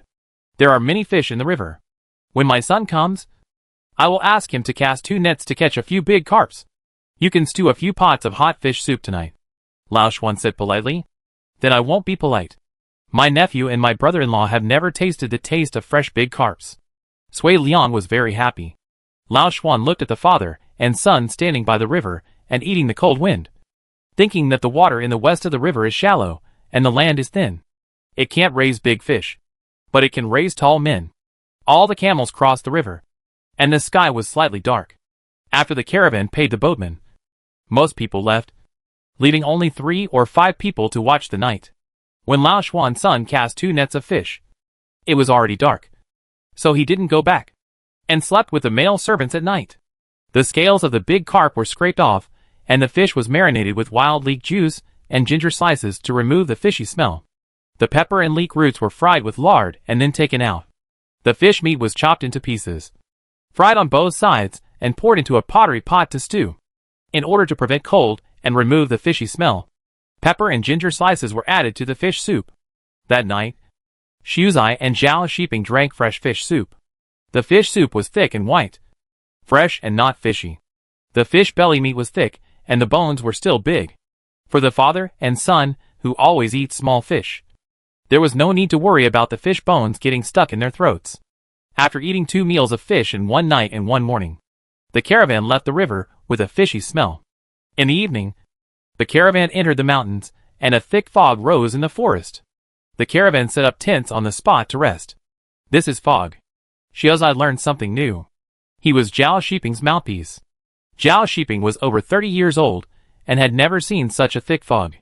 He thought to himself that it was a good thing that the battlefield was not in the mountains. Otherwise it would be hard to tell friend from foe. After crossing the Qinling Mountains, we will reach Chang'an. Central Minister Geng secretly sighed. This journey was really exhausting. How many days will it take to cross the Qinling Mountains by taking the official road? Sui Yu asked. 5 or 6 days. It only took us 5 days when we came here. You are with a caravan, so you can't go fast. It may take 1 more day. Central Minister Geng replied. When we get to Chang'an, I will settle you in the post station. I can also bring your camels and goods in. You will wait at the post station. If the emperor wants to see you, there will be etiquette people to teach you etiquette, Sui Yu said. The forest was cold and damp. Even if there was a fire burning in the fire, people couldn't sit outside. The cold air was whizzing up from the soles of their feet. So after throwing away their bowls, except for the night watchman, everyone else went into the tent. However, they woke up in the middle of the night due to the cold. Everyone worked hard in the middle of the night. Before the fog in the forest dissipated, the caravan was ready to go. After 2 days and 2 nights of hard work, the caravan walked out of the forest, and the camel caravan walked onto the grassland. The scene that had been repeated countless times in the dream came to Sui Liang. His legs softened, and he almost fell off the camel's back. His ears were buzzing. He vaguely saw his sister's mouth moving, but he couldn't hear what she was saying. "Uncle, why are you crying?" The kid was anxious. Sui Liang wiped his face. One hand was wet. He saw his sister's solemn face, and the worried faces of his nephew and brother-in-law. He wiped his tears and said, "The grass clippings blinded my eyes." The caravan was still moving forward, when the horse garden standing on the grassland was vaguely visible. Sui Yu's eyes moved away from Sui Liang. She stared at the grassland along the way, when a raised hay bale came into her sight. She shuddered. She looked around again, and was almost certain that the burial site was a few steps away from her. Sui Yu looked at Sui Liang, who was still looking around like a headless fly. Obviously, this grassland was chaotic and distorted in his memory, and he couldn't tell the direction. The guards of the horse garden heard the camel bells and rushed over. Geng Zhongqing negotiated with them, and the group entered the horse garden smoothly. Sui Yu borrowed 2 shovels from the horse herder. She asked Zhao Shiping to carry the black pottery jar and take Sui Liang and the kid out. "Sister, do you know where it is?" Sui Liang was panicked and timid. "Where are we going?" The kid had no idea. "We know the approximate direction. Let's go and look for it," Sui Yu said. "Come here. Kid, hold my hand." "Where are we going?" The kid asked again. "Your grandpa is buried on this grassland. He fought with wolves to protect us and died in the mouth of wolves," Sui Yu explained. "I can marry your father because of his contribution." The kid had never heard of this before. He said, and didn't know what to say. After a while, he reacted and asked, "Is he the father of you and my uncle? What are you doing?" Zhao Shiping scolded. The kid shut up. He broke free from Sui Yu's hand, stepped back, and grabbed Sui Liang's hand. He felt that his uncle was the saddest. After finding the place, Sui Yu handed Zhao Shiping a shovel. The two of them dug up the withered yellow grass bag together. With a clang sound, the shovel dug up a stone. The grass and soil were constantly dug out, and a whole stone was exposed in the sky. Zhao Shiping pried it with a shovel and pried it. He called Sui Liang and Sui Yu, and the 3 of them worked together to lift the stone. After the stone was moved away, a nest of fat earthworms twisted in the soil. Sui Yu's scalp suddenly went numb, thinking of the reason why the soil here is fertile. She was scared. "I'll do it. You stand further away." Zhao Shiping pushed her away. He took the shovel and continued to dig, saying, "Little boy, help your mother." Sui Yu waved her hand, indicating that he should accompany Sui Liang. At that time, there were no tools in hand, and the pit was not dug deep. So Zhao Shiping dug a few shovels, and the bones were exposed from the broken soil. Sui Liang's legs were weak. He knelt down and crawled over with a trembling body. He opened his mouth to call Dad, but his throat was blocked. "Dad, Liang Gur has grown up. I promised you to do it." Sui Yu also knelt down. She said calmly, "Liang Gur can speak. He is not stupid anymore." The little boy looked at his father, who was digging the soil, his mother who looked calm, and his uncle who couldn't cry. He hesitated and knelt down, unsure of his emotions for a while. Zhao Shiping looked up at him, pointed at the human bones and then at himself, and said, "This is your mother's father. I am your father." The kid stared at him blankly, tears quickly filling his eyes. Zhao Shiping, "Don't cry while looking at me." Chapter 332, Abolish the Camp Prostitute System. A human-shaped pit was dug, and the human bones that had merged with the soil were fully revealed. The bones and the soil were embedded together and had become part of this grassland. Zhao Shiping put down the shovel, walked to Sui Yu, knelt down, and said, "Dad, I am your son-in-law. Our family came to move your grave and take you back to Dunhuang with us in the future. Sorry for disturbing your peace." Sui Yu supported his hand on the ground and kowtowed, saying, "The scenery in Dunhuang is also good. You can go and have a look." The little boy followed and kowtowed, saying, "Grandpa, my uncle and my mother miss you very much. You come home with us." Sui Liang wiped away his tears and said in a hoarse voice, "I have grown up and can speak. My sister and brother-in-law treat me very well, and I also care about me. Dad, you must bless them to be free of illness and disaster, and live in peace until old age." One more kowtow, "And I will pick up the bones," Zhao Shiping said. The four of them bowed down and kowtowed. Zhao Shiping stood up first, saying sorry. He jumped into the pit with a black pottery jar to pick up bones. Sui Liang walked to the edge of the pit, and Zhao Shiping stopped him. "I'll do this for you. You just watch from above. If you have anything to say, take the opportunity to talk to your father." He had killed people and buried the dead before, and he had no feelings for this father-in-law whom he had never met, so he was not afraid to dig out the bones. It would be different for Sui Yu and Sui Liang. A living person turned into a skeleton. Not to mention touching it with your own hands. Even seeing it with your own eyes is a big shock. It is possible that you will lose your energy for a long time afterwards. The bones were put into the pottery jar one by one, making a muffled sound. The pit kept throwing out soil.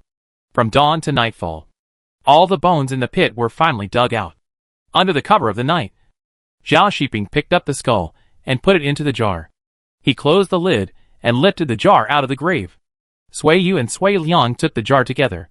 Zhao Shiping climbed out of the pit, and without saying a word, he picked up the shovel and started to fill the soil. "Sister, I'll do it." Sui Liang took the shovel from Sui Yu. He had calmed down. He didn't contribute when digging the grave. Now it was his turn to contribute. The boy stared at the black pottery jar in a daze. He didn't dare to get close to it, and he didn't even dare to think deeply. How could a living person turn into a jar of broken bones? If a person turns into bones, where does he go? Sui Yu walked over and held him, and asked softly, "Are you scared?" The boy shook his head, and the next moment he turned around and hugged her waist and cried loudly, "Mom, will you and my father die? I don't want you to turn into bones." "No. Your father and I are still so young.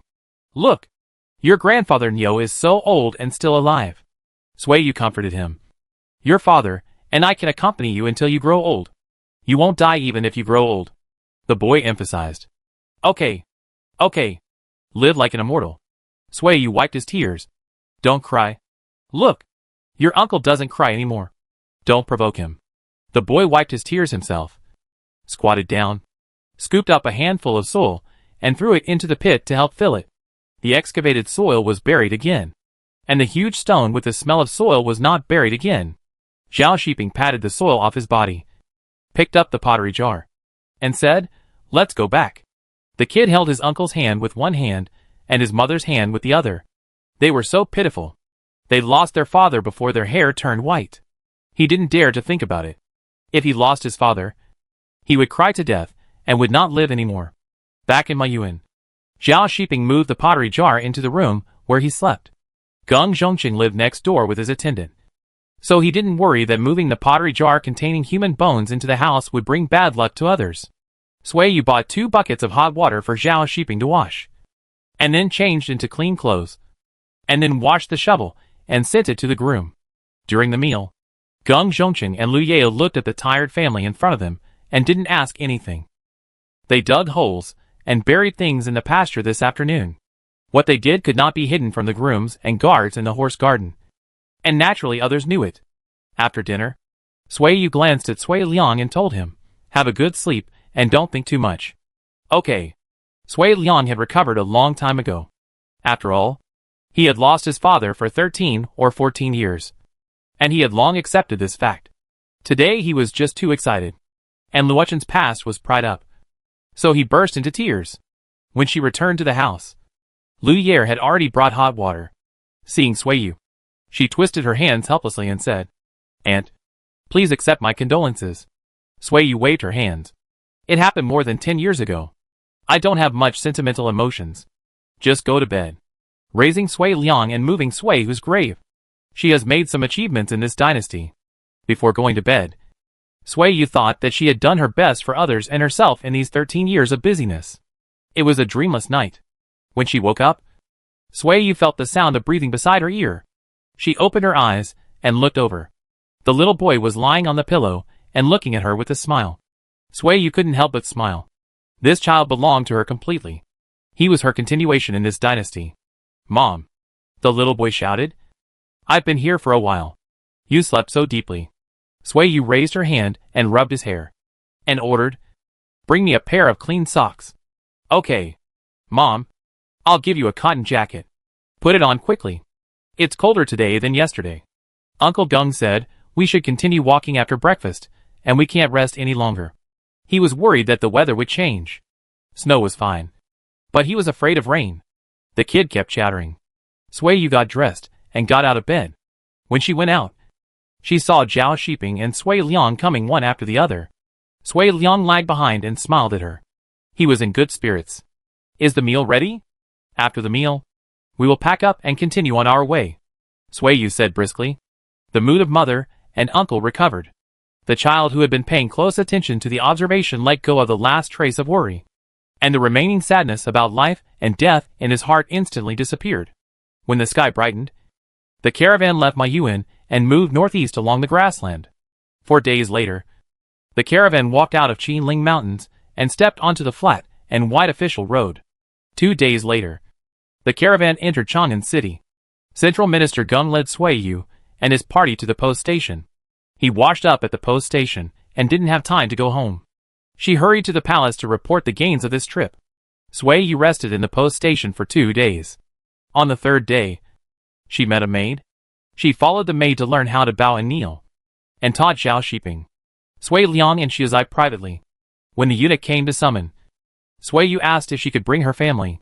"My husband and son are in Chang'an for the first time. Can they take advantage of my fame and go into the inner city to see the majestic palace? Otherwise, I will not be able to find anyone to show off after I leave the palace." Sui Yu said shamelessly, "Your Majesty has summoned you and Zhao Qianhu to the palace to talk. As for your kid, I will arrange someone to take him around," the eunuch said. Sui Yu winked at Sui Liang and said, "You follow and keep an eye on your nephew, so that he will not cry when he leaves us." Sui Liang agreed. The family of 4 dressed neatly. Sui Yu and Zhao Shiping each held 3 bamboo scrolls, and they followed the eunuch out of the post station. This time, they entered the city from the Amen Gate on the west side instead of the Xianping Gate. Not far into the city, they saw the inner city wall. Sui Yu had been taught by the maid before, so she didn't dare to look up. She followed the eunuch along the long palace road, and she could see the eunuchs and palace maids coming and going. When the atmosphere became more solemn, 2 eunuchs came and took Sui Liang and the boy away. Sui Yu and Zhao Shiping followed the eunuch up the steps, and after the announcement, the 2 walked into the Xianshi Hall. There were other people in the hall. Sui Yu and Zhao Shiping bowed to the emperor first, and then bowed to the unknown minister kneeling in front of the couch. The 2 stood still and looked up slightly. "Please sit down," Emperor Xianping, who was sitting at the top, said. The eunuch brought a low couch, and Sui Yu and Zhao Shiping knelt down, with the bamboo slips placed on the low couch in front of them. Taking this opportunity, she took a quick look and saw Gung Zhongqing across from her. "Manager Yu? You are still young. I heard that you led a caravan to travel inside and outside the pass 6 years ago." "Yes. There are many caravans traveling in Dunhuang. After seeing so many, I was tempted and wanted to go out of the pass to search for treasure," Sui Yu answered. "You really found it?" Gung Zhongqing said, "That you got the cotton seeds from a monk? Tell me in detail." The Minister of Agriculture, who was sitting under Emperor Xianping, spoke. Sui Yu chose the identity of Sui Wenan and explained in detail the monk she met on her trip to Dayuan. Then, without waiting for them to ask again, she explained the process of her cotton planting. "Why did you think of making mud blocks and covering them with oilcloth to breed and raise seedlings? Did the monk teach you too?" the Minister of Agriculture asked. "No. I heard from the monk that the climate in Sindhu is hot and humid, so I thought that cotton planting requires high temperatures, and the winter in Dunhuang is too long. In order to make it germinate, I came up with a way to create high temperatures with oilcloth. When our caravan goes out, we will set up tents at night.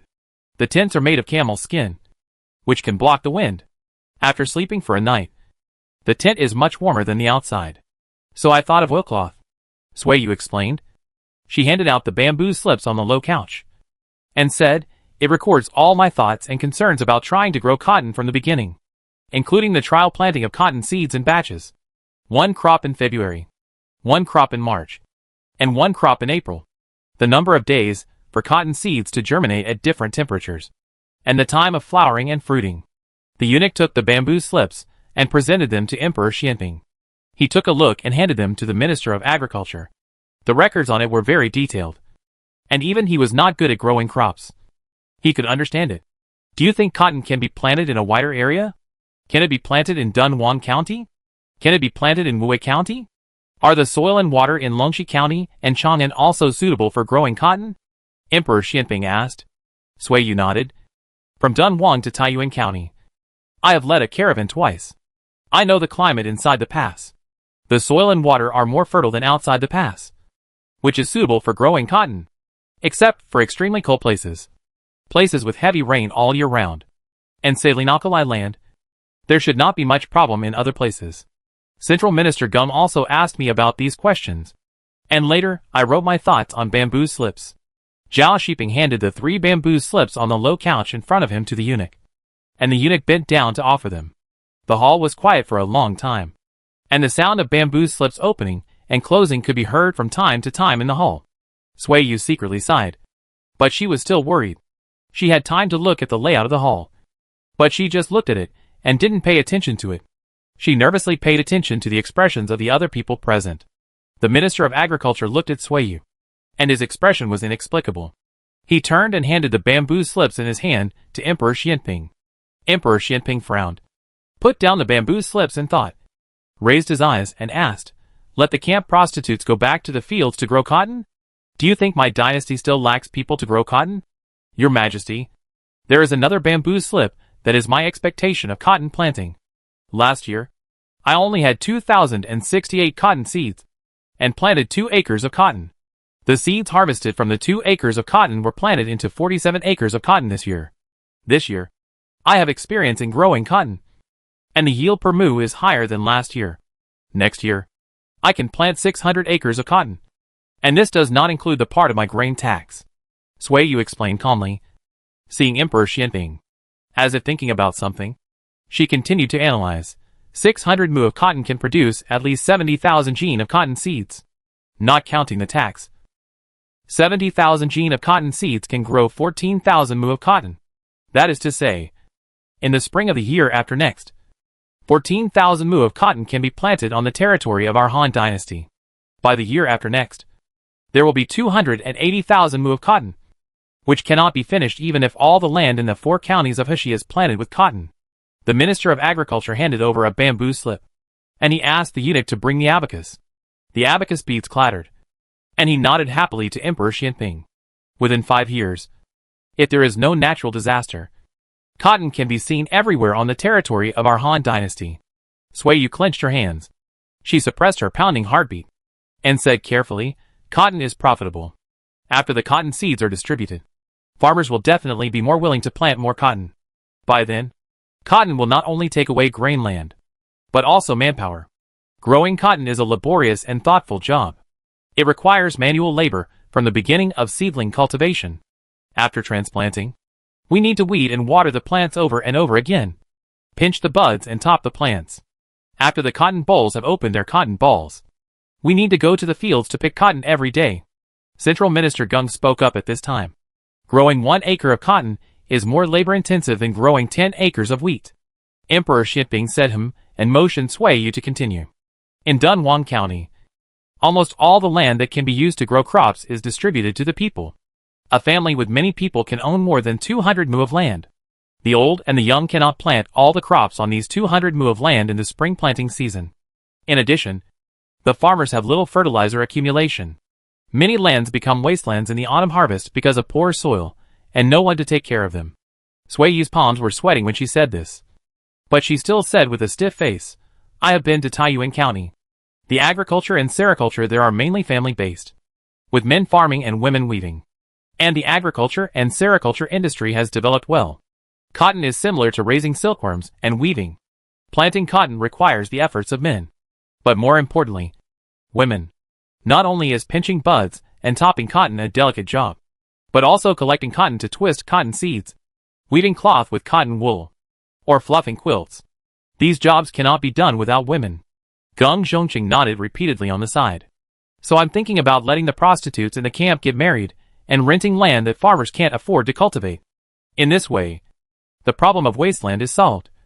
And the problem of manpower is also solved. Sui Yu said the ultimate goal. Emperor Xianping pondered for a moment, and he looked at the Minister of Agriculture and asked, "What do you think of the Minister of Agriculture?" "It's a good idea. You can bring it up at the court meeting tomorrow and discuss it in the court," Emperor Xianping said. Sui Yu relaxed all over. And then she realized that her back was covered with sweat. "Do you remember that you were born as a criminal slave? You were a prostitute in the camp?" Emperor Xianping asked suddenly.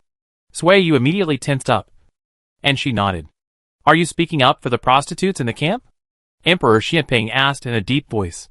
"No." Sui Yu tried her best to calm down. And she explained, "Forgive me for being complacent this time. I once entered the prostitute camp, and then went into business. I was lucky to get cotton seeds, and now I am in the palace again, which can be regarded as nirvana. So I think it is a kind of debauchery for prostitutes to be locked up in the prostitute camp and become prostitutes. If they are released, the worst is to marry a man and have a child. And the whole family can pay taxes to the court by farming. If they have wisdom and opportunities like me, it is a blessing for the court." Emperor Xianping smiled. And it was a blessing for the court that she could introduce cotton seeds. Zhao Shiping was worried about Sui Yu. He vaguely saw the girl standing outside the prostitute camp more than a decade ago, when she begged for mercy for the words "the law is unfair." More than a decade had passed. But this thought had not been erased. Even though she had never mentioned it in all these years, he could not tell that she had been bothered by the past. She smoothed out her edges and corners, holding her breath to save others from danger, and also to save herself who was trapped. Sui Liang had a scar in his heart. Zhao Shiping knew that Sui Yu had a scar in her heart, and no one knew except herself. Zhao Shiping felt helpless. The 4 counties in Hishi can let the prostitutes go out to start a family, but they cannot solve the problem of growing cotton by simply relying on them. "Does Captain Zhao have any ideas?" Emperor Xianping asked casually. "There are also the inner regions. There are few prostitutes in the inner regions, and the people have no wasteland. How can the problem of growing cotton and growing grain be balanced?" Before he finished speaking, Emperor Xianping saw that Sui Yu was hesitant to speak, and he laughed in his heart. Did a female censor really come today? Chapter 333 Reward. Zhao Shiping had no idea. He didn't even know Sui Yu's idea. Before entering the hall, he had never heard Sui Yu mention the rescue of camp prostitutes. The hall was quiet for a moment. Zhao Shiping looked at Sui Yu. Suddenly, an idea flashed in his mind. There were few camp prostitutes, but many official slaves. The number of camp prostitutes is too small to fill the shortage of manpower in cotton planting. This part can be made up by official slaves. Zhao Shiping said frankly that he didn't understand how much benefit slaves had for slave owners, due to his limited vision. He said it straightforwardly and swiftly. Take Dunhuang as an example. It has been 40 to 50 years since the establishment of Dunhuang County. The official slaves who moved there at the beginning may have doubled their number by giving birth to children. As far as I know, there are more official slaves raising cattle and horses than cattle and horses. The few official slaves in my family were sent from the cattle farm. Emperor Xianping sat up straight. This rough man was ignorant and fearless and dared to say anything. "What do you think? Shopkeeper Yu?" he asked. "I have the same idea as Captain Zhao." Sui Yu was surprised at Zhao Shiping, and she thought the same thing. She seized the opportunity and said, "But I think the slaves who were forced into slavery, especially the official slaves, have committed crimes. If your majesty is willing to pardon them, they have to pay to redeem their slavery." Sui Yu understood that it would be beneficial to the court, and the decree to pardon official slaves could be implemented. "Where do the slaves get the money?"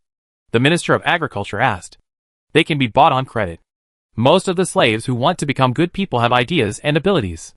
After becoming good people, they will have a debt. If they cannot pay it back, they will still be slaves. There is no disadvantage to the court, and you can keep fewer people," Sui Yu said. The Emperor Xianping was very pleased and said, "If you have any other ideas, tell me." Sui Yu was silent for a moment. After much hesitation, she chose to speak. "I think privately that some of the slaves who were implicated may be released according to the severity of their crimes. These slaves will be the main force in growing cotton or grain. There are 3 official slaves in our family who were enslaved more than 10 years ago because their husbands and fathers were bandits. They are not vicious. One of them has been cooking for many years, and the other 2 are busy with farm work for us and follow me to do business. They are honest and capable. Emperor Xianping sank his face.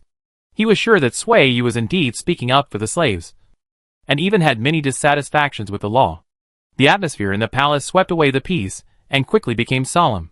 Central Minister Geng glanced at Sui Yu. He knew she was bold, but he didn't expect her to be so bold. You proposed that the official slaves redeem themselves in the first sentence. But why did you advise the court to pardon the slaves who were implicated in the second sentence? The Minister of Agriculture cherished her talent and gave her a chance to make up for it. The groups of people are different. Those who can be pardoned are from the lower class. They were ordinary people before they became slaves. They don't have the ability to earn money to redeem themselves, but they have the heart to farm. Sui Yu said tactfully that the people who can redeem themselves with money are similar to those of the Sui family who were implicated and exiled. If they could redeem themselves at that time, the children of the Sui family could be saved. Emperor Xianping was angry. He said in a deep voice, "It seems that you have many complaints about your Sui family being implicated. Your Majesty, I am here to share the worries of the court." Sui Yu refused to admit it. The phenomenon of wasteland and redundant slaves does exist. I have these thoughts because I am engaged in business and work on farm work. I will consider these things when I travel outside. Of course, these are just my humble opinions. I don't know much about the affairs of the court. If your Majesty thinks my opinions are absurd, I hope your Majesty will be magnanimous and not argue with an ignorant woman. Emperor Xianping said nothing. No matter how she argued, she couldn't cover up her little thoughts. But she couldn't find any big mistakes. On the other hand, she now has the merit of cotton, and he can't punish her for her words. Once she is punished, the censors will scold him. Forget it. Emperor Xianping picked up the tea bowl and drank a sip of water. It was obvious that he didn't intend to talk anymore. Sui Yu lowered his eyes and said nothing. Manager Yu, Geng Zhongqing reported 2 days ago that you like fame. Your Majesty considered that cotton is beneficial to both the court and the people, and you have made contributions. So you were named Lady of Cotton, exempted from the money for another 20 years, and gave your guest house a plaque, which was written by your Majesty himself. The eunuch who was waiting on the side spoke at this time. Sui Yu's eyes lit up, and her listless look quickly disappeared, and the whole person instantly became energetic. She was so excited that she subconsciously kowtowed to thank him and accepted the reward. Thank you, Your Majesty, for not being so mean to me. I will do my best to assist the agricultural officials in Dunhuang to plant cotton in the 4 counties of Heshi. She was very sincere at this moment, and Emperor Xianping's face calmed down. He said, "You don't need to cooperate with others. Promote Zhao Qianhu to the position of General of Agriculture to be in charge of cotton planting in the 4 counties of Heshi." Zhao Qianping followed suit, and he also bowed his head to thank him. You want fame and profit, and you even got promoted. Don't be too greedy about cotton. Cotton seeds cannot be sold at a high price. The Minister of Agriculture started to knock. Sui Yu and Zhao Qianping responded in unison. I didn't intend to sell it at a high price. I was planning to go back in early April when spring comes and sell the cotton seedlings at a low price. Sui Yu asked for credit. She looked at the person in the upper position and asked, Your Majesty, let me ask, who will be given priority to sell the cotton seedlings? Didn't you advise the prostitutes in the camp to become good women? When the decree is passed down, the Zhonglong will arrange their marriages and rent wasteland to grow cotton. Emperor Xianping gave an accurate answer. Sui Yu sighed secretly. Emperor Xianping allowed the prostitutes in the camp to become good women, but did not accept the pardon of the official slaves who were sentenced too heavily. It was probably because he was conservative, did not accept reform, and did not allow others to challenge the laws that maintained feudal rule. Judging from his previous reaction, perhaps in another 3 to 5 years, when the land and manpower competed in cotton planting, the decree for slaves to redeem themselves might be issued. The eunuch came down and bowed, saying, General Zhonglong, Madam Xihua, Your Majesty should rest. I will escort you out of the palace. Sui Yu and Zhao Qianping bowed and said goodbye. When they stood up, Sui Yu met Emperor Xianping's gaze. She lowered her eyes and said respectfully, I once heard an old scholar mention that the first emperor burned books and buried scholars. And after the fall of Qin, Emperor Gaozu advocated the supremacy of Confucianism. Therefore, I personally think that some political orders have time limits. Today's words are not provocative to the law. Nor are they for the Sui family. 30 years ago, too many official slaves were beneficial to the 4 counties in Heshi. Now that the Northwest is peaceful, the reclamation of wasteland, digging canals, and building the Great Wall have come to an end, and some official slaves can make a living on their own. Emperor Xianping had already calmed down, and he listened to Sui Yu's words. But this matter was serious, and she had no clan support behind her. And this matter was not something he could change alone. Grow cotton well. There are few fields in Heshi, but many in the interior. I am waiting for cotton to grow all over the territory of my Han dynasty, he said. Sui Yu was a little disappointed, but she did her best. She followed Zhao Shiping out of the palace. The sky, which had been cloudy for a long time, cleared up. The sun dispelled the thick clouds, and the palace with carved railings and jade was covered with a dazzling light. Sui Yu stood in front of the steps and slowly exhaled. She could finally face herself, who had changed her words in a mess in order to survive. She was right. It was the law's fault. In the side hall, a group of eunuchs brought out the rewards given by Emperor Xianping. 500 taels of gold, 50 jars of wine and food, a pair of jade walls, a seal, and a plaque. Chapter 334 The reward that was begged for. With her mind cleared, Sui Yu looked around on the way out of the palace. But the palace wall blocked her view. Beyond the ancient palace wall, she could only see the houses that were hooked in reverse. The palace maids and eunuchs walking on the palace road made Sui Yu more curious. Walking along the long palace road, Zhao Shiping saw Sui Liang holding the little boy and talking to someone. He touched Sui Yu and said, I saw Sui Liang and the little boy. Sui Yu looked in the direction and walked closer. She recognized the man standing opposite Sui Liang. That's Wadu Ho. He had a lot of acne on his face a few years ago. He bought our honey, and it seems that he has recovered. Did he buy the black horse as well?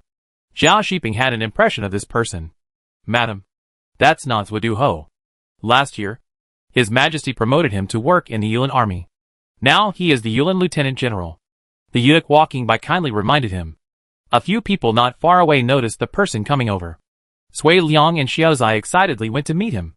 The two looked at the rewards held by the eunuchs, and were so happy that they couldn't close their mouths. Let's go. We're leaving the palace. Sui Yu waved. Sui Liang and Xiaozai said goodbye to Huzon Langjiang. Xiaozai said enthusiastically, Uncle Hu, we'll live in the post station. If you have time, come to see me. I'll show you our quilts. Sui Yu couldn't help laughing. Huzon Langjiang, I haven't seen you for many years. Have you been promoted? Thanks to you, I can show up in front of the emperor. Huzon Langjiang bowed and said, I'll visit you another day. Sui Yu agreed. After leaving the palace, Sui Liang and Xiaozai felt relieved. In the palace, the two didn't dare to speak loudly or ask random questions. After leaving the palace, they couldn't wait to ask what the emperor rewarded them. Sui Yu pointed at Zhao Shiping and said with a smile, We have a Zhonglong general in our family too. The kid was so shocked that his eyes widened. He looked at his father in disbelief and murmured, How amazing. It's your mother who is amazing. Zhao Shiping corrected. Thanks to her, I was able to get promoted. The kid rubbed his hands, and he excitedly held his mother's hand and asked, What about me? Do I have any reward? The son of Zhonglong general is not enough? What other reward do you want? Sui Yu asked with a smile. Your Majesty rewarded 500 gold. And I will give you a gold ingot later. The kid understood that the emperor didn't think of him. Sister, what about you? Sui Liang asked. What did you get? His Majesty named me Lady of the Flower of Cotton. From now on, the people of the Han dynasty will know that the cotton seeds were brought back from outside the Great Wall by Lady of the Flower of Cotton. Sui Yu was very proud. How about it? One of you is Lady of the Flower of Cotton, and the other is Lady of the Flower of Cotton. Do you feel very proud? Sui Liang and Xiaozai nodded repeatedly. My mother is the best. Xiaozai flattered her sweetly. What is the flower of cotton? Is it cotton? Sui Liang didn't understand. Yes, cotton is cotton. The eunuch walking behind stepped forward to explain. He walked to the side to inquire, Madam, have you had a long history with General Hu? We have dealt with each other twice. 4 years ago, our caravan encountered bandits on the way back to Chang'an from Taiyuan County. The bandits were defeated and were tied up and sent to Chang'an. when we reported to the authorities. General who led us into the inner city. But at that time, he was the Marquis of Zwidu. And he had a lot of acne on his face. I sold him some honey to help him treat his facial acne. Then, the year before last, my brother led a caravan to Chang'an to sell horses. And the Marquis of Zwidu bought a Fergana horse named Wuzhui. Sui Yu explained. She looked at Sui Liang and asked, when you were walking in the palace, did he recognize you? Yes. He changed into an official uniform. And I almost didn't recognize him. Sui Liang nodded. Madam, you have also captured bandits? You are really brave. The eunuch complimented. Sui Yu smiled and said, I also got a bronze sword awarded by His Majesty. Although today is the first time I meet His Majesty. We have met 4 years ago. Today I was too nervous in the palace and forgot to build relationships. When you return to the palace, please say a few good words for me in front of His Majesty, so that His Majesty will have a better impression of me. Eunuch. This is the first time he heard that he had to build relationships with the emperor. It really opened his eyes. When they arrived at the post station, the reward was delivered. Sui Yu asked Sui Liang to give the eunuch 500 coins and let him deliver it on her behalf. She fell on the bed as soon as she entered the room. She was exhausted after going to the palace. Zhao Shiping sat on the couch and didn't want to move. He saw the kid busy looking at the rewarded gold and jade like a moth, and asked, where did the eunuch take you and your uncle to go? We just walked around outside the palace, and then took us to a side hall to eat cakes. My uncle and I ate 2 plates. It was very delicious. At this point, the kid took out a cloth bag from his arms and said proudly, I also packed 2 pieces and brought them back for you to eat. Dad, you and Mom will try them quickly. Sui Yu turned over and sat up when she heard it. She said excitedly, give it to me to try? I didn't even drink a sip of tea during my trip to the palace. The 2 cakes have different flavors. The kid cut them into 2 halves by himself so that both parents could taste the 2 flavors. Zhao Shiping chewed the jujube paste cake stuffed into his mouth and asked woodenly, why did you take it back secretly? You are not a little beggar. Did the eunuch see it? I asked him before I took it. The kid was unhappy. He walked to Sui Yu's legs and asked expectantly, Mom, is it delicious? It's delicious. Sui Yu nodded. You remember to bring back delicious food for me and your father to try. You are such a good child. Don't listen to your father. I am so happy. The kid glanced at his father and snorted. Zhao Shiping. Sui Liang sent the eunuch away. And he ran back quickly, opened the door and quickly closed it, rubbing his hands and said, let me see. What good things did the emperor give you? It's all on the ground. You can see for yourself. The words on the plaque were written by the emperor himself. It's so face-saving to hang it up. Now that our guest house is out of Dunhuang, I don't have to worry about anyone causing trouble. Sui Yu was happy. She said to Zhao Shiping, what did Geng Zhongqing say in front of the emperor? The emperor thought I liked fame. The day he first arrived in Dunhuang. Didn't you tell him that it was your luck to leave a name in this dynasty? Geng Zhongqing said he would report to the emperor. Zhao Shiping still remembered this. Sui Yu really forgot it. After all, she didn't mean this when she said this sentence. She just sighed casually. But getting the title and the plaque was really what she wanted. Next year, when the cotton harvest is good, I will give 2 more pieces of cotton cloth to Geng Zhongqing to thank him for speaking well of me. Sister, are there any other rewards besides these? Sui Liang asked. The most valuable of these things was 500 gold coins, which he felt was a little too little, exempt from the money for 20 years. According to the money paid last year, 20 years is 600,000 coins, which is not a small amount. Sui Yu said. Sui Liang thought this was about right. Sui Yu's stomach growled. Zhao Shiping stood up and walked out, saying, I'll go see if there's any food. I'll go with you. Sui Yu walked out. She found the postman and asked if they could stay here until February next year, and got a positive answer. Madam, please stay. Someone sent a visiting card just now. I'll give it to you. Sui Yu thanked him for the visiting card and was about to go back to the house when she saw a postman hurried over and said, Madam, someone outside the door wants to see you. It's the owner of the Genie Pavilion in the West Market. Business came to her. Sui Yu called Zhang Shun and Xiao Chunhong and asked them to entertain them. She told them not to let go for the time being and to find out the price first. There should be many people coming to her in 2 days. After dinner, Sui Yu took off the suju that was in the way and asked someone to bring 2 buckets of hot water. She washed off the sweat she had in the morning, changed into clean clothes, and lay in bed. Zhao Xiping came in with a chill. Sui Yu asked, "Where is your son? Why didn't I hear his voice?" Sui Liang took him to the city to play. Zhao Xiping took off his shoes and washed his feet. "Do you want to sleep too?" Sui Yu moved to the inside of the bed. Zhao Xiping put on his shoes and fetched water, and came back empty-handed in less than a moment. He took off his outer robe and sat in the quilt, hugged Sui Yu and said, "Are you sleepy? If you are not in a hurry to sleep, let's talk." Sui Yu became energetic and said, "I was too nervous in the palace. I am still a little excited and can't sleep. Tell me, what do you want to tell me? I thought you had let go of the past. I didn't know that the experience of being a criminal slave still bothered you. Why didn't you tell me?" Zhao Xiping held her face and looked at her carefully, accusing her of being too good at hiding and pretending. "What else do you distrust about me?" Sui Yu denied. "Don't wrongly accuse me. When did I stop trusting you? I never knew you wanted to help the prostitute escape. Weren't you afraid that I would stop you?" Sui Yu was silent for a moment, and argued, "I didn't stop you from reading the bamboo slips I brought from Dunhuang. It was you who didn't read them." Zhao Xiping stared at her with a dark look. Sui Yu felt guilty. She squeezed into his arms, but he didn't allow her and pushed her away. "Speak nicely. I won't fall for it." Sui Yu rolled her eyes at him secretly. "Are you kidding me? I didn't mean to hide it from you, but I didn't know how to say it. This idea came to me suddenly, and I didn't have a perfect plan. I just mentioned it in 1 or 2 sentences on the bamboo slips. You see, it was your majesty who saw it and mentioned it. So I explained the specific implementation method." Sui Yu explained, "I originally had some thoughts. If it works, I will get what I want. If it doesn't, it doesn't matter." Zhao Xiping didn't say whether he believed it or not, but said, "I remember that before you went to business, you asked the caravan about the traces of cotton. Did you have this plan at that time?" Sui Yu lowered her eyes, and the next moment her waist was pinched heavily. She cried out in pain exaggeratedly, and the man beside her pillow looked even uglier. "Ouch!" Sui Yu pushed him down rudely. She lay on his chest, complained, "If you strangle me, you will have no wife, and your son will have no mother.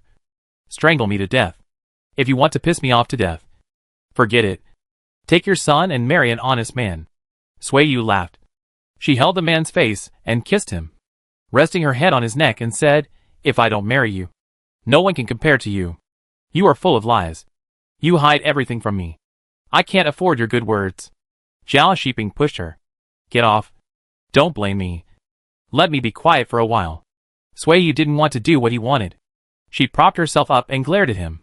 Seeing that he was so angry that he closed his eyes and didn't look at her, she leaned down and kissed him little by little, moving slowly from his jaw to the corner of his eyes. Zhao Xiping was like a stone. Even if he was about to be licked to pieces, he would still hold his breath and ignore him or ask him. And he didn't move at all. "You have guts," Sui Yu praised. She fell into his arms, looked at the roof and said, "I had this idea when I first looked for cotton. But this idea is a fantasy to me. Even more absurd than me saying the law is unfair. I'm worried that you will laugh at me for being stupid." "Nonsense." The man opened his eyes and scolded her. "When did I laugh at you?" After that, a guilty look appeared on his face, obviously thinking of how he had squeezed Sui Yu when he first brought her home. "Don't you laugh at me?" Sui Yu played tricks on him. Now she had the upper hand and turned the tables on him, saying, "Do you still blame me for hiding it from you? Is it your fault? When was that? 10 years ago? Don't you know me? I fought for you, and you still don't believe me." Zhao Xiping became angrier and angrier as he thought about it. "Don't talk to me. I know you, but you just don't believe me." It's not that he doesn't believe it, but the root of this obsession comes from his experience in his previous life. When it comes to the issue of slaves, Zhao Xiping accepts it well, while Sui Yu's idea of pitying slaves is an alternative in this dynasty. If she said that everything she did was to save slaves and to prove that the law was unfair, she herself felt hypocritical. She made money in business for herself and her family, and finding cotton seeds was just a side job. If she could find it, she would be willing to make some plans. But if she couldn't find it, she wouldn't force it. "Are you asleep?" Zhao Xiping asked. "Why don't you talk?" "I don't want to talk." Sui Yu kicked him. "It's all your fault. It's all your fault that you didn't want to take me home. I was so embarrassed in front of you. I was so ashamed to rush to be your wife. I got angry when I thought about it later. But you were right. I can't blame you. I could only make you look at me with new eyes, and prove to you that I was rash, but not stupid when I said that the law was unfair. Zhao Shiping was silent. Is this the root cause? Is it his fault? Sui Yu leaned close to his ear and whispered, You see, the law can be shaken by interests. There was a sudden sound of footsteps outside the door. And then, the wooden door was knocked. Master. Someone is coming from the palace. His Majesty has sent a few more rewards to the young master. Sui Yu and Zhao Shiping were confused. And then, they realized that the boy's words asking for rewards must have reached His Majesty's ears when he left the palace. Chapter 335 Trouble is coming. The eunuch who delivered the reward was a familiar face. When he left at noon, Sui Yu generously gave him 500 coins. When he returned to the palace to report, he deliberately mentioned Zhao Shuzai's request for reward, which made Emperor Xianping happy. Now, he came to the post station again with the reward. Sui Yu and Zhao Shiping dressed up and went out. When she saw the eunuch, she smiled and said, Thank you for speaking well for us in front of His Majesty. My son went to Chang'an City to join in the fun after lunch. When he comes back, I will ask him to face the palace and kowtow to His Majesty. The little boy's childish words are lovable. And His Majesty also praised the little boy for having your style. The eunuch stood up and said, Sorry to disturb the rest of Madam, and the General of the Central Army. The things have been delivered. And I will return to the palace now. Thank you for your trip. Eunuch. You came back in a hurry at noon. And you forgot to bring a small item. Sui Yu took the bundle from Xiao Chunhong and said, It's going to snow. And the weather is getting colder. I'm giving you a few pairs of cashmere socks, and a few hand warmers. I hope you don't mind. The eunuch took the bundle and shook it. It was heavy. And there must be copper coins stuffed inside. He smiled and bowed, and led the 5 eunuchs away with satisfaction. Xiao Chunhong called a few people, and they moved the rewards to the backyard. What is the reward? Is this a food box? Zhao Shiping entered the room, and he opened the food box, and saw a plate of sweet and fragrant cakes. He glanced at Sui Yu and said, Your Majesty has heard that your son brought back cakes. It would be great if you knew. Sui Yu leaned over and pinched a cake into his mouth, saying, Close the food box. Don't move. Wait for the kid to come back, and let him tell us what he got as a reward. This is for the child. He should be the first to open it. You are so picky. That being said, Zhao Shiping did not delay his actions. The lid of the food box fell back to its original position. And he did not touch other things. Are you still sleeping? He asked. Sui Yu nodded.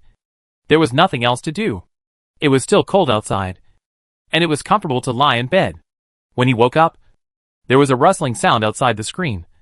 The oil lamp was moved out, and the place where he slept soundly was pitch black. Are there mice? Sui Yu said. Mother, are you awake?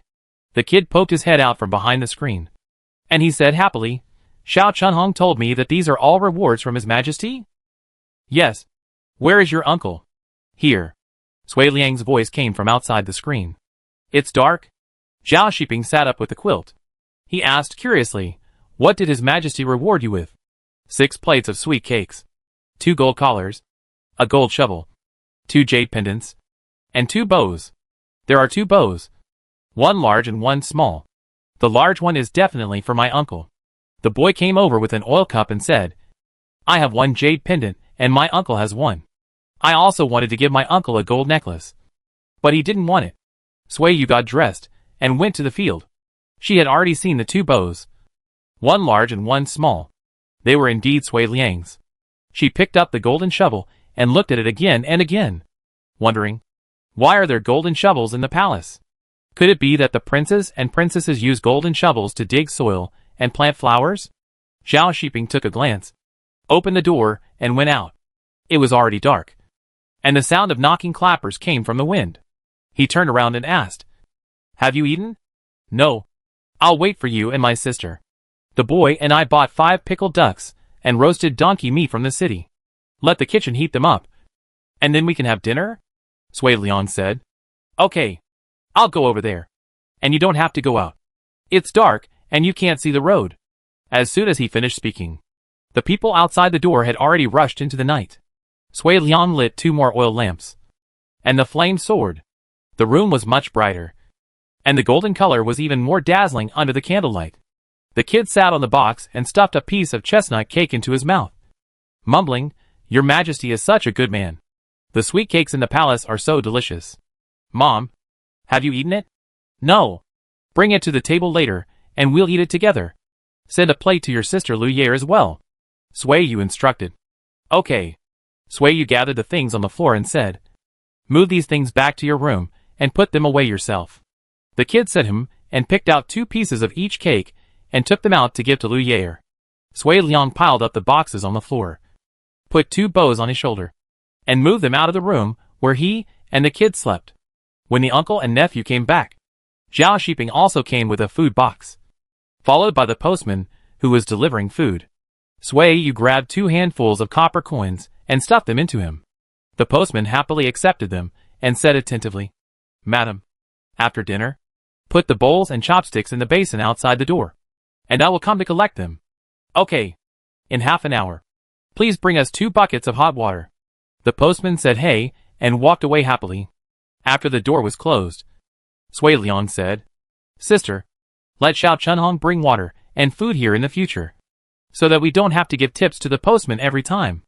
This is a small amount of money. It's worth spending a little money to buy comfort. We still have to stay in the post station for 3 or 4 months. If we stay for too long, people will dislike us. If we make it unprofitable for the postman, they will be tired of us and find any trouble to bother us for a long time." Sui Yu sat down to eat and said, "Just think of it as living in a farmer's house and paying rent.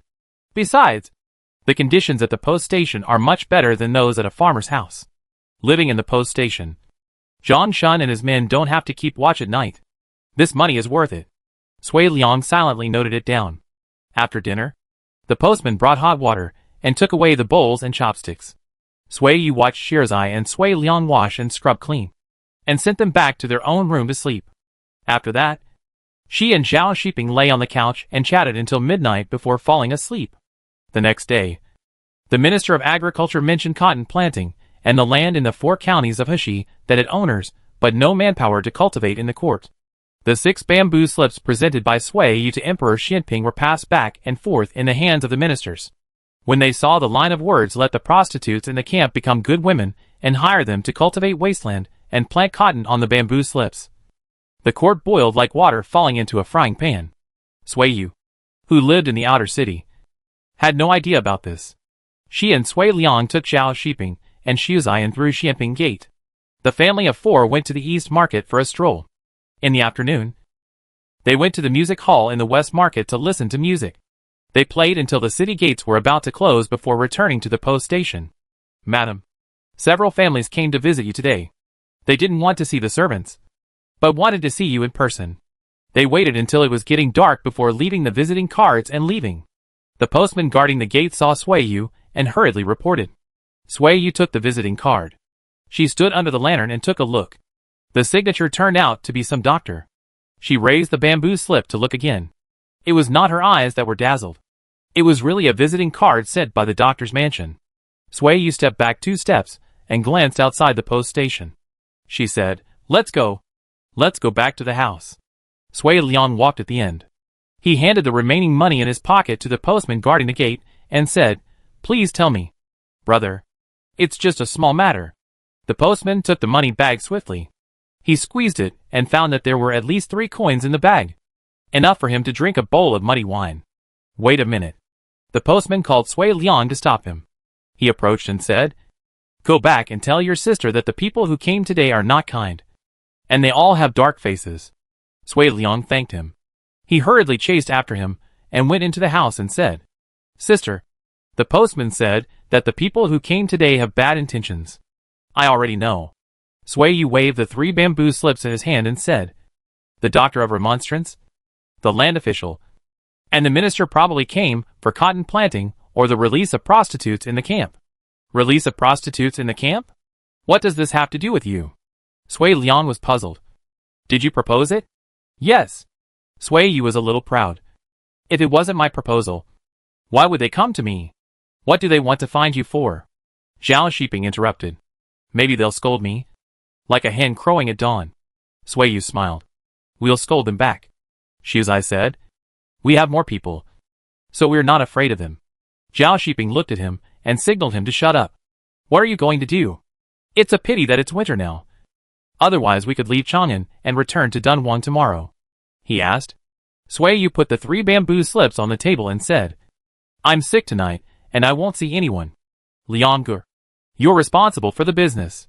Go to the city more often and sell the blankets and quilts we have for a good price before the new year.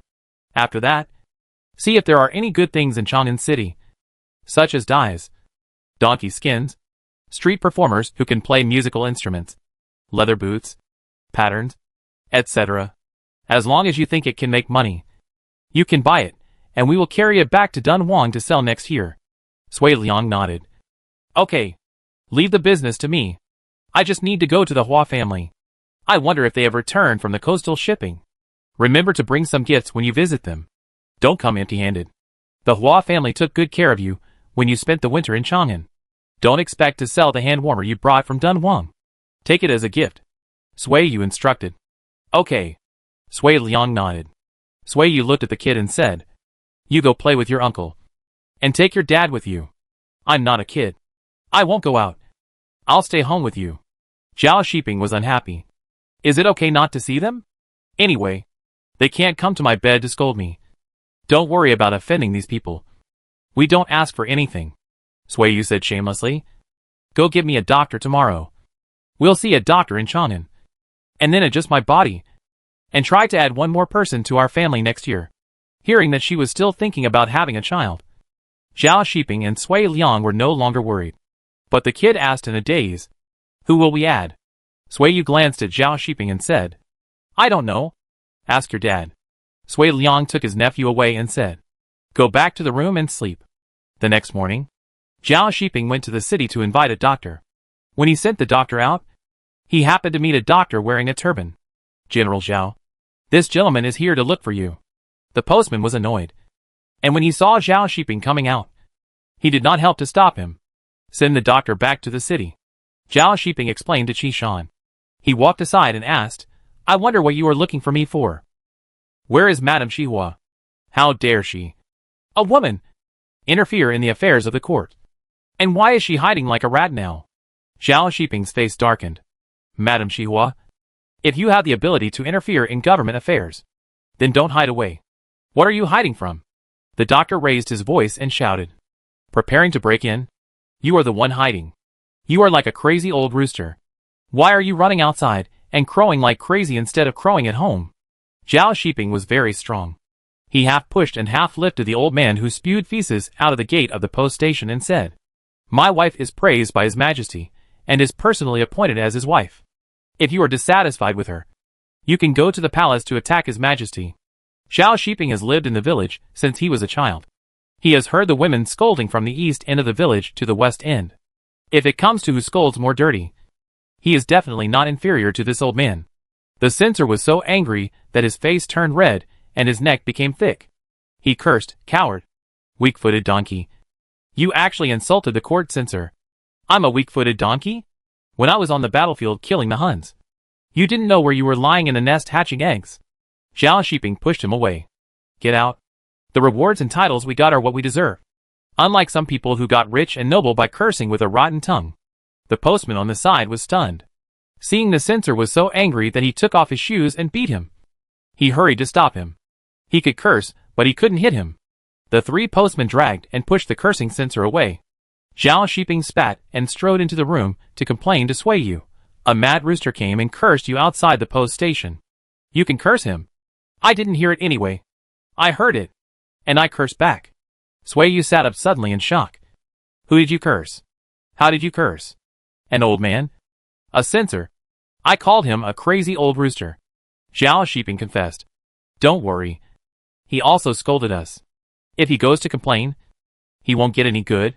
Sui Yu fell down. You are done. He will scold you. It's okay. He scolded me and won't scold you. Sui Yu. She hooked his chin and leaned forward to kiss him. Before he could savor it, she twisted his ear half a circle. Take it easy, General Zhongwang. Keep your position and do something practical. It's not like you scolded His Majesty. You won't be demoted. Zhao Shiping took her hand and said, Your Majesty keeps us for a purpose. He won't punish us for scolding the censor. Another thing. I thought that if I scolded him once, people outside would definitely think I was a reckless man. And those who wanted to come to the door would have to think about whether we are worth their backs. We will leave in the spring of next year. But these people are different. They will live in Chang'an for the rest of their lives. So they want to save face. Didn't you see that after I scolded the censor? His hair stood up in anger. There will definitely be many people calling him an old rooster in the future. Just as he was talking, the postman came to report, Xiao Zonglingjiang. Ji Tianling is here, and specifically wants to see you. Sui Yu waved her hand and said, Go out and continue scolding. Zhao Shiping looked at her. Really scolding? Then I'll go out. Ji Tianling came to solve the problem of the owner's farmland becoming wasteland. Zhao Shiping explained the current situation of the land in the 4 counties of Dunhuang in detail, and then asked Ji Tianling about cotton planting. For example, after the camp prostitutes became good women, they had to pay taxes and a few % of grain to their employers when they rented farmland.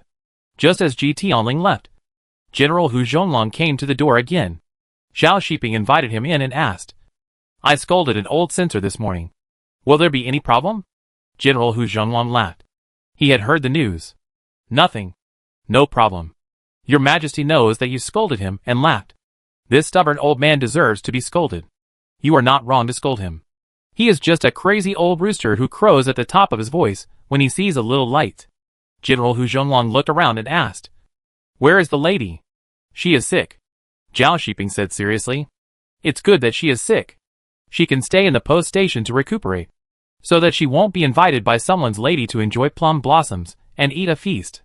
She will be full of humiliation at that time. General Hu Zhonglong didn't expose it. Chapter 336 Business Skills. Zhao Shiping asked Xiao Chenhong to tell Sui Yu if she was willing to come out to meet the guests. According to his judgment, this person had no ill will towards Sui Yu. After receiving the letter, Sui Yu combed her hair again and came out in an old dress. When she entered the door, she joked, Hello. To Zhonglongjiang. Hu Zhonglongjiang stood up and greeted him, saying jokingly, It seems that the doctor in Chang'an is a miracle doctor. Madam looks very good. Put on rouge. Sui Yu was talking nonsense. She sat down beside Zhao Shiping and said, Because we are old acquaintances, I am dragging my body with a high fever to meet guests. Hu Zhonglongjiang stopped talking nonsense with her and said seriously, I came directly from the palace and gave you a message to reassure you. Not many camp prostitutes have become good women. I oppose it. I think the decree will be issued in the spring. Many people in the court are unhappy because you proposed this idea. On the other hand, you and your wife proposed to pardon the official slaves in front of His Majesty. Many people heard the news and reacted strongly to this matter. Sui Yu pondered and asked, Your Majesty rejected my proposal?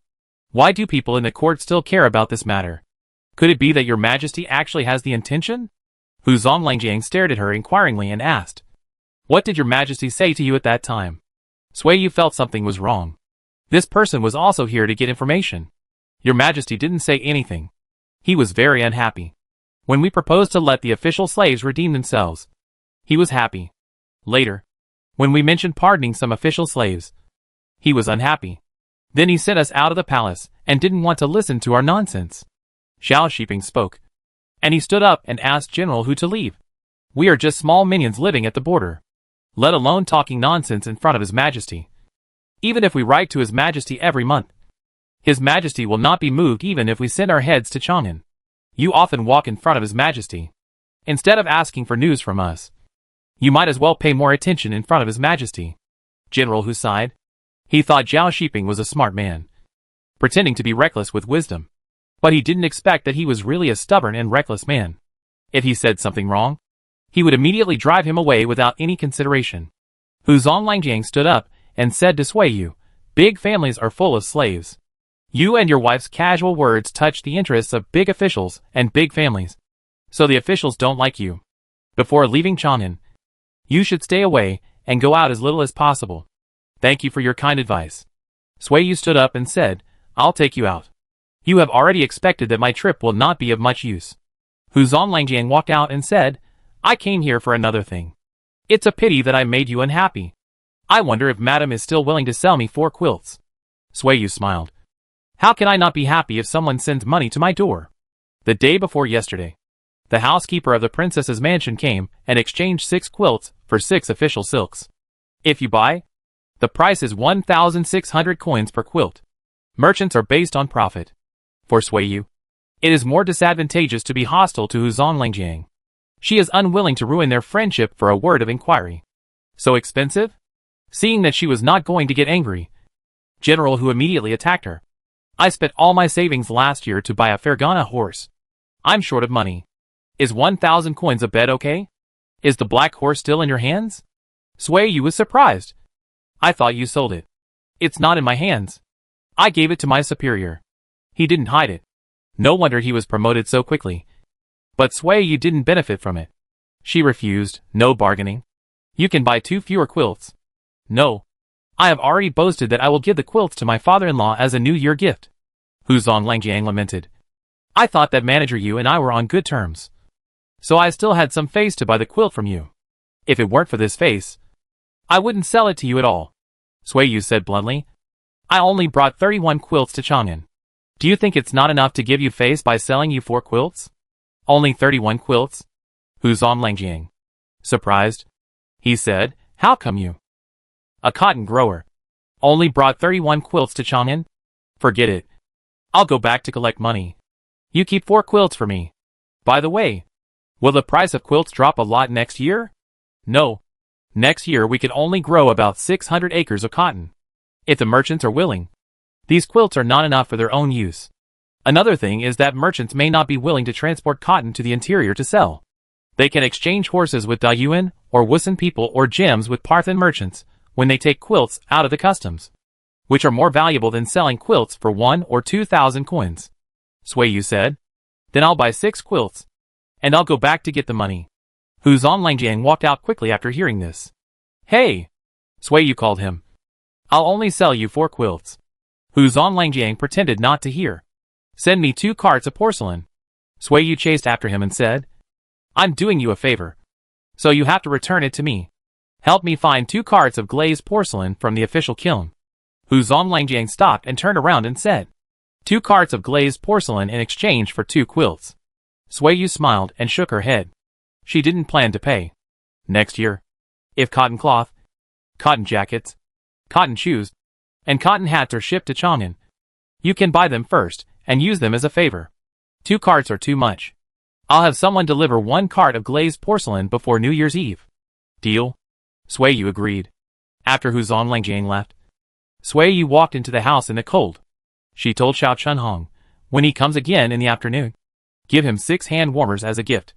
Xiao Chunhong said, I gave 2 dark blue wolf hair hand warmers to the eunuchs in the palace.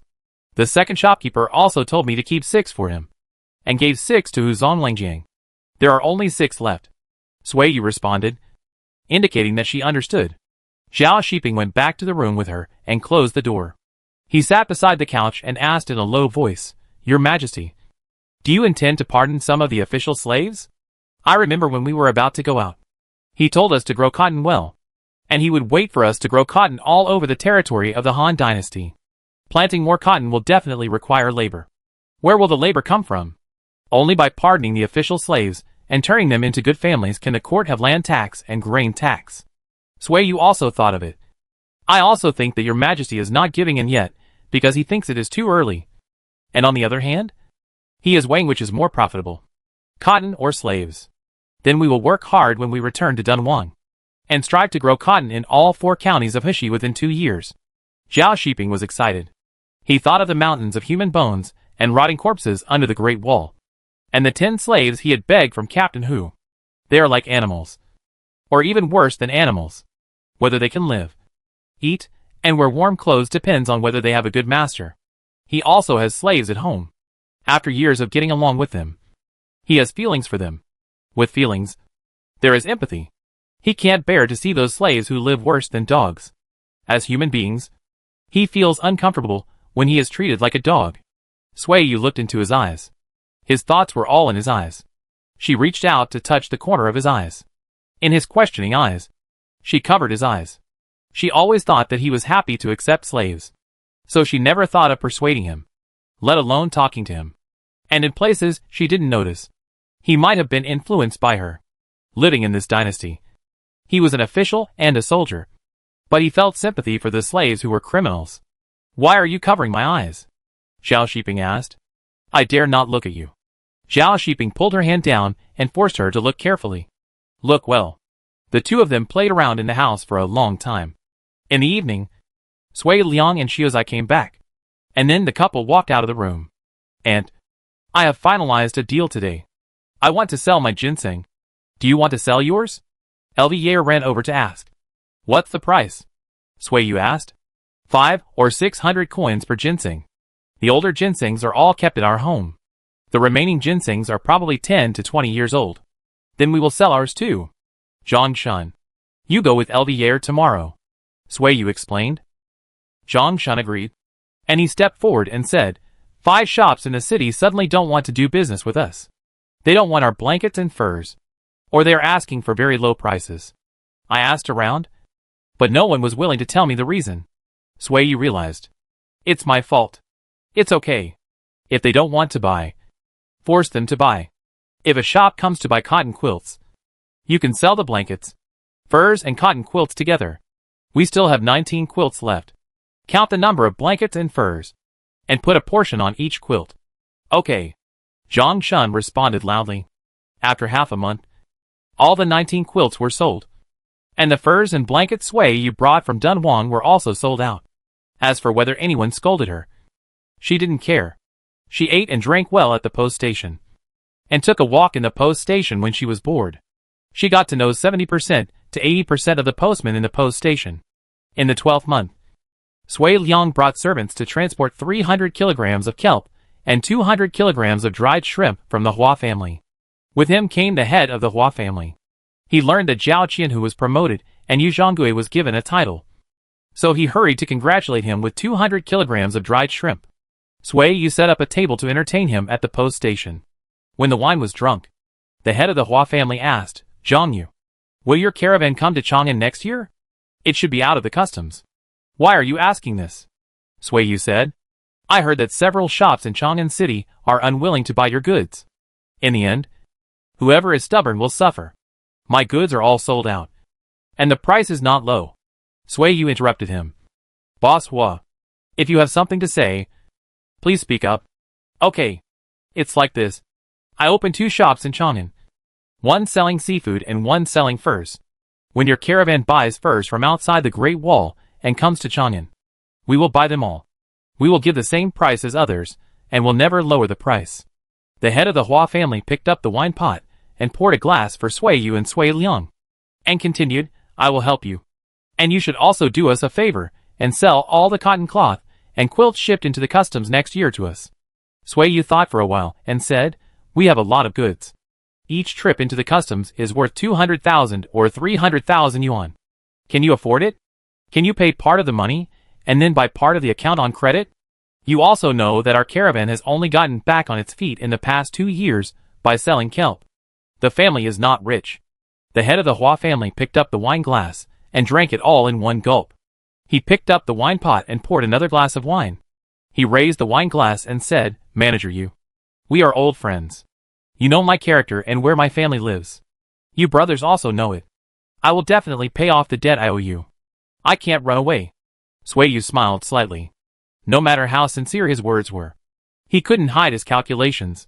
The Hua family wanted to open a shop in Chang'an to sell furs, but they had no money to buy goods.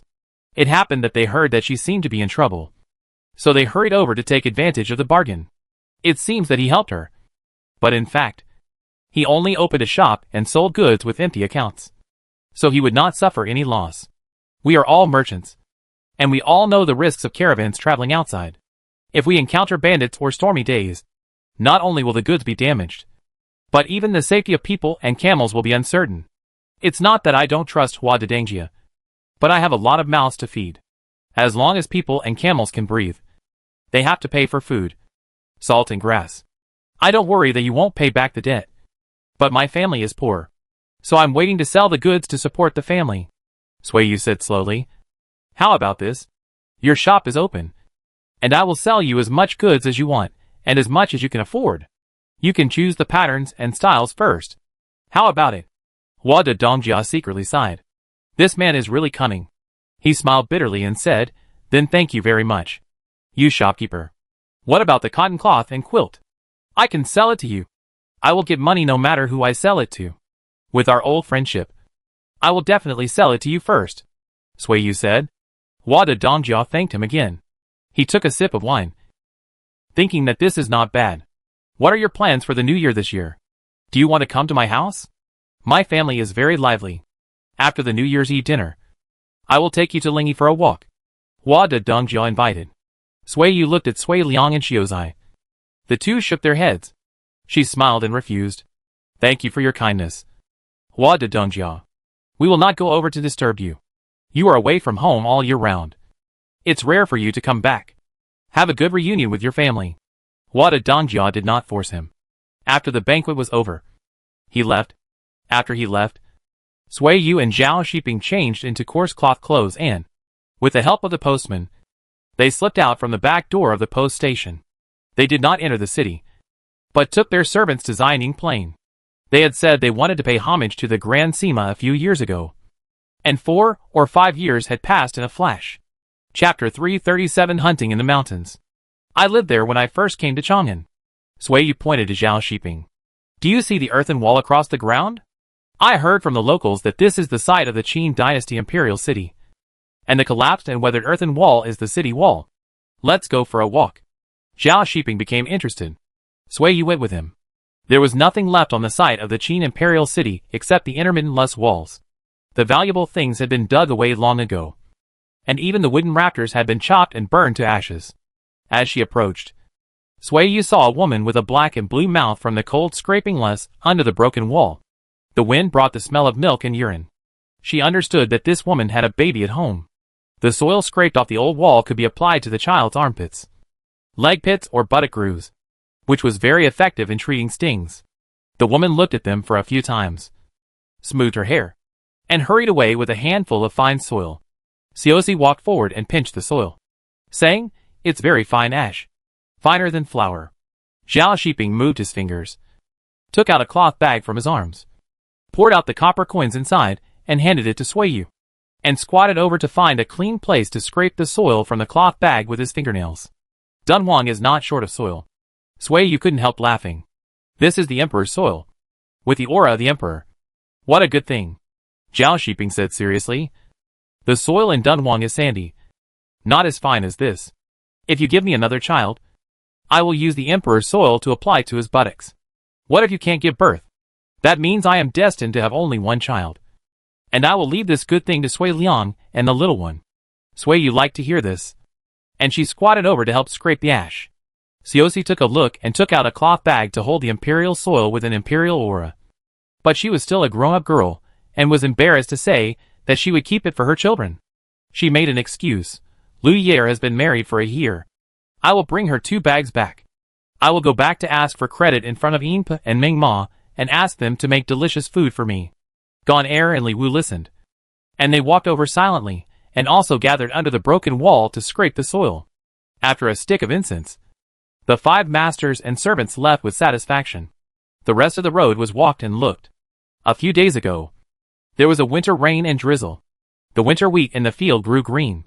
Gon Er saw wild radish seedlings in the wheat field, so he pulled them up and took them away, saying that he would take them back to feed the camels. In winter, no one can be seen in the wild, but there are many birds, and even the calls of pheasants in the mountains can be heard from a long distance. The cold wind made their faces stiff, but their bodies were hot. The 5 masters and servants were all wearing cotton jackets and cotton shoes. After walking for half a day, they were sweating. After resting at the post station for more than a month, Sui Yu went out for a walk. He felt particularly comfortable. His joints were loosened, and the heaviness on his body dissipated. When he reached the foot of the mountain and saw no one guarding the mausoleum, Sui Yu exhaled white air and muttered, "Are we going to go into the mountains again? Let's come back tomorrow. After breakfast tomorrow morning, bring the bows awarded by His Majesty, and we will go into the mountains to hunt," Zhao Shiping suggested. "Anyway, it's still early in spring, and it's not convenient for us to go into the city. So why not run into the mountains, which can kill time and exercise the body? Stop eating and sleeping for the whole winter. And you won't be able to bear it when you leave Beijing in February next year. Sui Yu agreed. Okay. We don't have so many mountains with trees in Dunhuang. So we can take this opportunity to satisfy our hunting addiction. The master and his 5 servants returned along the same route. The further they walked, the darker it got. They were worried that they would miss dinner. So Sui Yu called out, and they all started running. They returned to the post station panting. But it was still dark. Sui Liang and Shizai were very anxious. When they saw them coming back, the uncle and nephew had a sour face. I thought you were carried away in sacks.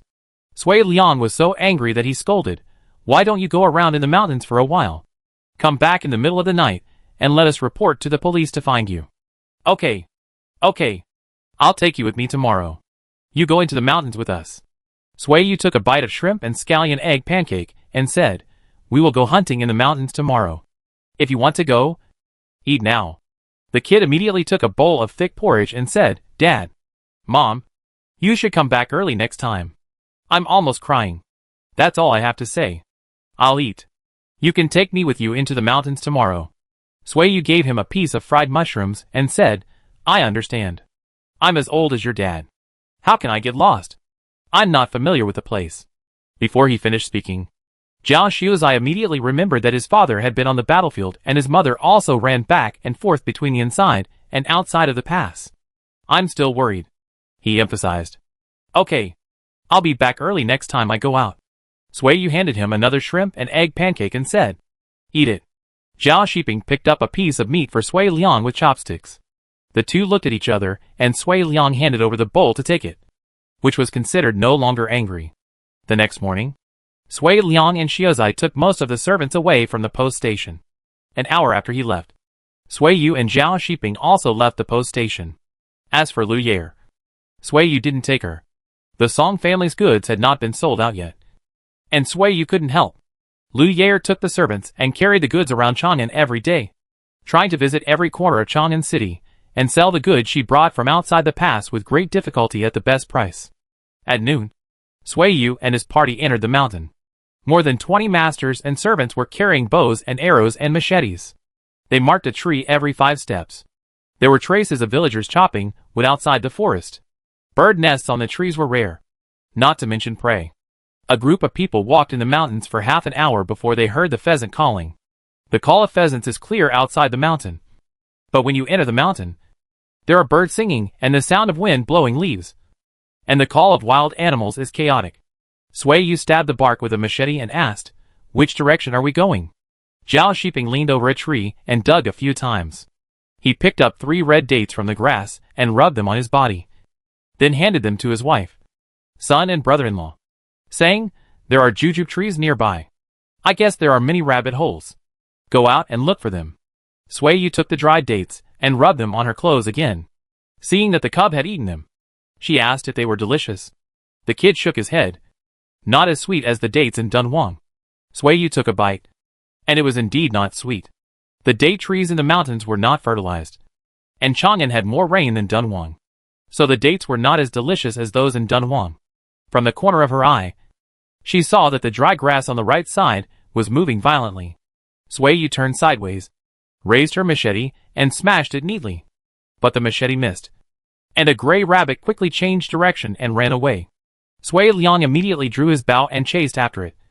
And the kid spat out the date pit and followed closely. Go in that direction. Sui Liang pointed his finger. You go and block it. Make a loud noise. And chase the rabbit in my direction. Okay.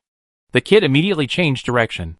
Sui Yu picked up the machete, spat out the date pit, and strode towards the kid. She was worried that he would run around in the mountains without the adults. We found the rabbit hole, Xiao Chunhong shouted. Sui Liang and Xiuzai also intercepted the frightened hare. Sui Liang stopped him and asked Xiuzai to practice his aim. After 3 arrows missed, Sui Liang shot the hare that was about to escape. Sui Yu tapped his son's head with his fingers. You didn't work hard. Xiuzai blushed a little. I haven't practiced for half a year. My hands are rusty. Take this opportunity to practice well. Sui Liang came over with the bleeding rabbit and said, Go back and roast the rabbit tonight. Xiuzai picked up the wooden arrow and heard the hurried footsteps of the servants coming from behind a valley. He hurriedly chased with a bow and arrow. 5 of the 7 hares in a nest were caught. It had been an hour since they entered the mountain. A group of people hurried out of the mountain, while there was still light in the mountain. It was not dark when they returned to the post station. And they returned earlier than the day before. The male servants peeled the rabbit skin, and the female servants cut the hair into small pieces with a knife. After washing it, they fried it in oil, and then stir-fried it with a handful of pepper and garlic, which choked the cook of the post station and made him run away. 5 hairs were mixed with dried cucumbers and fried in a large pot. When the pot was taken out, 1 bowl was given to the postman, and another bowl was sent to the master. The rest was for the servants. Lu Yair had dinner with Sui Yu in the evening. Her tongue was numb, and she kept saying that she didn't want to eat anymore. But her chopsticks and mouth didn't obey. The rabbit meat was gone, and the rice was eaten up. Sui Yu poured a bowl of barley tea and drank it in his hand, and asked, "Did you make any business today?" "Yes. I sold 20 sheepskins and 7 camel skins." Lu Yair nodded. "Did the shops in the city cause trouble for you because of me?" Sui Yu asked. "No. I didn't go to the West Market. I was in the East Market today." Lu Yair took a sip of water and thought, "And I want to go to Shaolingyiwen tomorrow. There are many officials living in Shaolingyiwen." Sui Yu reminded, "I will go to Huzong Langjiang to see if he can introduce a way." No. And my family's goods are not worried about selling. Several caravans have come to me to buy my goods, and they can sell them again. If a blanket is cheaper by 10 or 20 coins, I can sell out the goods in my hands. I don't want to sell them." Lu Yair hurriedly explained. "Please don't feel guilty about this. I think this is a good opportunity for me to gain experience. My mother is not here, and you are blocked. Neither of you can interfere, which is convenient for me to make the decision." Sui Yu smiled. "Okay. Then let you do it. I will give Xiao Chunhong to you tomorrow and let her accompany you." LD Yair agreed. "When my goods are sold out, I will buy Xiao Chunhong some clothes and give her another 100 coins. Is that less?" "Not less." LD Yair also drank some water. She scratched her neck and asked, "And what are you going to do next? When our caravan comes again next year, will the shops in Chang'an have forgotten us? Will they be willing to do business with us then?" Sui Yu was not sure. It depended on Emperor Xuanping's intention. If he wanted to pardon some official slaves in 2 or 3 years, she estimated that she would not be able to do business with the aristocratic families in Chang'an. Although in addition to Chang'an, her caravan could also go to Longxi County, Taiyuan County, and Sisui County, and these counties were not short of aristocratic families. But this also meant that she had to take the caravan to open up new trade routes again. It was too much trouble, and she was not very willing to do so. "I had an idea last night. When I returned to Dunhuang, I planned to build a warehouse to the north of the guest house, and sell the goods brought back by the caravan from outside the pass in the warehouse. For example, sheepskin is bought for 50 or 60 coins per piece, and it will be sold for 220 or 30 coins per piece when it is transported to Chang'an. So I will sell it for 140 coins per piece. The caravans from the interior can buy goods outside the pass without leaving the pass, and I will split the profit with them." Sui Yu held his chin and thought, "Not only the goods brought back by my caravan, but also other caravans, such as who merchants, have to pay taxes when passing through the city inside the pass, and they have to be bullied by boatmen when crossing the river. If they encounter local tyrants, they will also lose a lot of money. Do you think they are willing to sell their goods to me? And for caravans that are not familiar with the outside of the pass, or caravans that are unwilling to leave the pass, will they be willing to buy goods from my warehouse? The price of goods is higher, but it can save half of the time and energy." Sui Liang's eyes lit up and said, "In this way, as long as they are not going to Daiyuan or Kongju, our caravans can go back and forth outside the pass once a year. The road is familiar, and the hakas who buy and sell goods in the future will be stable, and business will become better and better." Lu Yair nodded repeatedly. "It's feasible. If I get pregnant in the future, it will be inconvenient to take the caravan out at that time. I will let the caravan take goods from the warehouse to sell inside the pass, so I don't have to worry about them stealing goods and betraying their owners. And you have to think about it carefully. This warehouse must be built. Really, you are too suitable. You have good relations with merchants, cotton business, plaques bestowed by His Majesty, and titles. My uncle Zhao is also a general. Your warehouse will have business once it is built. Oh, my God, I envy you so much." The kid also understood, and he decided to build a warehouse when he returned. Suiyu smiled at him and said, "You still have to think about it carefully. There is one thing you haven't considered. The caravans entering the pass have to pay taxes and city entry fees. The goods sold to the caravans inside the pass should be cheaper, and the goods sold outside the pass should be more expensive. Otherwise the caravans will not want to do business with me. We need to think carefully about the scale of pricing." Zhao Shiping took the cold water in front of her and poured it out, then poured her a bowl of hot water and said, "It's still early until next year, so take your time to think about it. Don't rush. You can't say this today," Sui Liang told Lu Ye. "I'm not stupid." Lu Ye rolled her eyes at him. "These bad guys in Chang'an City still want to annoy us. I really have to thank them for creating another way for my aunt to make money." Suiyu nodded silently. If it weren't for this incident, she really wouldn't have had this idea. The next day, Suiyu took the slaves to continue hunting in the mountains. Lu Ye was accompanied by Xiao Chunhong. The two took the male servants to Shaolingyiwen to sell furs. The two caravans were busy with their own things. They rested at the post station when it snowed, and went out again when the snow melted. When the year was coming to an end, Lu Ye learned in the city that the people of the Hua family were going to Xianyuan to worship the Grand Sima. She immediately passed the news back. The group of people who had been wandering in the mountains for nearly a month bought a pig's head and waited halfway the next day. They followed the people of the Hua family to worship the Grand Sima. "So it's in this mountain. We have been going the wrong way. No wonder we can't meet the people guarding the tomb," Suiyu muttered. The tomb keepers lived halfway up the mountain, with 20 families gathered into a small village. Apart from their daily inspections of the tomb, they lived like ordinary people. They planted wheat in the sacrificial fields, built fences behind their houses, turned the soil to grow vegetables, and raised chickens and ducks in front of their houses. The offerings often offered in front of the Grand Marshal's tomb were the food grown by the tomb keepers, and the chickens and ducks they raised. Chapter 338 Leaving Chang'an. Under the guidance of the tomb keeper, Suiyu and Zhao Shiping paid tribute to the Grand Marshal. After coming out of the tomb, the two found a group of people squatting by the lake breaking ice. "Sister." Sui Liang threw away the ice in his hand, and he stood up and asked, "Are we going back now? It's getting late." Suiyu looked up and said, "This is a really good place, located halfway up the mountain, and living in the valley, surrounded by mountains and rivers. The cold wind of winter will be weakened a bit. When we return to Dunhuang, I will also find a place with good feng shui for my father to bury," Sui Liang said. Suiyu glanced at him and said, "What is good feng shui? Surrounded by mountains and rivers? Then, there are only sand hills upstream of the river, and the Great Wall downstream of the river." Sui Liang thought about it, and didn't respond for a while. The kid put his cold paw into his father's hand, and covered it. He leaned over and said, "There are mountains and rivers behind our house, and it is close to us. Why do we have to bury my grandpa so far away? It would be better to bury him behind the house. Uncle, you and my mother can visit him every day. There is no mountain behind our house." "Do you mean the collapsed ruins?" Sui Liang reacted.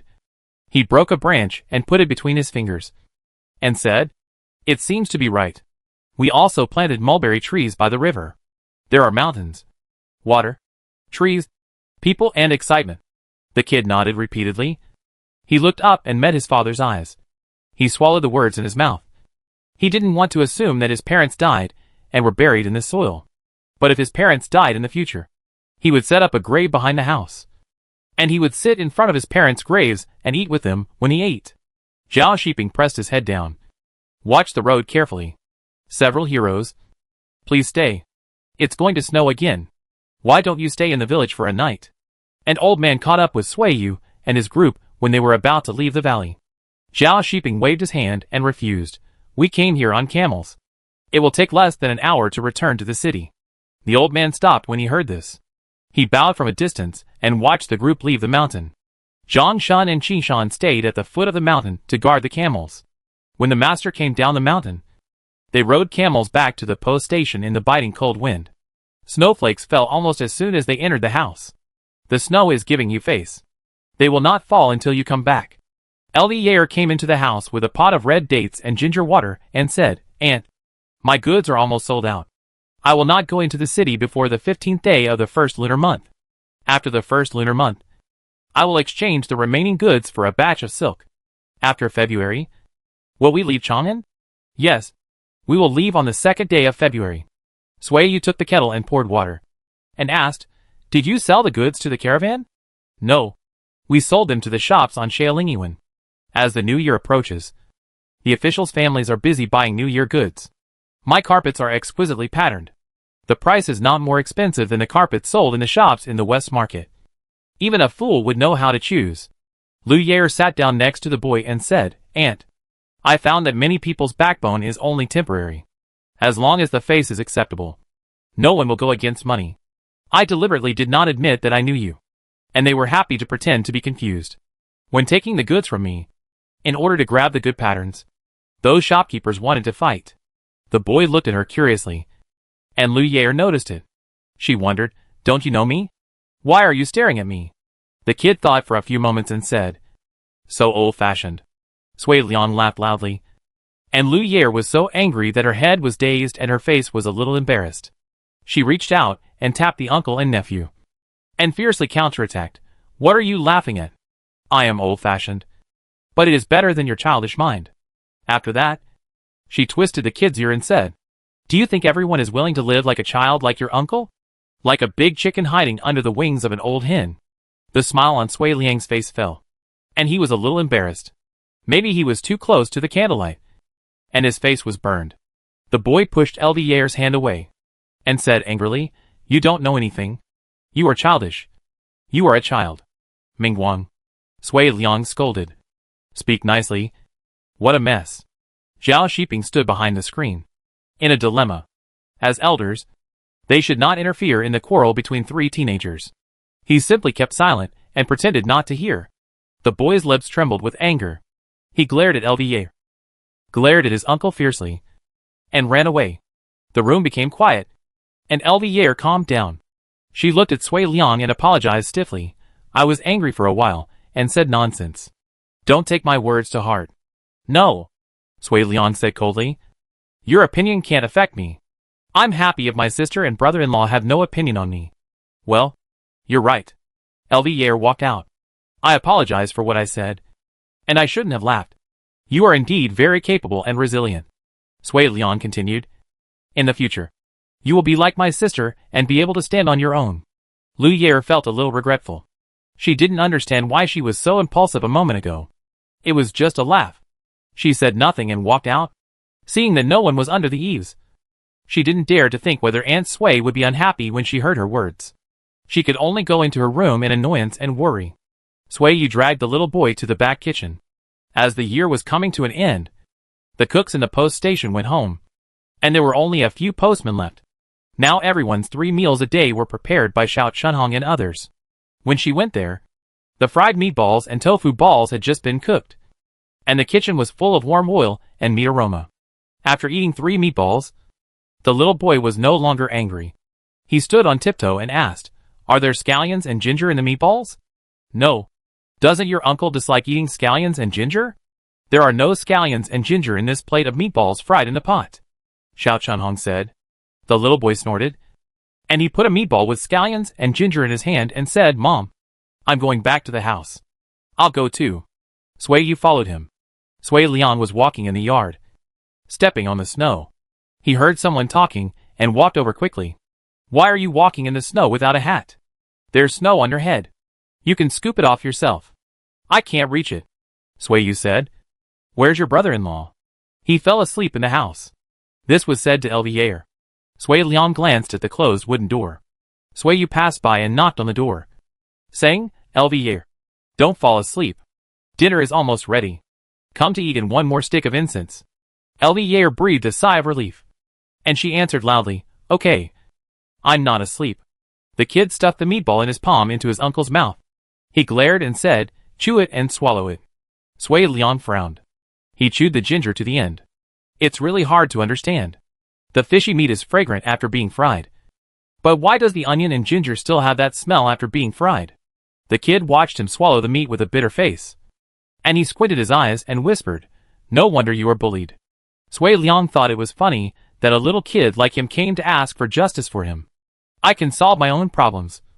And I have a mouth.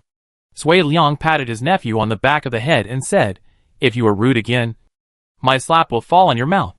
The kid looked at his father, who came out from behind the screen, and then at his mother, who was calm and composed. And he shut up silently. It's time to eat. Xiao Chunhong came over with a hot pot, and Zhang Shun followed behind with an iron bucket filled with charcoal fire. Elvier heard the sound and opened the door to come out. The five of them sat around the iron bucket as if nothing had happened, and gathered together to eat as usual. The kid carefully put a tofu ball into Elvier's bowl. Elvier smiled and said lightly, "Thank you, kid." "Well, you're welcome." There was some reluctance in the words. Lu Yer didn't care. She picked up a slice of hot bacon for the kid. Her eyes touched Sui Liang's face. Seeing his distant expression, she put away her smile. Sui Yu and Zhao Shiping looked at each other, and the couple watched the show silently without saying anything. "Why do I hear someone calling the door?" Lu Yer suddenly said. "I'll go out and take a look." Sui Yu thought the little girl was uncomfortable, so she let her go. After half a cup of tea, Lu Yer ran in covered in snow and said, "Aunt, it's the servant of Hu Zhonglong's mansion. He brought a cart of glazed porcelain. I asked him to have dinner with Zhang Shun and others." Sui Yu looked outside, and it was already dark. "He came so late?" she asked. "He said he was worried that it would snow heavily tomorrow, and the road would be difficult to walk on. If the donkey cart overturned, the cart of porcelain would be broken," Lu Yer said.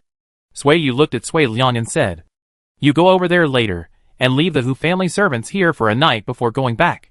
The city gates are probably closed now." Sui Liang nodded. "By the way, Aunt, have you heard that the Sima family has fallen? The Hua family members, who went to worship Sima today, are a distant branch of Sima." Lu Yer found a new topic. "I heard that the Hua family had a queen. Now that the queen is gone, the Hua family has also been wiped out." Sui Yu and Zhao Shiping were shocked. She lowered her voice and asked, "What happened?" "I heard that the prince was murdered."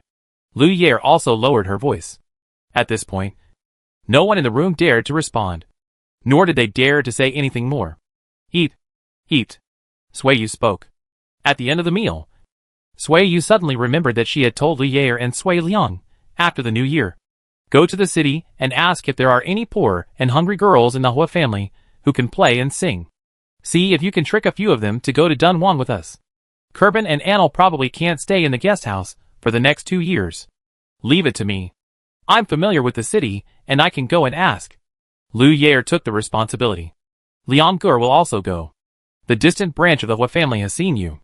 With today's incense and friendship, you can get close to them," Sui Yu said. "Okay. Little guy will go with me." Sui Liang put down his chopsticks. "I'm full. Let's go and see the glazed porcelain set by the Hu family." Sui Yu was also full. "Dad, eat slowly. Let's go out for a walk to digest the food." Zhao Shiping had no objection. He could eat faster without distracting himself from listening to her. The yard was already white. When people walked up, they left snow prints with every step, making a creaking sound, braving the snow to go to the big utility room at the back. A group of servants were unloading porcelain from the donkey cart. There were 30 porcelain pots, 40 porcelain cups, 50 porcelain bowls, and a stack of 25 porcelain plates. Sui Yu held up an oil lamp and played with the porcelain plate. The clay plate was glazed with green and then fired in the furnace. There was a red seal on the bottom of the plate. The firelight fell on the plate, and the clear luster flowed like water. It was indeed a good thing from the official kiln. "Please go back and thank your master for me. I like this cart of porcelain very much," Sui Yu said to the servant of the Hu family. The servant agreed softly. Sui Yu told Xiao Shi to wrap the porcelain with hay in advance, and then put the hay in the wooden box to avoid being careless in a hurry on the day of departure, and breaking the porcelain and wasting it. 2 days later was New Year's Eve. After eating New Year's Eve dinner, Sui Yu and Zhao Shiping packed up and took their servants and families to the city.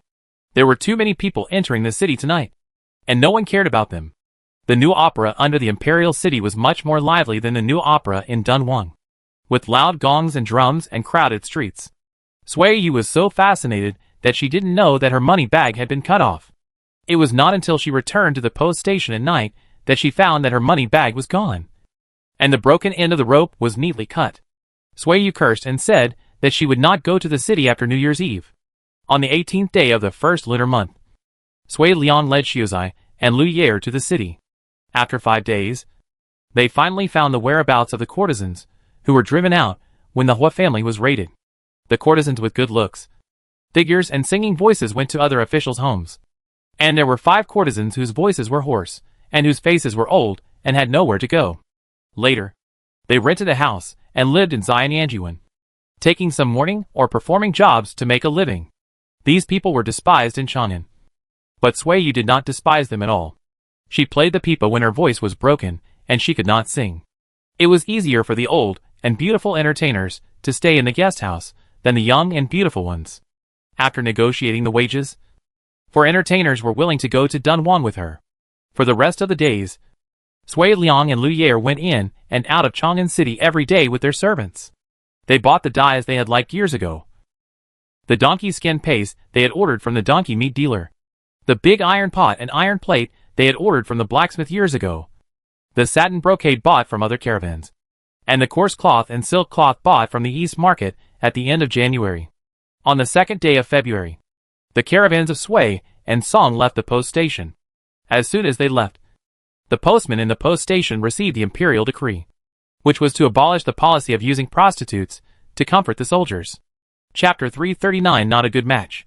The postman met the caravan that had just settled down in the post station 60 miles away from Chang'an. They were all old acquaintances. He went over to say hello and said, "General Zhao, how about I go with you to Heshi on this trip? You don't have to hurry. Our caravan is carrying a lot of goods, so the journey cannot be fast. Once we enter the mountains, the mountain roads are difficult to walk on, and the pace may be even slower." Zhao Shiping explained the situation first. "We have to hurry, but there are many wild animals in the mountains in winter, and it is quite risky for me to travel alone in the mountains. I will go with you before crossing Hongqiling, and I will go ahead after crossing Hongqiling," the postman explained. Zhao Shiping readily agreed. "As long as it doesn't delay your business." The postman sighed. What delay? The political decree he was carrying was related to General Zhao Zhonglong. He would go to Heshi for half a month first, and the camp prostitutes would have to wait until General Zhao Zhonglong returned before they could be settled. There was another thing he only dared to complain about in his heart, not to say it openly. Why did he have to travel thousands of miles? Why not just give the order directly to General Zhao Zhonglong? After resting for one night at the post station, the postman left with the caravan the next day. They left Beijing on February 2nd and entered Qinling Mountains on February 5th. The snow in the mountains melted, and the roads were muddy and difficult to walk. The caravan wandered in the mountains for more than half a month, and only got out of Qinling Mountains in late February. After leaving Qinling Mountains, the road was much easier to walk. They waded through water and climbed mountains. After crossing the river and climbing up Hongqiling Mountains, where the snow had not melted, Sui Yu met a caravan coming from the west. "Manager Yu? Dunhuang was very lively last year. Why did your family all go to Chang'an? Because of the cotton boom?" Sui Yu asked. "Yes. Your guest house is full. Everyone wants to get close to you, but they get nothing." The merchant pulled the reins to stop the camel from moving. He asked with a breath of white air, "What is the price of the quilt shipped to Chang'an?" 1,600 coins a quilt. Sui Yu told him frankly. "Did you buy a quilt?" "No. I got 5 cotton-padded clothes."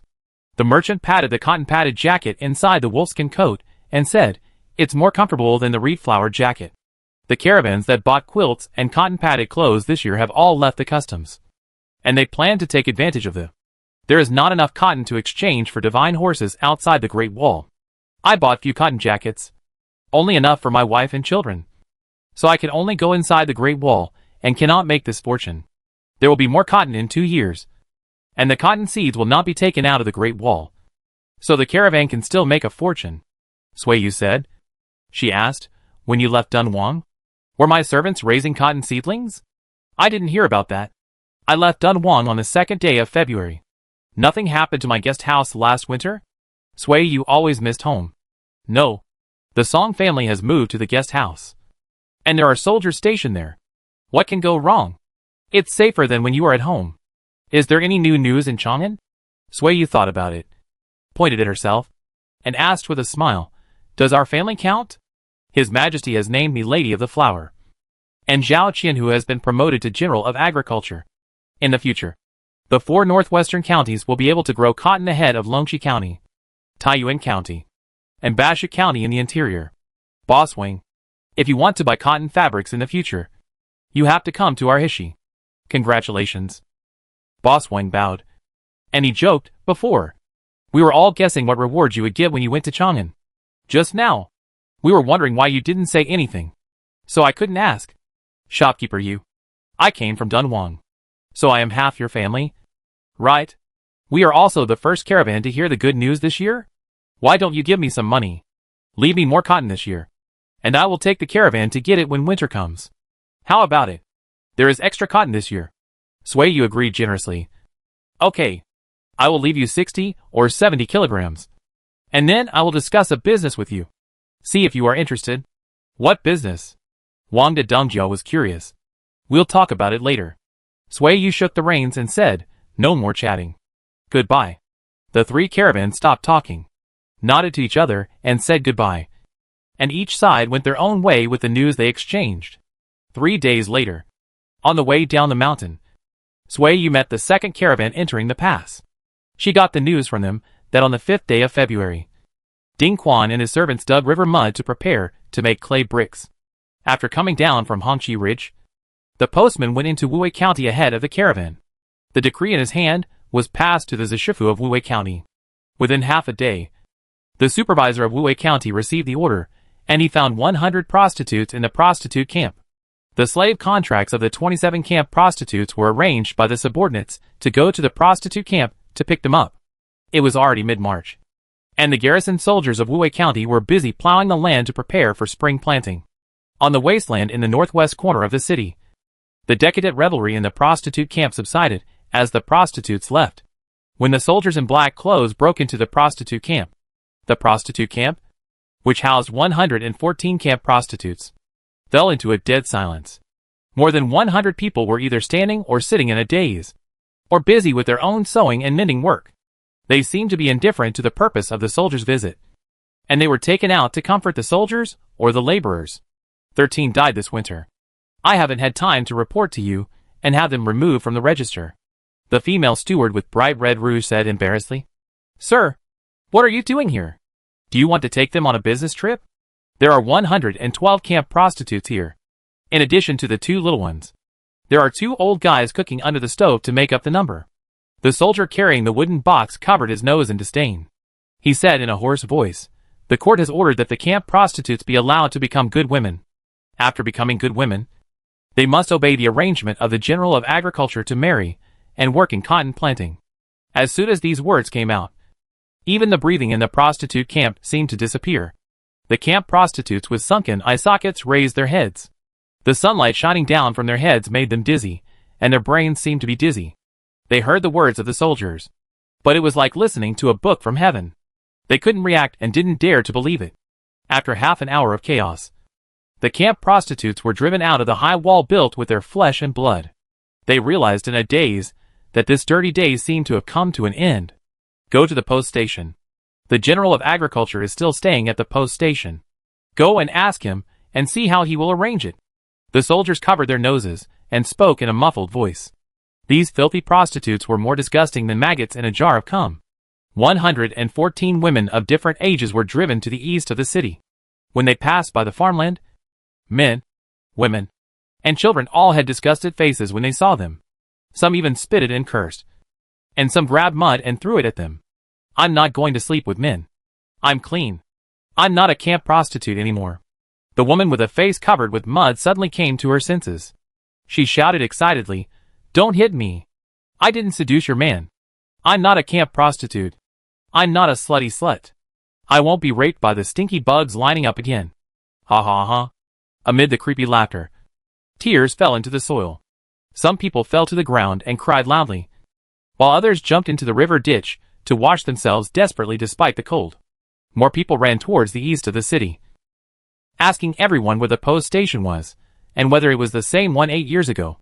They were afraid that if they were a step slower, they would be caught and thrown into the brothel again.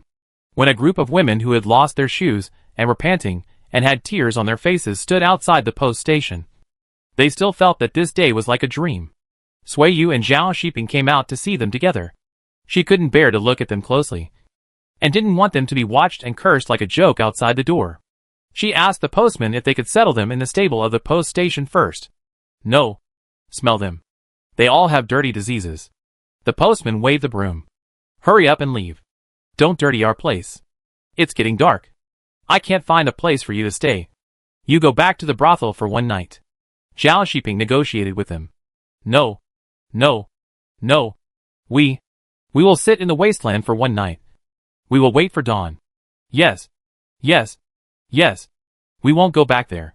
Sir, can you really save me from the brothel? Yes. Your Majesty. Your Majesty has pardoned you. Zhao Shiping corrected them. The brothel will no longer exist in the future. Finally getting a positive answer. The 89 worried hearts outside the post station finally landed. This group of women who were tortured by slavery almost instantly forgot their hatred. They knelt down and kowtowed to the east, forgiving the past with gratitude and forgiving themselves. 13 more women came running over. They didn't understand what the man kneeling on the ground crying was doing, but they subconsciously chose to follow. After another half cup of tea, 2 women holding children, 6 women soaked through, and 2 old women were driven over by 6 soldiers. The inspector who had been waiting under the jujube tree not far away came over. He took the slave contracts of 114 camp prostitutes, listened to his subordinate's explanation, and walked to Zhao Shiping with a wooden box. Xiao Zong Langjiang. This is the slave contract of these camp prostitutes. A total of 114 people. It will take some time to change the household registration. How do you think we should settle them? We will stay in Wuwei County for 2 days. You can spread the news. Men who are willing to marry these women can come to sign up in the next 2 days. If you marry them, you can buy cotton seedlings and plant cotton in the next few years. Zhao Shiping said. The inspector raised his lips, as if he was sneer. And he said, yes. I will arrange for someone to spread the news. Zhao Shiping saw it. He paused, and immediately changed his attitude, and ordered in an official tone, find a few old houses nearby to settle them. Only for 2 days. We will take them away when we leave. After that, Zhao Shiping reached out to take the wooden box containing the slave contract, and the women's eyes followed the heavy wooden box. The inspector clasped his fists and accepted the order. The slave contract of the camp prostitute was handed over, and the rest had nothing to do with him. After he withdrew, he arranged for his subordinates to find a few abandoned houses. The sky turned from dim to dark, and the villagers who watched the excitement carried farm tools and left. Sui Yu and his servants carried pottery pots, wooden basins and barrels, and food to the west of the post station. The desolate abandoned houses were immersed in a thick night. The courtyard walls collapsed. The house walls fell down, and the roofs collapsed. The 3 abandoned houses each had its own problems. It could be said that they could neither block the wind nor shelter from the rain. Even mice disliked the houses with air leaks on all sides. But the camp prostitutes, who had regained their lives, regarded them as treasures. They cleaned inside and outside the house in the dark, pulled up the weeds in the yard and carried them into the house, intending to use them as bedding when sleeping at night, and moved the clods of earth in the house to the base of the wall one by one. When Sui Yu came with the servants, she could hear their voices from a distance, crying, laughing, and talking mixed together, sometimes low and sometimes high. I'll bring you something. Sui Yu walked into the abandoned courtyard with a strong smell in the night, and said, I'll bring you some food and buckets and pots. You can make do with it for one night. Tomorrow, boil some water to wash yourself clean. Then I'll have someone send you some clean clothes. Thank you, madam. You are a good person. Thank you, madam. Thank you, madam. Sui Yu agreed frankly and continued, clean yourself up tomorrow, and I'll ask a few doctors to come the day after tomorrow. Don't hide any illness you have. Another round of thanks. Sui Yu didn't listen anymore. The servants put down their things, and she left with them. The next day, Sui Yu arranged for Xiao Chunhong to go to the street to buy clothes. A new set of reed-flowered coat and trousers cost 20 or 30 coins, and 114 people would cost more than 3,000 coins. To buy new clothes for the camp prostitutes, who had become good women in this county, they would have to buy more clothes in the next county. For counties plus Yumen Pass and Yangguan Pass would cost more than 10,000 coins in total. Sui Yu was reluctant to spend so much money, as she had no relatives. So she gave Xiao Chunhong 300 coins, and asked her to go to the city to buy some slightly cleaner old clothes. After taking a bath, and washing her hair, and putting on clean coats and trousers, The stench that had been covering the women for a winter dissipated. The abandoned house, overgrown with weeds, was also cleaned up by them. Then, Sui Yu invited a doctor to take the pulse of these poor women. They all had hidden diseases to varying degrees. Chilblains, emaciation, and poor spleen and stomach were considered minor problems. Except for the 2 innocent little girls. The 110 women, including 2 old women, all had unspeakable problems in their lower bodies. Sui Yu registered them, and then paid 200 yuan to buy more than 300 kilograms of mugwort, which was distributed to each person. She asked them to boil mugwort soup for fumigation and washing every day. I have already paid 500 yuan to buy clothes and medicine for you. This is all I can do for you. The rest is up to you. When you make money from growing cotton in the future, you can take good care of yourself, Sui Yu said. After that, Zhao Shiping and the local agricultural officials came with 46 destitute and old men. You 2 gangs can discuss it among yourselves. If you like each other, you can form a team and form a family. We have all come this far. Now that we have come this far, no one should look down on each other. Pack up tomorrow and follow me to Dunhuang, Zhao Shiping said. Aren't you staying in our local area? An old man asked. No. You are mobile. Dunhuang County will plant cotton first, and next year it will probably extend to Jiuquan County and Zhangye County. At that time, you can choose where to go, or you can go to whichever place needs people, Zhao Shiping explained. It just so happens that everyone is here. I will also talk about the division of cotton. The cotton seedlings are sold on credit to you, and the seeds are considered to be purchased by you. The government will share the profits 40% and 60%.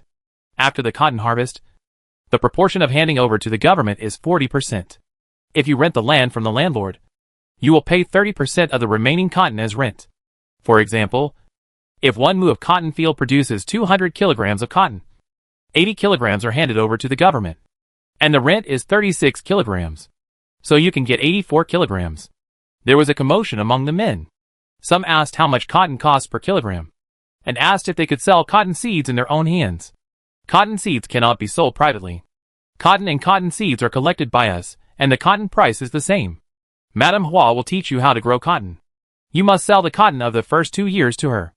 Zhao Shiping frowned and pressed his hand, signaling them not to pick and choose. He said loudly, think about it now. Those who are willing to marry them and leave their hometown can go ahead. Think carefully. If you make this decision, you will not regret it in the future. The crowd was noisy for a while, and finally 8 old men left. They didn't want to die in a foreign land. The matter was settled, and the next day, the caravan left Wuwei with 152 cotton growers. At this time, the postman entered Zhangye County, and overnight, the tortured camp prostitutes were liberated. The caravan went west, and the postman's horse hooves continued to go west. The news of the pardon of the camp prostitutes spread throughout the Hishi region with the sound of horse hooves. Sui Yu's caravan followed behind and kept picking up people, and the team heading west continued to grow. On April 17th, the caravan with 462 cotton growers arrived in Dunhuang. The 172 camp prostitutes, who had been wandering near the east gate for 8 days, were like lost geese who found their tribe. They excitedly greeted them. Hu Jianjian received the letter, and he rushed to the east gate with a changed good name. When he got closer, he recognized Sui Yu at a glance. For more than 10 years, he had hardly met her face to face. When he saw her today, he clearly remembered the scene outside the prostitute camp 14 years ago. Sui Yu noticed the scrutiny. She tilted her head to look over. Hu Jian had aged a lot. She almost didn't recognize him. How is Madame Xihua? Hu Jian got off the donkey. He stepped forward a few steps to greet him, and said, I meet the general of the Central Army. I learned of the imperial decree 8 days ago. I have changed the slavery of 172 camp prostitutes to free status. They are all here. Please take a look. Zhao Shiping did not take the wooden box. Nor did he speak. Hu Jian wiped his sweat nervously. He knew how the 3 siblings Sui Wenin, Sui Hui, and Sui Ling were changed from slaves to free status. He knew it in his heart. The 2 people in front of him were also insiders. The biggest handle was still in his house. But Sui Yu and Sui Hui had contact again, which made him unable to kill or touch. He had to serve well with the evidence that could be executed. Madam Wen, Sui Yu said. Is Madam Wen okay? Very good. With Ngur being filial to her. Her life is very smooth. Supervisor who breathed a sigh of relief. Sui Yu had feelings for Sui Hui. So his life was saved. They moved to a large courtyard. When the madam is free, I will ask madam when to visit them. The words did not make sense. But Sui Yu understood. And Gur was back to be raised by Sui Hui. And the mother and son moved to the large courtyard. Sui Hui could go out at will in the future. It was not easy to say more at the gate of the city where people were coming and going. So Sui Yu nodded. Zhao Shiping took the wooden box and said, I still have some slave contracts here. I will have someone send them to the government in 2 days. You cancel the slave contracts and send them back to their hometowns. These people will stay in Dunhuang County for the time being. Supervisor who agreed repeatedly. Seeing that he had no other instructions, he led the donkey to the foot of the city wall to make way for the caravan. The Sui family caravan and the Song family caravan parted ways. One went into the city, and the other turned at the city gate and walked north along the city wall, intending to take a detour through the wilderness to return to the guest house, to avoid causing a sensation in the city, so as to avoid being spitted on by the cotton growers behind them. When the rows of houses came into view, the people who had been away from home for more than half a year all breathed a sigh of relief. A golden nest or a silver nest is not as good as a grass nest at home. No matter how beautiful the mountains and rivers in the interior of the country are, the desert scenery of Dunhuang is still more moving. We are home. The kid was excited. Mom, Uncle, we are finally back. After that, he drove the camel to the camel carrying the remains and said loudly, Grandpa, we are home. Look to the north. This is the family business that my parents and my uncle have built. Nearly 15 years later, Sui Hu settled down in Dunhuang with his children. Meow. A big cat, holding a dying field mouse in its paw, called out to an acquaintance whom it had not seen for a long time. Dahua, you came so far to hunt? Have we caught all the mice in our guest house? Xiao Chunhong asked. Dahua meowed again, picked up the field mouse, and ran back with the caravan. In the distance, 2 big black dogs pricked up their ears and looked at them vigilantly. Sui Liang blew a loud whistle with his fingers, and before the whistle fell, the dog's tail began to wag happily. Woof, woof woof woof. 2 fat and strong big black dogs came running, their shiny black hair undulating in the wind, more shiny than the finest satin. Da-hei, Shio-hei, the cub shouted happily. Do you miss me? I miss you so much. The dogs ran to the front, ignoring the moving hooves of the camel, and excitedly circled around the camel, jumping and jumping to get close to the owner on the camel's back. For people and 2 dogs, the dogs were so busy, they had to take care of each one. Sui Liang and the kid jumped off the camel and ran with the dogs, shouting their red sun and golden wheat ears. 2 horses walking leisurely on the grassland moved at the sound. Their hooves kicked up, grass scraps flew, and even the dancing dust lagged behind them. The girls and boys working in the cotton fields recognized the caravan coming from the east, and they cheered in unison. Why are there so many people? How many caravans have gathered together? Huan Yo said to herself. I have to go back and ask Yinpa and Chui Sa to cook. There is a big business coming. Song Xian stood at the edge of the field and looked carefully for a while. She didn't see Lu Yair and her caravan. She went to the river to wash her hands and said, Shui, tell your sister-in-law that I have to go back first. My daughter has returned home. I have to go back to see her. Okay. Tell Lu Yair to rest at home for a few days before coming to class. I will go to see her tomorrow. Shui said. Song Xian had already crossed the river. She smiled and said, That girl can't stay still. She may come here at night. Song Xian called a camel for water, said hello to Sui Yu from a distance, and rode away on the camel. Lu Yair had already returned home. There was no one at home except the servants. When she learned that her mother moved to Chonggui guest house after the beginning of winter last year, she immediately led another camel out of the city to look for her. The mother and daughter met at the end of Nanshui Street. As soon as they met, Song Xian explained, I came back as soon as I received the letter, but I was still a step late. I thought you would come back in the evening, so I would wait for you at the city gate every evening. Also, the camp prostitutes from the 3 eastern counties came with us. Because of Aunt Sui, they were pardoned. With them, the caravan moved much slower, and we could only travel 40 miles a day at most. We rested 20 miles away from the city last night. Lu Yair got off the camel, holding Song Xian's arm as she walked back, spouting all the words she had accumulated. About how Sui Yu and Zhao Shiping had been given titles. How the shops in Chang'an City had squeezed them out. And how it took her 3 months to sell out all the goods. Before she could finish her words, the mother and daughter arrived home first. And Song Xian took Lu Yair back to the main courtyard. When Lu Yair mentioned that she and Sui Liang were going to look for the maids in the Hui mansion, Song Xian interrupted her. Xiaoyur, there's no one around now. Tell me what you think. When I left Dunhuang last year, I told you that if you have any feelings for Liang Gur, I'll go and find out for you. Mother, Lu Yair interrupted her. Thinking about how Sui Liang had been cold to her on the way back, she stared at the wood grain on the table and said calmly, I don't have any feelings for him. And he doesn't have any feelings for me. So don't mess around. Song Xian was disappointed. She murmured, Liang Gur is handsome, gentle, and not bad-hearted. And you still don't have any feelings for him? Then you like. What kind of boy do you like?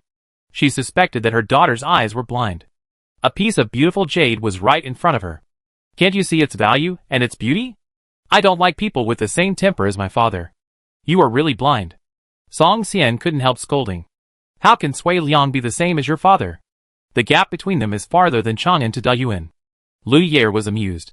She calmed down her excited old mother and said, Mom, don't be excited. That's not what I mean. Listen to me.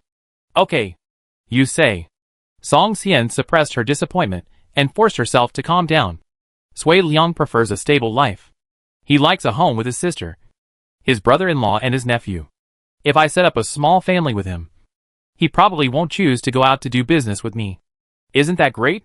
He stays at home to raise the child. With him around, you won't have to worry about business and the child's upbringing like me. Are you as bad as your Aunt Sui? She travels outside, and when she comes back, the child is 1 year older, and she still misses her all the time. Song Xian couldn't help but interrupt. Yes, but I have you. You can help me take care of my child when I have one. Lu Yair almost lost her temper. But thinking about Sui Liang's attitude and his temperament, she quickly calmed down. I want to find someone who can go out to do business with me, instead of me working hard outside, while he lives like a boss at home. Song Xian understood that Lu Yair was not dissatisfied with Sui Liang, but because of the precedent between her and Huang Anqing. She hated the husband and wife relationship where the woman was the breadwinner and the man was the homemaker. And she hated his father. So no matter how good Sui Liang was, he didn't suit her temperament. Song Xian was silent. The bad relationship between her and Huang Anqing caused her son to be homeless and her daughter to have a left-wing temperament. He and I had you and your brother. And we almost ruined you too. What a sin. Song Xian was at a loss. Don't you think about it? You will regret it if you miss Sui Liang. No. Sui Liang and I are not a good match. Forcing us together will only make us enemies. Mother, don't mention this matter again in the future. Please help me find someone else. Lu Yair said firmly. She saw the maid peeking out of the door. She ran away. What's the matter? What are you peeking for? The second son of Captain Yang is here. He's looking for you. Why are you looking for me? Lu Yair was a little absent-minded. Tell him to come tomorrow. I'm exhausted. Forget it. I'll go over and take a look. Chapter 340 Settlement. Song Xian sat alone for a while, and when her mood calmed down, she went to see the goods brought back by the caravan. After counting them one by one, she took the slaves who unloaded the goods to the main courtyard. Mother, isn't my brother coming back today? Lu Yair asked when she came in. He doesn't know you're back. He'll probably come back tomorrow morning when he gets the news. Song Xian asked someone to bring out the copper coin strings that had been prepared long ago, and said, 1 string is 300 coins. Each of you 30 people can take 1 string. You can take the extra string to the street to buy a sheep and take it to the desert to slaughter. The 31 slaves smiled when they heard this. They lined up to take the money, and the cash box quickly emptied. The slaves drove the camels away, and the house became deserted again, which made Song Xian, who was used to the crowing of chickens and barking of dogs, a little uncomfortable. I've moved all my stuff to the guest house, and haven't moved it back yet. I'm going to spend the night in the north of the city tonight. Do you want to come with me? We'll sleep in the same room tonight. Song Xian didn't want to stay at home any longer. Lu Yair nodded. Okay. But let me take a shower and change clothes first. Didn't you just take a shower? Song Xian was puzzled. Mother, what are you looking at? I haven't changed my clothes yet. How can I take a shower? Yang Erlang came to find me. So I went over. Lu Yair complained. And she angrily called the maid to bring water. Song Xian stared at her daughter thoughtfully. But she didn't plan to ask, so as not to arouse the girl's disgust again. When Lu Yair packed up and went out, it was almost dusk. Shall we walk over? Song Xian asked. Lu Yair nodded. After walking thousands of miles on the camel's back, her legs were almost stiff and turned outward. Now she was not in a hurry. She would rather spend more time walking than riding a camel again. Passing the outer courtyard, Lu Yair found that the hanging flower gate was empty, and the door was covered with dust, which didn't look like anyone lived there. Did my father move out? She was surprised. Song Xian frowned. I don't know. I only come back once every 10 days or half a month. Anyway, I haven't run into him. When she went out, she asked the doorman and found out that Huang Anqing had dinner at his eldest brother's house every day, and came back after dark. Occasionally, he would stay at Huang's house when he didn't come back. Lu Yair hesitated to speak. She led the caravan to do business outside, and she had been around in the market. She had seen a lot of things and understood a lot. Mom, does my father really stay at my uncle's house when he is not at home? She hinted tactfully. Song Xian sneered. She stretched out her hand and put her daughter's shoulder, saying, Your father is cruel and vicious, but he is not stupid. He knows what he wants and what he can't do. Don't worry. He won't sleep with women outside, let alone have a few children who are not presentable. If he really touches something he shouldn't, I will kick him out of the house. Lu Yair was surprised. Mother, have you ever thought about divorce? Song Xian was silent. She wanted to slap her mouth. Just an hour ago, she decided not to let her and Huang Anqing's affairs affect the two children again. But she didn't expect to let it slip again. I mentioned it during the quarrel, but he disagreed, so I didn't mention it again. He is a city guard, a position of moderate importance, and can't do big things like your Uncle Zhao. But he still has some connections in Dunhuang City. With him around, no enemy dares to harm our camels in the desert. Song Xian explained briefly. This is a conflict between your father and me, and it has nothing to do with you and your brother, so you don't have to worry about it. When Huang Anqing was young, he could disregard his dignity and marry into the Song family because he wanted money. Now that the Song family is getting richer every year, it is even more impossible for him to leave the Song family. And Song Xian was able to pay money to send him to the position of city guard because she wanted to use his status to protect her business and make the camel dealers in the city afraid. Now that the children have reached the age of marriage, it is naturally better to have a father who is a city guard. Song Xian will naturally not get angry and divorce. When they quarreled before, she was so angry that she asked for a divorce. After being rejected by Huang Anqing, she calmed down. Lu Yair said. After leaving the city, the smell of earth and grass in the fields replaced the smell of oil smoke and swill in the streets. Song Xian calmly reminded, Your father has one good thing. He doesn't covet things he doesn't deserve. He doesn't interfere with my camel business. He doesn't check the caravan's income. And he won't treat my treasure as his. I don't object to you finding a husband who can go out to do business like you. But you have to be careful. If he can go out to do business with you, it means he has ambitions. If he can interfere with the caravan's business, he may replace you. Mother hopes that you can have a good husband, but she doesn't want you to be emotional. You have to be on guard, and don't let the wolf into the house and lose your life. Lu Yair was silent. Song Xian stopped talking and didn't mention it anymore. When they were approaching the guest house, it was completely dark. And then, there was a loud sound of hooves behind them. When Zhao Shiping was riding his camel near the inn, he noticed someone on the roadside. He stopped his camel and asked, Who is it? Are you here to patrol the cotton field? No. It's me and Lu Yair. We're staying at the inn tonight. You just came back and went into the city again? Are you busy with official business? Song Xian asked. Well, let's go to the city to find the county magistrate. The people we brought back need a place to live. See if he can vacate the vacant house for them to live in. Zhao Shiping turned over and got off the camel, saying, Let's go. We'll talk about it after we get back. The guest house was very busy. Mid-April was the peak season for caravans to go out of the customs. There were 8 caravans living in the guest house, and there were 200 or 300 people in the 8 caravans. In addition, there were more than 600 cotton growers who just came today.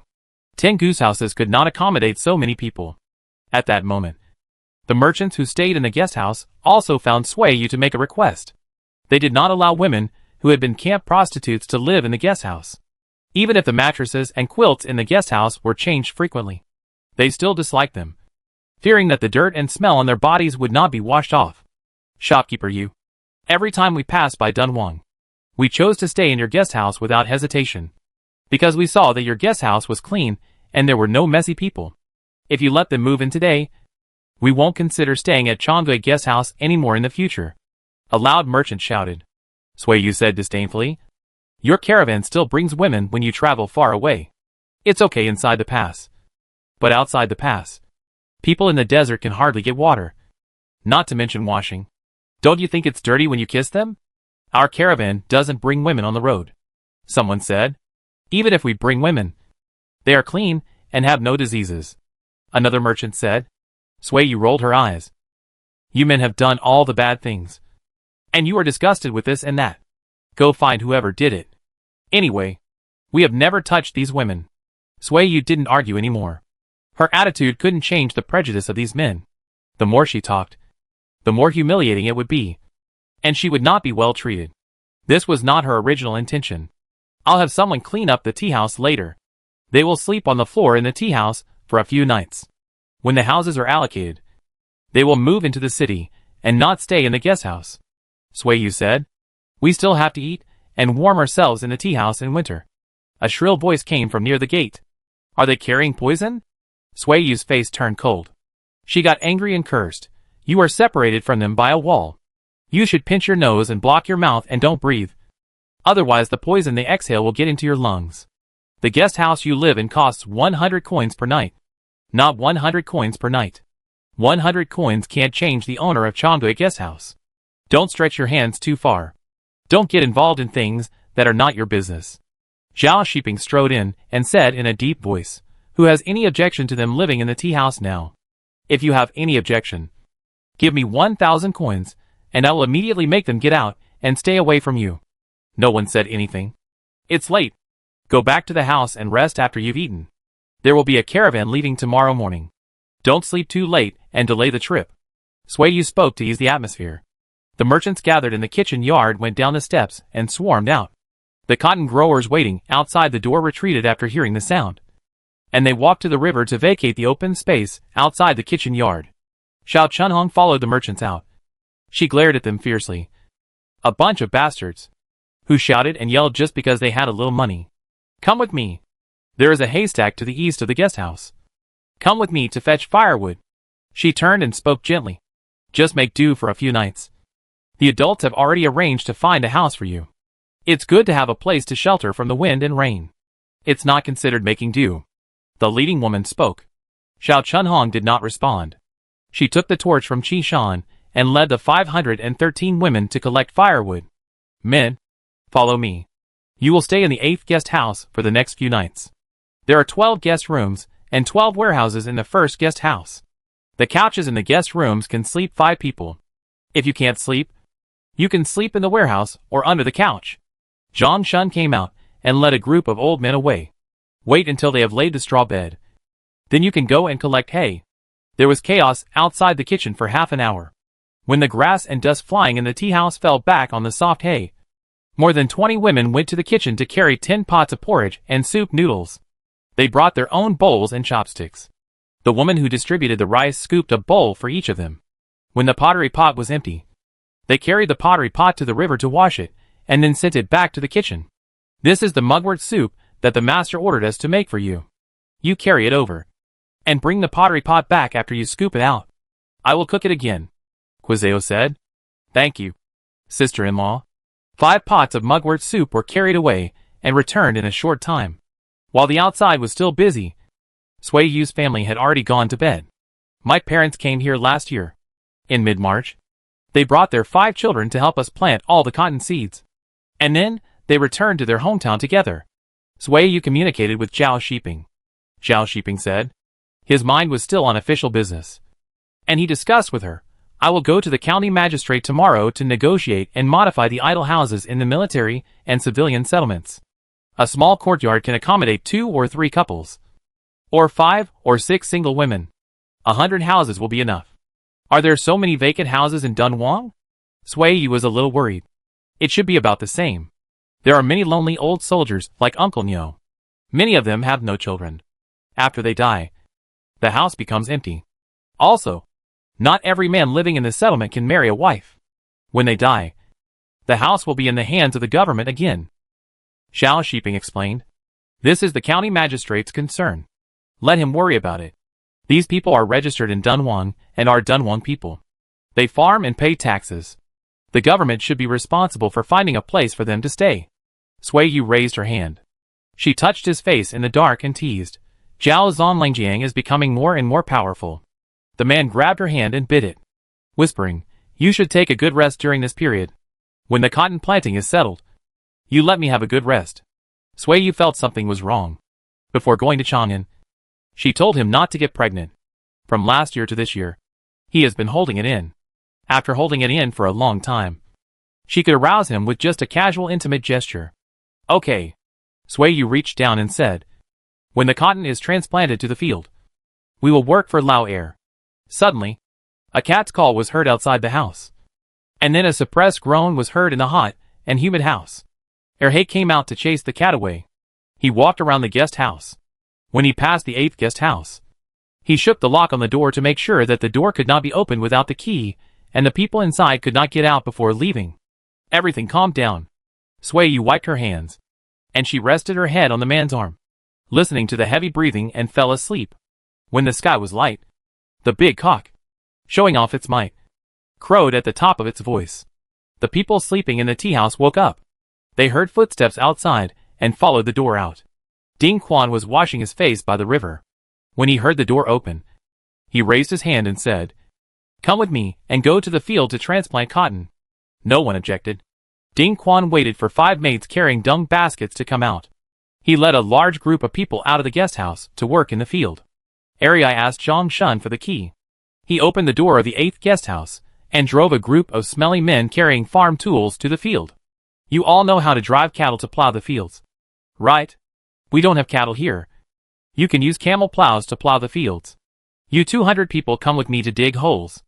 There are not enough shovels for the time being, so use wooden boards to dig. Just dig a palm deep, and dig a hole every step. The rest of you go, with the maids, to dig cotton seedlings. You only have 1 day of observation time today, and you will go to the fields to work tomorrow.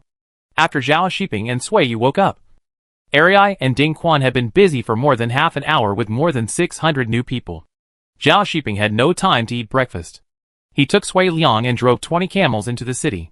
He borrowed 40 iron plows and 100 shovels from the agricultural officials. Sui Liang drove the camels carrying the iron plows and shovels back, and Zhao Shiping took the agricultural officials to find the county magistrate. Zhao Shiping spent 3 days negotiating with the county magistrate and agricultural officials about housing, food, and land rental before finalizing everything. In just 3 days, more than 600 people had planted Sui Yu's 67 acres of cotton fields. The next step was to sell cotton seedlings.